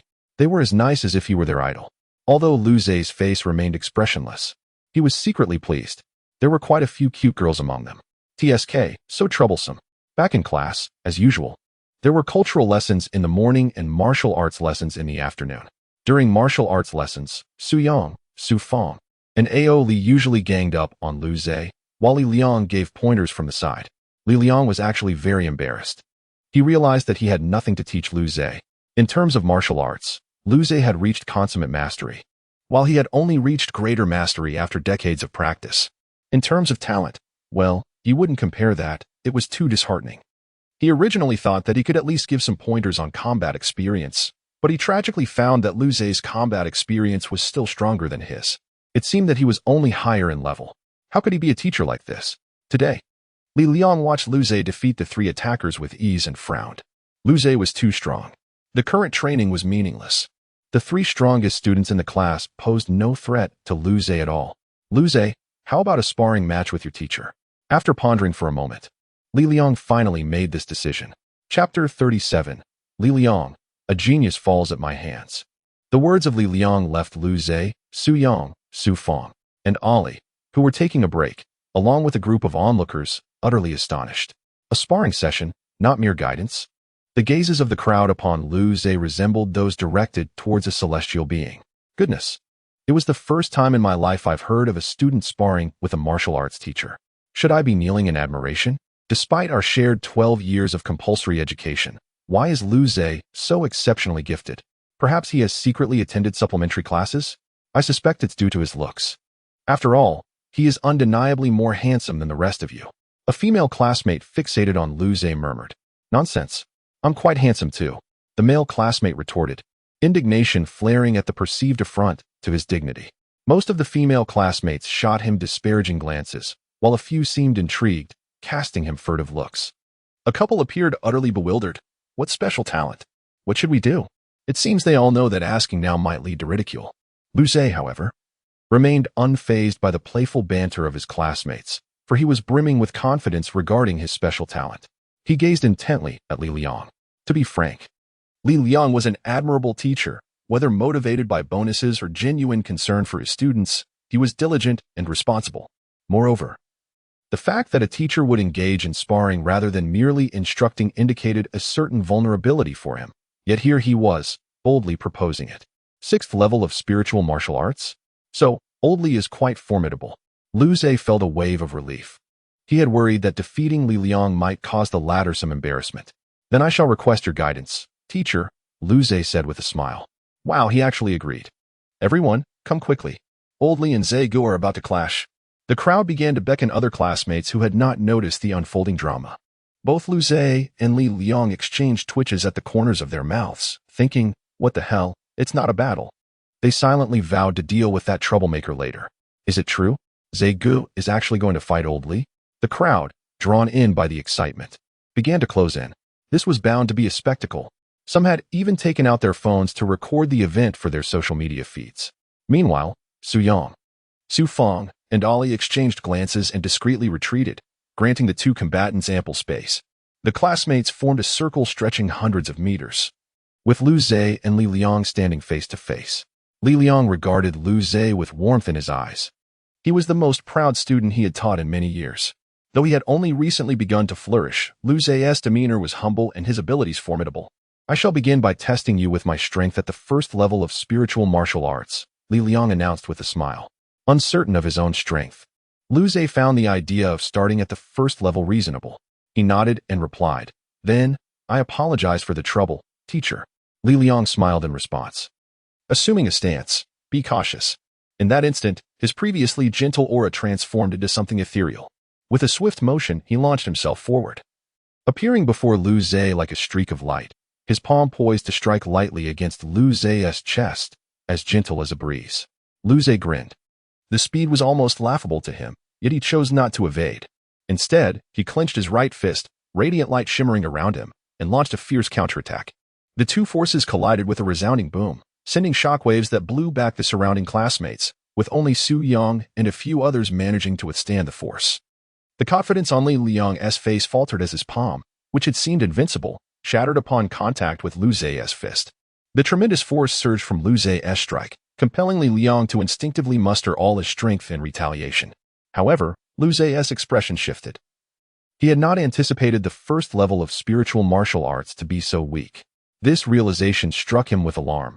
What if he inadvertently injured his teacher during their sparring? Before he could contemplate which hospital to arrange for Li Liang or how to cover the medical expenses, an overwhelming power surged from Li Liang's hand. Oh no! Lu Zhe's face turned pale, realizing he had no choice but to unleash his full strength. The ensuing gust of energy was so potent that even Su Yang and the others were sent reeling. Gasps of astonishment filled the air. The 1st level of spiritual martial arts is terrifying. Despite Lu Zhe's best efforts, he was unable to withstand the full force of Li Liang's 6th level attack and was sent flying. Yet, as he soared through the air, the overwhelming spiritual force was mitigated once upon his skin, diminished further as it penetrated his flesh, and ultimately rendered harmless upon striking his well-trained bones and organs. It still hurts quite a bit, Lu Zhe thought as he flipped midair and landed gracefully on the ground. At that moment, Li Liang's instinctive defensive reaction to Lu Zhe's overwhelming strength left him momentarily breathless. That was an attack from the 6th level of spiritual martial arts. Goodness! Even if Lu Zhe is extraordinarily strong, sustaining severe injuries would be a dire outcome. Li Liang's mind raced. The graduation trial was only a week away. There was no way Lu Zhe would be prepared in time. Given Lu Zhe's display of power, he might even gain admission to a prestigious university. He, Li Liang, had inadvertently thwarted the rise of a genius. At that moment, Li Liang was engulfed by panic. For 3 long seconds, he remained unsettled until he witnessed Lu Zhe landing calmly. Li Liang, what on earth? Chapter 38. This palm has poison. It seems that Zijie isn't scathed. Perhaps the teacher showed mercy? Why do I feel that this doesn't resemble an attack from the first level of spirit martial arts? As Lu Zhe landed, he heard the murmurs of onlookers. He then lifted his gaze to find Li Liang staring at him with his mouth agape, as if he had encountered a ghost. Lu Zhe immediately averted his eyes. Not good. The attack from Teacher Li was clearly beyond the first level of spirit martial arts, and his lack of injury might be rather embarrassing for Li Liang. After all, Teacher Li had willingly practiced with him, and Lu Zhe felt a sense of obligation to avoid causing his teacher any humiliation. His thoughts raced, and suddenly an idea struck him. Given the light and airy nature of Teacher Li's palm technique, it aligned perfectly with the sinister characteristics of a technique like the bone-breaking palm. He devised a clever ruse. He clutched his chest vigorously, simultaneously altering his complexion to appear pale, staggering a few steps forward. This palm has poison. Instantly, he collapsed face first onto the floor with a thud. Due to his high level of body tempering, his skin was quite resilient. And even with his face pressed against the ground, he felt little pain. The crowd. Li Liang. Silence enveloped the room, leaving everyone in a state of bewilderment, unsure how to react to Lu Zhe's performance. Li Liang, on the other hand, was furious, his face turning a shade of green. What do you mean there's poison? You're the one who's poisonous. After Lu Zhe fell, he sensed the stillness of the scene, momentarily perplexed by the lack of commotion. What was happening? Was his act not convincing enough? With his level of body tempering, controlling his facial muscles shouldn't be overly challenging. He believed he had portrayed an injured victim of a poisoned attack quite convincingly. Was that not satisfactory? TSK, being an actor in the interstellar age is no easy feat. Moments later, Lu Zhe kept his eyes closed, merely gauging the atmosphere around him through the sensation of the wind. It seemed the crowd was facing him. Were they watching him? Shouldn't they be rushing to his aid? I even prepared an excuse. Why are they taking so long to come to my rescue? Lu Zhe felt a bit uncomfortable lying there, his hand pressed against his chest, and the hard floor beneath him exacerbated the discomfort. The crowd exchanged glances at Lu Zhe, who showed no inclination to rise, and then at the rigid-faced Li Liang, whose expression twisted in disbelief. This was bad. He was on the verge of bursting into laughter. As for Li Liang, he was utterly satisfied that Lu Zhe could withstand his full-force attack from the 6th level of spirit martial arts without a scratch. With a student like this, what more could he ask for? This wave of attention would surely bring fame to their school. Yet, this student seemed a bit odd. Which eccentric teacher would resort to using a poisoned palm during a sparring session? Hadn't he faced complaints about making students feel unwell? He silently observed Lu Zhe's performance, choosing not to intervene. A few minutes later, what game are you playing? Interstellar Fleet. Oh, Tianhe ship, Li Xiao Xiao. An SSS level rarity. How much did you spend? Huh? Isn't that the first single free draw? He must be a lucky star. Everyone, let us team up and take him down. Lu Zhe, why are they discussing games? Why has no one come to rescue me? Am I being isolated? Lying here like this is truly uncomfortable. I can barely hold on. After deep contemplation, Lu Zhe reasoned that since Teacher Li seemed inactive and his classmates showed no reaction, perhaps he could rise. He quietly rolled over, feigning weakness as he opened his eyes to observe the raucous crowd. Hey, Zijie, you're awake? Your sleeping posture is quite poor. Lu Zhe, what should I do? I'm suddenly feeling a bit inclined to retaliate. Oh, you're up? It seems my poisoned palm still needs more refinement. Lu Zhe turned to find Li Liang watching him with a peculiar smile. He awkwardly chuckled. Aha. Li Liang regarded Lu Zhe's grin, his lips twitching in exasperation. What on earth was this student thinking? Upon hearing Li Liang's words, Lu Zhe's eyes sparkled. Is it really possible? Not attending school. What a dream for countless students. Li Liang, observing Lu Zhe's elation, felt a slight pang in his heart, perhaps in need of medical attention. He inhaled deeply, gritting his teeth as he replied. Indeed. The crowd couldn't help but reveal expressions of envy. Their mental state was exploding. Why weren't they as exceptional? After class, upon returning home, Lu Zhe declared, Luri, tomorrow I'll be practicing at home again. You can walk to and from school by yourself. Luri paused slightly. Why?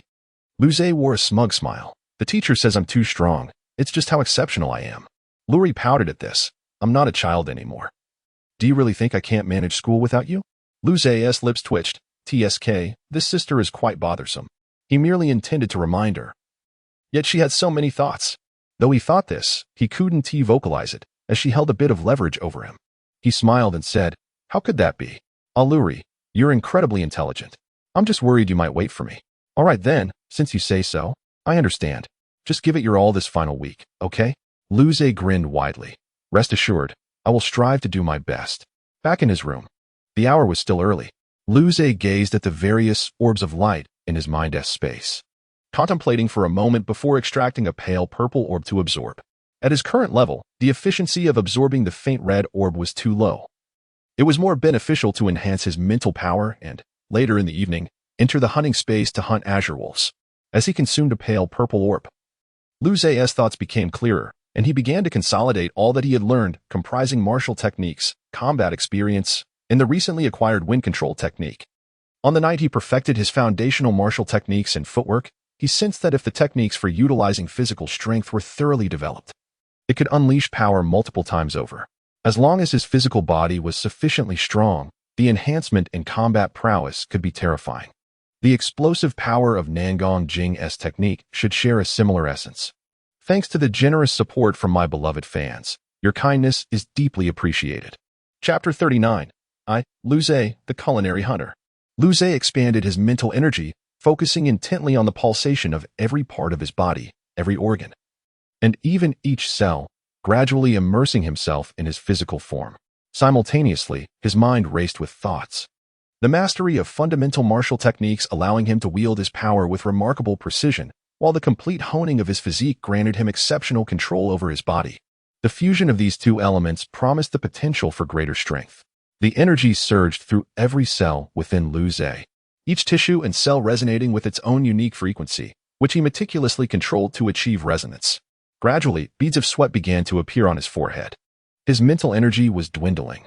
Luze realized that to unleash a force beyond his limits, he needed to harmonize mental strength, physical power, and skill. Only then could he manifest an attack several times greater than his own. At that moment, Luze felt a weight in his mind as the effect of the pale purple orb dissipated. He opened his eyes and exhaled quietly, having discovered the path forward. All that remained was practice. Moreover, whether it was the refinement of his physique, martial techniques, or mental prowess, he was confident in meeting the requisite conditions. For him, mastering the divine arts of power was merely a matter of time. With a renewed sense of determination, he anticipated becoming a formidable figure in the near future. A glimmer of excitement flashed in his eyes as he retrieved another pale purple orb to continue his training. Fushia prepared dinner and noticed only Luli had come down, while Luze was still absent. Puzzled, she inquired, "Luli, where's Luze?" "In his room, practicing." Luli replied. Luwin chuckled. "Has that lad reverted to his old obsession with martial arts? How delightful. Oh wait, that's not good." Ever since that boy began to indulge in frivolities, their precious daughter seemed to drift further away from him. Indeed, it was better for Luze to remain a dedicated martial enthusiast. Luli's lips twitched as she thought to herself how thick-skinned he had become. Far from his former earnestness. "Since he has training, let us not disturb him. We can eat, and I'll save him a portion to heat up later," Fushia said with a smile. At this moment, Luze was completely absorbed in developing his powers. The pale purple orbs were used one after another. And when he finally opened his eyes again, he realized the outside world had plunged into darkness. Perhaps the style of his power's eruption was different from Nangong Jing's, but the efficacy was certainly comparable. Just then, his phone, resting on the bed, vibrated. He reached out, and a gentle breeze delivered the device to his hand. He found the wind control skill to be a godsend for the lazy, enabling him to summon anything he desired effortlessly. Upon opening his phone, he discovered a message from Alice. "Senior, are you there?" Luze's eyes lit up. Could it be that Alice had compiled the list of materials? He quickly typed back, "Here." Soon, a lengthy list appeared, detailing various ferocious beasts and spiritual herbs. "Senior, these are the dishes I plan to prepare. Though some of the beasts might be of a higher grade, akin to advanced spiritual beasts. Please gather what ingredients you can," Alice informed him. "Understood," he affirmed, already resolved to procure all the materials. Advanced spiritual beasts. Surely, their flavors would be unparalleled. It seemed he needed to exert himself further. "I, Luze, the Culinary Hunter. I shall pursue culinary delights without hesitation." "Senior, you must be training now?" Alice asked. "Yes, I just finished and am getting ready to eat," Luze replied. "Then I won't disturb you further. Good luck." Thank you, Alice. I will ensure the ingredients are ready. Hee, I look forward to it. Enjoy your meal. Luze smiled faintly at the messages on his phone. Alice was indeed a thoughtful and endearing girl. Upon contacting her, he felt a pang of hunger. As a devoted foodie from Great Huaxia, skipping a meal felt utterly wrong. He stood and made his way downstairs, wondering if his mother had saved him something to eat. Otherwise, he would have to resort to takeout. Upon realizing the inclusion of advanced spiritual beasts in the ingredients, Luze's motivation for training surged anew. The thought of missing out on delectable spiritual cuisine was unbearable, and he found himself grimacing at the mere idea. Settling himself in a meditative posture, Luze entered the hunting realm once more. Perhaps due to his newfound strength, he yearned to encounter prey like the azure wolf swiftly. He gently closed his eyes, letting the breeze wash over him as information about his surroundings materialized in his mind. He detected several enormous rabbits, one of which transformed into a miniature motor. At this point, Luze had lost interest in rabbits, no longer regarding them as worthy adversaries.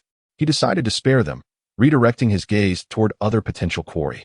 As he strolled, sensing with the breeze, Luze discovered that the usage of divine arts was not without its limits. Employing such abilities drained both physical and mental energy. Since he had yet to attain the spiritual martial realm, he wondered if spiritual energy was also required. In this light, while divine arts practitioners were undoubtedly powerful, their consumption was considerable.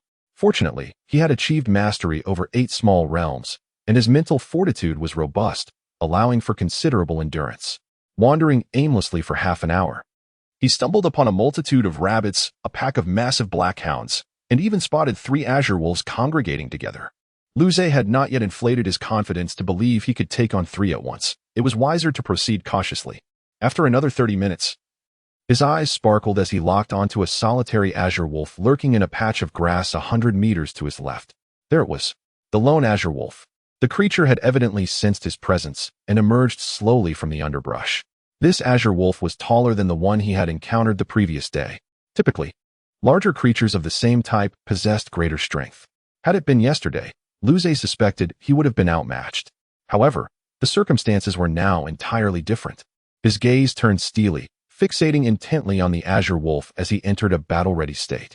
Chapter 40. I am no longer the same. Man and wolf stood facing each other, the atmosphere heavy with tension. After a moment, a glint flashed in Luze's eyes, and a white light enveloped him, accompanied by wisps of wind swirling around his body. Swoosh! A subtle sound cut through the air as Luze's figure instantaneously appeared to the left of the azure wolf. Bang! His right hand clenched into a fist, wreathed in a vortex of wind, and he twisted his waist to deliver a devastating blow. Luze's full-powered punch tore through the air, a deafening roar echoing across the land as it hurtled towards the azure wolf's vulnerable flank. Howl! Sensing imminent peril, the azure wolf's fur, which had been swaying gently in the breeze, bristled. It threw back its head and unleashed a ferocious howl, its entire body shimmering with azure light before vanishing from its position. Crash! Luze's punch landed in empty space, the terrifying force of the blow, amplified by the swirling wind, cratering the earth and leaving a massive pit spanning over a dozen meters. The destructive power was enough to make even a seasoned martial warrior of the spirit martial realm tremble with awe. Got you. A smirk played on Luze's lips. The azure wolf was a master of the wind element, possessing incredible speed. During yesterday's battle, its speed alone had nearly overwhelmed Luze. While today's azure wolf was undoubtedly stronger, Luze's own speed had also increased significantly, allowing him to barely keep pace. And that was all that mattered. As the force of his punch dissipated, Luze's figure, along with the azure wolf, disappeared from sight. The air crackled with the sounds of violent collisions as the 2 combatants materialized and vanished within a radius of several hundred meters. Semi-transparent shockwaves rippled outward, flattening the surrounding grasslands. The intense explosions sent rabbits within a several-kilometer radius scrambling for cover. Yikes! Big shots are fighting. Gotta scram. The sound of the explosions carried far and wide, alerting black mastiffs, other azure wolves, and various other formidable creatures. However, they remained largely unconcerned. After all, predation was a natural part of life, and as long as the fighting didn't interfere with them, they couldn't care less. Luze and the azure wolf exchanged dozens of earth-shattering blows. After another collision, they used the force of the impact to propel themselves backward, landing gracefully on the ground. Luze gazed at the panting azure wolf, a smile tugging at his lips. His perfectly tempered internal organs granted him exceptional stamina, surpassing even that of the Azure Wolf. While the battle was currently a stalemate, Luze was confident that the Azure Wolf's flagging energy reserves would eventually lead to its downfall. With a cold glint in his eyes, Luze gave the Azure Wolf no respite, charging forward once more. Awoo! Seeing Luze's renewed assault, the Azure Wolf responded with another ferocious roar, meeting him head-on. Luze remained composed. Now that the Azure Wolf posed little threat, he decided to practice some new skills. While he hadn't yet mastered any force-based divine abilities, he could still enhance his strength to a certain extent.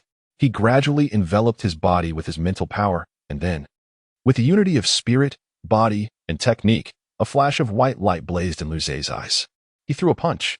Boom! Like the roar of a dragon. His fist erupted with blinding white light, a torrent of force erupting forth. Wherever it passed, grass shattered, soil flew, and a long, deep furrow was carved into the earth as it hurtled toward the Azure Wolf. The Azure Wolf's pupils constricted. It tried to retreat, but it was already locked onto by the terrifying aura. It could only instinctively retaliate with all its might.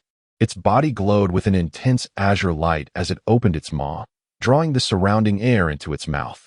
A refined azure energy orb formed within, swirling with rapidly rotating wind and emitting an eerie wail. With a fierce look, the Azure Wolf spat out the energy orb, attempting to meet the attack head-on. The invisible force of Luze's fist collided with the energy orb. Boom boom. For a moment, azure light filled the space. Then, a deafening explosion shook the heavens, accompanied by a powerful shockwave that swept outwards in all directions. When the light subsided, a scene of utter devastation was revealed. A circular crater, over 30 meters in diameter, marred the landscape. The surrounding grass had been torn to shreds by the shockwave and residual energy. Even the topsoil had been stripped away, revealing the dark earth and remnants of roots. It was a display of terrifying destructive power. As soon as the explosion ceased, Luze vanished from his spot. Offense, in his opinion, should be as swift as the wind and as fierce as fire, allowing the enemy no chance to catch their breath. He considered villains who paused to gloat after cornering the protagonist to be fools. If they had simply refrained from their taunts, the protagonist's corpses could have circled the globe. In short, one word summed it up: attack. Just charge in. The Azure Wolf, having just unleashed its ultimate move, felt weak, as if its body had been emptied. Luze, on the other hand, with his superior stamina, felt only a slight sense of exhaustion, remaining in peak condition. With a tap of his toes, he instantly appeared beside the Azure Wolf. His right leg lashed out like a whip, carrying the sound of thunder. Before the Azure Wolf could react, it was struck squarely in the waist. Bang! A surge of overwhelming power flooded into the Azure Wolf's body. Its massive form was sent flying, accompanied by the sound of cracking bones. Blood, mixed with fragments of internal organs, spewed from its mouth, painting the air crimson. Its body arced through the sky before crashing to the ground in the distance. Luze had no intention of stopping there. He pushed off the ground, his body disappearing once more. He reappeared directly beneath the falling Azure Wolf. Fist clenched. Strike. The force of his wind-infused fist surged into the Azure Wolf's body. Although the Azure Wolf could control the wind itself, it still required a certain amount of effort to quell Luze's swirling winds. As for the terrifying force of the punch, it rampaged through its body like a wild barbarian, utterly destroying it. Whimper. Bang. The Azure Wolf let out a mournful cry as its body was propelled dozens of meters into the air before crashing back to Earth, creating a shallow crater. Luze watched silently as the Azure Wolf turned to ash, slowly catching his breath and recovering from the fatigue of his repeated bursts of power. Even with his superior stamina, a few more rounds like that would have left him drained. 6 red orbs, 2 purple orbs, and a wind element glass orb appeared. Luze picked up the orbs, a happy smile spreading across his face. From this day forward, I, Luze, am no longer a rabbit hunter, but an Azure Wolf hunter. He was finally no longer at the bottom of the food chain. He couldn't help but tear up as he recalled the various ways he had died over the past month. My heart is filled with sorrow. Sliced to death by the Azure Wolf's casual wind blades, mauled by black mastiffs, burned to death by lions, crushed by the claws of golden eagles. The worst time was when he had just emerged from a rabbit hole and felt a shadow looming overhead. Then everything went black. When he woke up, his body was in excruciating pain, as if he had been crushed. I guess I was accidentally stepped on by some passing big shot, but he would usher in a brand new future. Now, he could finally raise his head and look down on the rabbits with pride. I am no longer the same.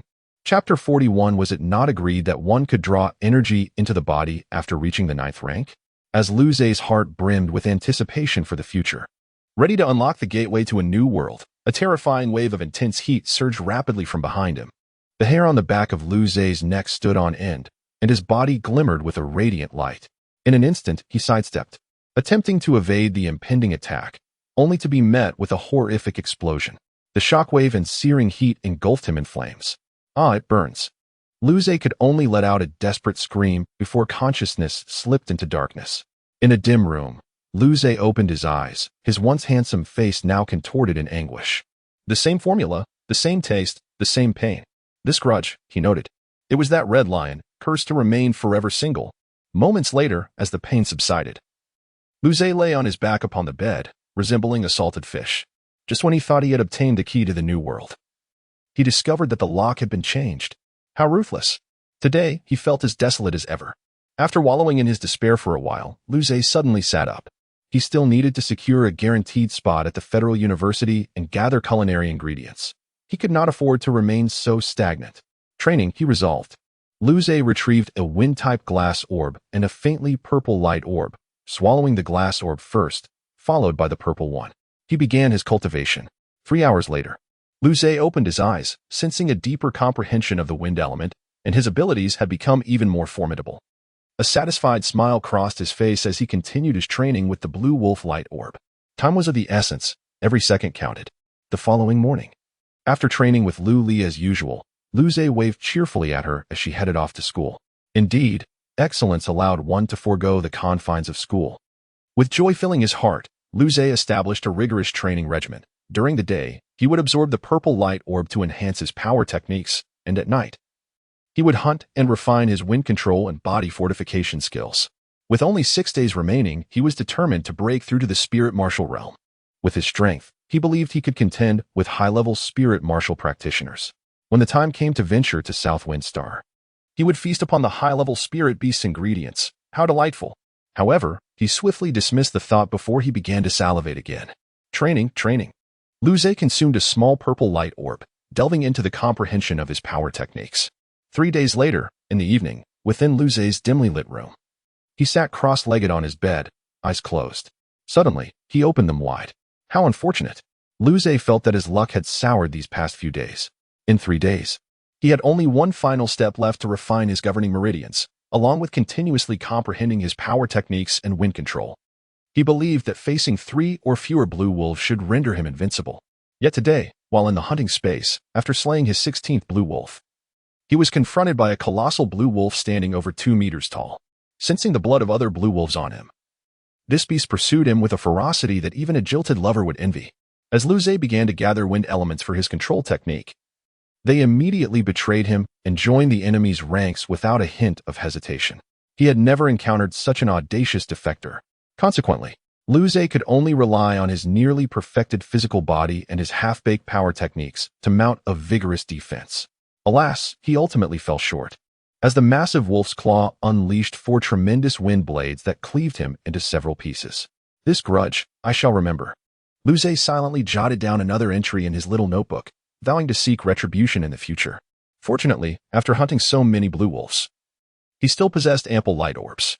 He took out the wind-type glass orb to continue his training. 2 hours later, Lu Zhe opened his eyes again, his brow slightly furrowed. The information contained within each glass orb seemed limited. As he absorbed it, he realized many pieces were redundant. It appeared that with further absorption, he might completely master this wind control technique. Subsequently, Lu Zhe retrieved a red light orb for body refinement. The energy surged toward the final segment of his governing meridians. And soon, that segment began to transform, becoming as resilient and expansive as the others, glowing faintly like blood jade. After 3 consecutive small light orbs, his governing meridians were finally perfected. Lu Zhe felt a surge of joy. Next, once he drew spiritual energy into his body, he would be a minor expert in the spirit martial realm. Just as he felt exhilarated, the residual energy from refining his governing meridians began to spread throughout his entire body, stirring his blood and invigorating his cells. Lu Zhe sensed his body brimming with vitality. Undergoing a transformation. What is happening? Lu Zhe was bewildered by this unexpected turn of events. Was it not established that one could draw energy into the body after reaching the 9th rank? This was not what he had been promised. As the energy diffused, His flesh, muscles, bones, organs, and meridians all began to vibrate at an extraordinary frequency, accelerating rapidly without pause. Luze furrowed his brow, probing within himself, only to discover that the barriers between each minor realm were gradually dissipating, and the inevitable subtle stagnation in the flow of power had vanished. Areas that had previously resisted refinement, even at the pinnacle of minor realms, began to be cleansed. His organs, as if carved from white jade, blood and flesh like blood jade, golden tendons, silver marrow, and snow-white skin were all undergoing refinement once more. Moreover, this time, it was a comprehensive refinement of his entire body. As the vibrations gradually subsided with the waning energy, Luze abruptly opened his eyes and swallowed 5 light orbs in one gulp. He instinctively sensed that this was a tremendous opportunity. Luze was uncertain whether another chance for refinement would present itself after this pause. He was determined to complete this refinement in one go. Hour after hour passed, and the sky had long since brightened. That fellow was likely in seclusion now. Perhaps it was best not to disturb her. However, she had not even bothered to inform him. Luli's lips curled into a gentle smile. Had Luze seen her, he would have thought the world exceedingly cold. Time slipped by like a fleeting shadow, and outside, the sky gradually transformed from bright to a fiery orange. Meanwhile, Luze, seated cross-legged on his bed, was undergoing a profound transformation. Chapter 42. Allow me to stretch my waist, for I am utterly impressive at this moment. Luze's body had taken on a semi-transparent quality. Seated cross-legged on the bed with his eyes closed, resembling an exquisite work of art, leaving one in disbelief that he was indeed a living being. The setting sun streamed through the open window, illuminating the room as it passed through Luze's ethereal form. However, Luze remained oblivious to this transformation. As his refinement was nearing completion, having utilized 50 luminous orbs, he finally accomplished this round of refinement. Observing the colorful flesh, tendons, and bones within him now resembling exquisite glass, pure and flawless, he felt a wave of satisfaction. The colors were indeed visually appealing. A body of complete crystal clarity, untainted. Luze believed he had grown stronger. His current prowess had at least doubled compared to when he had just perfected the refining of his meridians. Allow me to stretch my waist. I am utterly impressive. At this moment, should I not bellow to the heavens? Heaven does not permit me. I defy the heavens. While one may survive defiance, to defy me is a path to death. Ahem, that might be a bit excessive. I feel somewhat juvenile. I am already a mature adult and should refrain from such juvenile outbursts. Before long, the refinement completed, Luze excitedly opened his eyes. Glancing down at the unidentifiable gray impurities covering his surface, he furrowed his brow and dashed into the bathroom. Disrobing, running water, rinsing, this sequence had become second nature to him, having repeated it daily. Yet, as Luze blissfully scrubbed away the impurities, his expression suddenly froze. Wait, something seems amiss. He trembled as he raised his now semi-transparent palm. Luze? With a stoic expression, he calmly closed his eyes again. Surely, it must be my method of opening my eyes that is flawed. Let me reset and try again. Upon opening his eyes once more, he beheld his hand, now truly resembling glass, and his lips twitched. Come to think of it, it seemed my insides had also transformed into glass. But why must the outside change too? Hastily finishing his shower, he rushed to the mirror. And upon seeing his semi-transparent self, he immediately knelt on the floor in despair. Oh heavens, I cannot live like this. How utterly embarrassing it will be when others speak to me, only to see the person behind me. Either do not change at all, or if you must, then let it be fully transparent. What on earth is semi-transparent? Will sunlight refracting off me create optical effects? Despair. JPG Luze Limited Edition in this state.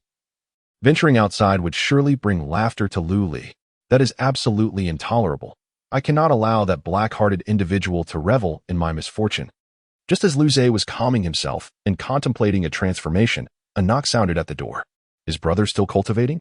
Luli's voice, tinged with a hint of laziness and a magnetic softness, floated from outside. Luze glanced at his hands, feeling a twitch at the corner of his mouth, and promptly replied with a serious demeanor, Yes, Li, for some unknown reason, I suddenly wish to enter seclusion. I may not be able to practice with you for the next few days. This was of little consequence. If brother worked hard, how could Li possibly object? Luli spoke gently. Hearing this, Luze released a sigh of relief. It seemed this individual's heart had not yet turned completely dark, and he felt an uncharacteristic sense of gratitude. A shameful feeling. I, Luze, am the disgrace of traversers. But brother seems to have just stepped out to shower? Lu Li's voice grew increasingly gentle. So, brother was deceiving me? Damn. Are all women like little reapers in school? Lu Zhe's expression shifted dramatically. Wait. Since my face is turned to glass, it appears I can no longer change my complexion. Perhaps that is a good thing? Now is not the time for such thoughts. I must first salvage myself. He quickly composed himself and spoke. Cough. Actually, I had a sudden inspiration while showering, hence the desire for seclusion. I absolutely did not intend to deceive you. Merely a fleeting thought? It was more like a multitude of ideas. Really? Outside, Lu Li's gaze flickered. She had thought Lu Zhe was upset with her for being too willful. Indeed, how could I possibly deceive Li? Upon hearing this, Lu Li's lips curled into a slight smile. Her mood brightened. Then, I shall not disturb brother. Good luck. All right. As Lu Zhe heard Lu Li's footsteps fade away, he felt a slight sense of relief. In this state, I must seal it away. Without hesitation, Lu Zhe swallowed a pale purple light orb. His mind sharpened, and he began to envelop his body with spiritual energy, sensing the changes within. Soon, he discovered that due to his recent refinement, his entire being radiated with a glassy brilliance, the energy within him vibrant and active. If this continues, how will I ever find a girlfriend? Now, Lu Zhe began to focus on the surging energy within him. After more than an hour, the glassy glow gradually subsided, and his body began to revert to its original form. Opening his eyes once again, he gazed at his fair and smooth hands, finally feeling at ease. Oh my. I almost thought I had turned into a glass person. That was nerve-wracking. However, Lu Zhe's eyes gleamed as he slowly clenched his long fingers. A flash of glassy light engulfed his fist, the surging power pulsating within. How formidable! Though uncertain of the extent of his strength, it was undeniably significant. Lu Zhe felt confident that he could easily withstand the attacks from teacher Li Liang.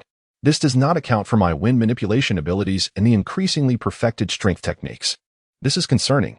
I feel as though I might swell with pride. No.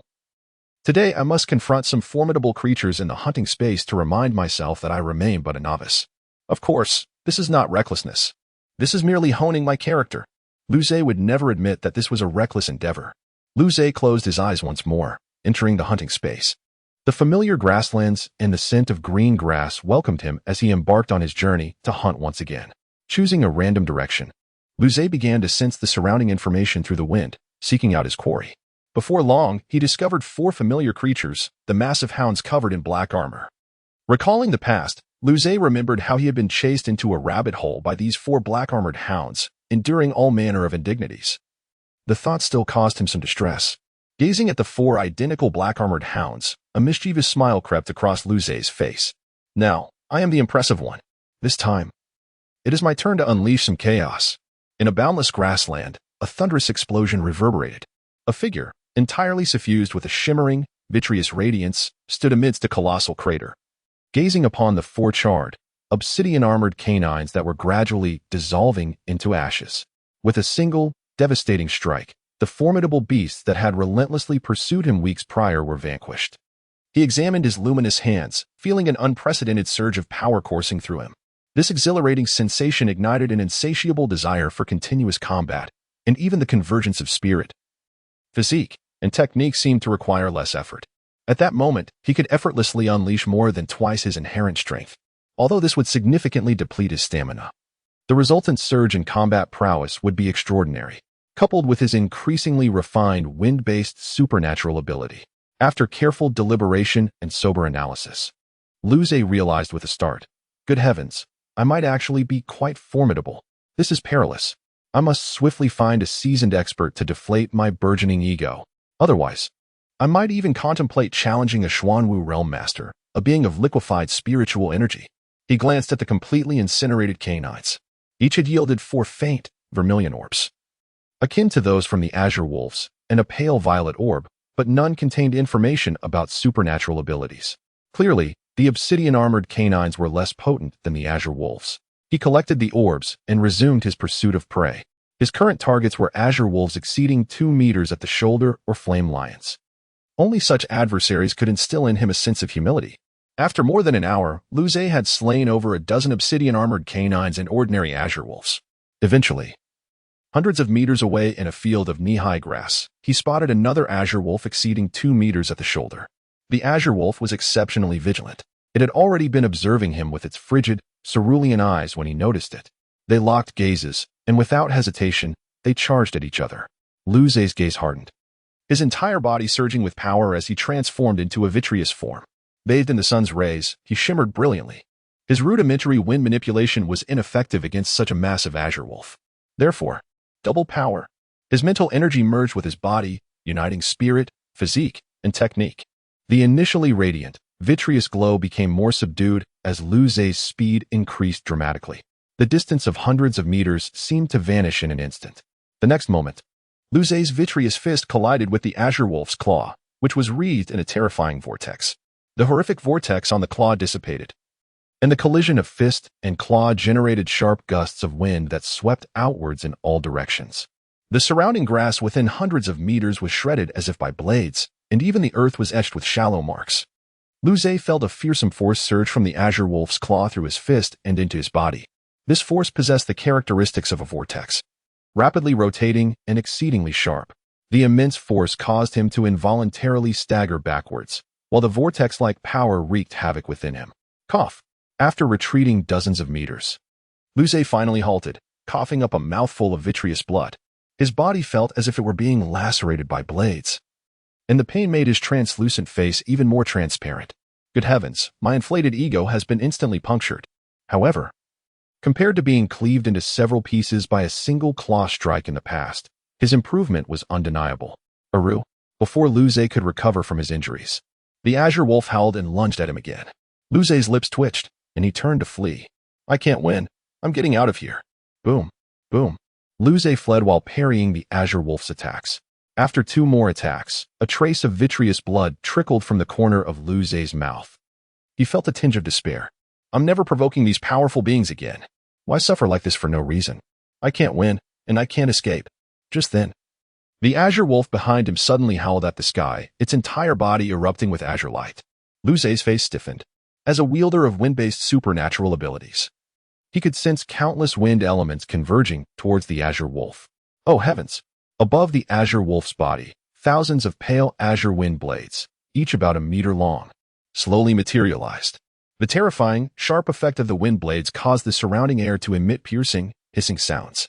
Then, with a resounding howl, the azure wolf unleashed the wind blades at Lu Zhe. Lu Zhe stared in bewilderment at the wind blades as they curved and drifted erratically. How am I supposed to deal with this? The wind blades can even turn? That's cheating, isn't it? Almost instantly, he was completely enveloped by thousands of wind blades and then engulfed. Aya! Amidst the wind blades, Lu Zhe emitted a heart-rending scream, enough to move the listener to tears. 1,000 cuts. The pain was so excruciating that he couldn't even shed tears. Moreover, because of his extremely strong defense, he wasn't instantly killed. Instead, he endured wave after wave of unrelenting agony, which was utterly cruel. After what seemed like an eternity, Lu Zhe's vision faded, and his consciousness plunged into darkness. In his room, Lu Zhe opened his eyes. He secretly vowed to never act recklessly again. It's not recklessness. It's never inflating my ego again. These powerful beings have skills with dazzling visual effects and explosive damage. But me? My death was exceedingly gruesome. Today, I died even more horribly than usual. After carefully sensing it, I realized that I had endured about 364 wind blades before my consciousness dissipated. Right now, I'm in so much pain that I want to cry, but I can't. More than an hour later, Lu Zhe finally recovered from his listless state. There are only 2 days left. Time is running out. I must cultivate. He stroked his chin and pondered for a moment. Speaking of which, that move was quite impressive. My body tempering is now completely perfected, so my realm isn't too far behind. Perhaps I should focus on comprehending supernatural abilities next? No sooner said than done. Lu Zhe retrieved the wind elemental glass orb and the pale violet orb and began to cultivate. 2 days later, in the morning, Lu Zhe, who had been sitting in a meditative posture, opened his eyes, a flash of azure light passing through his pupils. Huff. He slowly exhaled a breath of stale air and stood up. The graduation trial is finally about to begin. He clenched his fists, a satisfied smile curving his lips. A month of relentless cultivation, day and night, had resulted in a surge of power within him. In the last 2 days, he had completely depleted the wind elemental glass orb.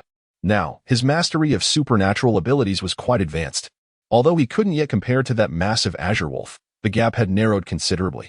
At least, there's absolutely no chance that the wind elements will betray me without hesitation, leaving me in tears. Furthermore, With the continuous refinement of my strength-based supernatural ability after the complete perfection of my body tempering, I feel like I can gather all the ingredients that Alice mentioned. At this thought, Lu Zhe's stomach rumbled. I've been cultivating all night. I'm starving. Time to go out for breakfast. Chapter 44. I wish to make a bed after freshening up. Lu Zhe descended the stairs. Luwen, Fu Shuya, and Luli were already waiting for him downstairs. Today marked the commencement of Lu Zhe's graduation trials, and Fu Shuya had risen early to prepare a sumptuous breakfast for him. As his parents, they were not formidable warriors, but they offered their support in their own way. Upon seeing Lu Zhe, Luli smiled and said, "Brother, good luck. There are many little admirers in our class. Once you achieve a good score, they will surely flock to you."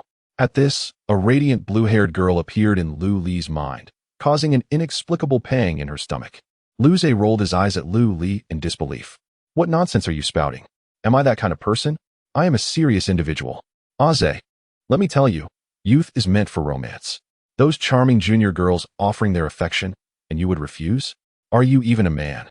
Lu Wan, who was grinning mischievously as he educated Lu Zhe on what it meant to be a man, was once again silenced by Fu Shuya's stoic glare. Despite being quelled, Lu Wen's heart brimmed with anticipation, hoping that those junior girls would capture Zhe's heart. That way, Luli could once again be the little darling of her father. "Dear son, don't pay heed to this shameless talk.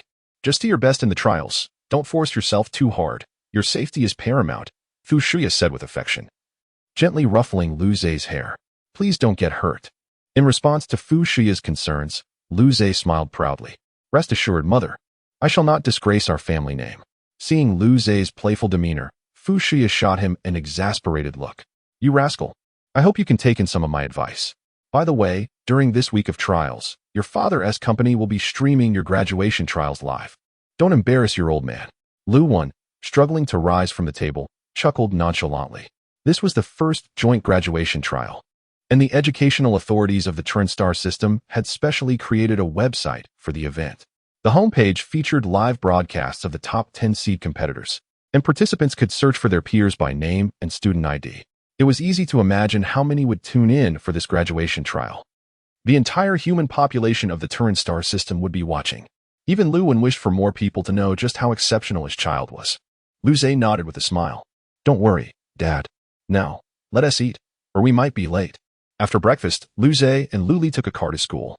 Upon arriving, they passed through the school gate, which was bustling with onlookers, and reached the fork leading to different teaching buildings. Luli halted, placing her hands behind her back, leaning slightly forward, her eyes sparkling as she gazed at Lu Zhe. "Hey, Lu Zhe."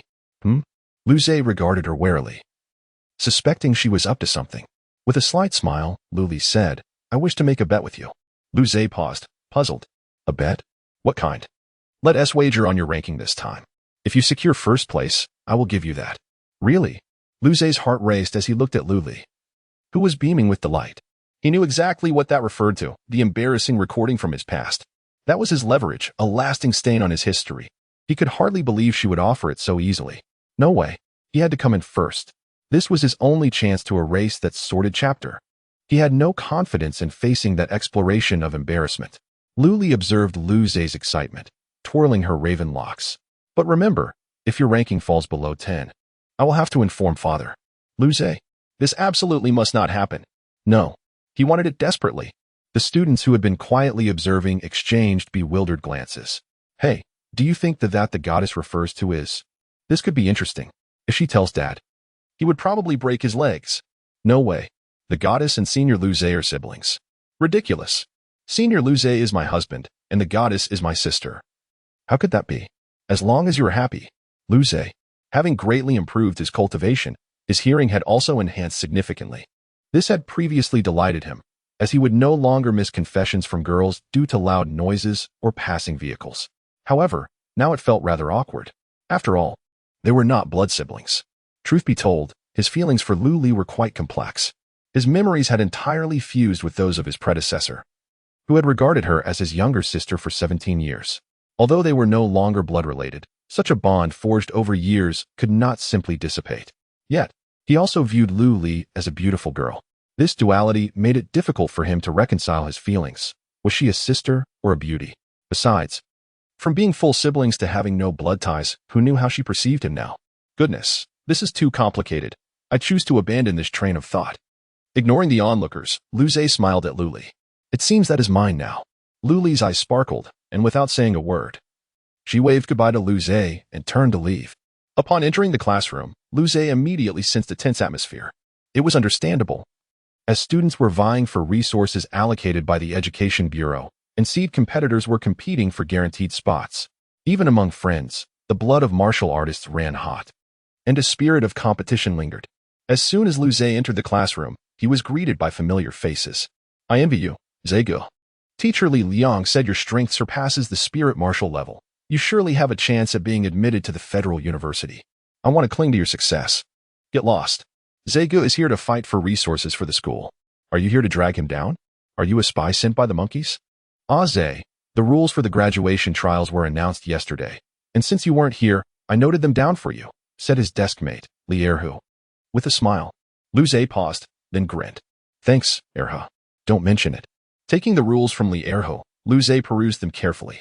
The graduation trials would last a week, ranking thousands of schools across 3 planets, with resources allocated based on these rankings. Points would be awarded for defeating ferocious beasts during the trials. During this week, the entirety of Nan Foamstar would serve as a hunting ground, with no one but senior students allowed entry. Over 10 million senior students would be unleashed upon Nan Foamstar to hunt ferocious beasts. Additionally, various supplies would be strategically placed throughout the star, seemingly quite useful. Luze skimmed through the rules. Each school represented a faction, allowing for student attacks on each other, though it was not encouraged. After all, defeating other students would not yield any points, making it a fruitless endeavor. In contrast, points earned from team hunts would receive bonuses. This was also reflective of the human race's current predicament. With countless formidable races in the universe, survival necessitated unity against external threats. In addition to the school leaderboard, there was also an individual leaderboard for seed competitors, determining guaranteed spots. This was of utmost concern to everyone. After reviewing the rules several times, Luze grasped the guidelines and felt prepared. In summary, the strategy was simple. Charge ahead and seize victory. Thank you for your generosity and support. Chapter 45. Does this relate to his cold and ruthless nature as a jungle player? As Luze was formulating a combat strategy centered around aggression, Li Liang entered the room. Sensing the somewhat oppressive atmosphere, he smiled and remarked, "What expressions are you all wearing? Look at me. Even if I am panicking inside, I still maintain a cheerful exterior." His words instantly shattered the somber mood, and laughter erupted among the crowd. "Old Li, you've changed. You weren't this cheeky before. Could it be that you've caught something from Zegu? Indeed, it's all Zheji's fault. No denying it, though the meaning of this exchange eluded him." Luze felt the weight of confusion. Seeing the atmosphere lighten, Li Liang smiled with satisfaction and continued earnestly, "As you all know, the rules involve competition, first against other schools, then against other classes, and finally within our own class. I hope everyone can collaborate effectively. A higher ranking for our school means more resources allocated to each class, which in turn benefits us all." His words sparked a flicker of realization among many. They had only focused on competing with those around them, but now understood that a higher school ranking would indeed ensure greater resources. Regarding the seed players, your points are crucial to the school's score. Perform well, for it is not only for your own benefit but for the school's as well. Li Liang turned to Luze, Su Yang, and Su Fong. The 3 nodded in agreement, knowing that a high ranking was essential for guaranteed spots. "All right, let's head to the playground now. The Education Bureau's air bus will take us to the airport." Having said all that needed to be said, Li Liang smiled once more. From here on, it was up to them. However, he had faith that his students would not disappoint him. Upon hearing this, everyone stood up and made their way out. Su Yang approached Luze and said with a grin, "Zhe, this time, the trio of Su Fong, Ali, and I will team up to hunt ferocious beasts. With your strength, you'll undoubtedly venture into more perilous territories, so we won't call upon you." Luze chuckled, "No worries. The places I plan to visit are indeed not suitable for you." He intended to gather ingredients, and it would certainly be more convenient to go alone. Su Yang's mouth twitched. While it was the truth, it sounded rather vexing. Meanwhile, the earnest Ali chimed in. "Now that Su Yang has reached the 9th rank of martial artists, our trio will surely achieve great results." Although he had not secured a seed slot, he was determined to strive for resources. Su Fong followed silently, her head bowed, feeling somewhat anxious. The group, chatting and laughing, arrived at the playground. A row of 10 sleek black hoverbuses stood in the playground, their smooth bodies appearing unified and impressively grand. The hoverbuses, like ordinary family flying cars, utilized gravity wave technology for anti-gravity. What exactly are gravity waves? Liu Zhe mused, pondering how it related to his identity as a cold and ruthless jungle player. That was the concern of scientific scholars, not his. He was innocent. Once aboard the bus designated for their class, they awaited the arrival of all classes before the bus set off toward the suburban airport. The interstellar airport resembled the airports of the Earth era, merely replacing airplanes with spaceships. Various types of spaceships were docked at the airport, some public, some private, some belonging to humans, and others from friendly extraterrestrial races. Guided by airport staff, the group boarded a small spaceship prepared for their school. As it took off, it ascended steadily toward the large spaceship waiting in orbit around the planet. Seated by the window, Liu Zhe watched as Longjong star gradually shrank in size, excitement flickering across his face. Although he had experienced interstellar travel in his memories, nothing compared to the reality of the experience. Observing the darkening expanse of space above and the basketball-sized Longjong star below, Liu Zhe felt the tangible reality of humanity having ventured beyond their home planet. The vast, boundless universe glittered with stars, and galaxies spun, radiating resplendent light. Just a glimpse captivated Liu Zhe. Such a dreamlike scene. Humankind is truly remarkable. Liu Zhe gazed out at the breathtaking vista, feeling a profound sense of admiration. Yet, the human race remained but a diminutive species in the grand cosmos. Beneath this beauty lay a dark vortex capable of devouring all. In that moment, Liu Zhe felt a genuine sense of belonging as a member of the human race, distinct from the humans of the Earth era. The small spaceship continued to ascend, and soon, as Longjong star appeared no larger than a glass marble, a shadow loomed, obscuring the light of Trunstar. The crowd looked up to see an enormous spaceship blocking their path of ascent. Attention, students, we are about to enter the Trunnell. One starship. Please refrain from moving about, a melodious voice announced within the cabin as the group felt a wave of panic. That startled me. I thought we were encountering space pirates. Space pirates? What kind of enormous pirate crew could operate a stellar-grade mothership? Wow, it's my first time leaving Longjing Star. I'm so anxious. Don't be afraid. It's my first time too, and I'm equally nervous. Before long, Trun number 1 opened its docking bay, and the spaceship smoothly entered the internal hangar. With a dull thud, the spaceship's hatch opened. Flight attendants stepped out to maintain order as the students disembarked. Liu Zhe followed the others out of the hatch. Outside the spaceship was a vast hangar spanning several kilometers. Spaceships were landing continuously, and students dressed in various school uniforms were disembarking. Outside, security personnel conducted checks as students boarded the arriving spaceships. Once the inspections were complete, dedicated staff from the Education Bureau guided them onto a bus that would take them deep inside the mothership. Liu Zhe observed as the bus wound its way through the massive structure, his mouth twitching in disbelief. Goodness, is this a spaceship or a city? It's enormous. After over half an hour, they finally arrived at their destination. Liu Zhe gazed in wonder at the surrounding mechanical wonders, reminiscent of scenes from a sci-fi blockbuster. The destination was a large inspection center. Due to the high stakes of the graduation trials, all students would undergo stringent checks to prevent any discrepancies. It would be quite the farce if someone employed advanced synthetic techniques to bypass the trials. Hence, even genetic compatibility would be tested. Naturally, various spatial devices would also be inspected to ensure no candidates brought in high lethality weapons. Chapter 46. The Domain of the Mystical Beast. Upon entering the inspection center, Liu Zhe was guided by the staff to a pale blue scanning chamber. The staff member pressed a button on the side of the chamber, causing the door to open and reveal a narrow interior. With a smile, the staff member said, "Liu Zhe, please step into the scanning chamber. Additionally, kindly place your spatial equipment on the small platform to the left, as it needs to be scanned as well." The staff member's gaze swept over the black ring in Liu Zhe's hand, recognizing it as spatial equipment from his frequent inspections. Nodding in understanding, Liu Zhe entered the chamber, which promptly sealed behind him. He removed the spatial ring and placed it on the small platform extending from the chamber wall to undergo inspection. Inside the ring, only a change of clothes prepared by his mother resided. For Liu Zhe himself, it was of little consequence, as he was merely attending the trial. He primarily brought it to store ingredients later on. However, a hint of anxiety crept into Liu Zhe. He was uncertain how the scanning chamber functioned, and he worried that the peculiar space in his mind might not be detected. Fortunately, Liu Zhe's concerns were unwarranted.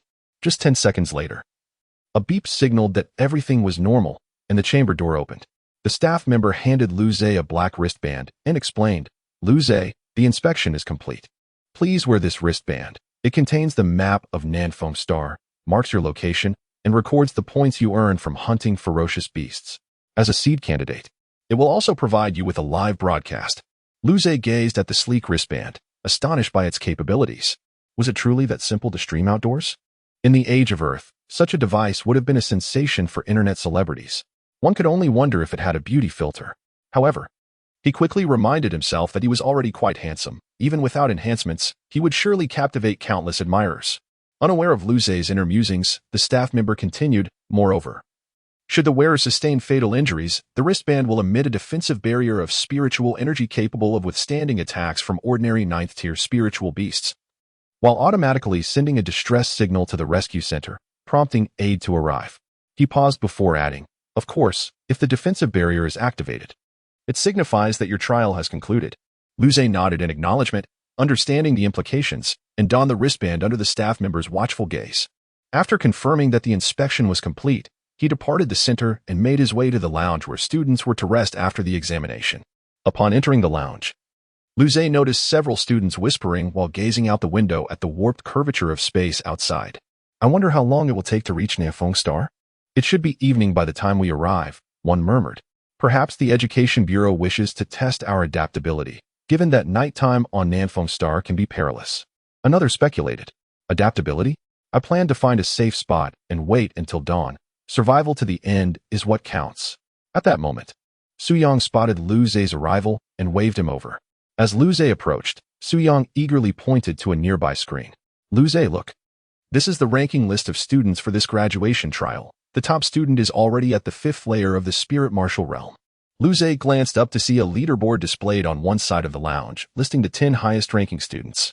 The top was occupied by a student named Kashik, who was at the 5th layer of the spirit martial realm, followed by Tauda at the 4th layer, and Lin Ling, also at the 4th layer. The remaining students ranked from 4th to 10th were all at the 3rd layer, while Lu Zhe, at the 9th grade of martial artists, felt uncertain about where he might place.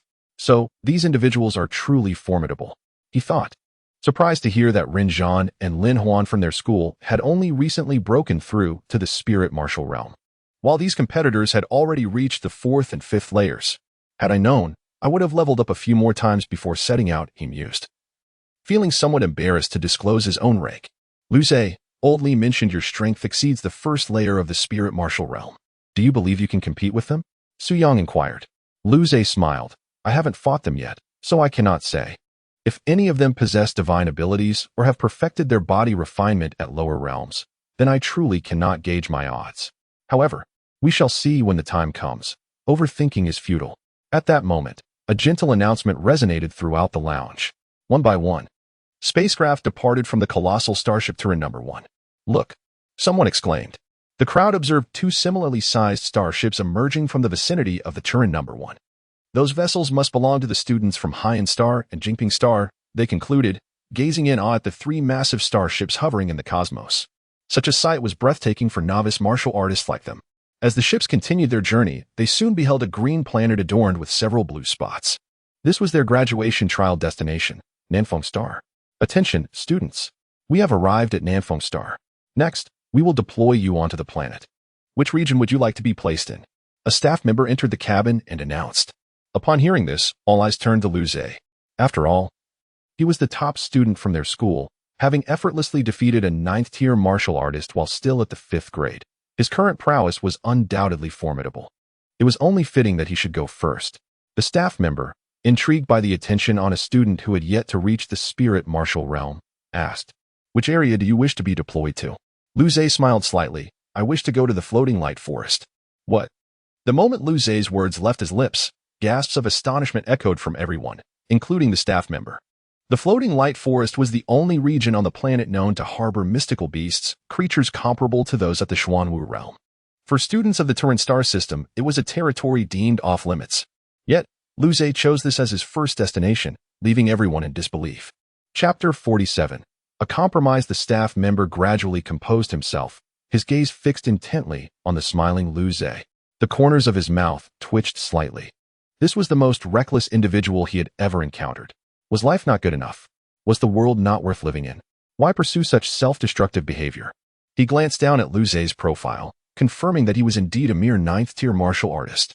After reaffirming Lu Zhe's level, a torrent of expletives surged through his mind. That was a mystical beast. How could a novice martial artist throw himself in front of such a creature, rolling around like a fool? With a grave expression, he addressed Lu Zhe. I'm sorry, but we cannot take you to the floating light forest. It's far too dangerous. If anything were to happen, he would share the blame. He had no desire to flirt with the law. Indeed, Lu Zhe, the mystical beasts are far too perilous, echoed Su Yang, Ali, and Yukita, all regarding Lu Zhe with concern. Ha! A scoff broke the tension, followed by a mocking voice. Lu Zhe, have you become too arrogant? Do you really think being first in school makes you invincible? Lu Zhe looked up to see Renjiang, arms crossed, wearing a smirk. In response, Lu Zhe merely shrugged. You're not my opponent anyway. Oh, and don't forget to bow. Renjiang's expression froze. It had been ages since he had encountered Lu Zhe, and he had completely forgotten about the bowing incident. The last time was in front of the seed competition participants. But now he had to bow in front of all the senior students, and it almost brought him to tears. Had he known, he would have stayed away. However, Renjiang merely relished the thought of this arrogant individual who dismissed him entirely. If he surpassed Lu Zhe in the future, he would return the favor, disregarding him just the same, defeating him, and then encouraging him to try harder. As he thought this, Renjiang felt a wave of relief wash over him, allowing his posture to become a bit more fluid. At that moment, the composed Lin Huan spoke up. Lu Zhe, why don't we form a team? We three are the only ones with spiritual martial strength at school. We need to collaborate to achieve good results. Lu Zhe glanced at Lin Huan and smiled faintly.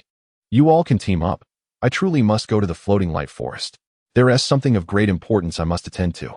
The floating light forest was renowned for its abundance of exquisite ingredients, a matter of utmost priority for him. The other pressing issue was the guaranteed admission quota. He had promised his father and entered into a wager with Lu Li. Lin Huan sighed in resignation, choosing not to press further. It was clear that she could not alter Lu Zhe's decision. The others wore expressions of mixed emotions. Logically, as a seed competitor, Lu Zhe should not jeopardize his admission quota, yet choosing the floating light forest seemed excessively arrogant. His performance impacted the school's ranking, which in turn influenced their resources. If he were eliminated on his first attempt, the repercussions would be significant. The atmosphere grew heavy with tension, and some gazes towards Lu Zhe lost their earlier respect, replaced by a hint of reproach. Only Lu Zhe's classmates, the group of lively individuals, expressed rare concern. Lu Ge, are you all right? Lu Zhe grinned. Do I seem troubled? Don't worry. If I can't win, I can always run away. His recent mastery of wind techniques was not in vain. He was confident he could escape, even from a ninth-tier beast. After all, the South Wind Star was not a hunting ground. Its terrain was complex, providing ample room for maneuvering. Excuse me, student. The education department has regulations preventing us from sending students into the floating light forest.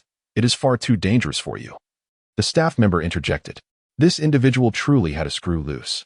He genuinely intended to go, initially hoping that Lu Zhe's peers would dissuade him. The staff member now realized it was futile. He had to invoke the education department as authority. Lu Zhe paused, studying the staff member's expression, unsure if he was serious. With a bright smile, he tentatively asked, well, what if we all keep quiet? Wouldn't that mean no one would find out? Perhaps a bit of camaraderie would grant him some leeway? After all, if he wasn't caught, it wasn't a crime, right? The staff member stared at Lu Zhe's grin, his mouth twitching in irritation. Were all these people interstellar players? Hurry up, choose somewhere else besides the floating light forest, or we'll be heading back together. With an exasperated glance, the staff member suggested, then choose the Yellow Rock Forest. Realizing the situation was untenable, Lu Zhe reluctantly opted for compromise. The Yellow Rock Forest. The staff member's expression stiffened once more. He felt a pang of dread. Lu Zhe seemed intent on running to the floating light forest regardless. It was important to note that the Yellow Rock Forest was the closest area to the floating light forest, frequently inhabited by high-tier spiritual beasts, making it exceedingly perilous. Yet, since Lu Zhe was adamant about going, he ceased his objections. If anything were to happen, there would be plenty of witnesses. He could proudly declare himself a good Samaritan who had warned Lu Zhe, absolving himself of any responsibility. At that moment, the spacecraft entered the atmosphere. The friction between the air and the craft's shield generating intense heat, warping the atmosphere. Even from inside the ship, the heat was palpable. Soon, the spacecraft landed in a desolate region dotted with yellow stone pillars towering from dozens to hundreds of meters high. This was the yellow rock forest. Finding a clear area, Lu Zhe and the others disembarked, bidding farewell to the staff. The staff member watched Lu Zhe's departing figure, silently relieved. He felt that keeping him on board any longer would surely drive him to madness. Ascend, continue to transport the others. The staff member commanded into the communicator as the spacecraft lifted off once more. Their task was to deliver all students to their desired destinations. As dusk fell, the stone pillars cast long black shadows under the setting sun, the environment becoming dim and eerie, with the wind howling ominously. Lu Zhe turned to watch the ascending spacecraft. A smile tugging at his lips as he fully unleashed his agility, pressing his toes against the ground before vanishing from sight. The wind elements here were exceptionally vibrant, making this his domain.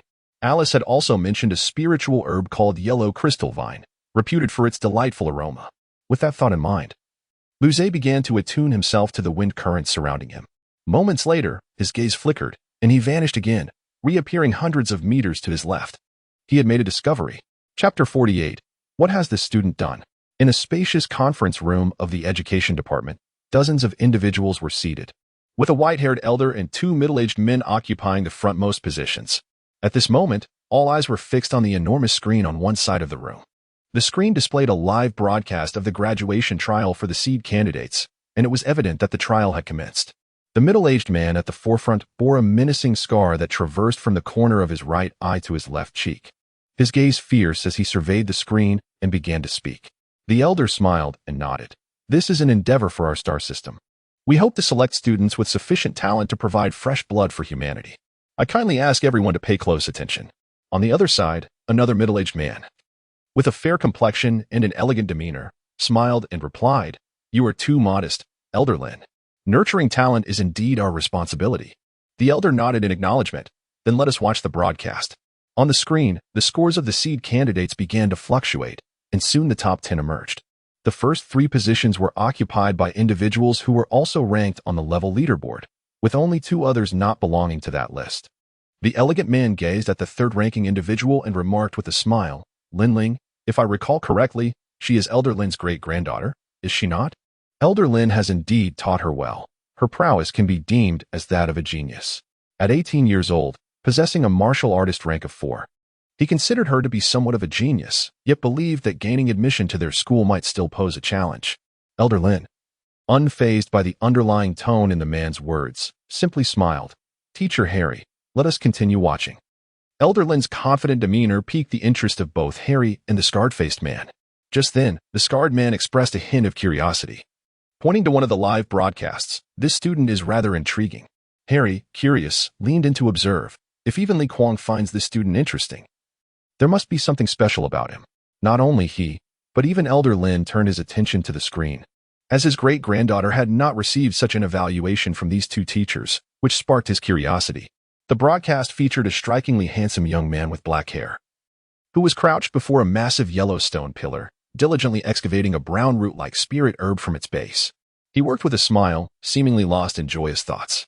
Behind him lay a 5-meter-long lizard-like beast, covered entirely in yellow scales, lying silently on the ground, devoid of any visible wounds. Elder Lin's eyes glimmered with confusion. That is a rock-armored beast. Given the points he has accrued, it is classified as a second-tier spirit beast. But how did this spirit beast meet its demise? Harry and Li Kuang shared the same puzzled expression, equally uncertain. "Wait, this student is merely a 9th-grade martial artist?" exclaimed one of the evaluators from a different school, drawing the attention of the group as they turned to examine the information on the black-haired youth. Lu Zhe, 9th-grade martial artist, first in rank at Changyang First Middle School. The crowd exchanged bewildered glances. A 9th-grade martial artist defeating an inexplicably deceased second-tier spirit beast seemed utterly bizarre. Soon, Lu Zhe's progress in excavating the stone herb caused him to fall out of the top 10, and the broadcast on the large screen faded away. "Oh, perhaps it was merely good fortune?" a teacher remarked with a smile. Maybe he encountered a second-tier spirit beast that was already half dead? Though he spoke lightly, he discreetly began to input Lu Zhe's name into his device, seeking to watch the broadcast. What a peculiar half-dead spirit beast, in any case. This could be an amusing little fellow. Many teachers below followed suit, as the prospect of recruiting a little genius for their school was too enticing to resist. Only Harry and Li Kuang remained unmoved. If he truly was a genius, he would soon re-enter the top 10. If not, he would not warrant further attention. Unaware of the scrutiny from numerous teachers, Lu Zhe continued to excavate the root herb, storing it in his spatial ring before setting off once more.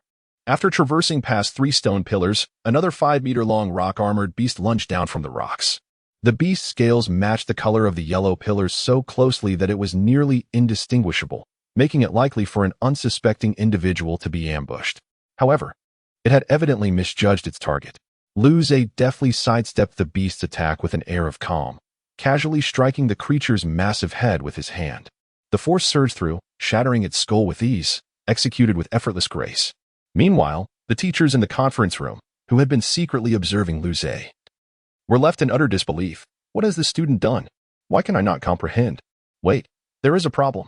Though they could not pinpoint the issue, they sensed a significant anomaly. The teachers who were covertly observing tensed up, trying to suppress their astonishment to avoid attracting attention. As long as he wasn't in the top 10, it was unlikely for other teachers to stumble upon this student by chance. Could it be that they had stumbled upon a hidden gem? Thinking along these lines, the teachers watching Lu Zhe could not help but display mischievous smiles. Meanwhile, in Lu Wen's company, Lu Wen, Fu Shuya, and their curious employees stared in bewilderment at the rock-armored beast collapsing slowly. As today marked the first day of their boss's Sun-Ash trial, the live broadcast was streaming in various offices, prompting all employees to pause their work and watch. Who could have anticipated witnessing such a supernatural event? Wasn't Lu Wen's son merely a 9th-grade martial artist? And wasn't the rock-armored beast a second-tier spirit beast? Surely, this could not be a second-tier ferocious beast. Can a mere pat on the head lead to its demise? This head pat is lethal. Oh my, Lu Wen's son is so impressive. I, too, believe that Lu Wen has never mentioned how strong his son truly is. Oh my, I have become a fan. In the office, Lu Wen and Fu Shuya, watching the live broadcast, gaped in astonishment, their expressions betraying their thoughts. Could this truly be our child? Although they had heard from Lu Li that Lu Zhe had made significant progress recently, their lack of martial prowess left them unable to fully appreciate the nuances. Yet their common sense remained intact. When did a 9th-grade martial artist possess the ability to vanquish spirit beasts in such a manner? Had their understanding all along been flawed? In that moment, it felt as though they had unlocked the door to a new realm. Fu Shuya, gazing at Lu Zhe's confident smile, couldn't help but chuckle softly, her voice warm. My dear son has grown so remarkable. He has truly become a man. Lu Wen nodded, his expression a mixture of complexity and pride. Chapter 49. Could it be that this young man is in dire need of cultivation resources? At the school, classes had concluded. Yet no one was departing. All eyes were fixated on the live stream of the senior students. Naturally, Lu Li's class was tuned into Lu Zhe's broadcast. Witnessing Lu Zhe execute a genuine head-pat maneuver that caused a rock-armored beast to perish on the spot, the classroom erupted in cheers. Senior Lu Zhe is invincible. I want to bear his children. No, I shall be the one to bear his children.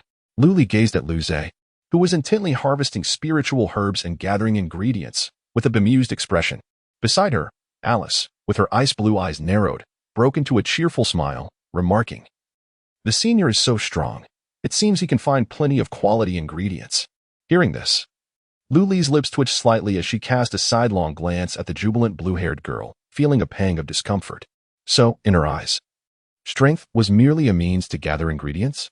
It seemed Lu Zhe shared this sentiment as well. A melancholic expression crossed Lu Li's face, which then transformed into a gentle smile, though an invisible aura of darkness began to rise behind her. Far away on South Windstar, Lu Zhe suddenly shivered. He vigilantly scanned his surroundings. Was there something terrifying drawing his attention? For reasons unknown, he felt a chill in his heart. After carefully assessing his surroundings, Lu Zhe discerned no abnormalities. Frowning slightly, he glanced down at the lifeless rock-armored beast before turning to depart without a second thought. This creature was not on Alice's list of ingredients. It appeared rather fierce, and he felt disdainful. With a flick of his black wristband, a virtual map materialized before him. Lu Zhe navigated the map with his finger, pinpointing his location as well as that of the luminous forest. Once he confirmed his direction, he began to jog slowly toward the luminous forest while utilizing his wind-based abilities to search for various ingredients. As dusk approached, it was evident that darkness would soon envelop the land. After nightfall, ferocious beasts would roam freely, and the Yellow Rock Forest was home to numerous high-level spiritual beasts. Hunting alone posed a considerable risk, Thus, Luze decided to run for over an hour before seeking a place to rest. The rock-armored beasts were abundant within the yellow rock forest, with nearly every stone pillar serving as a perch for them. As Luze traversed the area, he discovered quite a number of spiritual herbs and hunted several rock-armored beasts. Unfortunately, he had yet to encounter any yellow rock crystal beasts suitable for consumption. Meanwhile, the teachers observing Luze, including Lu Win, Fushuya, Lu Li, Alice, and other students, were rendered speechless. Regardless of the approach taken, the rock-armored beasts, ranging from first to third tier, were effortlessly dispatched by Luze with a calm demeanor. Everyone was left in a state of bewilderment. Was this truly a spiritual beast? So feeble? Or was Luze simply too formidable? When 4 rock-armored beasts launched an assault from a stone pillar, only to be effortlessly subdued by Luze with a mere touch, the teachers in the conference room could no longer contain their astonishment, erupting in exclamations. Impossible. The previously hushed conference room, marked by low murmurs, was captivated by these exclamations, drawing the attention of all present. The 2 teachers, realizing their blunder, exchanged awkward smiles. My apologies, nothing to see here. Please disregard our outbursts. They exchanged glances, confirming that they were indeed rather astute individuals. It was likely that they were both engrossed in Luze's live stream. However, they failed to notice that a portion of the teachers below were struggling to suppress their gasps, their eyes flickering with excitement. They were astounded. That Luze was undoubtedly a genius. The 4 rock-armored beasts, 2 of which were Tier 3, 1 Tier 2, and 1 Tier 1, had not managed to endure even a single breath. It was a true collapse, perfectly synchronized. So calm and collected, so effortlessly handling the situation. Although they still could not fathom how he accomplished it. Yet, they understood. This young man's combat prowess was at least beyond the 5th tier of spiritual martial arts. It should be noted that he was merely at the 9th rank of martial artists. A 9th rank martial artist with combat power exceeding the 5th tier of spiritual martial artists. This was the potential of a prodigy. If he continued to grow, the prospects of him becoming a true prodigy were exceedingly high. Such a talent. Their eyes gleamed with envy. Hey, that Luze has risen to 12th place. At that moment, an astonished teacher exclaimed. The teachers fixated on Luze froze, casting resentful glares at the speaker. How can we compete with that? The 2 individuals above would undoubtedly intervene if they were aware. The teacher who had just spoken suddenly felt the weight of numerous murderous gazes directed his way, prompting him to instinctively adopt a defensive posture. Simultaneously, his mind was a flurry of questions. What have I done to deserve this? He felt utterly innocent. Ultimately, the teacher's rationality prevailed, and they could only sigh. Given Luze's rate of extermination, it would not be long before he entered the top 10. Even if they wished to conceal it, they could not. The astonished exclamation of that teacher evidently piqued the interest of the others. Initially, Luze's entrance had left a lasting impression on them. Even the 3 at the forefront exchanged surprised glances. A 9th rank martial artist, surpassing most spiritual martial arts students? It seems this student possesses some merit after all. Just then, Luze's score stagnated once more, and his ranking swiftly dropped again. Harry and Li Kuang exchanged glances. Puzzled but ultimately unconcerned, they would not pay attention unless he broke into the top 10. However, a few more teachers below began to take an interest in Luze. They opened Luze's live stream, where he was seen grinning foolishly while cradling a fruit seemingly enveloped in rock fragments. The teachers collectively thought, goodness. He is laughing like a child weighing 150 pounds over acquiring a single rock-hard fruit. How embarrassing. Time to exit the group. At this moment, Luze was in high spirits. He had finally discovered a rock-hard fruit, the first he had found after nearly an hour of searching. This prompted a joyful smile to grace his face. Carefully storing away 12 rock-hard fruits, he set off once more.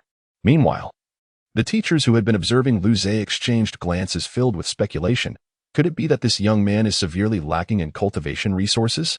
Otherwise, why would he be so elated each time he acquires a spiritual herb?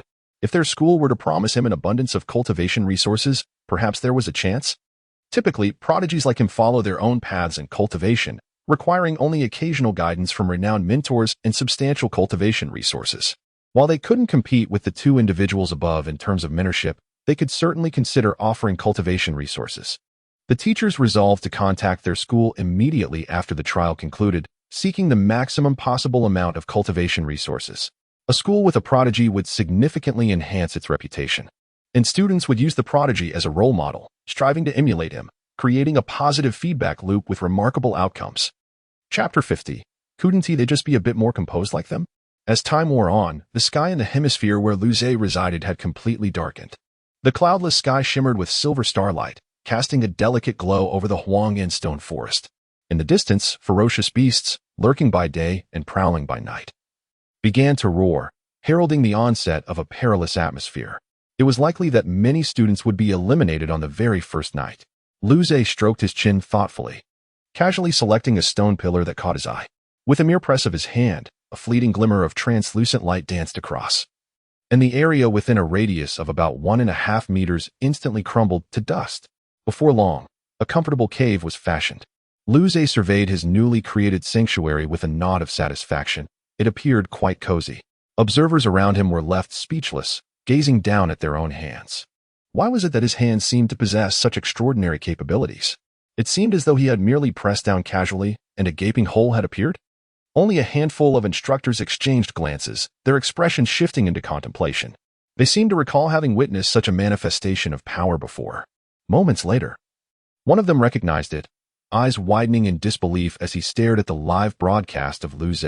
After a brief moment of contemplation, he promptly reached out to the institution. This fellow was a genuine prodigy. The depth of his power's application was a significant indicator. He might even have already awakened a prodigious ability. If that were indeed the case, Luce's reputation would surely soar. Meanwhile, at home, Luwen stared in bewilderment as he watched Luce effortlessly conjure a large hole. He glanced at his own hands, his lips twitching slightly. Subsequently, he began to press his hands in the air, curiously inquiring of Lu Li, "Ali, what is the principle behind this?" Fu Shuya, equally intrigued, turned her gaze toward Lu Li, as their martial arts talents were not particularly exceptional, prompting them to seek her insight. Lu Li's smile faltered momentarily before returning to normalcy as she calmly replied, "Father, this is something that can only be comprehended, not articulated." Lu Wen and Fu Shuya nodded in unison. Though they did not fully grasp the concept, they sensed its impressive nature. Observing Lu Wen and Fu Shuya's childlike curiosity, Lu Li felt an overwhelming sense of exasperation. In truth, she was just as clueless about the principle behind it. How many secrets was this guy hiding from her? In a quaint little villa, Alice was seated beside a remarkably handsome, golden-haired middle-aged man, both engrossed in the live broadcast. The same scene played out on their screen, and the golden-haired man's eyes glimmered with surprise as he remarked, "Alice, your senior possesses remarkable talent. At such a young age, his command of power is nothing short of extraordinary. He has likely awakened his innate abilities." Alice paused momentarily. Innate abilities? The middle-aged man smiled faintly. Similar to that girl from the Nangong family, albeit her level is still considerably higher. Alice covered her mouth in astonishment, just like Sister Jing. The man nodded in affirmation. At that moment, Alice erupted into giggles.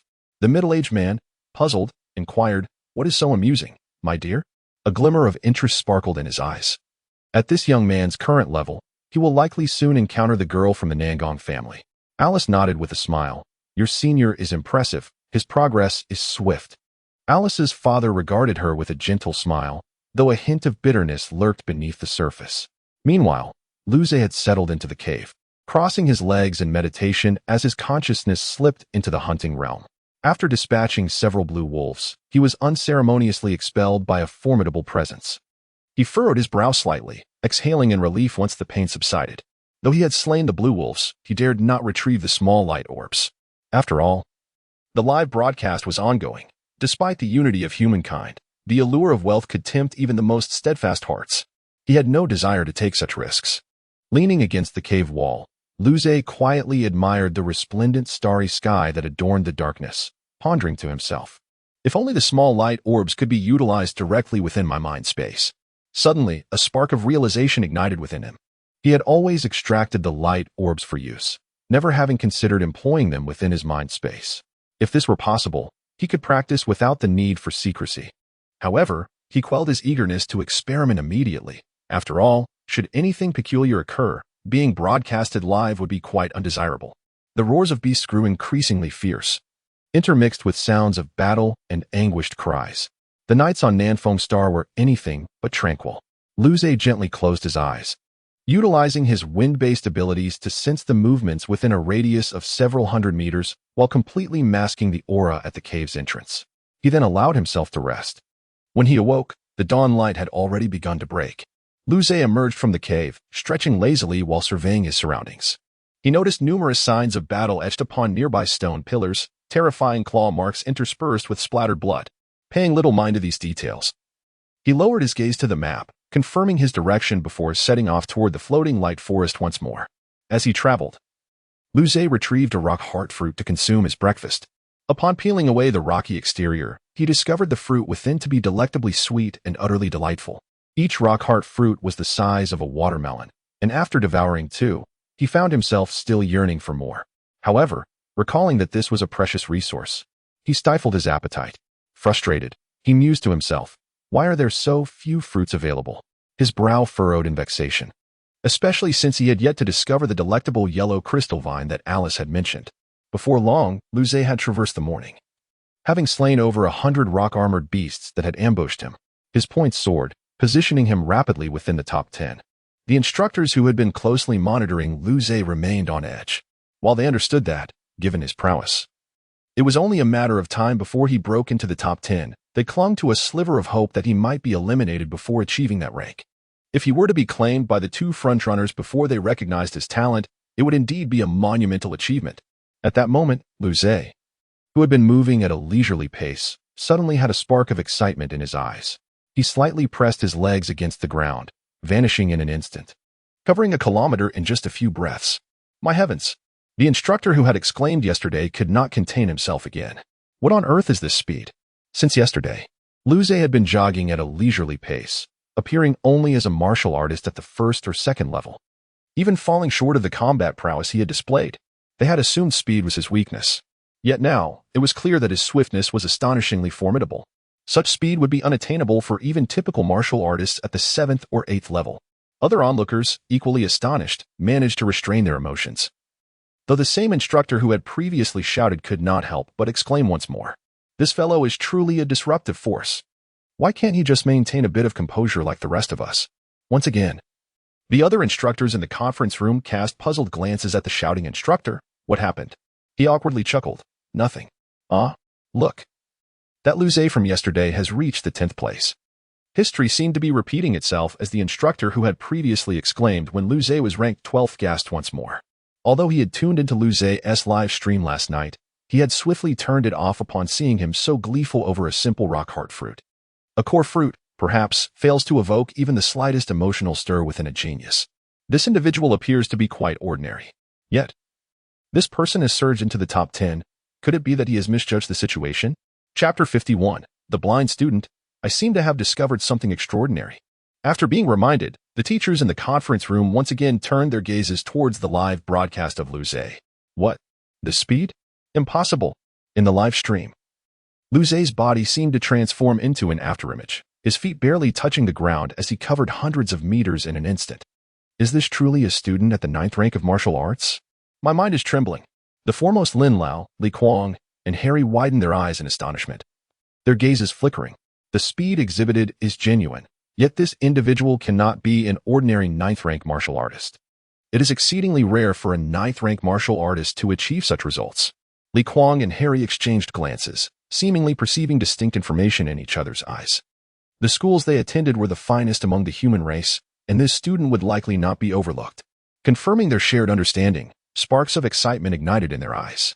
At that moment, Luze sprinted nearly 5 kilometers before abruptly halting. He lifted his gaze towards a stone pillar towering hundreds of meters high. At a height exceeding 100 meters, there was a prominent outcropping entwined with translucent vines resembling yellow crystal. The vines emitted a faint, delightful fragrance, extremely pleasant to the senses. Yellow crystal vine.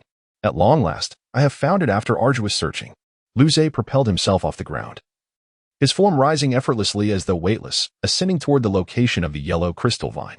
This student, is he really chasing after the yellow crystal vine at such a remarkable speed? In the conference room, the audience wore peculiar expressions. Although the yellow crystal vine is a second-tier spiritual material, its medicinal properties are not particularly potent. Its only notable quality might be its exquisite taste. Moreover, due to the fragrance emitted by the yellow crystal vine, numerous high-ranking spiritual beasts often linger around it. The benefits of collecting such spiritual materials hardly justify the effort. Only true gourmands would seek out such seemingly useless materials, right? Wait a moment. The blind student, I seem to have discovered something extraordinary. This student must not be merely after culinary delights in his quest for spiritual herbs, right? Upon closer reflection, it seems that the various spiritual herbs he has collected all possess delightful flavors. Goodness, this student must be somewhat misguided. Only the teachers who had not been paying attention to Lu Zhe wore perplexed expressions, furrowing their brows in contemplation, wondering if the yellow crystal vine possessed some unique quality that would warrant interest from a genius of his caliber. Furthermore, the nearby spiritual beasts are the key. Everyone's gazes flickered as they observed Lu Zhe's joyful demeanor, sensing that his confident smile implied he had prepared thoroughly. Indeed, with his speed, provided he wasn't exceedingly unlucky, running should pose no issue. At that moment, Lu Zhe had reached the outcropping, gazing at the yellow crystal vine that clung to the stone wall. Measuring over 10 meters in length, his eyes moistening, he had maximized his senses and wind-based abilities to locate this delicacy, which had not been an easy feat. Just as Lu Zhe was about to gather this ingredient, a sudden wave of terrifying wind pressure surged from behind him. Lu Zhe's eyes narrowed, and with a swift movement, he slapped the stone wall and shifted several meters to the left. Swoosh! A pale yellow claw-like spiritual energy attack sliced past Lu Zhe's side, the force producing a sharp crack in the air. Boom! The attack collided with the stone wall, erupting in a tremendous roar as rocks and dust flew. A glint of azure light flashed in Lu Zhe's eyes, and a gentle breeze swept through, whisking the dust away. A smile crept onto Lu Zhe's lips. Attempting to ambush him? How naive. He turned to face a ferocious beast rapidly climbing from below the stone pillar. The beast bore a striking resemblance to a gorilla. With muscular limbs, enormous sharp claws, and standing over 4 meters tall, its body cloaked in thick yellow fur. At that moment, it opened its gaping maw, glaring fiercely at Lu Zhe, emitting a piercing roar. TSK, not an ingredient. Meanwhile, in the conference room, the teachers observed the approaching beast, their expressions turning blank. A wild earth ape at the 8th rank of spiritual martial arts? This student's luck seems dreadfully poor. He will likely be forced to withdraw from the trial prematurely. However, under such circumstances, his points would not suffice for direct admission, would they? It appears so. The crowd nodded in agreement, simultaneously contemplating how to quickly contact their respective backers to secure a special admission slot. They must have this student on their team. In any case, they could first deceive their opponents and later revel in the thrill of backstabbing. Even Li Quan and Harry's gazes flickered, yet their schools, being the finest among the human race, could not casually alter rules without significant implications. Although Lu Zhe exhibited commendable speed talent, he had not displayed abilities sufficient to warrant a change in policy from their schools, leaving them somewhat hesitant. In the school office, the principal and teachers who had been monitoring Lu Zhe revealed expressions of disappointment. The principal shook his head, letting out a soft sigh. Alas, this is not Lu Zhe's fault. One can only attribute it to sheer misfortune. Lu Zhe had effortlessly entered the top 10, and they had been exhilarated until they were suddenly dealt a blow. Fortune truly plays tricks. Meanwhile, in the classroom, Alice gazed at Lu Zhe on the screen with concern. Ari, is the senior all right? Lu Li's eyes flickered with worry, yet her face bore a gentle smile. Do not fret. Lu Zhe shows no signs of panic. He must possess the confidence to navigate this challenge. Just as Lu Li finished speaking, Lu Zhe's expression shifted dramatically. He realized a critical issue. In instinctively dodging the attack, he had forgotten to protect the yellow crystal vine. Lu Zhe's face stiffened, trembling as he turned to glance back, discovering that the once 10-meter-long yellow crystal vine had been reduced to less than 5 meters. His body trembled, and he opened his mouth, weakly emitting a sound. My yellow crystal vine. The voice was pitiful, frail, and helpless.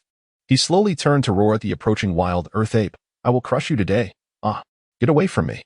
His gaze turned icy as he delivered a powerful kick. A shimmering brilliance flashed, and an immense force akin to a dragon's roar struck the wild earth ape, which was less than 5 meters away from him. Boom. The overwhelming force instantly propelled the wild earth ape away from the stone wall, sending it plummeting downward. At that moment, Lu Zhe could not concern himself with whether the wild earth ape had perished. He swiftly moved to the side of the yellow crystal vine. Observing the significantly shortened vine, his face contorted in pain. To prevent further mishaps, he cautiously harvested the yellow crystal vine and stowed it in his spatial ring. Meanwhile, the onlookers were left speechless, witnessing Lu Zhe's careful demeanor. They had initially thought he was despairing, believing he had resigned himself to elimination from the trial. Yet, it turned out he was distressed over the destruction of that wretched yellow crystal vine. Could that accursed yellow crystal vine go to hell? And what was that absurd kick? An 8th rank wild earth ape. That was an 8th rank beast. One kick sent it flying. Were you coordinating with the wild earth ape to toy with us? A lump of blood lodged in their throats, leaving them feeling utterly miserable. Chapter 52. The meeting room. Within the confines of the meeting room, the teachers exchanged glances, the atmosphere thick with an awkward tension. Just moments ago, they had proclaimed that Lu Zhe's trial had concluded early, only to be swiftly proven wrong. Meanwhile, at the Luwin Corporation, cheers erupted, nearly shattering the glass. Lu, you were remarkable. Could you share your son's contact information, Mr. Lu? Fu Shuya watched Lu Zhe on the screen with a smile, pondering. What is my dear son up to? Is he gathering spiritual materials for something? Luwin scoffed. What an embarrassment. With so many watching. I can certainly afford this trivial material. Yet, the smile on his face betrayed his words. At the school, the silver-haired principal nodded enthusiastically, his face alight with joy. Excellent. Lu Zhe has brought glory to our institution. Beside him, Li Liang beamed with pride. After all, Lu Zhe was his student. The other teachers cast envious glances at Li Liang. Their jealousy palpable. Jealousy has transformed my visage. In Lu Li's class, Alice gleefully embraced Lu Li, exclaiming, You're so strong, senior. That's an 8th level spirit beast. Lu Li smiled at Lu Zhe on the screen, his eyes sparkling as he softly remarked, Indeed, this guy has become quite formidable. Meanwhile, Lu Zhe, having secured the yellow crystal vine, gazed downward with a resolute thought. If that earth ape is still alive, it's doomed. Soon enough, he spotted the earth ape, confirming it had indeed survived. The earlier strike had not been Lu Zhe's full strength. The creature had merely sustained minor injuries. Now, recovering from its fall, it stealthily plotted its escape, its instinct sensing imminent danger. The two-legged creature was host to a primordial beast, better to flee and preserve its life. Lu Zhe's gaze turned icy as he observed the earth ape attempting to slip away. Did it think it could escape him so easily? Time was not on his side.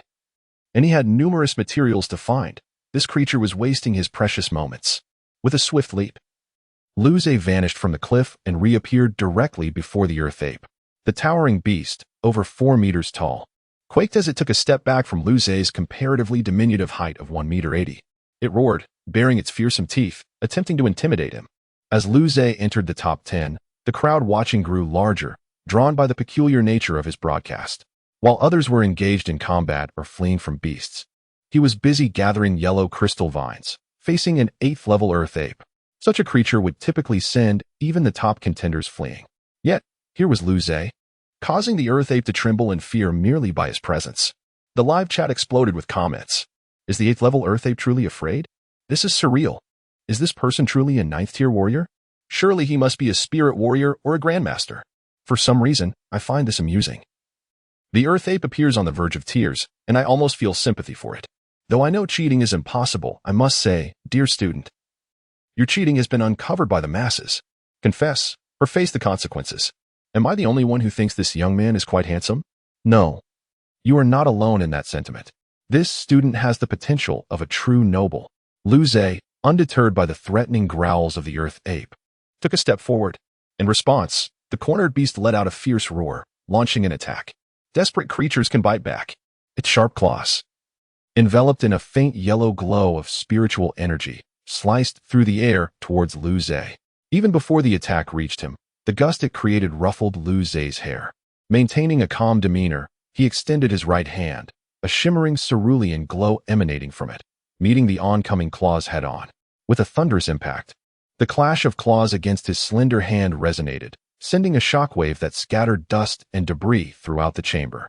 The earth ape, yowling in pain, attempted to retreat. But Lu Zhe remained steadfast, his form seemingly unyielding, rendering the creature's struggles feeble. In an astonishing display, Lu Zhe seized the earth ape's massive paw, lifting its colossal body with ease, shaking it as though it were a mere toy. The ground trembled beneath them, and the earth ape's cries grew increasingly pitiful, even silencing the attention-seeking rock-armored beast. By heavens, the master has been subdued. That two-legged creature is undoubtedly a grand figure. The onlookers were left speechless, witnessing a surreal scene where a seemingly infantile figure grappled with a colossal beast. In terms of strength, one was an 8th level spirit beast, the other a 9th tier warrior, leaving spectators questioning the reality of the situation. In the meeting room, a palpable tension mounted between Harry and Li Kuang, as if a confrontation could erupt at any moment. Harry, with a charming yet slightly strained smile, remarked, "We are friends, are we not?" "Not at all. Came the fierce retort from Li Kuang, his eyes wide with indignation. Harry's smile faltered as he clenched his teeth. Let me be frank. We at the Imperial Capital Academy want him. The rest is yours to choose. Slamming his hands on the table, Li Kuang glared fiercely at Harry. What nonsense. If the school discovers I sent a student of noble potential to you, I might as well be signing my death warrant. You want to keep him? Then you let me have one. Your federal university has clearly outperformed us in new student quality this year. Can't you spare just one for us? Harry's composure vanished, his eyes wide with disbelief. No chance. Not even a sliver. A group of teachers observed the escalating argument, exchanging glances with moist eyes. It seemed that such a genius might indeed be beyond their reach. They had initially planned to swoop in should Luze falter, but now realized they had overestimated their prospects. As the Earth Ape's roars dwindled, Luze finally released it. He leaped onto its chest, his gaze cold and unwavering as he stared into its bloodied visage. The once ferocious beast now met with Luze's piercing gaze, flinched, fear flashing through its eyes. Its cry ceased, and it held its breath, terrified that Luze might strike it down. The atmosphere turned somber. Moments later, the Earth Ape blinked, opened its mouth, and softly whimpered, "Ing, ing, Luze." The spectators. What in the world does ing mean? After such a beating, has it learned to beg for mercy? But given its imposing stature, does it truly fear being struck down? Thank you to all the generous supporters, including those who have contributed in various ways. Today, I am particularly grateful for the encouragement received from my esteemed readers. It brings me immense joy to know that you enjoy the tales I craft. I shall strive diligently to weave even more captivating narratives. Thank you all. Chapter 53, A Most Dismal Viewing Experience. With the bloodied and battered Earth Ape wailing in distress, Luze felt his composure begin to fray. The sight and sound were utterly unbearable. Observing the terrified creature, he brandished a small piece of yellow crystal vine, adopting a fierce expression as he gestured toward the vine and the surrounding stone pillars, repeatedly urging, "Hurry, lead me to this thing. If you find it, I shall spare your life." Luze realized he needed to hasten his pace. His ambition was to secure first place and thus earn a direct admission to the federal university. Moreover, he had only gathered a meager portion of ingredients thus far. If he did not act swiftly, he might miss his chance. Although the Earth Ape's intelligence was limited, its instinct for survival was evident. It seemed to grasp his intent as it struggled to escape. Should it truly fail to comprehend, he would not hesitate to dispatch it for points. The creature's desire to survive was palpable. After a moment of hesitation, it excitedly pointed with its massive finger in a specific direction while casting a pitiful glance at Luze. Seeing this, Luze's heart swelled with joy.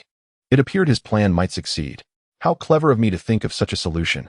He hopped down from the wounded Earth Ape, which, despite its injuries, managed to rise unsteadily. After a fleeting glance at Luze, it wobbled off in the indicated direction. Luze followed closely behind, maintaining a safe distance. Should this creature lead him into a den of ferocious beasts, it would spell disaster. Though he was confident in his ability to escape, caution was still wise. Despite its injuries, the Earth Ape displayed a speed reminiscent of a first- or second-tier spirit beast. Luze mused as he observed the massive creature ahead. If not for his pursuit, this grand encounter with a giant ape would befit a tale of extraordinary adventure. Alas, any potential fortuity was a result of his own forceful methods. His emotions became unexpectedly complex. The Earth Ape guided Luze over 10 kilometers, deftly maneuvering around numerous stone pillars. The resident rock-armored beasts, intimidated by the aura of the formidable spirit beast, dared not attack. With the loss of his source of points, Luze once again slipped from the top 10. However, this time, no one left. The onlookers gazed in bewilderment as the Earth Ape, coerced by Luze, led him in search of spiritual herbs. Countless comments flooded the screen. A 9th-tier warrior threatening an 8th-tier spirit beast to find herbs? This joke will have me laughing for a year, haha. Yet, some questioned whether this student had become overconfident, as his ranking had plummeted to 24th. Nonsense. This handsome lad can defeat 8th-tier spirit beasts. With a few kills, first place will be his. Isn't that the ultimate goal? What's all the fuss about? I'm simply delighted. Haha. More so than watching that beautiful third-place classmate's live stream. Even the teachers in the conference room could only shake their heads in bemusement at Luze's antics. Could such a personality truly become a pillar of support for humanity? At that moment, the Earth Ape finally halted. A towering stone pillar loomed hundreds of meters ahead, adorned with a plethora of various spiritual herbs. Luze's eyes sparkled as he beheld the vibrant herbs, a broad smile gracing his face. This earth ape was quite astute. Indeed, sparing its life seemed a prudent choice. Suddenly, from a cave beneath the stone pillar, two colossal beasts, each towering over 4 meters, emerged with a ferocious roar. With menacing heads and fierce eyes, their elongated, powerful bodies boasted tails adorned with sharp, backward-facing hooks, their skin glinting like yellow crystal in the sunlight. Upon emerging, the beasts regarded the scarred earth ape before fixating their gaze on Luce. In the conference room, the teachers widened their eyes in shock. A pinnacle 9th-tier yellow crystal beast? One of the apex predators of the yellow crystal forest? Such a beast could easily breach the protective barriers of the black wristbands. Mr. Lin furrowed his brow slightly. It is now too late to send in rescue teams. However, Harry and Li Kuang seemed unconcerned. This kid should be able to escape. Look at his beaming face. He's likely still thinking about those herbs. The audience, upon hearing this, turned their eyes to Lu Zhe, their expressions twitching in disbelief. Indeed, he appeared as giddy as a child weighing 150 pounds, seemingly lost in thoughts of the herbs. Yet, considering Lu Zhe's displayed abilities, even if he was no match for the yellow crystal beasts, he should still be able to flee. Perhaps he might even seize a few yellow crystal vines? No. This boy is toxic. Cursed yellow crystal vines. Watching his live stream, they were now contemplating not merely escape but how to snatch the herbs first. They were utterly led astray. The comments echoed this sentiment. Not good. I feel like I might not make it. Upon seeing 2 pinnacle spirit beasts, I'm only wondering how many herbs Lu Zhe can grab. Upstairs, I feel the same way. I'm contemplating whether Lu Zhe can defeat these 2 yellow crystal beasts. Is there any hope for me? No hope left. Just wait for death. Farewell. Let us eat and drink. Life is short. At this moment, Lu Zhe gazed intently at the 2 yellow crystal beasts, his eyes gleaming with ambition. These were the prime ingredients mentioned by Alice. Rumor had it that their protein content surpassed that of beef by 60 times, enriched by spiritual energy, making them exquisitely nutritious and delectable. He could not let this opportunity slip away. 2 pinnacle 9th-tier spirit beasts? As he regarded the menacing growls of the yellow crystal beasts, Lu Zhe's expression hardened. Though uncertain of his current strength, he did not believe he would falter. The pressure from these beasts was far less daunting than that of the 2-meter-tall azure wolf. A radiant, glass-like aura enveloped him, intensifying as his body transformed, exuding an overwhelming force that rippled through the surrounding air, creating small whirlwinds around him. By the heavens! I was right. What kind of terrifying creature is this? Run. If I don't escape now, I may never have the chance. Meanwhile, the 2 yellow crystal beasts sensed the immense threat emanating from Lu Zhe. Their crystalline scales shimmered, their yellow spiritual energy radiating as their muscles tensed. Fixated on Lu Zhe without a hint of relaxation. The stakes were life and death. The onlookers fell silent as Lu Zhe unleashed his full physical power. Though separated by the live stream, they could not feel the pressure directly, yet the reaction of the yellow crystal beasts indicated Lu Zhe's formidable strength. However, faced with 2 pinnacle 9th-tier spirit beasts, was he truly preparing for a direct confrontation?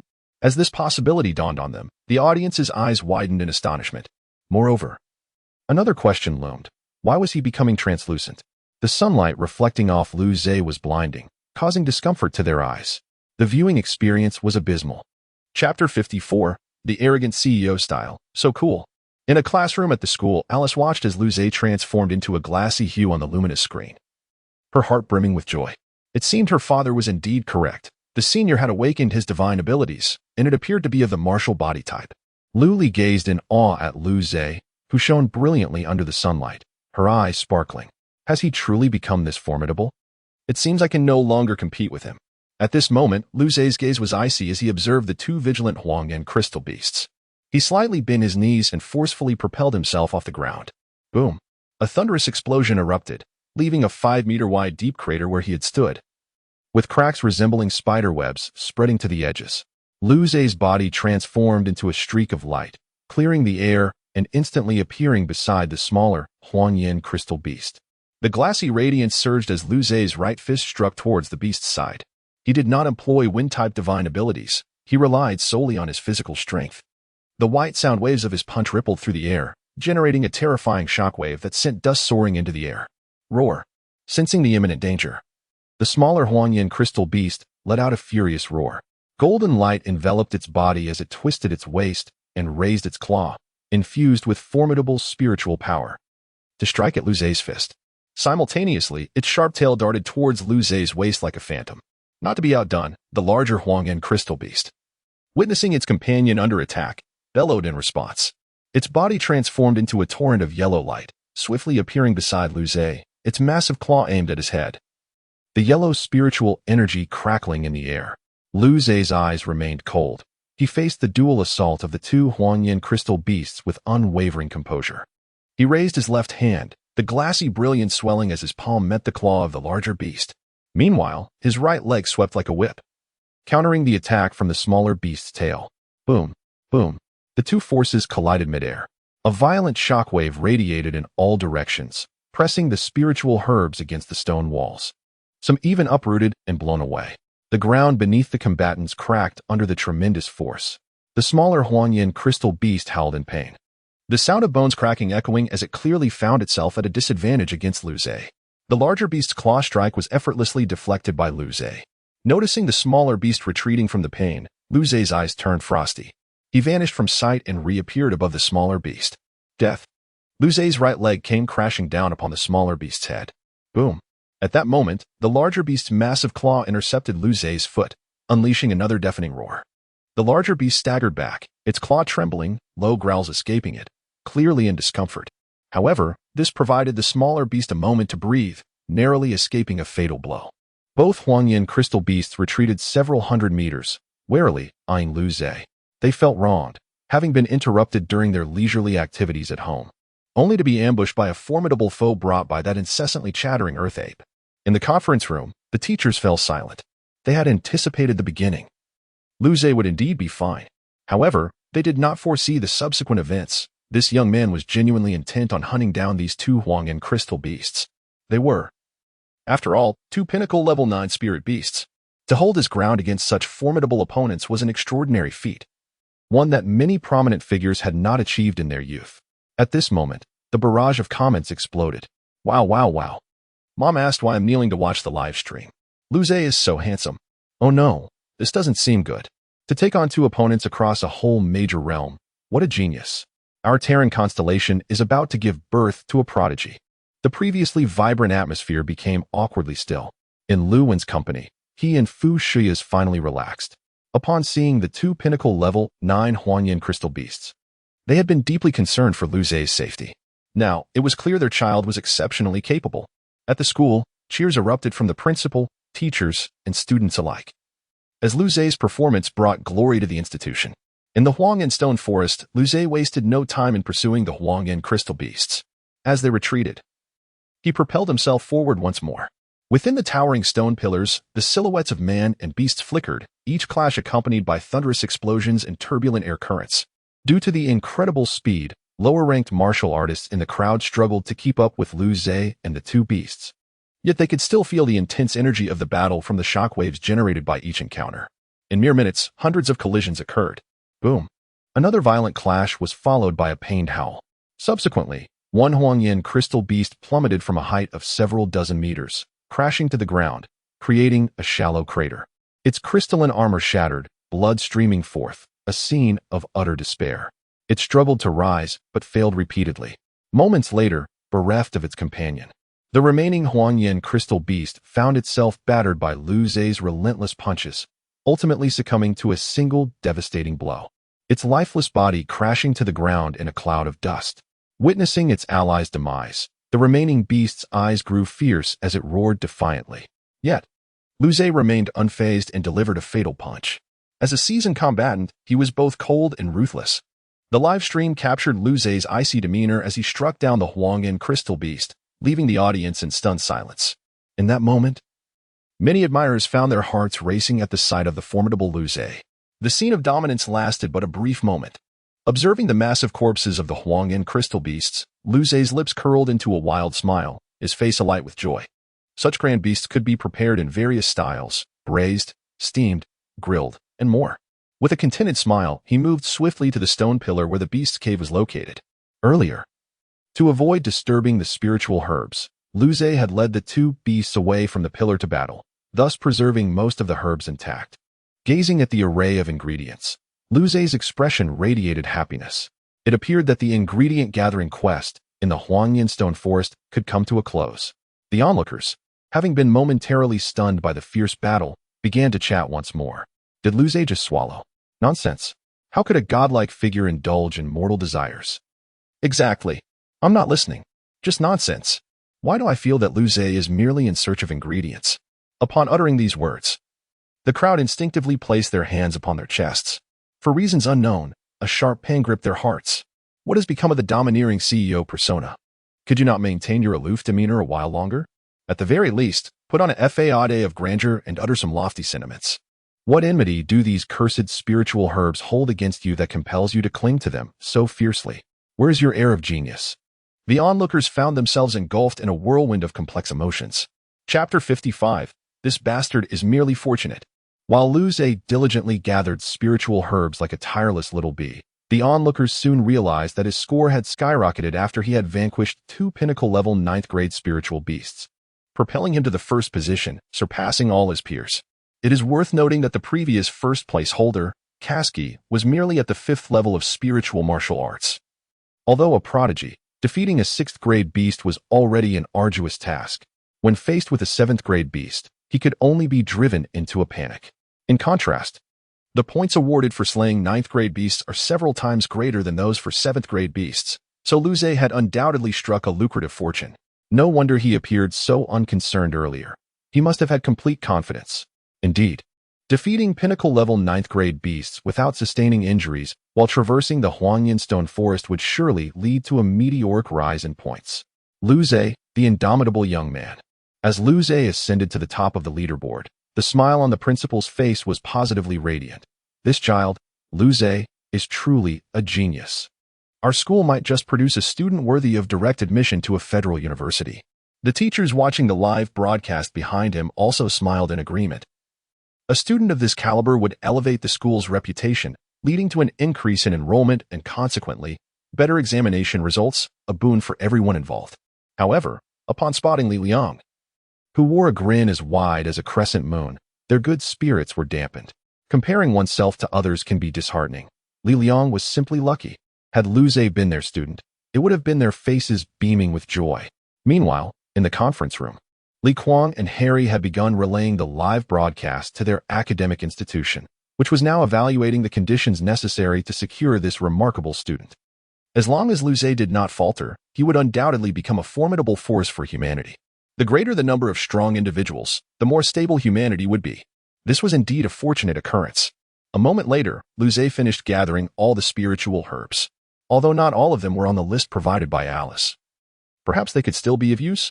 With that thought, Luze stored the herbs in his spatial ring. His spirits lifted as he stood up. It was the second day, and time was of the essence. Pressing a button on his black wristband, a map materialized. After confirming his location, Luze took a step forward, enveloped by a gentle breeze, his form transforming into an afterimage that vanished from sight. The shortest distance between 2 points is a straight line. Even when traversing the territories of powerful beasts, Luze charged straight ahead, provoking the roars of the angry beast leaders, yet they were powerless against him. The reason was simple. Luze's speed was unparalleled, even faster than during his previous battles. Each time the beast leaders emerged, they could only catch a fleeting glimpse of Luze's joyful figure receding into the distance, perhaps even disappearing along with some valuable spiritual herbs from their domains. On that day, the hearts of all the beast leaders bled. The onlookers were left speechless. Watching the chaotic scenes unfold on the live stream, it seemed that Luze's figure radiated sheer joy. Although he was not accumulating points, his happiness was sufficient. How could his speed surpass even that of before? Perhaps Luze had yet to exert his full strength? If that were the case, the spectators, contemplating this possibility, were incredulous. Was Luze truly attempting to hunt beasts across 2 major realms? Did you all notice? This student's direction is toward the floating light forest. As a warrior of the Xuanwu realm, I frequently hunt there, and I assure you, I am not mistaken. The crowd gasped. So terrifying. Do you think Luze is going to hunt the mysterious beasts, or is he merely gathering spiritual herbs? As this comment emerged in the barrage of messages, the crowd once again clutched their chests in disbelief. Who could fathom the thoughts of this eccentric genius? I choose to abandon my reasoning. I choose to abandon my reasoning. I choose to abandon my reasoning. A chorus of repetition filled the chat. The senior is quite mischievous. In truth, we cannot utilize so many spiritual herbs. Luli's lips twitched as she flicked her long hair. offering a faint smile. Perhaps brother is merely preparing a stock of provisions for the winter. Yet beneath her calm exterior, she felt a flicker of annoyance. Did that guy truly disregard their wager? If he lost, he would have to face the consequences. Upon hearing Luli's words, Alice, who had just regained her composure, burst into laughter once more. The other classmates exchanged glances, shifting between the screen and Luli, their expressions filled with conflict.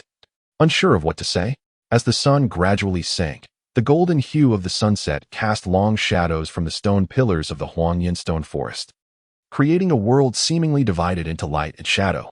Luze sprinted through the interplay of light and shadow, the furious roars of the beasts echoing behind him. Soon, the number of stone pillars dwindled. The ground beneath him transformed from the hard yellow rock to a soft, light brown soil, deepening in color as he advanced. Luze halted in his tracks. Before him lay an immense forest, its trees towering hundreds of meters high, rivaling the stone pillars of the Huangyan stone forest.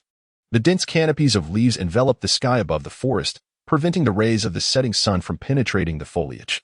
Yet, rather than becoming shrouded in darkness, the forest radiated a kaleidoscope of vibrant colors, illuminating the entire area with an extraordinary beauty. This was the floating light forest, the only region on Nanfeng Star inhabited by mysterious beasts, and reputed to be the most beautiful area of the planet. The ethereal glow emanating from the floating light forest was produced by a unique type of luminescent moss. This moss, while uniform in appearance, emitted a spectrum of different lights: white, yellow, red, and even green. Luze marveled at the courage of the green glowing moss, which truly embodied the notion that love is a light. Green to the point of causing unease. This particular variety of moss radiated love's brilliance incessantly, completely disregarding its own existence. If he encountered it, he would undoubtedly shatter it without hesitation, refusing to entertain any attempts at cuteness or feigned suffering. The towering trees blocked out the sunlight. Yet the luminescent moss continued to shine day and night, rendering the forest devoid of a clear distinction between day and night. Thus, in pursuit of a good night's rest, Luze decided to find a stone pillar at the forest's edge to sleep for the night before venturing further inside the following day. Thank you for reading. Special thanks to readers 2018092422244282241, Empty Lurker, and Peach Smash for their generous support. Chapter 56. Perhaps the beasts are undergoing educational reform. At the break of dawn the following day, Luze emerged from his self-made cave nestled among the stone pillars. Today, he was to venture into the territory inhabited by mystical beasts. As a seasoned player of wilderness exploration, he was thoroughly prepared. Should anything seem amiss, he would swiftly retreat. Entering the luminescent forest, Luze tread cautiously upon the damp soil adorned with decaying leaves and twigs. The forest was awash in vibrant hues, a spectacle painted by the iridescent glow of the luminescent moss, creating an enchanting atmosphere reminiscent of a dream, surrounded by towering trees. A crowd of viewers, eager to witness Luze's live stream, began to fill the chat with cheerful banter. The scenery was so invigorating that it made one forget the mundane task of work. With comments like, "Are you watching the live stream while at work? Aren't you afraid of getting fired? And my boss is right beside me watching too. I envy you." Followed by playful protests of, "Please don't disturb me, I'm watching the handsome guy." To Luze's surprise, the luminescent forest was quieter than anticipated. Utilizing his wind-based abilities, he sensed the activity within a radius of several hundred meters, but found nothing unusual. However, after running several kilometers deeper into the forest, his brow furrowed. Could it be that the beasts had all gone visiting somewhere? Having run quite a distance, he had yet to encounter a single creature. Wasn't this supposed to be the most perilous area of Southwind Star? It seemed more like a simple tourist attraction. Nevertheless, Luze did not leave empty-handed. He managed to gather some spiritual herbs. His next destination was a vast freshwater lake in the heart of the luminescent forest, known for the Xianyang lotus. A valuable herb not only for its potent effects but also for its delightful flavor. However, the lake was home to a tribe of water-seeking serpents, rumored to include beasts of the Xian level. Thus, even Luze had to exercise utmost caution in his endeavor to collect the Xianyang lotus. The forest remained eerily silent as Luze deftly maneuvered, covering dozens of kilometers in no time. Yet, as he ventured deeper, his concern grew. It was astonishing. After traveling such a long distance, he still had not spotted a single beast. Was he truly in the luminescent forest, or had he lost his way? In a moment of bewilderment, Luze pressed a button on his black wristband, causing a map to materialize. "Allow me a moment to study this." After a brief examination, he stowed the map away, blinking in disbelief. Indeed, this was the luminescent forest. But where had all the charming, docile beasts gone? Had they collectively vanished? Or been abducted by extraterrestrials for specimen collection? Meanwhile, the audience watching the stream shared in his confusion. In a conference room, Elder Lin furrowed his brow, sensing something was amiss in the luminescent forest. Even if it's merely the outskirts, there shouldn't be a span of dozens of kilometers without a single beast. He remarked, turning to his middle-aged secretary. Notify Team Trun 1 to send someone to the luminescent forest to assess the situation. After a slight pause, he added with concern, send Old Wong and Larry as well. The martial artists of the Lunt star system were not particularly powerful, with the strongest barely reaching the level of Xian martial realm. And those at the Xian martial realm were few. Most of the rescue team comprised spiritual martial artists, but Old Wong and Larry were both 6th-tier Xian martial experts, making them a safer choice in case of emergencies. After all, the luminescent forest was home to mystical beasts, and with a talent like Lu Zhe present, any mishap would be a considerable loss for the Lunt star system. The middle-aged secretary nodded and hurried out of the conference room. At that moment, Harry and Li Kuang raised their eyebrows slightly. Elder Lin, do you require assistance? As instructors from the 2 strongest human academies, they were both at the Dan Marshall level. Elder Lin's gaze flickered before he replied with a smile, at the moment, it may not be necessary. However, should any issues arise, I may call upon Teacher Li Kuang and Teacher Harry for assistance. Li Kuang grinned broadly, exuding a sense of camaraderie. Leave it to us. Harry also smiled elegantly. No need to be so formal, Elder Lin. In Lu Li's classroom, Lu Li furrowed her delicate brows, observing the silent luminescent forest on the live stream. A glimmer of concern flashed in her gentle eyes. It was evident to anyone that something was amiss, yet Lu Zhe seemed unfazed, intent on gathering herbs. Watching him smile as he collected the spiritual herbs, Lu Li felt compelled to remind him of the dangers that lay ahead. Meanwhile, Alice took out her phone, planning to contact her father should anything go awry. The chat was ablaze with fervent discussions. Wasn't it said that the luminescent forest was perilous? How come not a single beast has been spotted? Exclaimed one viewer. Shocking. Did the beasts collectively vanish? Is it a sign of moral decay or a distortion of humanity? Stop showing off, upstairs. That guy seems incredibly bold. Why doesn't he just leave this suspicious place? Pondered another. Perhaps it's the confidence of a genius? I suspect the allure of gourmet food might be the more likely reason. Right on the nose. That hits hard, my friend. The onlookers were left speechless. Given Lu Zhe's conduct, it indeed seemed plausible. Yet Lu Zhe was not entirely unprepared. His abilities and heightened senses remained alert, ready to allow him a swift escape at the first sign of danger.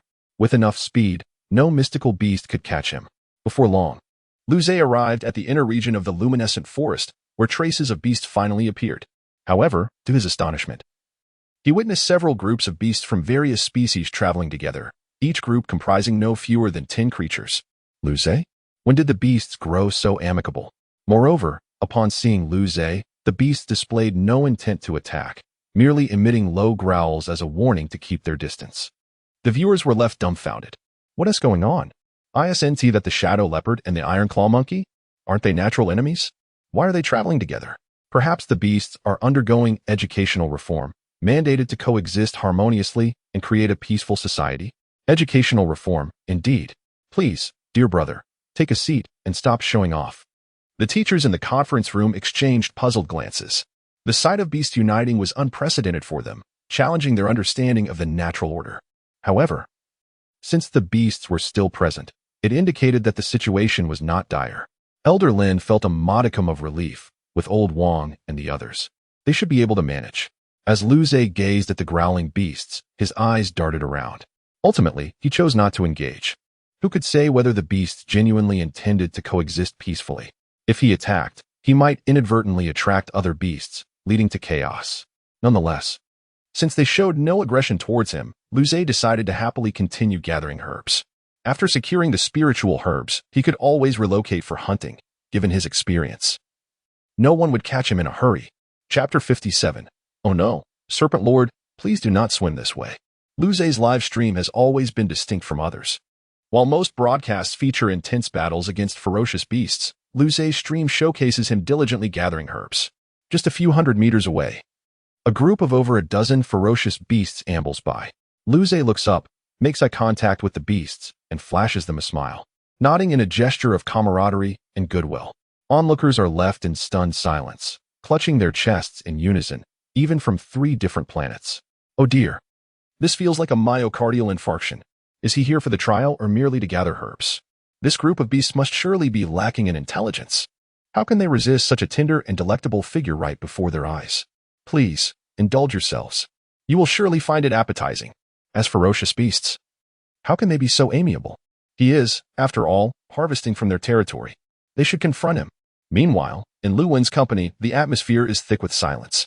Employees, engrossed in the live stream, are at a loss for what expression to wear. Fu Xia watches as the beasts obediently trot past Lu Zhe, pride radiating from her. Look at my darling son's charm. Even the ferocious beasts do not dare to bully him. At this moment, she should puff out her chest. Her son is truly impressive. Beside her, Lu Wen's mouth twitches. He suspects that his wife might have caught some peculiar ailment from Lu Zhe's antics. Not a good sign. Is it too late to develop a vaccine? In Lu Li's classroom, silence reigns as well. Originally, the younger students were eagerly anticipating their senior's valiant exploits, but now they are collectively mute.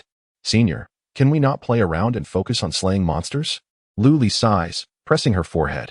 Having such a foolish older brother places immense pressure on her as a clever and endearing younger sister.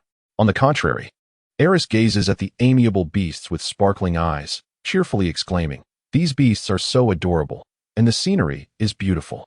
I hope the senior takes me along next time." Hearing this, Lu Li stiffens momentarily but then smiles gently, replying, "Let us go together next time." While the question of the beast's adorability is still debatable, the fundamental principle remains: they must not be left alone together. Eris beams. Indeed, Lu Li is the best. Is Lu Li attempting to create opportunities for her and the senior to become more familiar? Truly, Lu Li is remarkable. Just as Eris excitedly discusses going out to play after Lu Zhe's guaranteed admission, the silver-haired principal trembles as he takes a genetic serum and drinks it down. Yet, if the serum proves ineffective, does that mean he's beyond hope? At this moment, Li Liang stands awkwardly under the scrutiny of numerous teachers.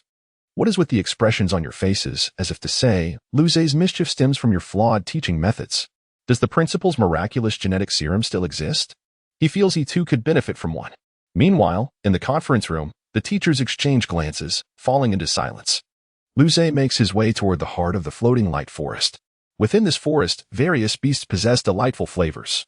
But their amiable nature makes it feel as though they are akin to one's own beloved pets, rendering him unable to act. Shaking his head, Lu Zhe resolves to search elsewhere for these creatures. With no beasts attacking, he quickly approaches the forest center, where lies a vast freshwater lake spanning several dozen kilometers. The canopy does not obscure the sky, allowing the silvery light of stars and moon to shimmer on the lake's surface, intertwining with the colorful bioluminescence of the forest, creating a breathtaking vista. At this moment, clusters of crimson lotus flowers float upon the lake, their soft red glow flickering. The dark waters undulate, occasionally revealing various unidentified elongated black shapes rising and sinking. Lu Zhe ponders. As night falls, the water snakes appear quite lively. I wonder if they too have become as friendly as the beasts in the forest? If not, attempting to gather Xianyang lotus amidst a swarm of snakes will indeed prove challenging. After some contemplation, he decides to wait until daytime when the water snakes are more lethargic. After all, Lu Zhe never courts danger. Therefore, he seeks refuge in a massive tree by the lake, selecting a favorable position to close his eyes and rest. As dawn breaks, dew glistens on the leaves, and the previously turbulent waters of the lake settle into tranquility. Sunlight cascades down, painting the lake a deep azure, dotted with clusters of Xianyang lotus, resembling flames igniting upon the cerulean surface. Lu Zhe opens his eyes, a glint of azure light flashing within. Although he cannot utilize the small light orbs, it does not hinder his profound understanding of wind-based powers. After extensive practice with the red and purple light orbs, his innate talent has undoubtedly improved. Albeit the absence of assistance from the wind-based glass sphere increases the difficulty. Nevertheless, he anticipates fruitful outcomes. I, Lu Zhe, am devoted to my cultivation. Taking a deep breath of the fresh morning air, he rises and stretches, gazing at the now serene waters of the lake with a slight smile. Indeed, I am quite clever. Last night, the water snakes appeared so lively, and I was somewhat apprehensive. After all, there are ferocious beasts lurking within. Now, observing the expansive area of Xianyang lotus just a kilometer from the shore, a grin spreads across his face. With a swift motion, he propels himself from the tree branch, appearing at the water's edge, where a gentle breeze envelopes him, and without hesitation, he steps onto the lake's surface.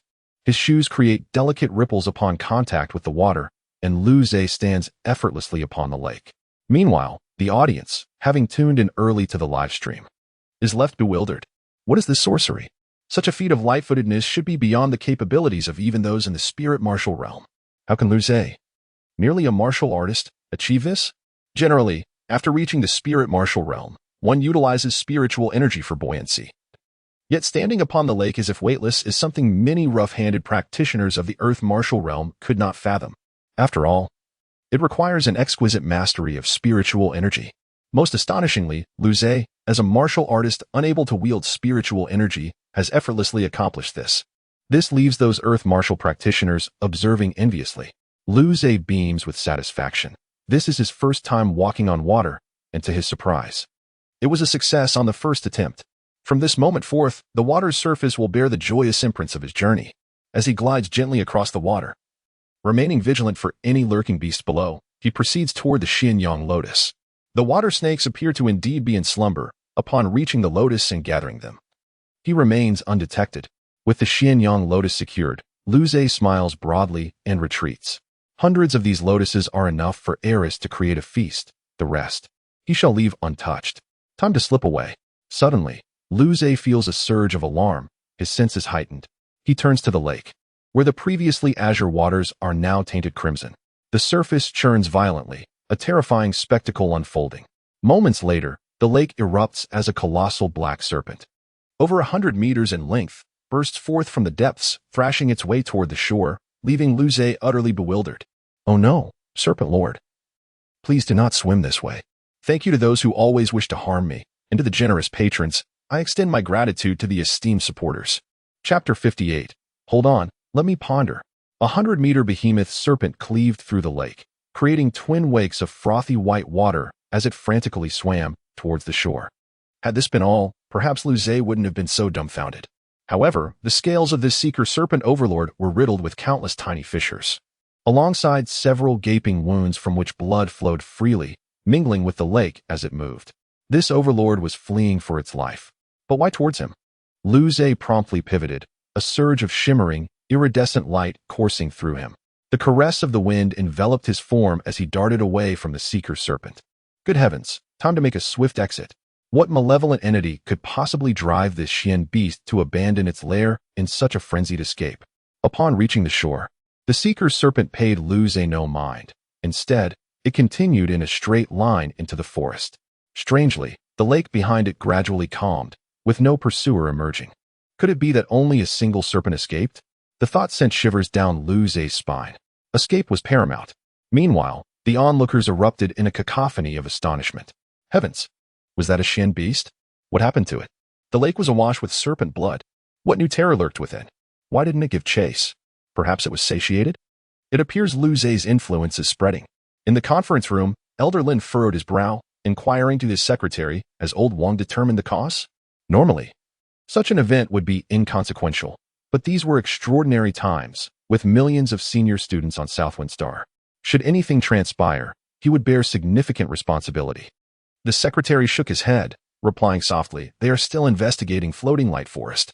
Other than a decrease in the number of beasts, everything appears normal. Li Kuang and Harry exchanged glances, their eyes reflecting a shared apprehension as they observed the wounds on the screen. Li Kuang grinned, revealing his teeth as he stroked the scar on his face. Elder Lin, it would be wise to inspect other forests or valleys for similar disappearances. Elder Lin paused, his pupils dilating. Are you suggesting? Harry smiled faintly. While unlikely, given the Federation's presence in the Trent Star system, it's best to err on the side of caution. Elder Lin's expression grew grave. If their suspicions were true, the situation would be dire. He immediately issued orders to the secretary, dispatching rescue personnel to other forested areas. The other instructors exchanged puzzled glances, while some seemed to ponder the implications of the conversation. Luze, meanwhile, was hurtling towards the edge of the forest. Despite the unexpectedly amicable nature of the beasts, he had managed to gather the necessary herbs. Given the forest's unsettling atmosphere, he decided it was time to depart. In the distance, the rampaging seeker serpent disrupted the peace, sending creatures scattering. A resounding roar echoed through the trees, followed by violent tremors. Luze, still running, mused that the seeker serpent had stumbled into the territory of another overlord. Should he attempt to capitalize on the situation? Luze envied the protagonists in novels who often found themselves in such advantageous situations. However, the memory of the seeker serpent's grievous wounds dissuaded him. He quickened his pace, averting his gaze from the battle. Serpent meat was probably unpalatable anyway. The battle between the two Shin beasts generated intense shockwaves that Luze could still feel, even from several kilometers away. Having made his decision, he dismissed the matter and pressed on. Suddenly, the beasts of floating light forest roared in unison, followed by a stampede that shook the very earth. Luze stared in disbelief as the beasts approached him. Had he done something wrong? The sudden shift in the beast's behavior left him feeling betrayed. However, Luze was not deterred. He steeled himself and continued his escape. The beasts couldn't match his speed, so he was confident he would not be surrounded. Soon, Luze realized that the beasts were not targeting him. He felt a pang of guilt. He had misjudged them. Of course, Luze remained vigilant, maximizing his senses and the perception granted by his wind-type divine art. After running for dozens of kilometers, he detected a piercing screech from the left. Accompanied by the sounds of combat, Luze paused, his brow furrowed. Another conflict? Why couldn't these beasts settle their differences peacefully?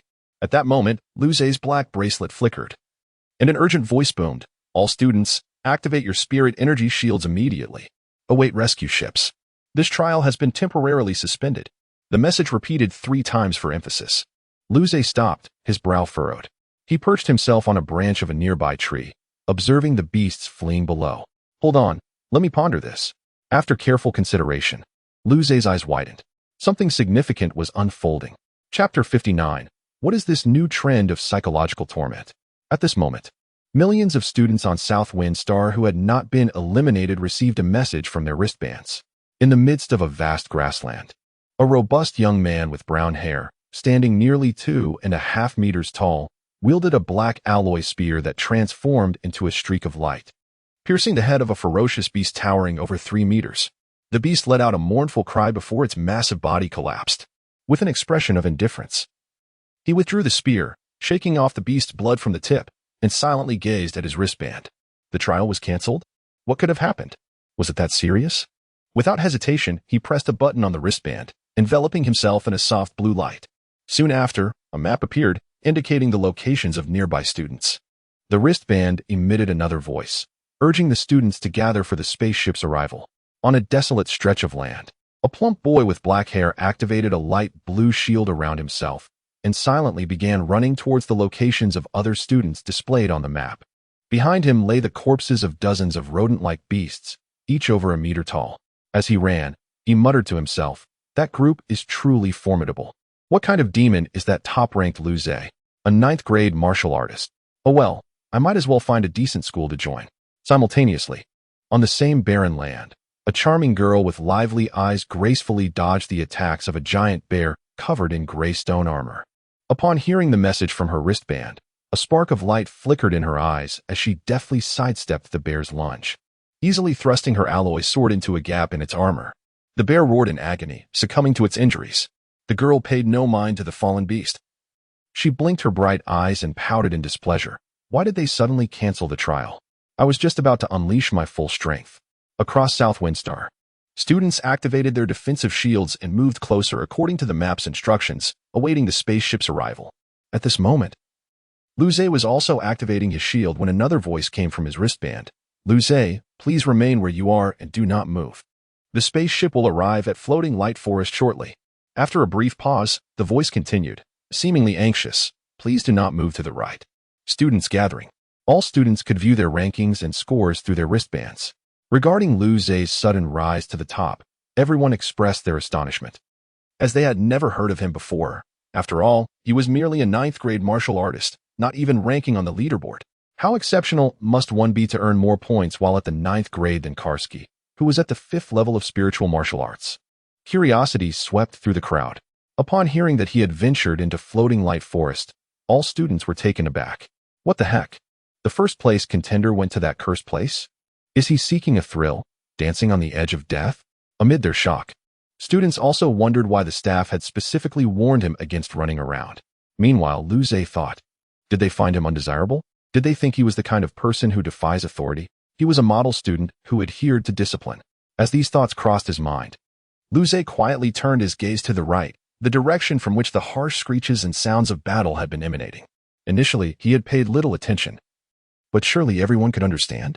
When someone explicitly advises against opening a box, it only heightens one's curiosity. What had once been a slight intrigue for Luze had now escalated to an insatiable desire to investigate. Not good. He desperately wanted to take a look. Luze wore a conflicted expression, feeling as though the staff member was deliberately leading him into a trap, tantalizing him without allowing satisfaction. What a wicked scheme. Just as Luze's conflicted expression surfaced, the staff member observing from afar spoke again. Luze, you must not approach the direction you are looking at. We are watching you. Please wait for the spaceship to arrive. Luze's lips twitched. MMP. What is this new trend of psychological torment? As Luze stood there, bemused, he also heard the piercing screeches from his left. The cacophony of roars from the beasts became chaotic, punctuated by the anguished cries of dying creatures. Luze's brow furrowed, his gaze sharpening as he cautiously observed the source of the screeching. What on earth was that? The screeches grew increasingly closer, and suddenly, Luze recalled having heard this sound before. Moments later, his pupils dilated, and his expression shifted dramatically. Oh no, he had indeed heard that screech. And it had only been a few weeks since. Before him, under the dazzling glow of floating light forest, a swarm of rather unattractive guests appeared. With menacing black or gray exoskeletons and sharp spines, their appearance was rather unremarkable, yet they exuded a terrifying aura, their numbers likely exceeding 10,000. As he beheld these fearsome visitors, Luze felt the hair on his body stand on end, his gaze turning icy as he instantly entered a state of combat readiness. Why were the insectoids here? The swarm seemed to be in a frenzied state, mercilessly slaughtering the beasts. With each kill, a single insect would carry its prize back along the path it came. Moments later, the once beautiful scenery of floating light forest was stained with blood. Good heavens! What in the world are these strange beasts? This is utterly terrifying. As Luze stood in shock, witnessing the insect horde's hunt, a subdued voice emanated from his wristband. Luze, you have now seen it. Students, please listen carefully. Insectoids have appeared in floating light forest. Upon hearing this, the students who had been leisurely making their way to the gathering point suddenly turned pale. Insectoids? For the students of the Federal Federation's Terran star system, this was merely something they had seen on television or encountered in virtual reality. Now, the insectoids were on the same planet as them. These were cosmic locusts, leaving devastation in their wake. A sense of existential threat loomed over them. The students could not help but succumb to panic, observing the students' alarmed expressions. The staff member could not help but rub his forehead. The greatest fear was the emergence of panic. Without order, it would delay the spaceship's ability to receive the students. Chapter 60. Is the full map revealed? Just half an hour ago, old Lin in the conference room furrowed his brow upon receiving news from his secretary. The atmosphere within the conference room was profoundly silent. It seems that it truly is them. Li Kuang touched the scar on his face and grinned, his smile sinister. This scar was left by a level 4 elite creature of the insectoid race. Old Lin spoke gravely. I am uncertain how many high-level insectoids there are. This time, I must trouble you all. The queen insect of the insectoid race lies hidden within the underground nests, necessitating that formidable warriors venture deep within to eliminate it. Harry, his previously elegant smile fading, nodded slightly. We are all of the human race. When humanity first departed Earth and entered the cosmic age, they regarded themselves as the highest form of life, embroiled in internal strife. After enduring several near-extinction crises, humanity finally reassessed its position in the grand cosmos. They are merely an ordinary, even weak civilization. Without unity among their kind, what future awaits humanity? Over 2 millennia have passed, and it is through this very solidarity that humanity has survived and grown stronger in the dark, perilous, and crisis-laden void of the universe. Moving forward, humanity will continue to evolve, crafting its own epic. Subsequently, old Lin instructed the secretary to escort the teachers to board the spaceship bound for South Windstar, while he contacted the system's governor. Upon receiving news of the insectoid presence on South Windstar, the governor of the Trun system was drenched in cold sweat. Millions of high school seniors trapped with a bloodthirsty insectoid race. This is a disaster. However, he quickly regained his composure. Such a significant event could not be concealed. Thus, he opted not to cut the live broadcast. The resolute governor wiped the cold sweat from his brow, steadied his emotions, and began issuing commands. He first informed the public of the event's origins and announced that they would subsequently broadcast the ongoing rescue operations. At the very least, they needed to demonstrate their swift response and commitment to safeguarding the lives of citizens. Then, a glint of cold determination flashed in his eyes. Notify the commander of the guard forces to mobilize troops and encircle Southwind Star. Awaiting the conclusion of the rescue before eliminating the insectoids on the planet, he paused and continued issuing orders. Investigate the source of this insectoid invasion. Additionally, summon the commander of the border garrison to meet with me. He would not take the blame for this incident, regardless of how one viewed it. It was the fault of that foolish border garrison commander who allowed the insectoids into the Trun system. How could he be blamed when the calamity fell upon him unexpectedly? Meanwhile, the onlookers, who were happily watching the live broadcast, received a statement from the system's official spokesperson. Their expressions changed dramatically. Although the Trun system had faced several crises, it was the first time insectoids had infiltrated their territory. Especially for families with children on Southwind Star, their hearts nearly stopped in terror. However, upon hearing that the insectoids were temporarily only detected in the luminous forest and that rescue operations had commenced, the crowd let out a collective sigh of relief. At that moment, in Lu Wen's company, as the official spokesperson began speaking, the live feed from Lu Zhe's broadcast displayed scenes of insect swarms hunting fierce beasts. Fu Shiya's complexion turned pale, her hands gripping Lu Wen's arm tightly, her eyes filled with concern. Lu Wen, too, furrowed his brow. But he gradually spoke to comfort Fu Shiya. Do not worry. That boy Zhe is incredibly powerful now, and the rescue team has already started their efforts. He will be fine. Hearing this, Fu Shiya silently nodded, praying for Lu Zhe's safety.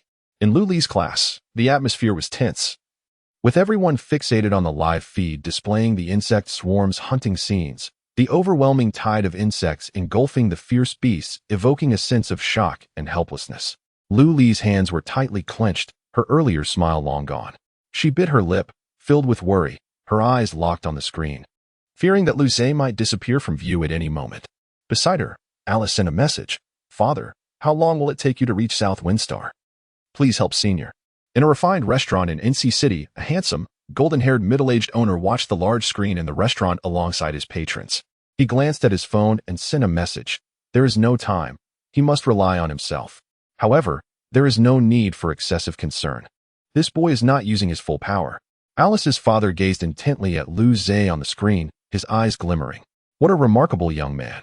Not only does he possess extraordinary strength, but he has also awakened wind abilities. If his wind abilities are strong enough, fleeing will pose no challenge. Upon reading her father's message, Alice breathed a sigh of relief. Turning to Lu Li, whose expression was somewhat grim, she grasped Lu Li's tightly clenched hands and reassured her. Do not worry, Ali. My father said that Senior is very strong and will be fine. Lu Li was momentarily taken aback. Your father? Alice nodded, hesitating for a moment before whispering. My father is a stellar-level powerhouse. His judgment is infallible. Senior will certainly be safe. Please do not tell anyone else. Upon hearing this, Lu Li's pupils constricted sharply. A stellar-level powerhouse? Given that a stellar-level powerhouse had said so, Lu Li's anxious heart calmed slightly, though she continued to watch the screen intently. As for why Alice's father, a stellar-level powerhouse, was in such a small system as Trun, Lu Li had no time to ponder at that moment. Meanwhile, Lu Zhe sat quietly atop a tree, his brow furrowed as he observed the approaching insectoids. In summary, he hoped these insectoids were merely interstellar players. However, events often unfold contrary to one's expectations. Just as the insectoids neared the massive tree where Lu Zhe was perched, they all simultaneously raised their heads to gaze at him. The crimson eyes of the insects were cold and devoid of mercy, radiating a palpable intent to kill. Lu Zhe was left speechless. How did these insectoids discover him? The full map must be revealed. Upon spotting Lu Zhe, the robust bodies of the insectoids sprang into action, their sharp claws piercing the giant tree's trunk as the swarm surged toward him. Those watching Lu Zhe's live stream felt their hearts constrict, their breaths becoming labored. How could one escape such a tide of insects? The voice from the black wristband came urgently. Lu Zhe, hold on for a moment. There are two powerful individuals nearby, and they will arrive shortly. It would be a tremendous loss if someone as talented as Lu Zhe were to be overwhelmed by the insect tide. Lu Zhe disregarded the voice in the wristband, silently observing the frantic swarm of insects charging up the giant tree. Upon closer inspection, the sight of the approaching swarm was indeed terrifying. However, he felt a sense of relief. A smile crept onto Lu Zhe's lips as a shimmering blue light enveloped him, the gentle breeze intensifying, and he lifted his feet from the tree branch. He could fly. Chapter 61. It's time to showcase true skill within the radiant light curtain. Lu Zhe shimmered with a blue glow. The gentle breeze swirling around him as he gracefully ascended from the branches into the air, effortlessly evading the onslaught of the insect swarm, leaving everyone in a state of bewilderment. The atmosphere fell into a profound silence. The staff who had been anxiously urging Lu Zhe to hold on found themselves speechless, their mouths moving without uttering a sound. After a prolonged moment, one of them twitched his lips in frustration, wishing he could smash the communicator to the ground. What do you mean, hold on? You can fly? Why didn't you mention that earlier? No, wait. How can a martial artist fly? Fu Shuya, who had been filled with trepidation, was now overwhelmed with excitement as she tightly embraced Lu Wen, finally releasing a breath of relief. Lu Wen, initially stiff, gradually relaxed his tense body. In the school, a deafening cheer erupted. Their senior had managed to soar into the air amidst the encirclement of the insects. Senior Lu Zhe was invincible. I want to support Senior Lu Zhe. In Lu Li's class, she slowly unclenched her tightly held hands, her tense body easing as a joyful smile graced her face. As long as he was safe. Meanwhile, Alice's eyes sparkled with delight, beaming. Senior is so impressive. He even mastered the wind elemental technique. Such talent is exceedingly rare throughout the Federation. At that moment, Lu Zhe gazed with a smile at the insects crawling along the branches, incessantly screeching at him. This technique he had learned from a towering azure wolf that stood over 2 meters tall. Once, upon entering the hunting space, he had witnessed a giant azure wolf using wind elemental powers to lift itself off the ground, joyously spinning in midair. It flew with astonishing speed, appearing quite exhilarated. Unfortunately, in its moment of merriment, a golden eagle swooped down and made it its lunch. Lu Zhe had always thought that wolf must have been a mischievous spirit in its past life. Though his abilities did not quite match the giant wolf, the gap was no longer as vast as before. This was also the reason why Lu Zhe dared to venture into the flickering light forest. After all, without extraordinary talent, only beasts above the Xian level or powerful Danwu realm warriors could fly.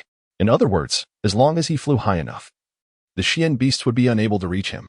The horrifying swarm of insects below exemplified this. The grotesque insects continued to emit piercing screeches and unleashed spiritual attacks towards Lu Zhe in midair. However, as long as he maintained his distance, they could not inflict even the slightest harm upon him. Some of the insects, perhaps driven mad, launched themselves off the branches of the giant trees towards Lu Zhe. With a cold gaze, Lu Zhe summoned a wind blade, which sliced through the air and effortlessly cleaved through the insect's shell, causing a grotesque spray of insides to erupt as the insect's carcass plummeted to the ground. Charging recklessly without the ability to fly was hardly a prudent strategy. At this moment, Lu Zhe felt utterly secure as long as no flying insects appeared. Suddenly, the sounds of battle drew nearer. Lu Zhe turned to observe 2 men clad in black and blue patterned metallic armor fighting their way through the swarm. One was tall and lean, wielding dual massive swords adorned with blue patterns, each strike unleashing a razor-sharp sword aura that sliced the surrounding insects into pieces. The other was robust, wielding a large hammer, also embellished with blue patterns, smashing the insects into fragments with each swing. Lu Zhe's eyes flickered. The prowess of these two was undoubtedly that of Xuanwu realm experts. Despite their formidable strength, for insects towering over 3 meters, dark and menacing, managed to withstand their assaults. Lu Zhe furrowed his brow. These were likely level 3 insects. Although the individual strength of these 4 insects was inferior to the 2 Xuanwu experts, their coordinated efforts, combined with the relentless onslaught of lower-level insects, would eventually overwhelm the duo. In a flash, Lu Zhe recalled the long water-seeking snake that had fled in a panic that morning. Goodness! He realized that unfortunate creature had likely fallen prey to the insect swarm. At that moment, the 2 Xuanwu experts seemed to receive some information, momentarily repelling the 4 level 3 insects while dispatching a wave of smaller ones, before both looked skyward. Upon seeing Lu Zhe, who was gracefully suspended in the air, they momentarily froze, the burly man with the hammer exclaiming, "What the heck?" These 2 were none other than Old Wang and Larry, who had come to investigate the mystery of the missing ferocious beasts. Just moments ago, they had discovered a peculiar cave. As they prepared to explore, a massive wave of insects surged forth from the cave, encircling them in a dire situation. A strategic retreat was in order. Just then, they received orders to locate Lu Zhe, who had already entered the area. This was disheartening. They were already in danger from the insect tide. And now they had to look after another? Wouldn't that only hasten their demise? Perhaps even in a more disastrous manner. However, as members of the rescue team, they had no choice but to comply. Just as they steeled themselves for the task, the communication officer informed them that Lu Zhe could fly. Fly? Surely. This was a jest. A martial artist can fly. What does that make them? Those who cannot fly in the Xuanwu realm. Fallen angels?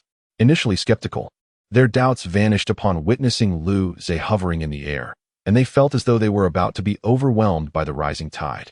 Lu Zhe, noticing the astonishment in the eyes of the two Xuanwu experts, offered a bashful smile.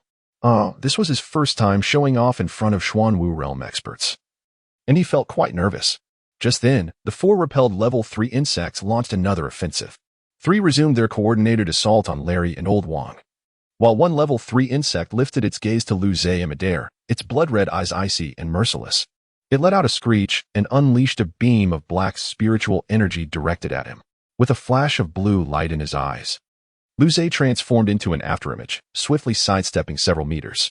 The black beam whizzed past him, the terrifying wave of spiritual energy causing a pressure that stung his face.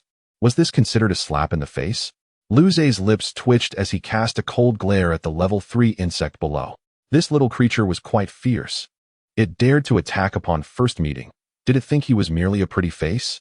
With a glint in his eyes, Lu Zhe decided it was time to demonstrate his true skills.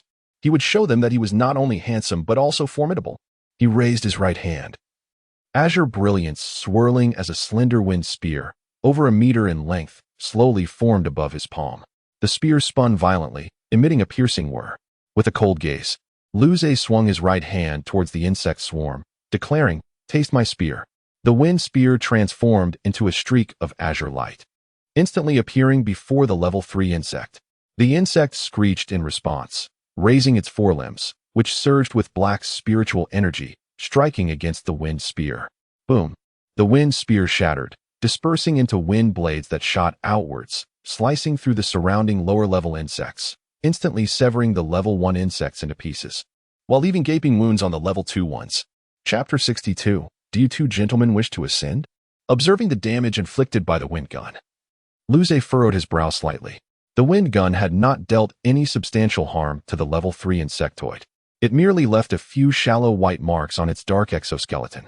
Moreover, it seemed to have heightened the creature's bloodthirstiness. Lu Zhe glanced at the level 3 insectoid, exuding an aura of ferocity, and couldn't he help but click his tongue.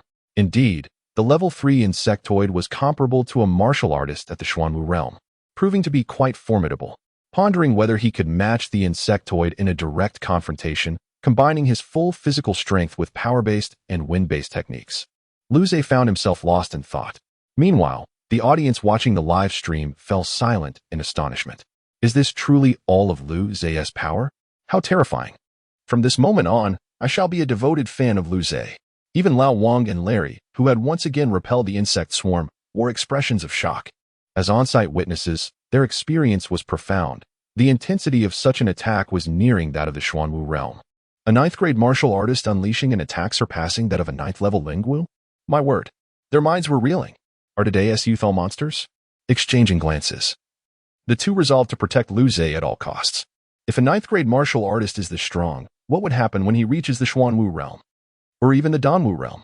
Perhaps he could contend with the stellar martial artists after that? At that moment, a voice emanated from Lu Zhe's black wristband. In other regions, insectoids have begun to appear. Students encountering insectoids should remain calm. There is a protective shield in place. An ordinary level 1 and 2 insectoids cannot harm you in a short time. Students gathered together should unite to resist the insectoids.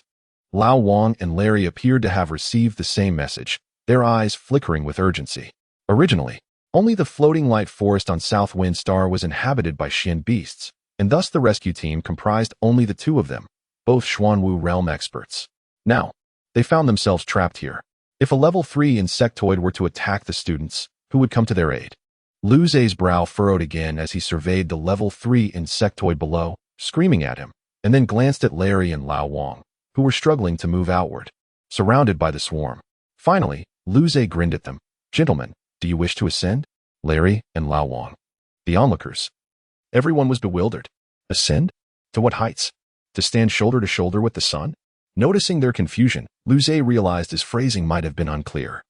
So he clarified, I can take you up. Just have the spaceship fly directly above us, and I will use my powers to lift you up.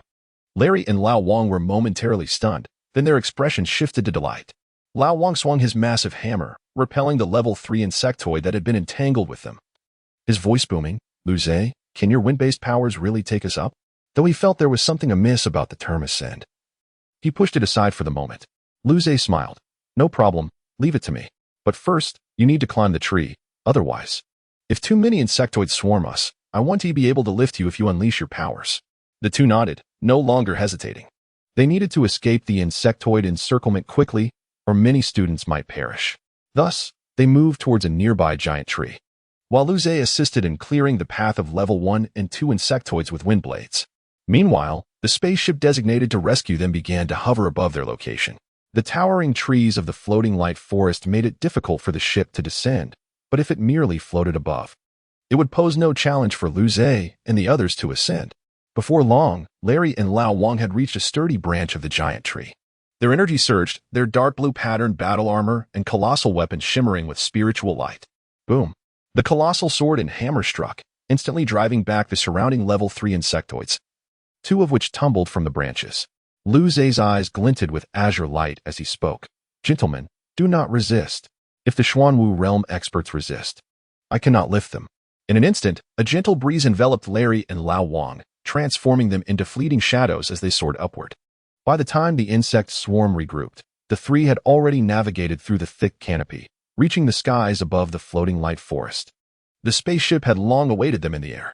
With a flash of azure light, Lu Zhe propelled Larry and Lao Wang swiftly through the open hatch of the ship. As they landed inside, Lu Zhe let out a slow breath. Unlike offensive techniques, using wind-based powers to elevate others required meticulous control and placed immense demands on his mental faculties. Had it not been for his consistent use of the faint purple light orbs, his mental strength would not have sustained him this long. Even now, he felt a bit weary. Larry, noticing Lu Zhe's pale complexion and beads of sweat on his forehead, expressed concern. Lu Zhe, are you all right? Lu Zhe shook his head and replied with a smile. I'm fine. Let us hurry and rescue the other students. I'll be all right soon. Just a bit of mental energy expended. With my current mental strength, I can recover after a short rest. At that moment, a young woman in work attire approached. Her expression fraught with anxiety. Captain Larry, Vice Captain Wang, 12 areas have reported insectoid appearances. Currently, there are no level 3 insectoids, but if we don't act quickly, the students' energy shields 1T hold much longer. Larry and Lao Wang furrowed their brows at her words, exchanging glances. Finally, Larry spoke, send for another spaceship. Old Wang and I will split up for rescue. Additionally, all Lingwu realm members should mobilize for rescue. We will divide into 3 groups to address the 12 areas with insectoids, while others will assist in areas without them. The woman nodded slightly. Half of the students have already been evacuated. There are several nearby ships available. I'll arrange for one immediately. At this moment, Lu Zhe scratched his head and chimed in. Well, gentlemen, I'm quite strong too. How about I help as well? Larry and Lao Wang twitched at the corners of their mouths. Quite strong? You, a 9th grade martial artist, could easily overpower peak Lingwu experts. Such humility. To be frank, having Lu Zhe's strength assisting would alleviate much of their burden. However, he was merely a student and had no obligation to partake in rescue efforts. Lu Zhe smiled. I am also a member of the human race. Those who were watching Lu Zhe's live broadcast were momentarily stunned. Lu Wen and Fu Shia watched Lu Zhe's smiling face in the light curtain, their eyes gleaming.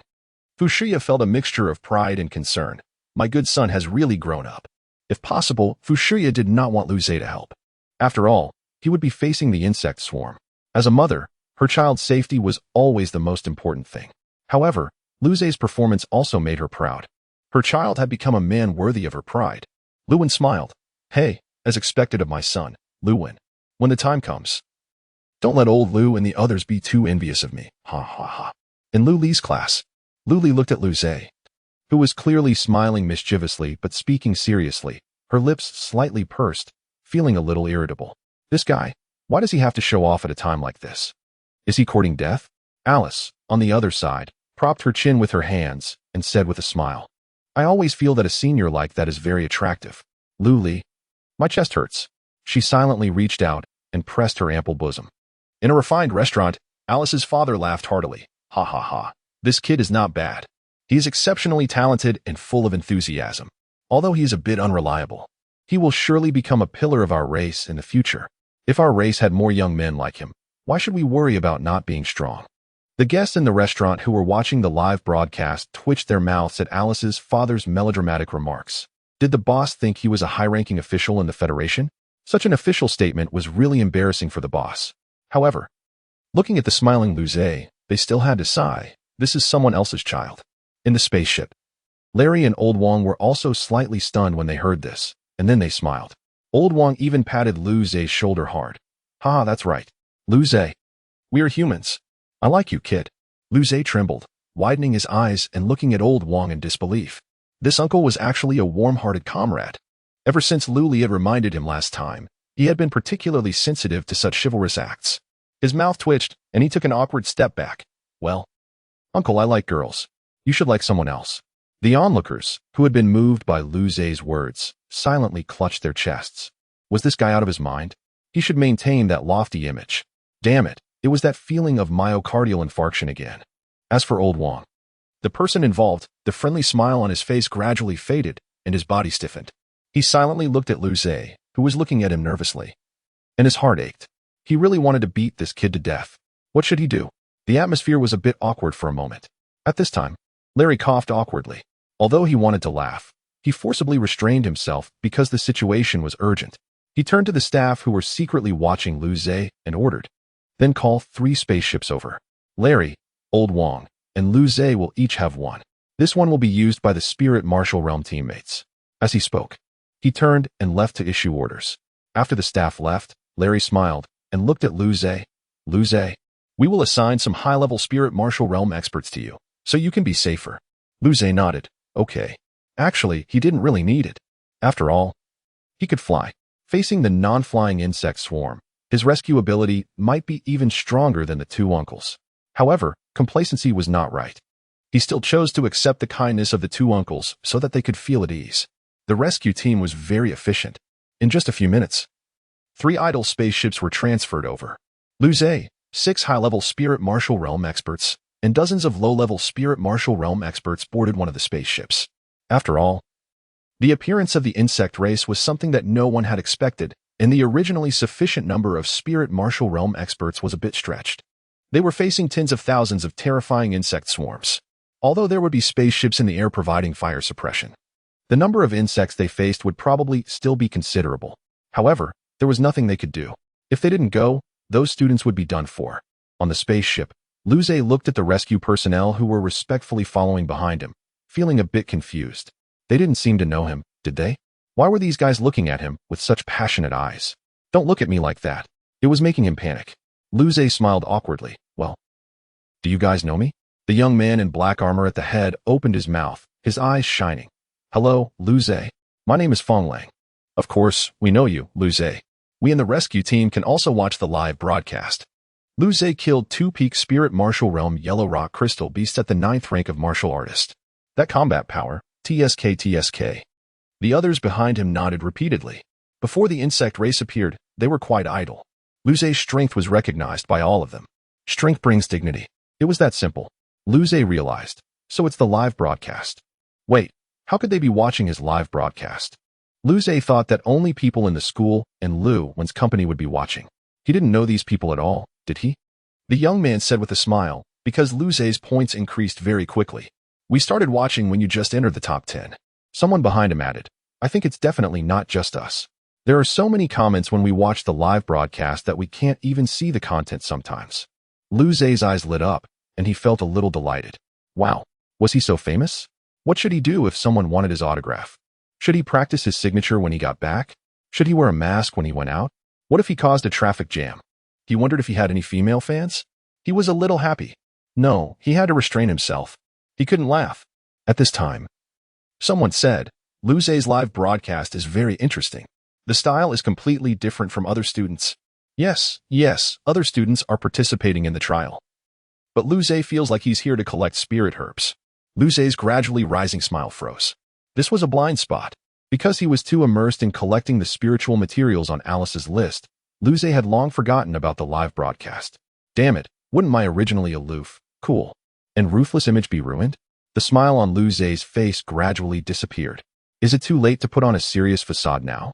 Chapter 64. The Unparalleled Young Master. Due to the urgency of the rescue, the spaceship surged to its maximum speed. Just as Luze found himself engulfed in a moment of despair and self-doubt, the first rescue point arrived. A total of 12 locations had students besieged by the insectoid creatures, and the rescue team was split into 4 groups, with Luze assigned to 3 of the points. At that moment, the spaceship hovered above the first rescue site. Luze and the others stood up and approached the window. The vessel was descending slowly, soon to be only a few hundred meters from the ground. Below lay a desolate expanse of cracked earth, where hundreds of students were surrounded by a swarm of insects. Some students possessed merely the strength of martial artists and were not particularly formidable. Most of the pressure was shouldered by a charming young girl and a plump boy. Both displayed commendable abilities. The girl's movements were agile, her strikes always targeting the insect's vulnerabilities, delivering swift and lethal blows with remarkable efficiency. The boy wielded a hefty alloy blade. His attacks fierce and powerful, though not as adept as the girl, he was still quite formidable. Luze was astonished to observe that, thanks to their efforts, the hundreds of students remained relatively safe. How impressive they were. Yet, they were nearing their limits, despite only having fought for a brief span of minutes. The relentless onslaught from the insects had begun to take its toll. Furthermore, the number of students still protected by shields was dwindling. Luze furrowed his brow slightly and instructed Fong Lang, "Open the hatch. I will descend first." Fong Lang nodded in agreement. "Be careful, Luze." He was aware of Luze's capabilities. The insects below were merely of the first and second levels, and Luze should have no trouble dealing with them. On the ground, Lin Ling was drenched in sweat. Her lively eyes dimmed as she fixed her gaze on the black tide of insects outside, gasping for breath. She was utterly exhausted. The swarm had appeared only a short while ago, yet she had rallied her classmates for defense, and now they were all nearly drained. Watching the few remaining shielded classmates, Lin Ling bit her lip, a flicker of despair crossing her eyes. No one had come to their aid. It seemed too late. "Lin Ling, my shield is about to fail." A handsome boy beside her exclaimed, his blue shield flickering frantically, clearly at its limit. Lin Ling gritted her teeth, her foot barely touching the ground as she appeared beside him, her sword transforming into a streak of light that pierced through the gap in the insect's exoskeleton. The second-level creature let out a shriek before collapsing heavily to the ground. Even the most resilient of insects could be vanquished in a single strike. After dispatching the creature, the handsome boy stepped back, and Lin Ling called out, "Someone, take my place." "Lin Ling, there is no one left. Let me take over. Your strength is greater. You should assist the others." A chubby boy wielding an alloy blade rushed over, his round face contorted in distress, nearly on the verge of tears. "I wish I had eaten more before coming. I might not get the chance again," he lamented. "Wait, that wouldn't help either. If I had eaten, wouldn't I just end up as insect food? Forget it. This is fine." Lin Ling glanced at him, giving a slight nod. "Tauta, hold on. Help will arrive soon." Tauta forced a smile that was more pitiful than crying. "I'll do my best." Another wave of students took their place, but they could hold out no more than 3 minutes before being overwhelmed by the tide of insects. What could anyone possibly do to save them? At that moment, someone within the protective circle exclaimed excitedly, "Look up. The sky. A spaceship is coming." Upon hearing this, the group was invigorated. Aside from those engaged in combat with the insects, everyone else looked up at the sky. Indeed, a spaceship was descending gradually. The glimmer of hope amidst despair elicited cheers from the crowd. "Ha! We are saved." Just as Lin Ling struck down another insect and glanced up at the sky, a smile finally broke across her face. "I am still young. I certainly will not die here." At that moment, a figure descended from the spaceship, causing everyone to gasp in astonishment. "Look, a powerful being is coming down. Surely they are here to vanquish these wretched insects." Parents, who had been fervently praying for their children, were overwhelmed with joy upon seeing someone finally arrive to rescue them. Tears of relief streamed down their faces. Their children were saved. As the figure landed slowly, the students' cheers abruptly ceased, replaced by expressions of bewilderment. The figure appeared to be nearly the same age as them. Tauta, after slaying another insect, looked up at the descending figure and exclaimed, "My heavens, what kind of genius is this? So young, yet already a flying expert?" A flying expert is at the Dan Marshall realm.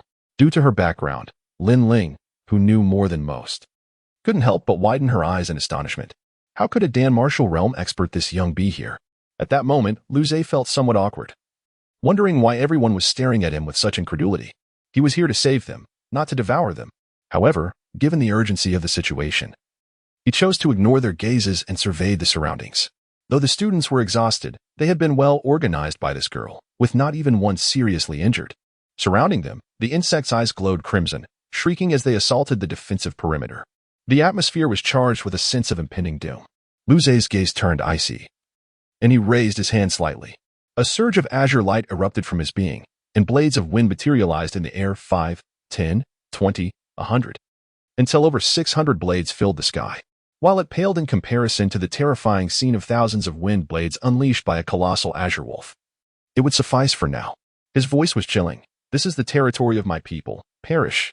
With a downward motion of his hand, over 600 blades of wind transformed into azure streaks, slicing downwards. The blades cut through the air, shredding the exoskeletons of the first and second level insects. Splattering foul green ichor everywhere, the death cries of the insects reverberating through the heavens and earth. Boom, boom, boom. The wind blades cleaved through the insect shells, crashing into the parched ground, creating a cacophony of explosions. The sharp gust swept outward, sending the surrounding insects flying, creating a small gap in the encirclement protecting the students. Whether it was the students or the spectators watching Lu Zhe's livestream, or those tuning into other students' broadcasts, everyone stared wide-eyed at the scene of hundreds of insect carcasses strewn across the ground. After a brief silence, the first comment appeared in the barrage: "The young master is unparalleled." Instantly, the entire screen was flooded with this phrase.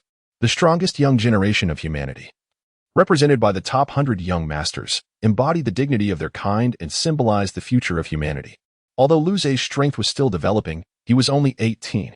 With the prowess of a ninth-grade martial artist, he had annihilated hundreds of first- and second-level insects with a mere flick of his hand. Such talent was indeed rare among the young masters. Only a prodigy of this caliber could rightfully bear the title of unparalleled, capable of shouldering the burden of humanity and forging its future. Thanks to Wang Wu, this was originally a youth. Thanks to Chen Ge, milk coconut strips, and the wandering undead for their generous support. Thank you, esteemed benefactors. Chapter 65. The rhythm of an intrusion. As the crowd stood in shock, Lu Zhe lifted his gaze towards the silent spaceship, a twitch forming at the corner of his mouth. Where's the fire support? Where are the hover vehicles? Where are my teammates? Although Lu Zhe's wind blades had eradicated the swarm of zergs surrounding the students, the outer swarm numbered in the thousands. Observing the zerg as they began to trample over their fallen comrades and advance, Lu Zhe shouted into the rescue team's communicator.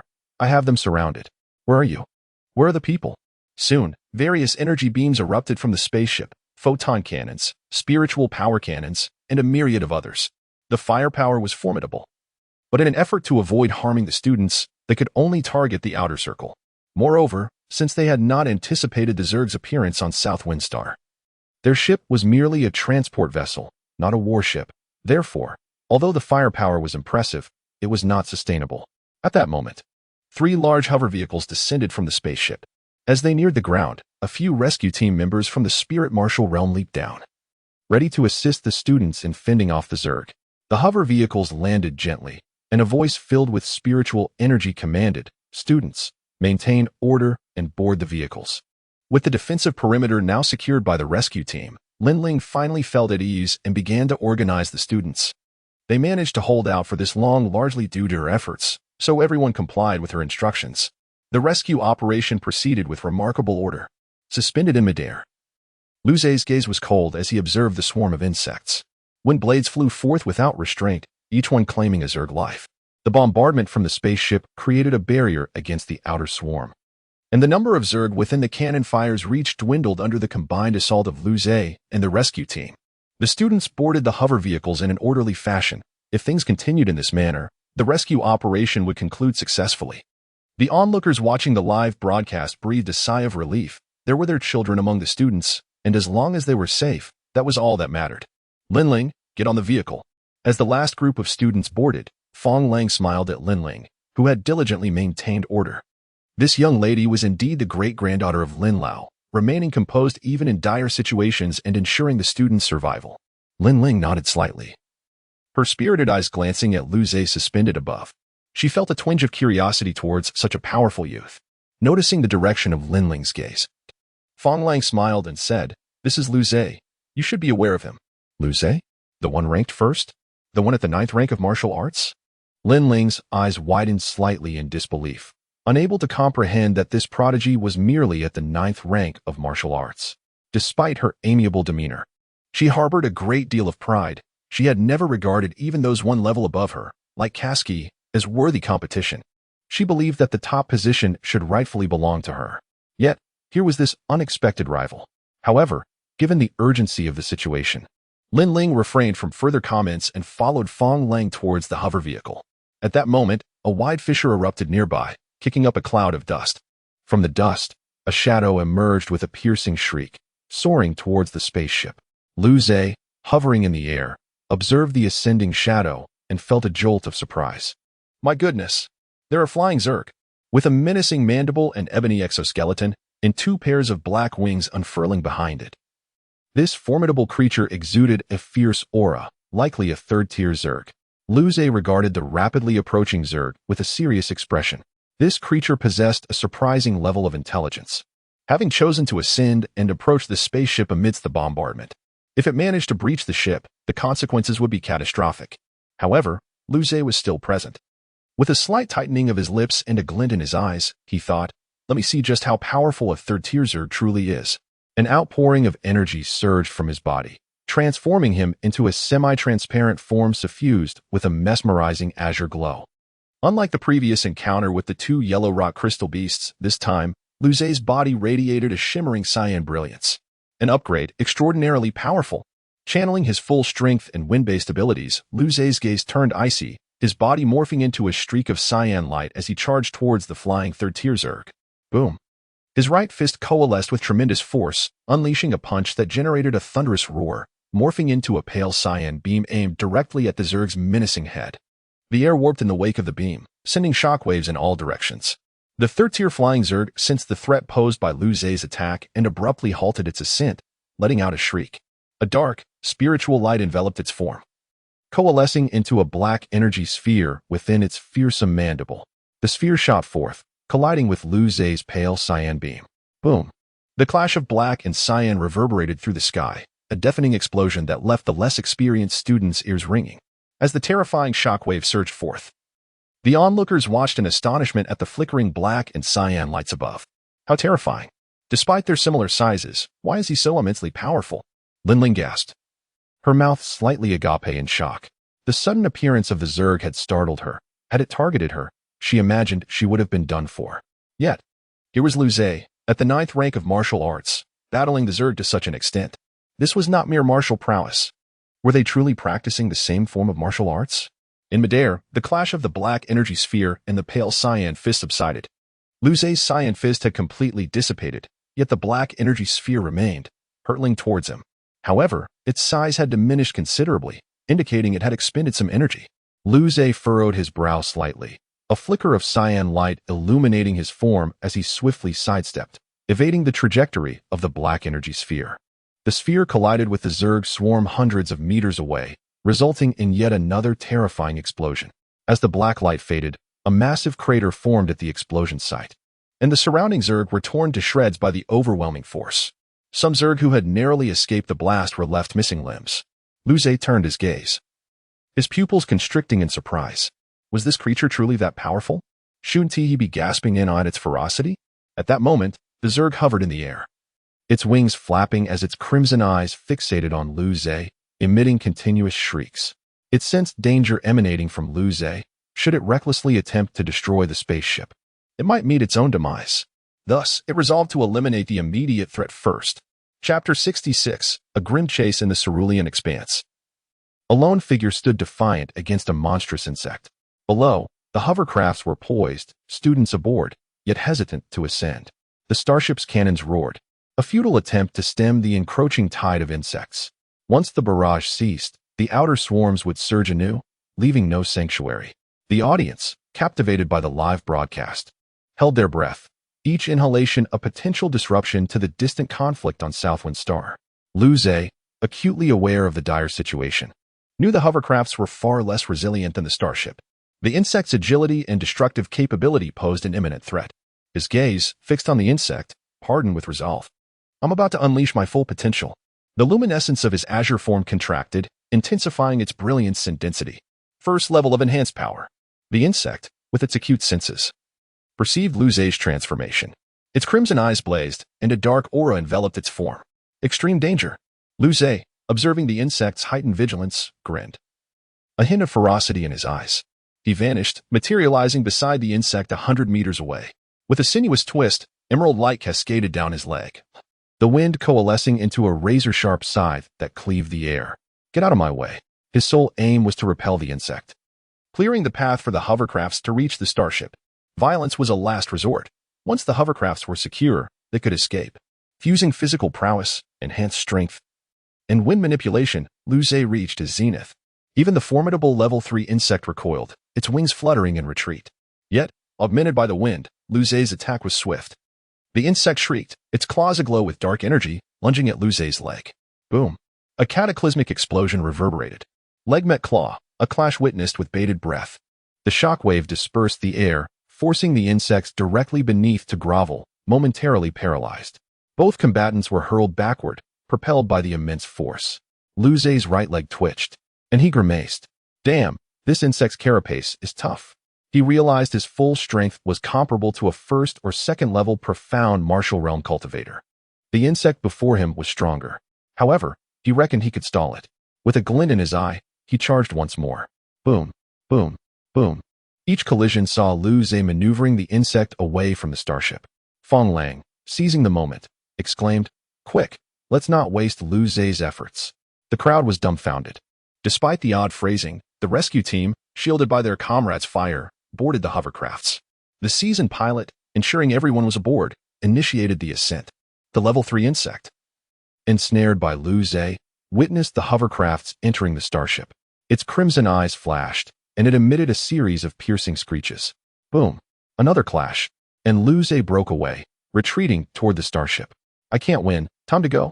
The insect, enraged by the escape of the one who thwarted its mission, pursued Lu Zhe relentlessly. In the gunnery, 2 rescuers cried out, "Support Lu Zhe! Blast that winged insect!"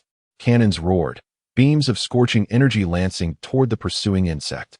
Driven by a desire for vengeance, the insect weaved through the barrage, its dark aura shimmering. Lu Zhe grimaced. Did I just become the center of attention? He was now mere hundreds of meters from the starship's open bay. To enter would invite the insect inside, a perilous prospect. Should I lead it on a chase, giving the cannons more opportunities? A voice resonated in his mind. Lu Zhe? Who's this? I'm Lin Ling. I have an ability to perceive enemy weaknesses. Lu Zhe's eyes widened. Weakness detection? Such a potent ability. Fong Lang's voice confirmed. Lu Zhe, Lin Ling does possess such an ability. Lu Zhe's eyes gleamed. Weakness, you say? He knew the insect's defenses were nigh impenetrable. If there was a vulnerability, perhaps he could turn the tide. The cannons will provide cover. With your speed, you can exploit any opening, right? Lu Zhe grinned, his gaze hardening. Absolutely. His numerous escapes from the hunting grounds had honed his skills. His anger simmered. He ceased his retreat, occasionally turning to engage the insect. The gunners focused intently on the aerial battle. The audience watched with bated breath. They had overheard Lu Zhe and Lin Ling's exchange. This was a level 3 insect, equivalent to a profound martial realm expert. To slay it would mean Lu Zhe possessed comparable strength. Time ticked by. A voice crackled over Lu Zhe's comms. Lu Zhe, get clear. Lu Zhe, after a final clash, veered away. The cannons unleashed a torrent of energy beams. The insect, agile as it was, dodged most. However, several beams collided nearby, disrupting its balance. Lu Zhe seized the moment, vanishing and reappearing beneath the insect. Boom. Despite its awareness, the insect was too slow to react. A cyan fist pierced its armor. Green fluids gushed as the force ripped through its internal organs. The insect emitted a final shriek, its wings faltering, and plummeted to the ground, consumed by the swarm. Lu Zhe, watching the gruesome feast, exhaled, his mind at ease. You are instructed to pursue. Is it dead? Gratitude to Hai Hesa, Chong Chong Gu, and Gu Hai Ham Xianwei for their generous donations. Thank you, esteemed benefactors. Chapter 67. Oh, you have a life on the barren land of Nefeng Star. A cacophony of insectoid creatures echoed, resembling a foreboding black tide. Above the swarm, a large transport spaceship hovered, with a figure suspended 1,000 meters away. Finally, the terrifying Tier 3 flying insect was vanquished. Luze exhaled slowly, casting one last glance at the insect horde below before turning towards the spaceship. At that moment, the audience watching the live broadcast erupted in cheers. Some rejoiced at the rescue of their children, while others celebrated Luze's incredible feat of slaying a Tier 3 insect. The screen was flooded with countless comments. To defeat a Tier 3 insect with martial prowess, astonishing. That Lin Ling is quite formidable too. She possesses the ability to discern weaknesses. Luze, my future husband. How dare that little vixen compete with me for my husband? Thank you, Luze and the rescue team. My child is among those students. I am eternally grateful. Meanwhile, Lu Wen and Fu Shuya listened to the thunderous applause from the company, exchanging glances filled with pride. That was their son. At school, the younger students gazed at the figure approaching the spaceship on the screen, their eyes brimming with admiration. Their senior was incredibly powerful, heroically stepping forward during the insect onslaught to shoulder the responsibility, rescuing countless kin from the swarm, a tale they would brag about for a year. Luli stared intently at Luze on the screen. Her brother, once a boy with a fish-like face, had transformed into a man. However, she remained oblivious to the fact that Alice was also gazing at Luze, her expression complex. Senior is so handsome, but what a pity. Well done, Luze. Thank you so much. Before Luze could respond, he was surrounded by a throng of admirers. His face paled in shock. What the hell? That scoundrel dared to touch my pristine body. Wait, hands off below. This is outrageous. He swiftly swatted away the hand attempting to reach below. Ouch! A man's cry of pain made Luze's body tense, his skin prickling. Is there no decency left? Are men not spared either? Just as Luze prepared to use his wind-based abilities to control these misguided individuals, a clear voice rang out. Everyone, step aside and allow Luze to rest. The owner of the voice clearly commanded respect among the students, and though they were reluctant, they parted ways. Luze sighed in relief. Gazing at the adorable girl before him, short black hair, lively eyes, a delicate and charming face, and a mischievous smile that could easily be mistaken for a boyish charm if not for her alluring figure, the girl extended her hand, her gaze sparkling as she addressed Luze. Hello, Luze. I am Lin Ling, the one who owes you half a life. Luze took her hand. Their grip brief before they both released. He felt somewhat perplexed. Half a life? Is it now fashionable to owe only part of a life? Lin Ling's lively eyes twinkled as she cheerfully explained. You rescued me from the insect horde, so I owe you a life. However, that Tier 3 flying insect pursued you, and it was I who revealed its weakness to you. Although you might have found another way, I consider that a half-life repayment. Hence I now owe you half a life. Luze's lips twitched in response. This woman is quite the meticulous calculator. Nevertheless, he had no intention of seeking repayment for rescuing the students. He then glanced around. Where's Fong Lang? Being surrounded by a throng of classmates, Luze discovered that Fong Lang had been lost amidst the surging crowd. Here, at that moment, the crowd parted, and Fong Lang emerged with difficulty. We still have 2 more rescue points. We must hurry. Saving lives is paramount, Luze urged. Upon hearing this, Luze's eyes widened slightly. Those 2 uncles are incredibly efficient? I didn't realize they were so formidable. Lin Ling chimed in with a smile. They must be reinforcements. It's been over an hour. If the spaceship is traveling at full speed, it should take about half an hour to reach Nanfeng Star. If they are powerful individuals from the academy, half an hour is sufficient to rescue them. Luze stared blankly at Lin Ling, who smiled as she analyzed the situation, feeling slightly overwhelmed. Miss, are you a prodigy of the Grim Reaper?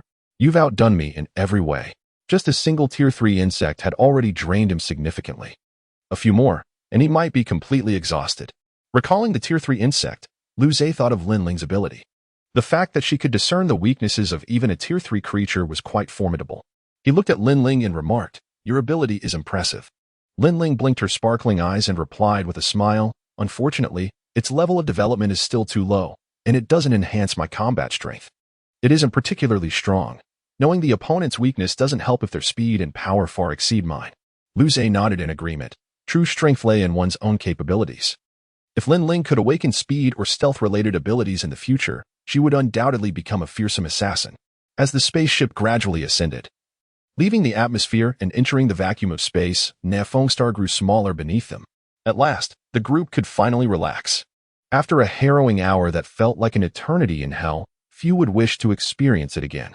Perhaps due to exhaustion, Silence enveloped the group. Even Lin Ling, who appeared lively, sat quietly beside Lu Zhe, gazing out the window. Lu Zhe, too, was weary. He gently closed his eyes and drifted into a light slumber. He pondered whether the trial results would still count, and if he would be granted a recommendation. The thought caused a pang of anguish in his chest. From this day forth, I shall be irreconcilable with the insect race.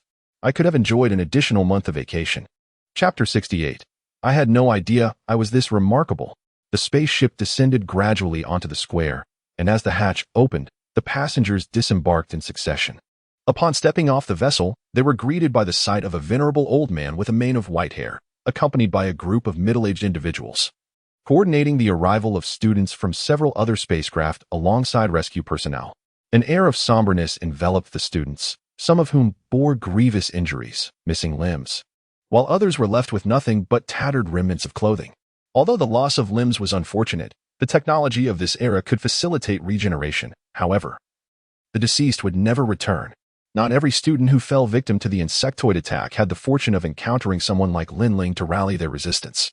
Coupled with the insufficient number of rescuers, many students found themselves injured or worse. Lu Zhe observed in silence as the once spirited peers, who had come to the trial with aspirations of showcasing their talents, were now shrouded in fear and sorrow. At that moment, he came to a profound realization. The cosmos was not as safe as it seemed. The wars between races were brutally savage. This was, of course, intrinsically tied to the nature of the insectoid species, which ranked among the most formidable in the universe. Almost every race held a disdain for them, as their grotesque evolution left desolation in their wake. Wherever they tread, nothing thrived, only ruin remained. Thus, upon the detection of insectoids, any race would instinctively opt for their annihilation. At this juncture, Lin Ling, who had been following closely behind Lu Zhe, caught sight of the elderly man in the square. Her eyes sparkled with recognition, and with a nimble leap, she rushed into the old man's embrace. "Great-grandfather, I thought I was finished this time." Her previously melodious voice trembled, revealing the depths of her fear, which an 18-year-old girl had suppressed deep within her heart, striving simply to survive. Now, upon reuniting with a loved one, her pent-up terror found an outlet. Lin Lao gently patted Lin Ling's back, a flicker of anxiety crossing his gaze as he spoke. "You must express your gratitude to Lu Zhe." Lin Ling nodded, a sheepish grin spreading across her face. "I owe him half my life." Given the enormity of the situation, even Lin Lao bore a degree of responsibility. Lu Zhe, bemused, nodded in acknowledgement and quietly inquired of Lin Ling, "Who are they?" Lin Ling cast a sidelong glance at Lu Zhe and replied, "They are the teachers recruiting students for directed missions." "Those individuals?" Lu Zhe's pupils constricted as he raised his gaze to the instructors, who had resumed organizing the students. Lin Ling affirmed, "They are likely also the ones who aided in rescuing the students. Without their intervention, the casualties would have been far greater." Despite the majority of the students being gravely injured, the fatalities remained relatively few. Lu Zhe nodded, reassured that he had done his utmost, and felt no remorse. Upon entering the lounge, he was met with the collective gaze of those watching the light screen. Soon, someone led the charge, and everyone surged towards him. "Brother Zhe is magnificent. Brother Zhe has brought glory to Chang'an No. 1 High School." A few girls, cheeks flushed with excitement, attempted to crowd closer. Lu Zhe, realizing he had become the subject of their admiration, felt a wave of embarrassment wash over him. Hastily, he summoned his wind-based abilities to confine the throng. Absurd. A saint warrior will not be defeated by the same trick twice. He thought, what if a fearsome man attempts to ambush me again? With Lu Zhe's strength, the highest level present consisted only of Rin Zhan and Lin Huan, both first-tier students from Chang'an No. 1 High School, who were swiftly ensnared by the gentle breeze. Rendered immobile, "Let us communicate without resorting to force," Lu Zhe proclaimed with a serious countenance. At that moment, Su Yang, with a grin, pointed at the light screen and exclaimed, "Zhe, our school has become famous." The screen displayed news coverage of the insectoid attack, showcasing Lu Zhe descending from the spaceship and unleashing a torrent of wind blades to vanquish a horde of insectoids. "Haha, young Master Lu, I offer my respects," exclaimed Su Fong, her cheeks flushed with excitement, her bashfulness momentarily forgotten as she jested. "Goodness, a candidate for young master." Brother Zhe's performance was simply splendid. As Lu Zhe watched the footage detailing his exploits, he couldn't help but twitch his lips in embarrassment. He was nearly afflicted by acute awkwardness. Born a month and could recite poetry, began martial arts at 2, possessed extraordinary talent yet trained with relentless diligence, and always kept a low profile until this trial when he finally made a name for himself. Lu Zhe was astounded. I had no idea I was this remarkable. The only truth in this portrayal was the harmony of his family. Everything else felt like an alternate version of himself, an incredibly impressive one. In truth, the news team felt equally helpless. Lu Zhe's background was far too simplistic. Had it not been for the scanning conducted during the trial, even his genetic makeup would have led them to believe he was no longer the original Lu Zhe. Ultimately, they could only conclude that his extraordinary abilities were a result of an awakened power. Such occurrences, albeit rare, did exist within the Federation. The terrifying nature of awakened powers could transform the impossible into the possible. However, the narrative had to portray Lu Zhe as a dedicated and aspiring genius to inspire the youth's ambition. If even such a prodigy worked so hard, dear reader, could you still afford to be idle? Thus, a Lu Zhe, whom even he barely recognized, emerged. A candidate for young master, indeed? Lu Zhe stroked his chin. Having some understanding of this title, representing the most talented individuals among the younger generation of humanity, he never anticipated receiving such an accolade. Reflecting on this, he felt a surge of excitement. If this continued, he might become an unparalleled force traversing the stars, marrying a wealthy beauty, and ascending to the pinnacle of life. Lu Zhe reveled in these thoughts. Soon, the segment detailing his accomplishments concluded, and the report shifted to the incident's aftermath. It must be said that the actions taken by the authorities were commendable, due to their prompt rescue efforts. The number of deceased students was limited to just over 100. It is noteworthy that there were millions of students on Nanfeng Star. As for why the insectoids appeared on Nanfeng Star, investigations are still ongoing. Chapter 69, Live Broadcast of Star Wars in the School. Everyone stared silently at the news on the screen, a sense of foreboding washing over them. They were fortunate to have evaded the swarm. Otherwise, even if they had not made the news, they would likely be haunted by nightmares for a long time. Indeed, Lady Luck seemed to be smiling upon them. Soon, after the report on the incident concluded, the screen transitioned to the vast darkness of outer space. In the center of the display was a planet adorned with shades of green and blue. On one side of the planet, 3 enormous ships loomed. Someone gasped, "Is that Southwind Star? What are they doing? Look at the side." At that moment, from the shadowed edges of the screen, a multitude of ships emerged, gradually surrounding Southwind Star.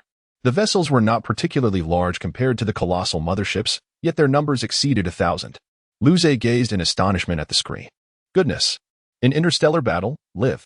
Before long, from the ships, a swarm of small warcraft resembling locusts surged forth, descending upon Southwind Star. The image zoomed in, revealing the planet's surface, profound canyons, vast forests, and desolate lands. Multiple small screens displayed countless insectoid creatures shrieking towards the sky, with occasional glimpses of the flying insectoids Lu Zhe had battled before. At that moment, all the insectoids fixated on the swarm of small warcraft overhead. Without any communication, the warcraft unleashed their fiery energy cannons, raining destruction upon the ground. Countless first- and second-tier insectoids were reduced to mere remnants. Their grotesque fluids and entrails splattered across the terrain as they screamed in agony. The flying insectoids attempted to evade and counterattack, occasionally breaching the interiors of the small warcraft, only to be engulfed in flames. The entire planet transformed into numerous battlefields, each resembling a hellish landscape. The native ferocious beasts of Southwind Star lamented amid the bombardment, innocent victims of this chaos. Goodness, did these 2 titans really have to come to this planet to settle their scores? They merely wished to exist as joyful beasts. Why was it so difficult? Now, the entire war unfolded before their very eyes, with the battlefield situated on the planet before them. The sheer realism evoked a complex swirl of emotions. Perhaps due to the recent arrival of the insectoids on Southwind Star, they had yet to ascend the technological ladder. The third-tier flying insectoids seemed to be their most formidable combatants, while the first- and second-tier ground insectoids proved utterly ineffective, continuously falling to the relentless artillery. Ultimately, it appeared they received some command, retreating into cracks or caves to burrow underground into their nests. Soon, not a single insectoid remained above ground, leaving behind only a field of carcasses, while the aerial insectoids were entirely eradicated. Following this, the warcraft descended, and soldiers clad in black alloy armor, equipped with alloy weaponry and energy rifles, emerged from the ships, exuding an aura of silent menace. They formed small teams to locate the entrances of the insect nests and ventured inside.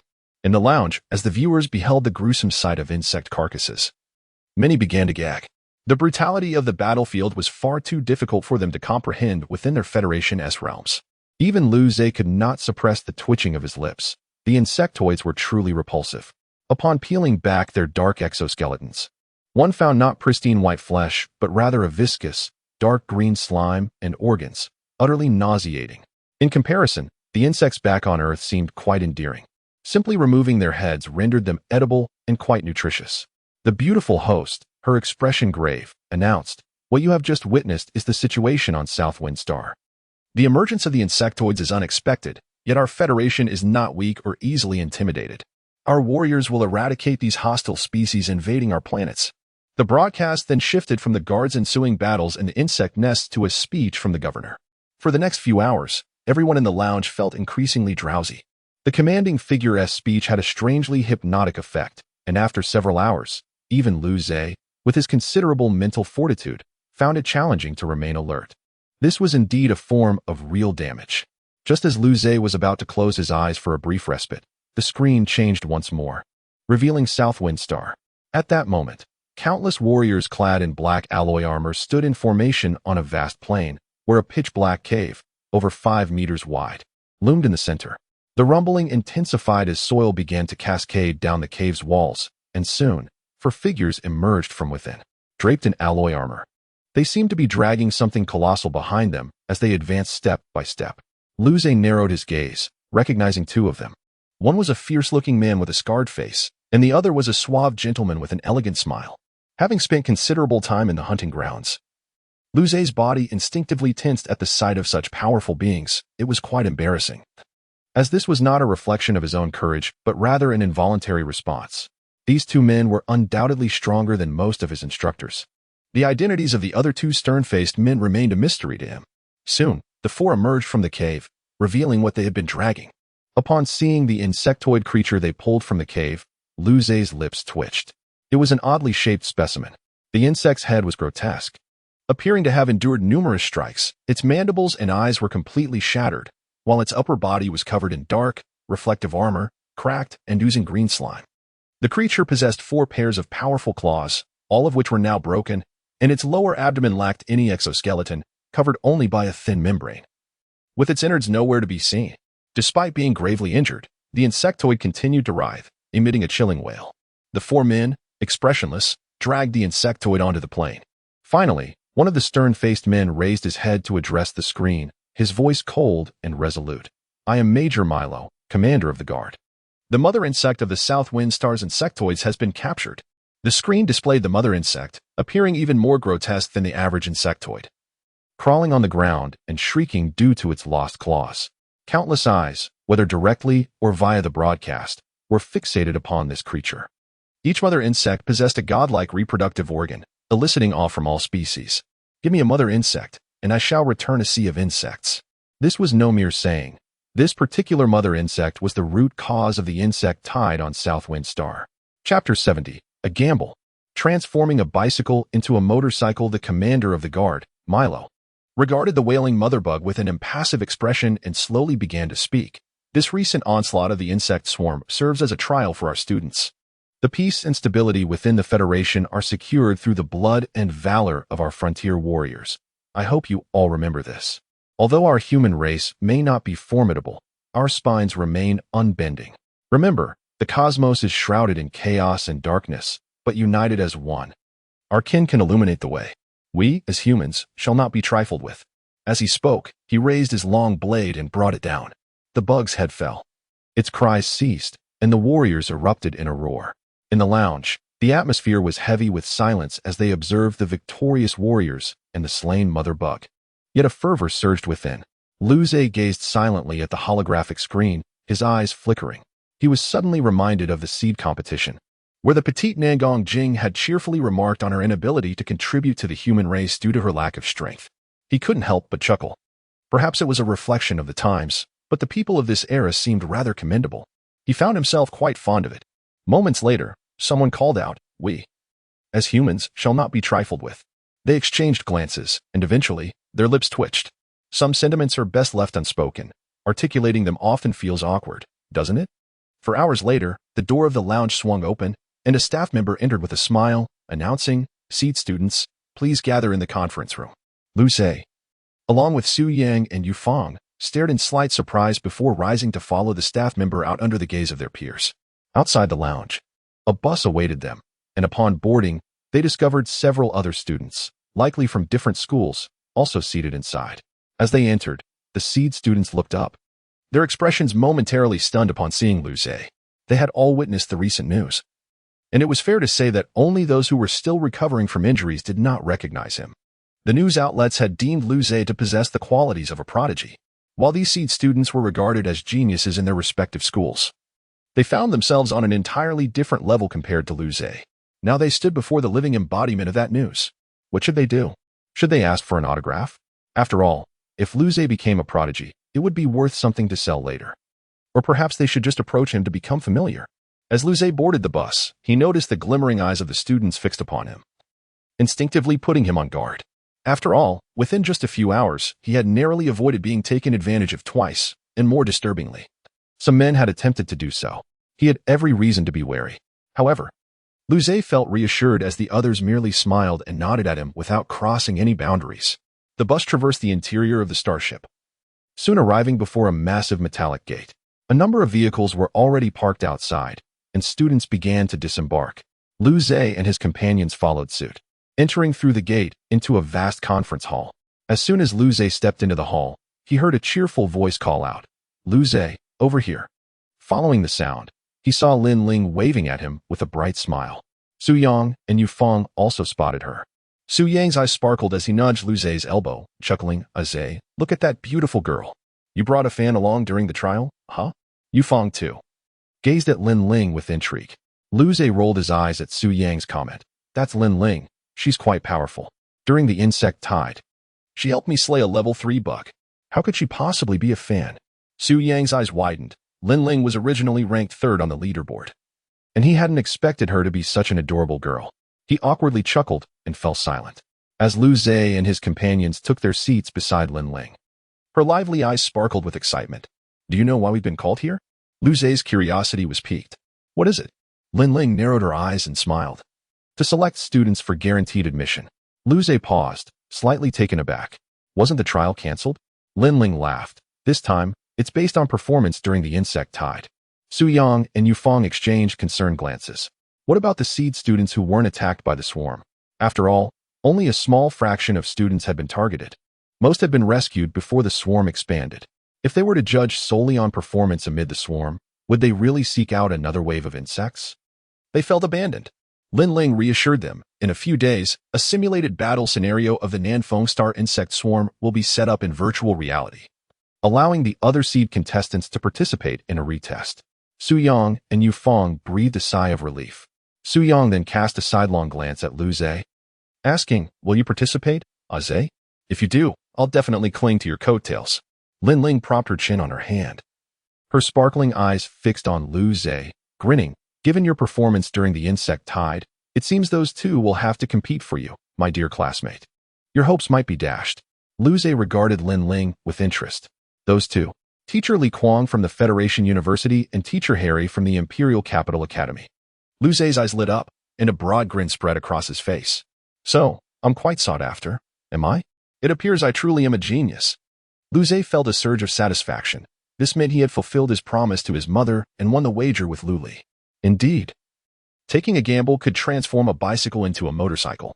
Now, the question lingered. Should he attend the Federation University or the Imperial Capital Academy? Su Yang and Yu Fang looked on enviously as Lu Zhe basked in his accomplishments. Despite all being products of the same educational system, Lu Zhe's brilliance set him apart considerably. Observing Lu Zhe's smug demeanor, they felt a pang of envy in their chests. Yet, they were genuinely happy for him. Just as Lu Zhe reveled in his joy, Lin Lao and a group of teachers emerged from the back entrance of the conference room. The discussions regarding the insect swarm had quieted down as the leadership entered. Standing on the platform, Lin Lao surveyed the seed students below, pausing briefly on Lin Ling, who cheekily stuck out her tongue, and on Lu Zhe. Before speaking, "The reason for gathering you all here is for the teachers from various schools to select students for guaranteed admission." Chapter 71. A unique blind date show. Upon hearing the words of Elder Lin, the students present widened their eyes in astonishment. Wasn't it said that the trials were not to be considered? Indeed, Where would they find the time to hunt for points afterward? Unlike Linling, who had the backing of an influential ancestor, the other students felt a wave of panic wash over them at the thought of being selected for recommendation. They were utterly unprepared for this. Elder Lin observed the somewhat raucous students and smiled gently. Due to the impending swarm of insects, the selection criteria have changed. This time, the performance during the swarm attack will be the basis for recommendations. Of course, for those seed students who did not encounter the swarm, we have records and will arrange for you to undergo a virtual reality trial later. Upon hearing this, many students' expressions shifted. Unlike Lin Ling, who united all the students to combat the swarm, most others were left to fend for themselves in their respective regions, with their own survival at stake. How could they afford to help others? Was it not said that when being chased by a tiger, one need only run faster than their companions, not the tiger? Now, however, their performance during the swarm attack would be the standard. Would they incur negative points? Elder Lin and the teachers observed the reactions of the crowd closely. Recommended students typically receive the finest resources at school, necessitating the selection of the most exceptional talents. This excellence encompasses not just cultivation aptitude, but also wisdom, character, and integrity. The recent insect invasion undoubtedly served to filter out the truly outstanding candidates. Many teachers turned their gaze toward Lin Ling, who was conversing and laughing with Lu Zhe. If anyone could rival Lu Zhe's performance during this event, it would undoubtedly be her. With her singular effort, she had rallied over 1,000 students to resist the tide of insects, sustaining their unity until rescue arrived, with not a single serious injury among them. Such an accomplishment is remarkable for a mere high school senior. What made it even more extraordinary was that Lin Ling herself was a prodigy, having awakened a rare divine ability. This caliber of talent, even with a slightly mediocre performance, would merit cultivation simply for having withstood the insect onslaught. This time, there were a total of 643 seed students affected by the swarm, among whom 120 earned the recommendation qualification. I will now call the names of the students who have been selected. The teachers will make their choices. However, if you feel that the school is not suitable for you, you may choose to take the college entrance examination and apply to your desired institution. Upon hearing Elder Lin's words, Lu Zhe looked up curiously at the stage, feeling that this scene seemed oddly familiar. He stroked his chin, pondering. Do not panic. Allow me to reflect. Male candidates on stage, female candidates extinguishing their lights. How terrifying. Lu Zhe thought to himself, in light of this, I suddenly find the selection of recommended students somewhat hard to bear. As Lu Zhe, the male candidate about to take the stage, he felt a sense of urgency. Lin Ling, observing Lu Zhe's peculiar expression, inquired with curiosity, What are you thinking? Your expression is so strange. At her words, Lin Ling paused for a moment, her bright eyes momentarily losing focus. Subsequently, her delicate and charming face contorted as she hurriedly covered her stomach and leaned over the table, her shoulders trembling incessantly. Is she that easily amused? Surely not. A normal person's sense of humor shouldn't be so trivial. Or could it be that she has developed some strange condition? Lu Zhe asked, his worry evident. After a moment, Lin Ling managed to lift her head, biting her lip as she shot Lu Zhe a fierce glare. You brat. You dare to compare the selection of recommended students to a blind date, almost making me laugh out loud. I nearly turned red from stifling my laughter. This grudge. She would remember.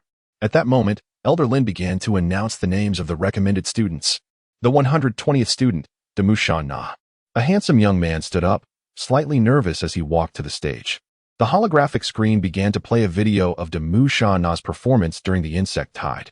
Lu Zhe looked up at the video. In it, the handsome young man was seen carrying a fellow student whose left leg had been amputated at the knee, navigating through the forest while being pursued by over a dozen level 1 insectoids until they were finally rescued. Although Demu's talent was considered below average among seed candidates, with only an 8th-tier warrior rank, he had still aided his classmate within his capabilities, garnering the favor of the teachers. In the end, 2 schools extended offers for his recommendation. After some hesitation, he chose one of the institutions. Hey, I can't shake the feeling that you're thinking something quite inappropriate, Lin Ling remarked, observing Lu Zhe's shifting expressions. In response, Lu Zhe quickly assumed a serious demeanor, declaring, I was thinking about how many teachers will light their lamps when it's my turn. No, rather, how many will choose me? Lin Ling, how infuriating. Can't you be a bit more mature and composed like me? Frustrated, Lin Ling turned her attention back to the stage, internally cursing, what a nuisance. All because of this brat. Now I'm plagued with strange thoughts. This selection of recommended students was also being streamed live. In fact, This broadcast drew even more attention than the trials themselves, due to the upheaval caused by the insect swarm. The selection of recommended students was based on their performance during the crisis. In just a minute, the brilliant highlights of the recommended students would serve as an inspiration for their junior peers and a source of pride for their families. Chapter 72. Only children make choices. Time flew by like a fleeting horse, and the students selected for direct admission took turns stepping onto the stage, chosen by the school, as well as choosing their school. The third student, Tao Da. Several hours later, Lin Lao called out Tao Da's name. Lu Zhe observed a chubby boy jogging energetically to the stage, a broad smile adorning his round face, exuding an air of self-satisfaction. Lu Zhe stroked his chin, recalling the student. Wasn't he the one defending alongside Linling? He turned to look at Linling, who nodded in acknowledgement, indicating that Tao Da was quite formidable, albeit not on par with her. The screen on stage began to showcase Tao Da's video. Surrounded by a sea of insects, wherever a gap appeared, there was Tao Da. His chubby face serious, wielding a long knife with grandiose flair, exhibiting a remarkable bravado. Tao Da gazed at his video, his small eyes sparkling with admiration. I look so cool. With this performance, I could even hold my own against that freak Lu Zhe, right? Who would have thought I'd have my own freakish moment? I can't help but admire myself. I wonder how many little fans I'll gain. Just thinking about it makes me a bit excited. In the auditorium, everyone watched Tao Da, who was captivated by his own video, struggling to suppress their laughter. Haha, this chubby boy is so adorable, utterly lost in admiration for himself. Yet he's quite strong. Although he can't compare to Lu Zhe, he certainly stands out among the rest. The teachers on stage observed Tao Da's enamored expression, their mouths twitching slightly. Tao Da, your talent is commendable, but what pleases me most is your character and temperament.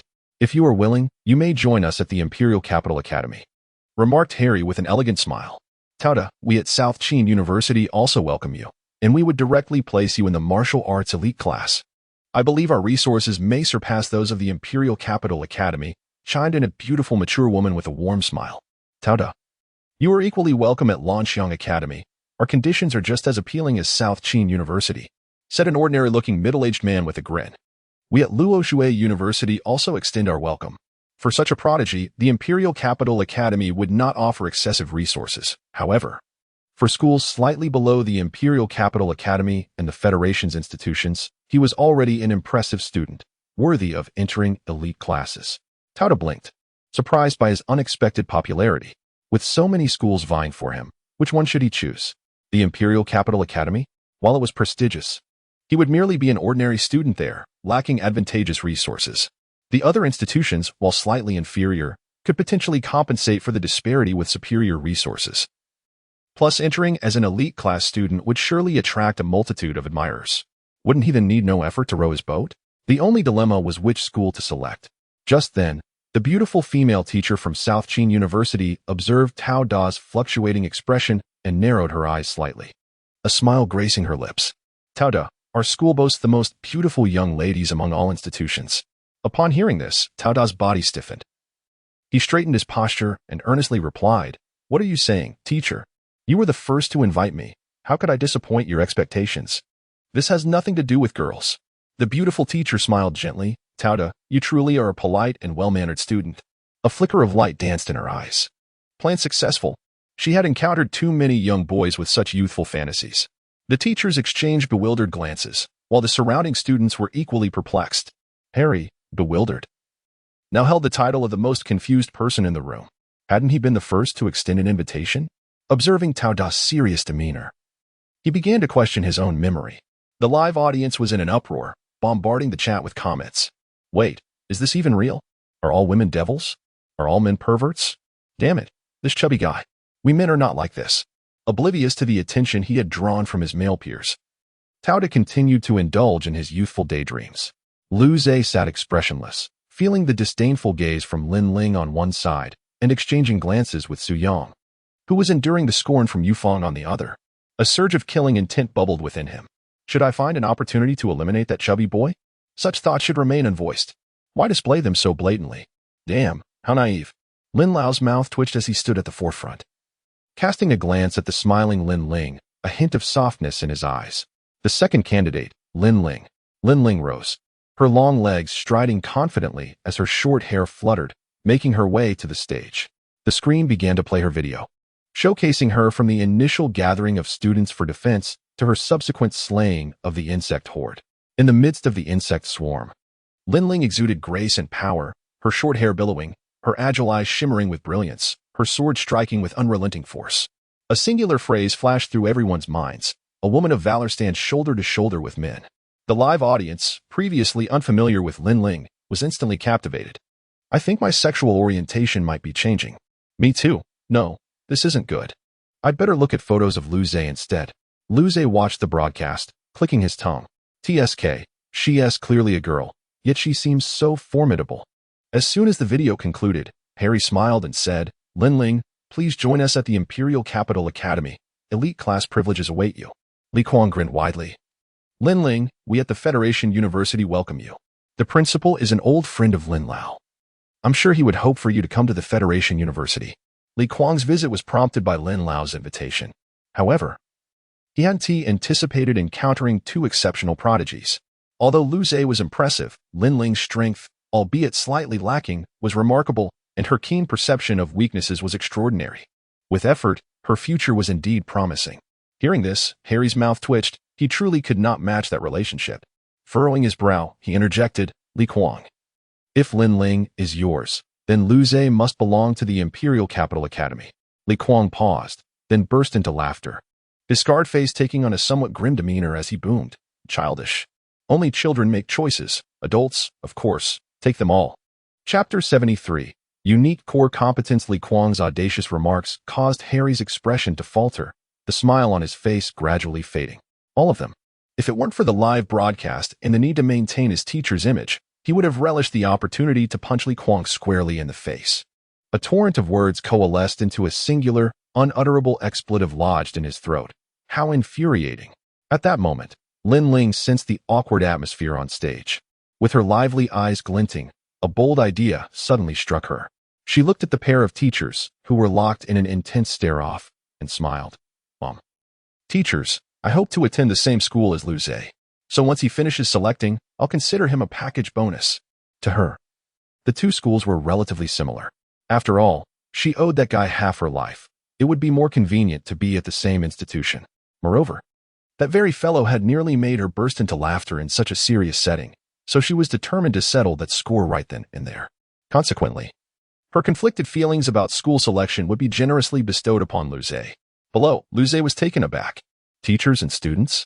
Meanwhile, in the classroom, Lu Li, watching the live stream, felt her smile gradually lose its warmth. Lu Zhe, with his fish-like lips, was truly remarkable. Attending a trial and managing to catch the attention of such a lovely senior? Ha, ha, ha. Beside her, Alice rested her chin on her hand. Grinning, hee, as expected of a senior. Linling is quite an exceptional girl. I never imagined she would want to attend the same school as him. As she spoke, a flicker of disappointment crossed her eyes. Time was running out. It seemed the goal of pursuing the senior was unattainable. Meanwhile, Lu Wen's lips curled into a wild smile. Well done, Ace. It seems Ollie is indeed still Daddy's little darling. On the other hand, Fu Xin wore a conflicted expression. This girl was quite suitable for her son, yet she still preferred that Ollie and Ace end up together. In the conference room, Linling's words silenced the audience. After a brief pause, Li Kuang burst into laughter. Ha, splendid. Both of them together. Harry, what do you think? Care to compete? Harry scoffed. Let us compete then. Initially, neither of them anticipated recruiting sponsored students from the Trunstar system, but now that they had discovered two promising candidates, neither wanted to let them slip away. This time, the victor would claim the alluring models, while the loser would be left with nothing. With this thought, their gazes fixated on Lu Zhe, their eyes gleaming like wolves eyeing a tender lamb. Naturally, Lin Lao had no objections to Linling's choice. She was already an adult and should have a clear idea of her future path. He smiled and said, in that case, Lu Zhe, please come up. The students in the audience were filled with envy to the point of near photosynthesis. Not only could they not compete with Lu Zhe in combat prowess, but they also fell short in terms of looks. Now, they discovered that Linling even wished to attend the same school as Lu Zhe. What could they do? It was utterly despairing, truly despairing. At that moment, Lu Zhe appeared bewildered, feeling a chill as he sensed the gazes of his classmates. Linling had thrown the burden of school selection onto him when she herself was reluctant to choose. Was he now expected to withstand the double barrage from both teachers? Under the intense scrutiny of the two teachers, Luze trudged to the front of the stage. His expression one of utter resignation. Standing next to Lin Ling, he observed her mischievous eyes twinkling with playfulness as she smiled at him. His lips twitched. Fine. She was being cheeky. He would concede this round. He would remember this debt. The atmosphere on stage shifted dramatically, becoming heavy with tension. Harry and Li Kuang exchanged intense glances, their eyes sparkling as if the universe was being born anew, primordial chaos surging forth, galaxies fracturing, obliterating even the most profound truths. Luze, envisioning a grand battle akin to the dawn of creation as he observed the serious exchange between Harry and Li Kuang, felt an odd sense of satisfaction. Lin Ling, however, was left utterly speechless. What peculiar thoughts was this guy entertaining? After a brief moment, Harry spoke. Luze, if you join our federal university, you'll be directly admitted to the martial arts elite class, receiving 2 level 3 cultivation potions each month. Li Kuang immediately chimed in. I'll add 1 more level 3 cultivation potion. Harry's brow furrowed slightly at this. I'll add 2 pounds of spirit gold, allowing you to forge your own unique spiritual combat armor during your time at school. Luze paused, confused. Spirit gold? Spiritual combat armor? What on earth were those? He had never encountered such concepts. However, he maintained an air of nonchalance, as if well-versed in academic matters to avoid being deceived. It was said that this demeanor made one less susceptible to trickery. He merely hoped it was just a ploy for cultivation resources. He had no shortage of those. Li Kuang frowned slightly before breaking into a grin. I'll contribute 3 pounds. Harry's eyes gleamed with contemplation. In terms of cultivation resources, the 2 schools were relatively equal, making it impossible to determine a victor through mere competition. What they needed now was a unique core competency. Having just suffered a defeat to South Chin Academy over the issue of beautiful students, Harry had developed some special insights regarding recruitment. He believed this would be his key to victory. Suddenly, Harry's eyes lit up. Beautiful students? How had he not thought of that? If he could invoke the name of a certain individual, his chances of success would be virtually guaranteed. With this thought in mind, he wore a confident expression, a charming smile gracing his features as he looked at Li Kuang. Li Kuang, bewildered by Harry's gaze, was left pondering what the latter was scheming. However, it soon became clear. With a smile, Harry turned to Luze and said, Luze, our martial arts elite class offers a unique benefit. Luze's eyes brightened as he inquired, what sort of special benefit? Could it be a unique cultivation method? Or perhaps a particularly delectable spiritual delicacy? Noticing Luze's keen interest, Harry's smile widened even further.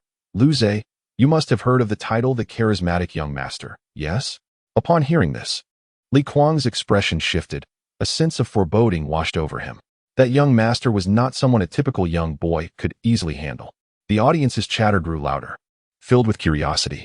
Luze, momentarily taken aback, furrowed his brow in contemplation. I seem to have some recollection of that. Everyone. As soon as Luze finished speaking, the previously noisy atmosphere fell into a hush. All eyes turned to him with peculiar expressions. Noticing their odd stares, Luze couldn't help but ask, what's wrong? His previous self had been a serious martial enthusiast, solely focused on cultivation.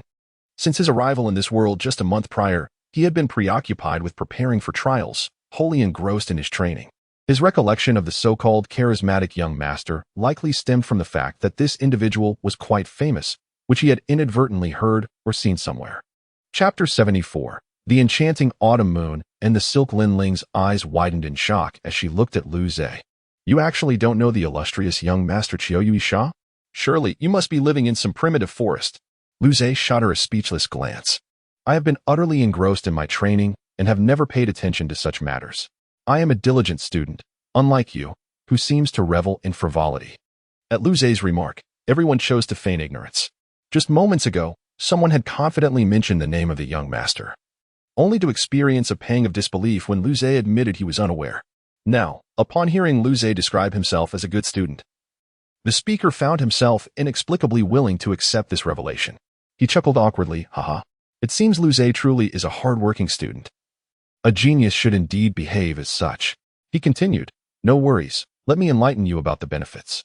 The illustrious young master Qiu Yuisha serves as an honorary lecturer in our school's martial arts elite class. Outstanding students may receive the opportunity for guidance from a genius of her caliber. As he spoke, Harry flashed a knowing smile at Luze, his eyes conveying an unspoken understanding that left Luze somewhat exasperated. Though Harry's words were veiled, it was clear he was employing a beauty trap. What a jest! Did he think Lu Zhe would be swayed by such tactics? I, Lu Zhe, a player of the wild, am impervious to such charms. I can arrange for teacher Qiuyu to connect with you via a holographic call. Earlier, he had sent Lu Zhe's combat video to the school, which had agreed to fully cooperate with Harry when feasible. It seemed likely that Qiuyu Hisha's holographic call could indeed be established. Just as Harry was about to make the call, a grave expression crossed his face as he interrupted.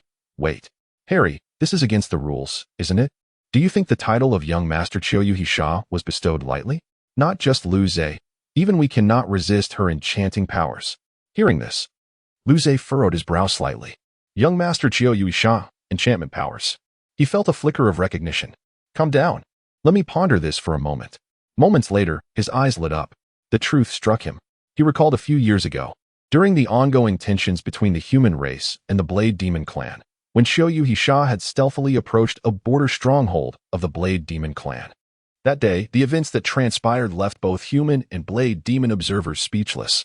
With a mere glance, the city lord, at the pinnacle of human cultivation, had succumbed to her charm, leading to the defection of hundreds of thousands of guards and the fall of the stronghold. One glance was all it took, and thus, Qiuyu Hisha earned her title as the Young Master of Enchantment. Her charm was terrifying, capable of captivating anyone, regardless of their race. Lu Zhe was utterly astonished.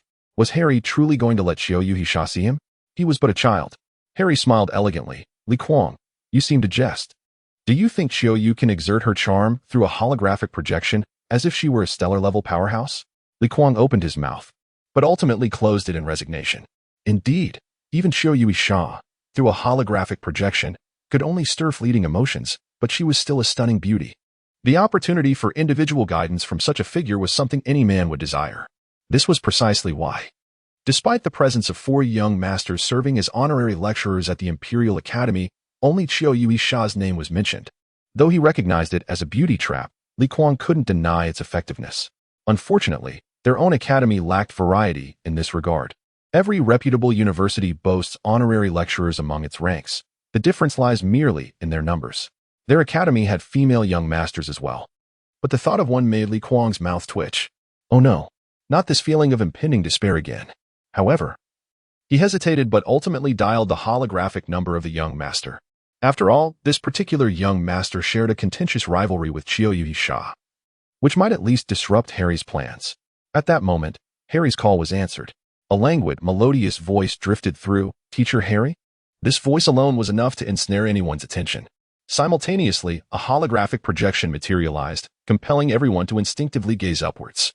The projection revealed only the upper half of Qiuyu Hisha's figure. Captivating.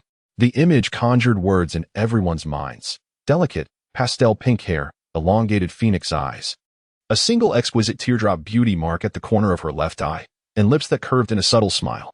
Just a simple expression evoked a profound sense of allure. Her enchanting aura permeated the air, even without the use of her powers. Fortunately, she did not deploy her charm. Everyone merely caught a glimpse before snapping back to reality. The boys fared better, while the girls broke out in cold sweat. Goodness, they nearly lost their composure.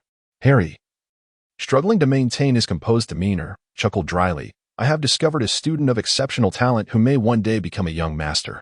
I hope Teacher Qiuyu can assist in extending an invitation. Upon hearing this, Qiuyu Hisha's lips curled slightly, instantly grasping Harry's intent. The beauty trap, while effective, was not particularly enticing for someone like her, who wielded enchanting powers.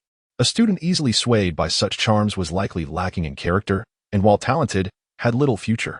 Nevertheless, as an honorary lecturer, she would not oppose Harry's request. Her gaze swept across Lin Ling and Lu Zhe, pausing momentarily. Both of these young talents seem rather impressive. Would you two consider joining our school? Lin Ling turned to Lu Zhe, curious about his response. For his imagination often ventured into extraordinary realms. Lu Zhe grinned and replied, Teacher Qiuyu, does your school have any young masters who specialize in hand-to-hand combat? As soon as Lu Zhe's words fell, Qiuyu Hisha's smile faltered momentarily. Then, her gaze shimmered, becoming alluring once more. As for martial arts, all young masters should be proficient in that area, wouldn't you agree? Naturally, all young masters excel in martial arts, though they may not claim to be the best. If one were to assert superiority, Qiuyu Hisha's eyes narrowed slightly. There was only one individual she would prefer not to relinquish her students to. Chapter 75, the foreseen beginning. At that moment, upon hearing Lu Zhe's words, Teacher Li Kuang's lips curved into a wild grin. He beamed at Lu Zhe and said, "If we are speaking of the strongest heir, it undoubtedly belongs to our federal university. I am currently making a call to her, so please wait a moment." Qiu Yu and Sha, upon hearing this, narrowed their eyes slightly and turned to Li Kuang, who was beaming with joy. In a gentle tone, they inquired, "Is it the federal university? Are you contacting that Iron Fist Mother Tyrannosaurus?" Li Kuang's body stiffened, and his smile gradually faltered. Qiu Yu and Sha's mere casual glance was laced with a hint of seduction, but he knew that this was merely a manifestation of their alluring charm. He was acutely aware of the relationship between Qiu Yu and Sha, and that particular individual. Thus, mentioning her in her presence felt like a reckless gamble on the edge of disaster. Meanwhile, Lu Zhe observed the stiffening demeanor of Li Kuang and sensed that things were taking a turn for the worse. He had merely intended to choose a school, yet it seemed he was about to encounter two heirs. If he opted for one, would he be subjected to a relentless beating from the other? An unsettling anxiety began to take root within him. Just as Lu Zhe's unease peaked, an odd sound emanated from Li Kuang's phone. Tun tun tun tun. Hiccup. Simultaneously, a holographic projection materialized, revealing a black-haired woman slowly appearing. With an exquisitely delicate face and slightly raised brows that conveyed a sense of strength, her long, dark hair cascaded behind her. Despite being an exceptionally beautiful woman, she currently bore the appearance of a drunken uncle. A flush graced her fair cheeks from intoxication. Her eyes hazy with inebriation, and her rosy lips, slightly parted from just having taken a swig, exhaled a contented breath laced with the scent of alcohol. Witnessing the state of the black-haired woman, Li Kuang instinctively placed a hand over his chest. This alcoholic was indeed still drinking. A pang of anguish seized his heart. Lu Zhe, this person is truly an heir? A woman? Moreover, why does she seem somewhat familiar? Had he encountered her before? Not only Lu Zhe, but others were equally astonished by the appearance of this heir. To a certain extent, much like Qiu Yu and Sha's enchanting allure. The black-haired woman managed to capture everyone's attention from the moment she arrived, despite her drunken demeanor. With dazed eyes, the black-haired woman scanned the surroundings. And upon spotting Qiu Yu and Sha, her intoxication vanished without a trace. Her brows arched slightly, and her gaze sparkled with sharpness. "Pink-haired vixen? What are you doing here?" In response, Qiu Yu and Sha's lips curled into a subtle smile, her alluring eyes unwavering as she met South Palace Jing's gaze. "Hiki, Iron Fist Mother Tyrannosaurus. It should be me asking you that. I arrived first, you know." The crowd, although both were celebrated as the dual beauties of the human race, their initial encounter was marked by mutual defiance, neither willing to yield. Watching the tension between them, Harry's face turned pale. Goodness. Placing these two formidable figures together could spell disaster. Should he consider purchasing accident insurance upon returning? All of this was Li Kuang's fault. He turned to Li Kuang, whose expression mirrored that of someone on the verge of a heart attack, and, seizing the moment while everyone was captivated by South Palace Jing and Qiu Yu and Sha, he kicked Li Kuang's calf. The impact jolted Li Kuang awake, and just as he was about to explode, he realized that South Palace Jing and Qiu Yu and Sha were already at odds. Consequently, the smile on his face began to wane. While South Palace Jing bore the appearance of a beauty, she possessed no feminine charm. However, her prowess in combat was undeniable. And hadn't Lu Zhe just mentioned that he had a penchant for this sort of thing? Li Kuang felt a wave of satisfaction wash over him as he prepared to extol South Palace Jing's remarkable achievements. However, while Li Kuang had foreseen the beginning, he failed to anticipate the unfolding events. "Is it you? Iron Fist heir, South Palace Jing." At last, Lu Zhe recalled why this individual seemed familiar. The drunken girl before him was none other than the little girl who had relentlessly pounded him in the virtual realm. He also comprehended why her name sounded somewhat familiar when he first encountered it. Like Qiu Yu and Sha, his previous self had occasionally come across reports about South Palace Jing a few years ago, given the extensive media coverage surrounding the battles at that time. Yet, at that moment, he had not realized that the little girl had grown into an adult in reality. Shocking.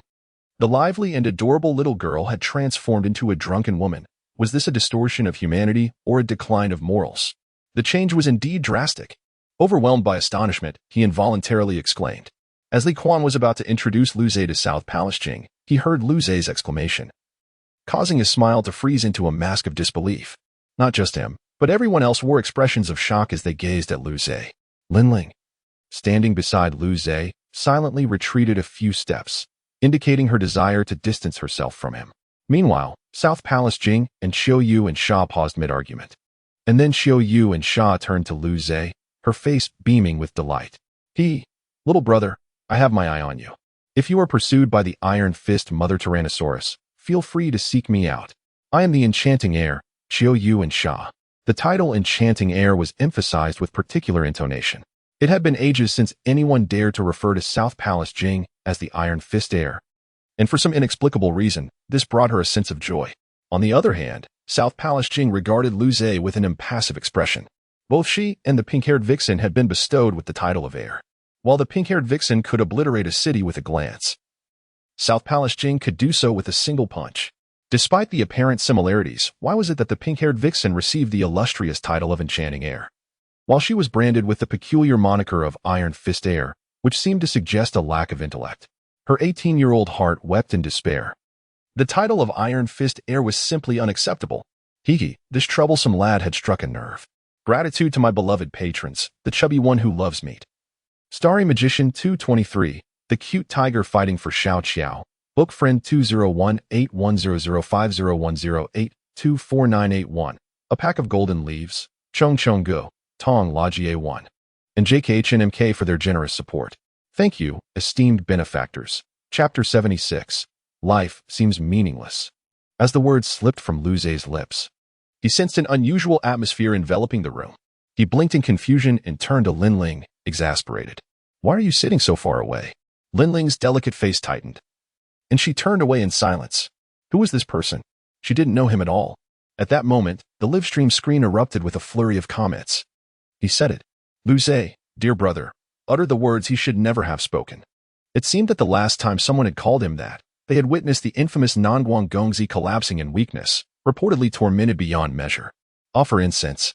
Offer incense, +1. I think the brother can still survive this. No way, he won't make it. Just wait to die? That's Nanguang Gongzi we're talking about. Meanwhile, in Lu Li's classroom, she covered her face with one hand, feeling utterly helpless. Lu Zhe's ability to court disaster had once again expanded her understanding of foolishness. Beside her, Alice stifled a laugh and took out her phone, intending to message Sister Jing, suggesting she go easy on him later. Lu Zhe glanced at his silent classmates and then at the teachers watching him with affectionate gazes, a flicker of confusion crossing his eyes. What had he stumbled into? Had he done something wrong? He felt utterly lost and wished someone would explain the situation to him. Just then, Nanguang Jing's somewhat somber voice broke through the haze. Student, what is your name? You seem quite surprised to see me. Although he was uncertain about what landmine he had triggered, perhaps a compliment might buy him some time? Nanguang Jing paused slightly at his words. Virtual reality? Then she recalled that, in her childhood, the mainframe had indeed created a doppelganger of her. The revelation that Lu Zhe had once battled the younger version of Nanguang Jing drew attention not only from her, but also from Qiuyue and Sha. Encountering a prodigy in the virtual realm typically indicated considerable talent. It appeared this lad had some potential. Exchanging knowing glances, Li Kuang and Harry seized the moment. Now's our chance. Let us divert their attention. Perhaps they could help Lu Zhe survive this predicament.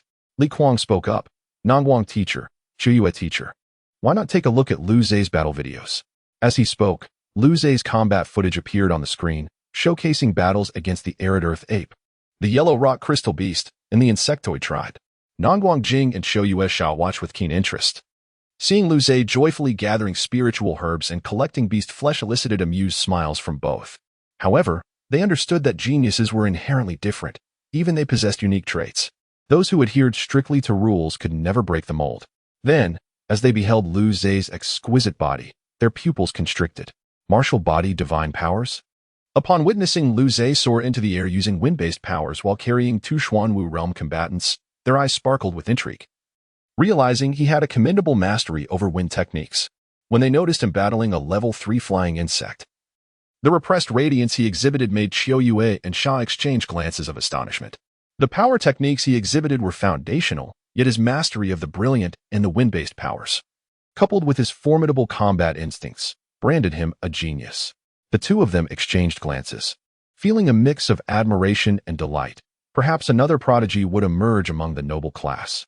This was undoubtedly a boon for them, as the scarcity of human geniuses placed immense pressure on their shoulders when facing civilizations of higher status. As the video concluded, Qiuyue Sha, her eyes sparkling, smiled alluringly, and said, "Little brother, would you like to come to the Imperial Capital Academy? I could practice with you often." Lu Ze's heart raced under her gaze. This woman was fearsome. Though she hadn't utilized any techniques, her presence was overwhelming. Yet, as a cold and ruthless wild player, Lu Ze resolved that as long as he recited the heart-calming chant, beauty was but a fleeting illusion. The heart-calming chant commenced, "Joyful, joyful, beautiful sheep, gray wolf, red wolf." On the other side, Nan Guangjing grinned and proposed, "Kid, since you favor using your fists, why not train with me? I'll ensure you learn that some things are better left unsaid." Hee hee. She then cast a disdainful glance at Qiu Yue and Sha. "You, charming fox. This lad's fighting style is strikingly similar to mine. Are you really comparing fists with me?" Qiu Yue Sha, unwilling to be outdone, flicked her long hair and smiled sweetly. "Indeed. It's hard to compete, considering your iron fist prowess. How could I, the enchanting prodigy, ever compare?" Nan Guangjing's anger flared, her brows knitting together as she glared at the smiling Qiu Yue Sha. "Charming fox, are you provoking me?" Qiu Yue Sha merely smiled, her gaze playful. "Provoking you? And what of it?" Nan Guangjing's fury reached its peak. "Just wait. I'll come over and make you feel the iron fist's retribution." Qiu Yue Sha smiled lightly. "I fear you might find yourself succumbing to my allure instead."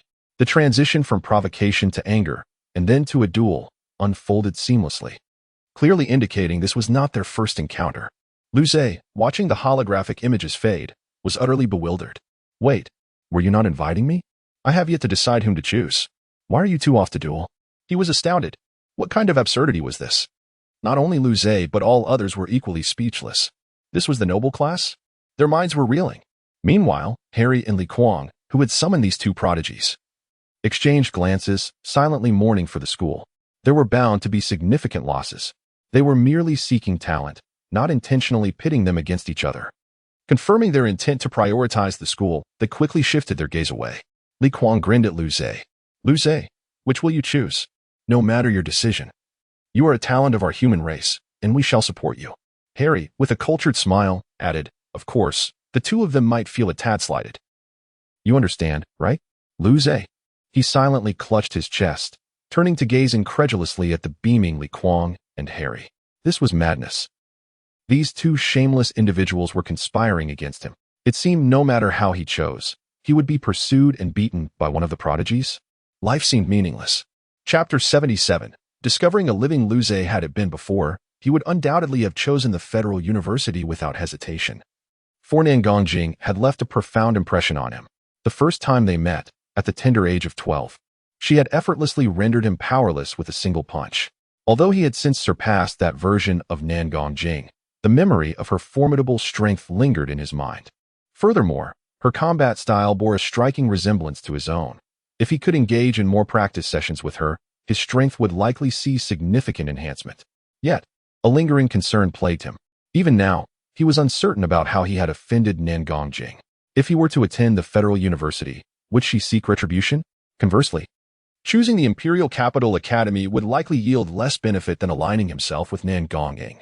Additionally, due to his association with Qiu Yue and Sha, he feared that he might find himself lacking in resources. After a moment of contemplation, Lu Ze ultimately resolved to attend the Federal University.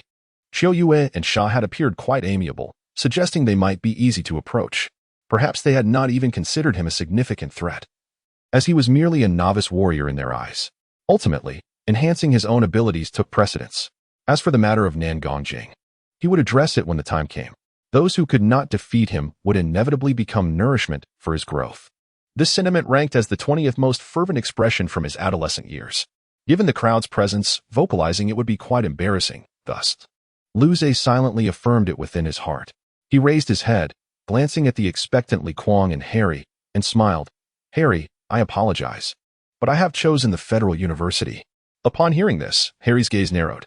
Though he had anticipated this outcome, after all, Nan Guangjing's advantages in this regard were substantial. And Lu Ze did not strike him as the type to pursue romantic entanglements. Confirmation still brought a twinge of disappointment. He regarded Lu Ze with a smile, saying, "Are you certain?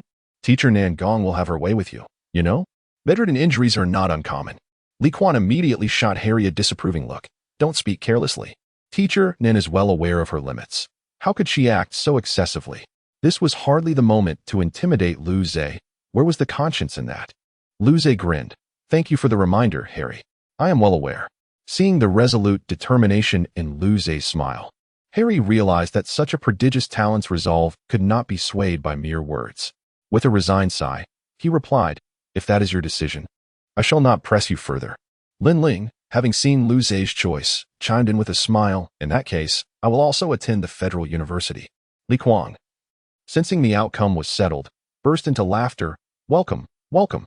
Both Lu Zhe and Lin Ling are exceptional talents. Our Federal University will provide the finest resources and guidance for you both. He then turned to Harry, grinning widely as he playfully patted Harry's shoulder.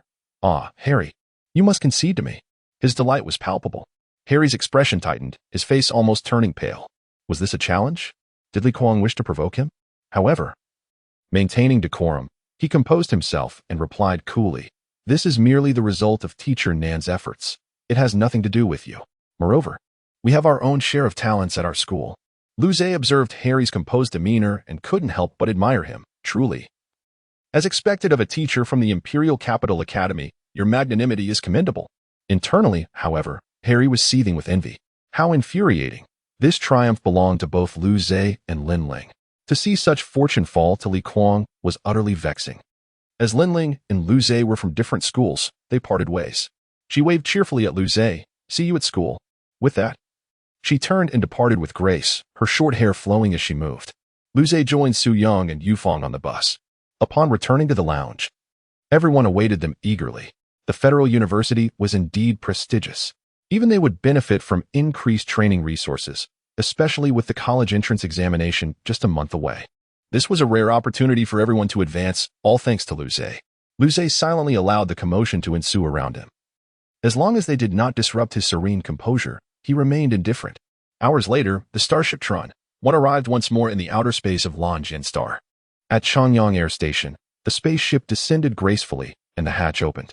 Students from Class 1 emerged with smiles, their spirits lifting as they set foot on solid ground. It seemed that humanity felt more at ease when grounded. Laughter erupted among the students. Lu Zhe stepped out into the warm sunlight, which gently caressed his face, prompting him to squint comfortably. He smiled and stretched, reflecting on the 4 days spent away. Had his father and mother been worried about him? And what of Alalai? Would she be regretting her previous judgments?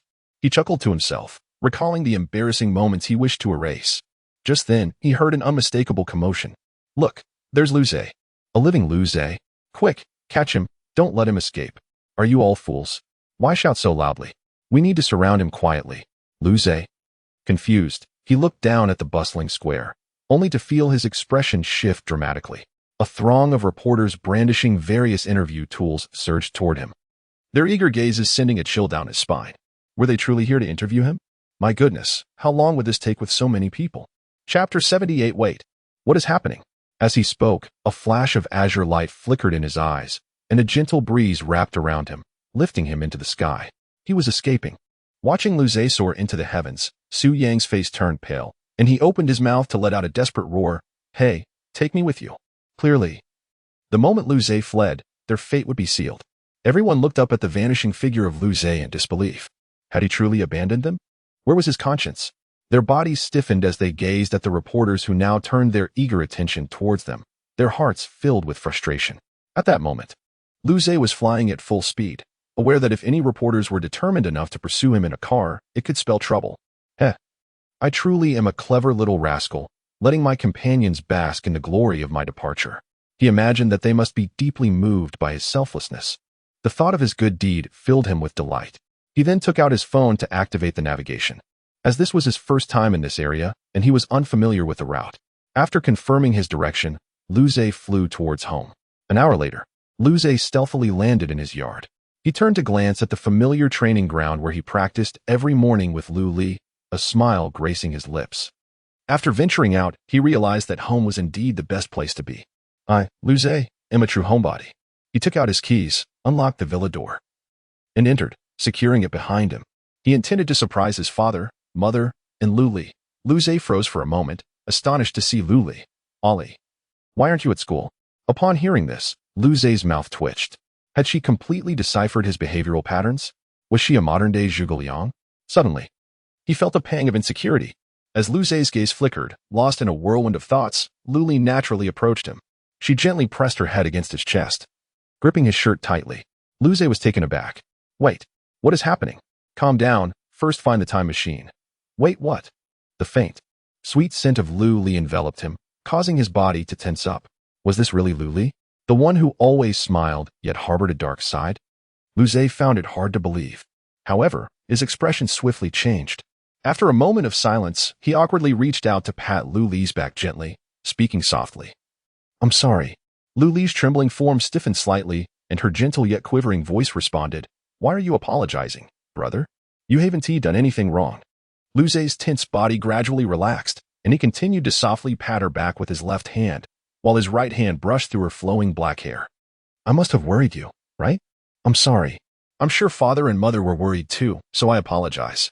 He did not believe he had erred in fighting against the swarm or rescuing his classmates. Yet he felt compelled to apologize for causing concern to his family. Upon hearing Lu Zhe's words, Lu Li's body relaxed a bit, yet she still kept her head against his chest, quietly murmuring, Since you knew, why did you still go? Lu Zhe scratched his cheek. Some things, if I can do them, I must still go through with it. It's important to act without regret, right? If it gets dangerous, I will run. Besides, look, I kept my promise to mother, didn't I? I came back unscathed. And I also won our bet. Lu Li laughed in exasperation. You're still thinking about the bet. Lu Zhe felt a chill run down his spine. You wouldn't back out now, would you? If you do, I'll lose all motivation. Lu Li suddenly lifted her head, her eyes shimmering with unshed tears as she glared at Lu Zhe. Taking a step back, she retrieved her phone from her pocket, unlocked it, and tossed it to Lu Zhe. Here, your phone. Lu Zhe caught it, feeling as though he had found treasure. His face brimming with gratitude. He quickly located the recording, deleted it in one swift motion, and let out a sigh of relief as the data disappeared. Just as he was smiling and handing the phone back to Lu Li, she shook her head with a smile. The phone is yours. I bought a new one. With that, Lu Li brandished her new phone and opened it, tapping a few buttons. And the familiar recording echoed once more. My sister Ali is so radiant and adorable. She is etched in my heart. How could I ever overlook her? Lu Zhe stared at Lu Li, bewildered. Wait, wasn't he the bet about giving me the recording? Lu Li tossed her hair back, smiling at the utterly confused Lu Zhe. Her voice gentle. Ali already gave it to you, didn't she? I even gave you my phone. This is just a backup. I have copies stored in various virtual disks, you know? Lu Zhe's body stiffened, his expression one of despair. He had just thought how gentle and adorable Lu Li was for worrying about him. Indeed, she had a dark heart, with a smile on her face. She ignored Lu Zhe's despondent expression and turned to ascend the stairs. As for Lu Li, she lay on her bed, her face flushed with shyness. Burying her face in the quilt, her chest rising and falling rapidly. After a moment, she cautiously took out her new phone, opened a video, and watched as Lu Zhe embraced her, gently stroking her long hair. Lu Li smiled at the scene, a rosy hue gracing her cheeks, the corners of her mouth lifting slightly. After watching it several times, she carefully transferred the data to a virtual disk, setting a complex password. Ensuring the recording was safely stored together,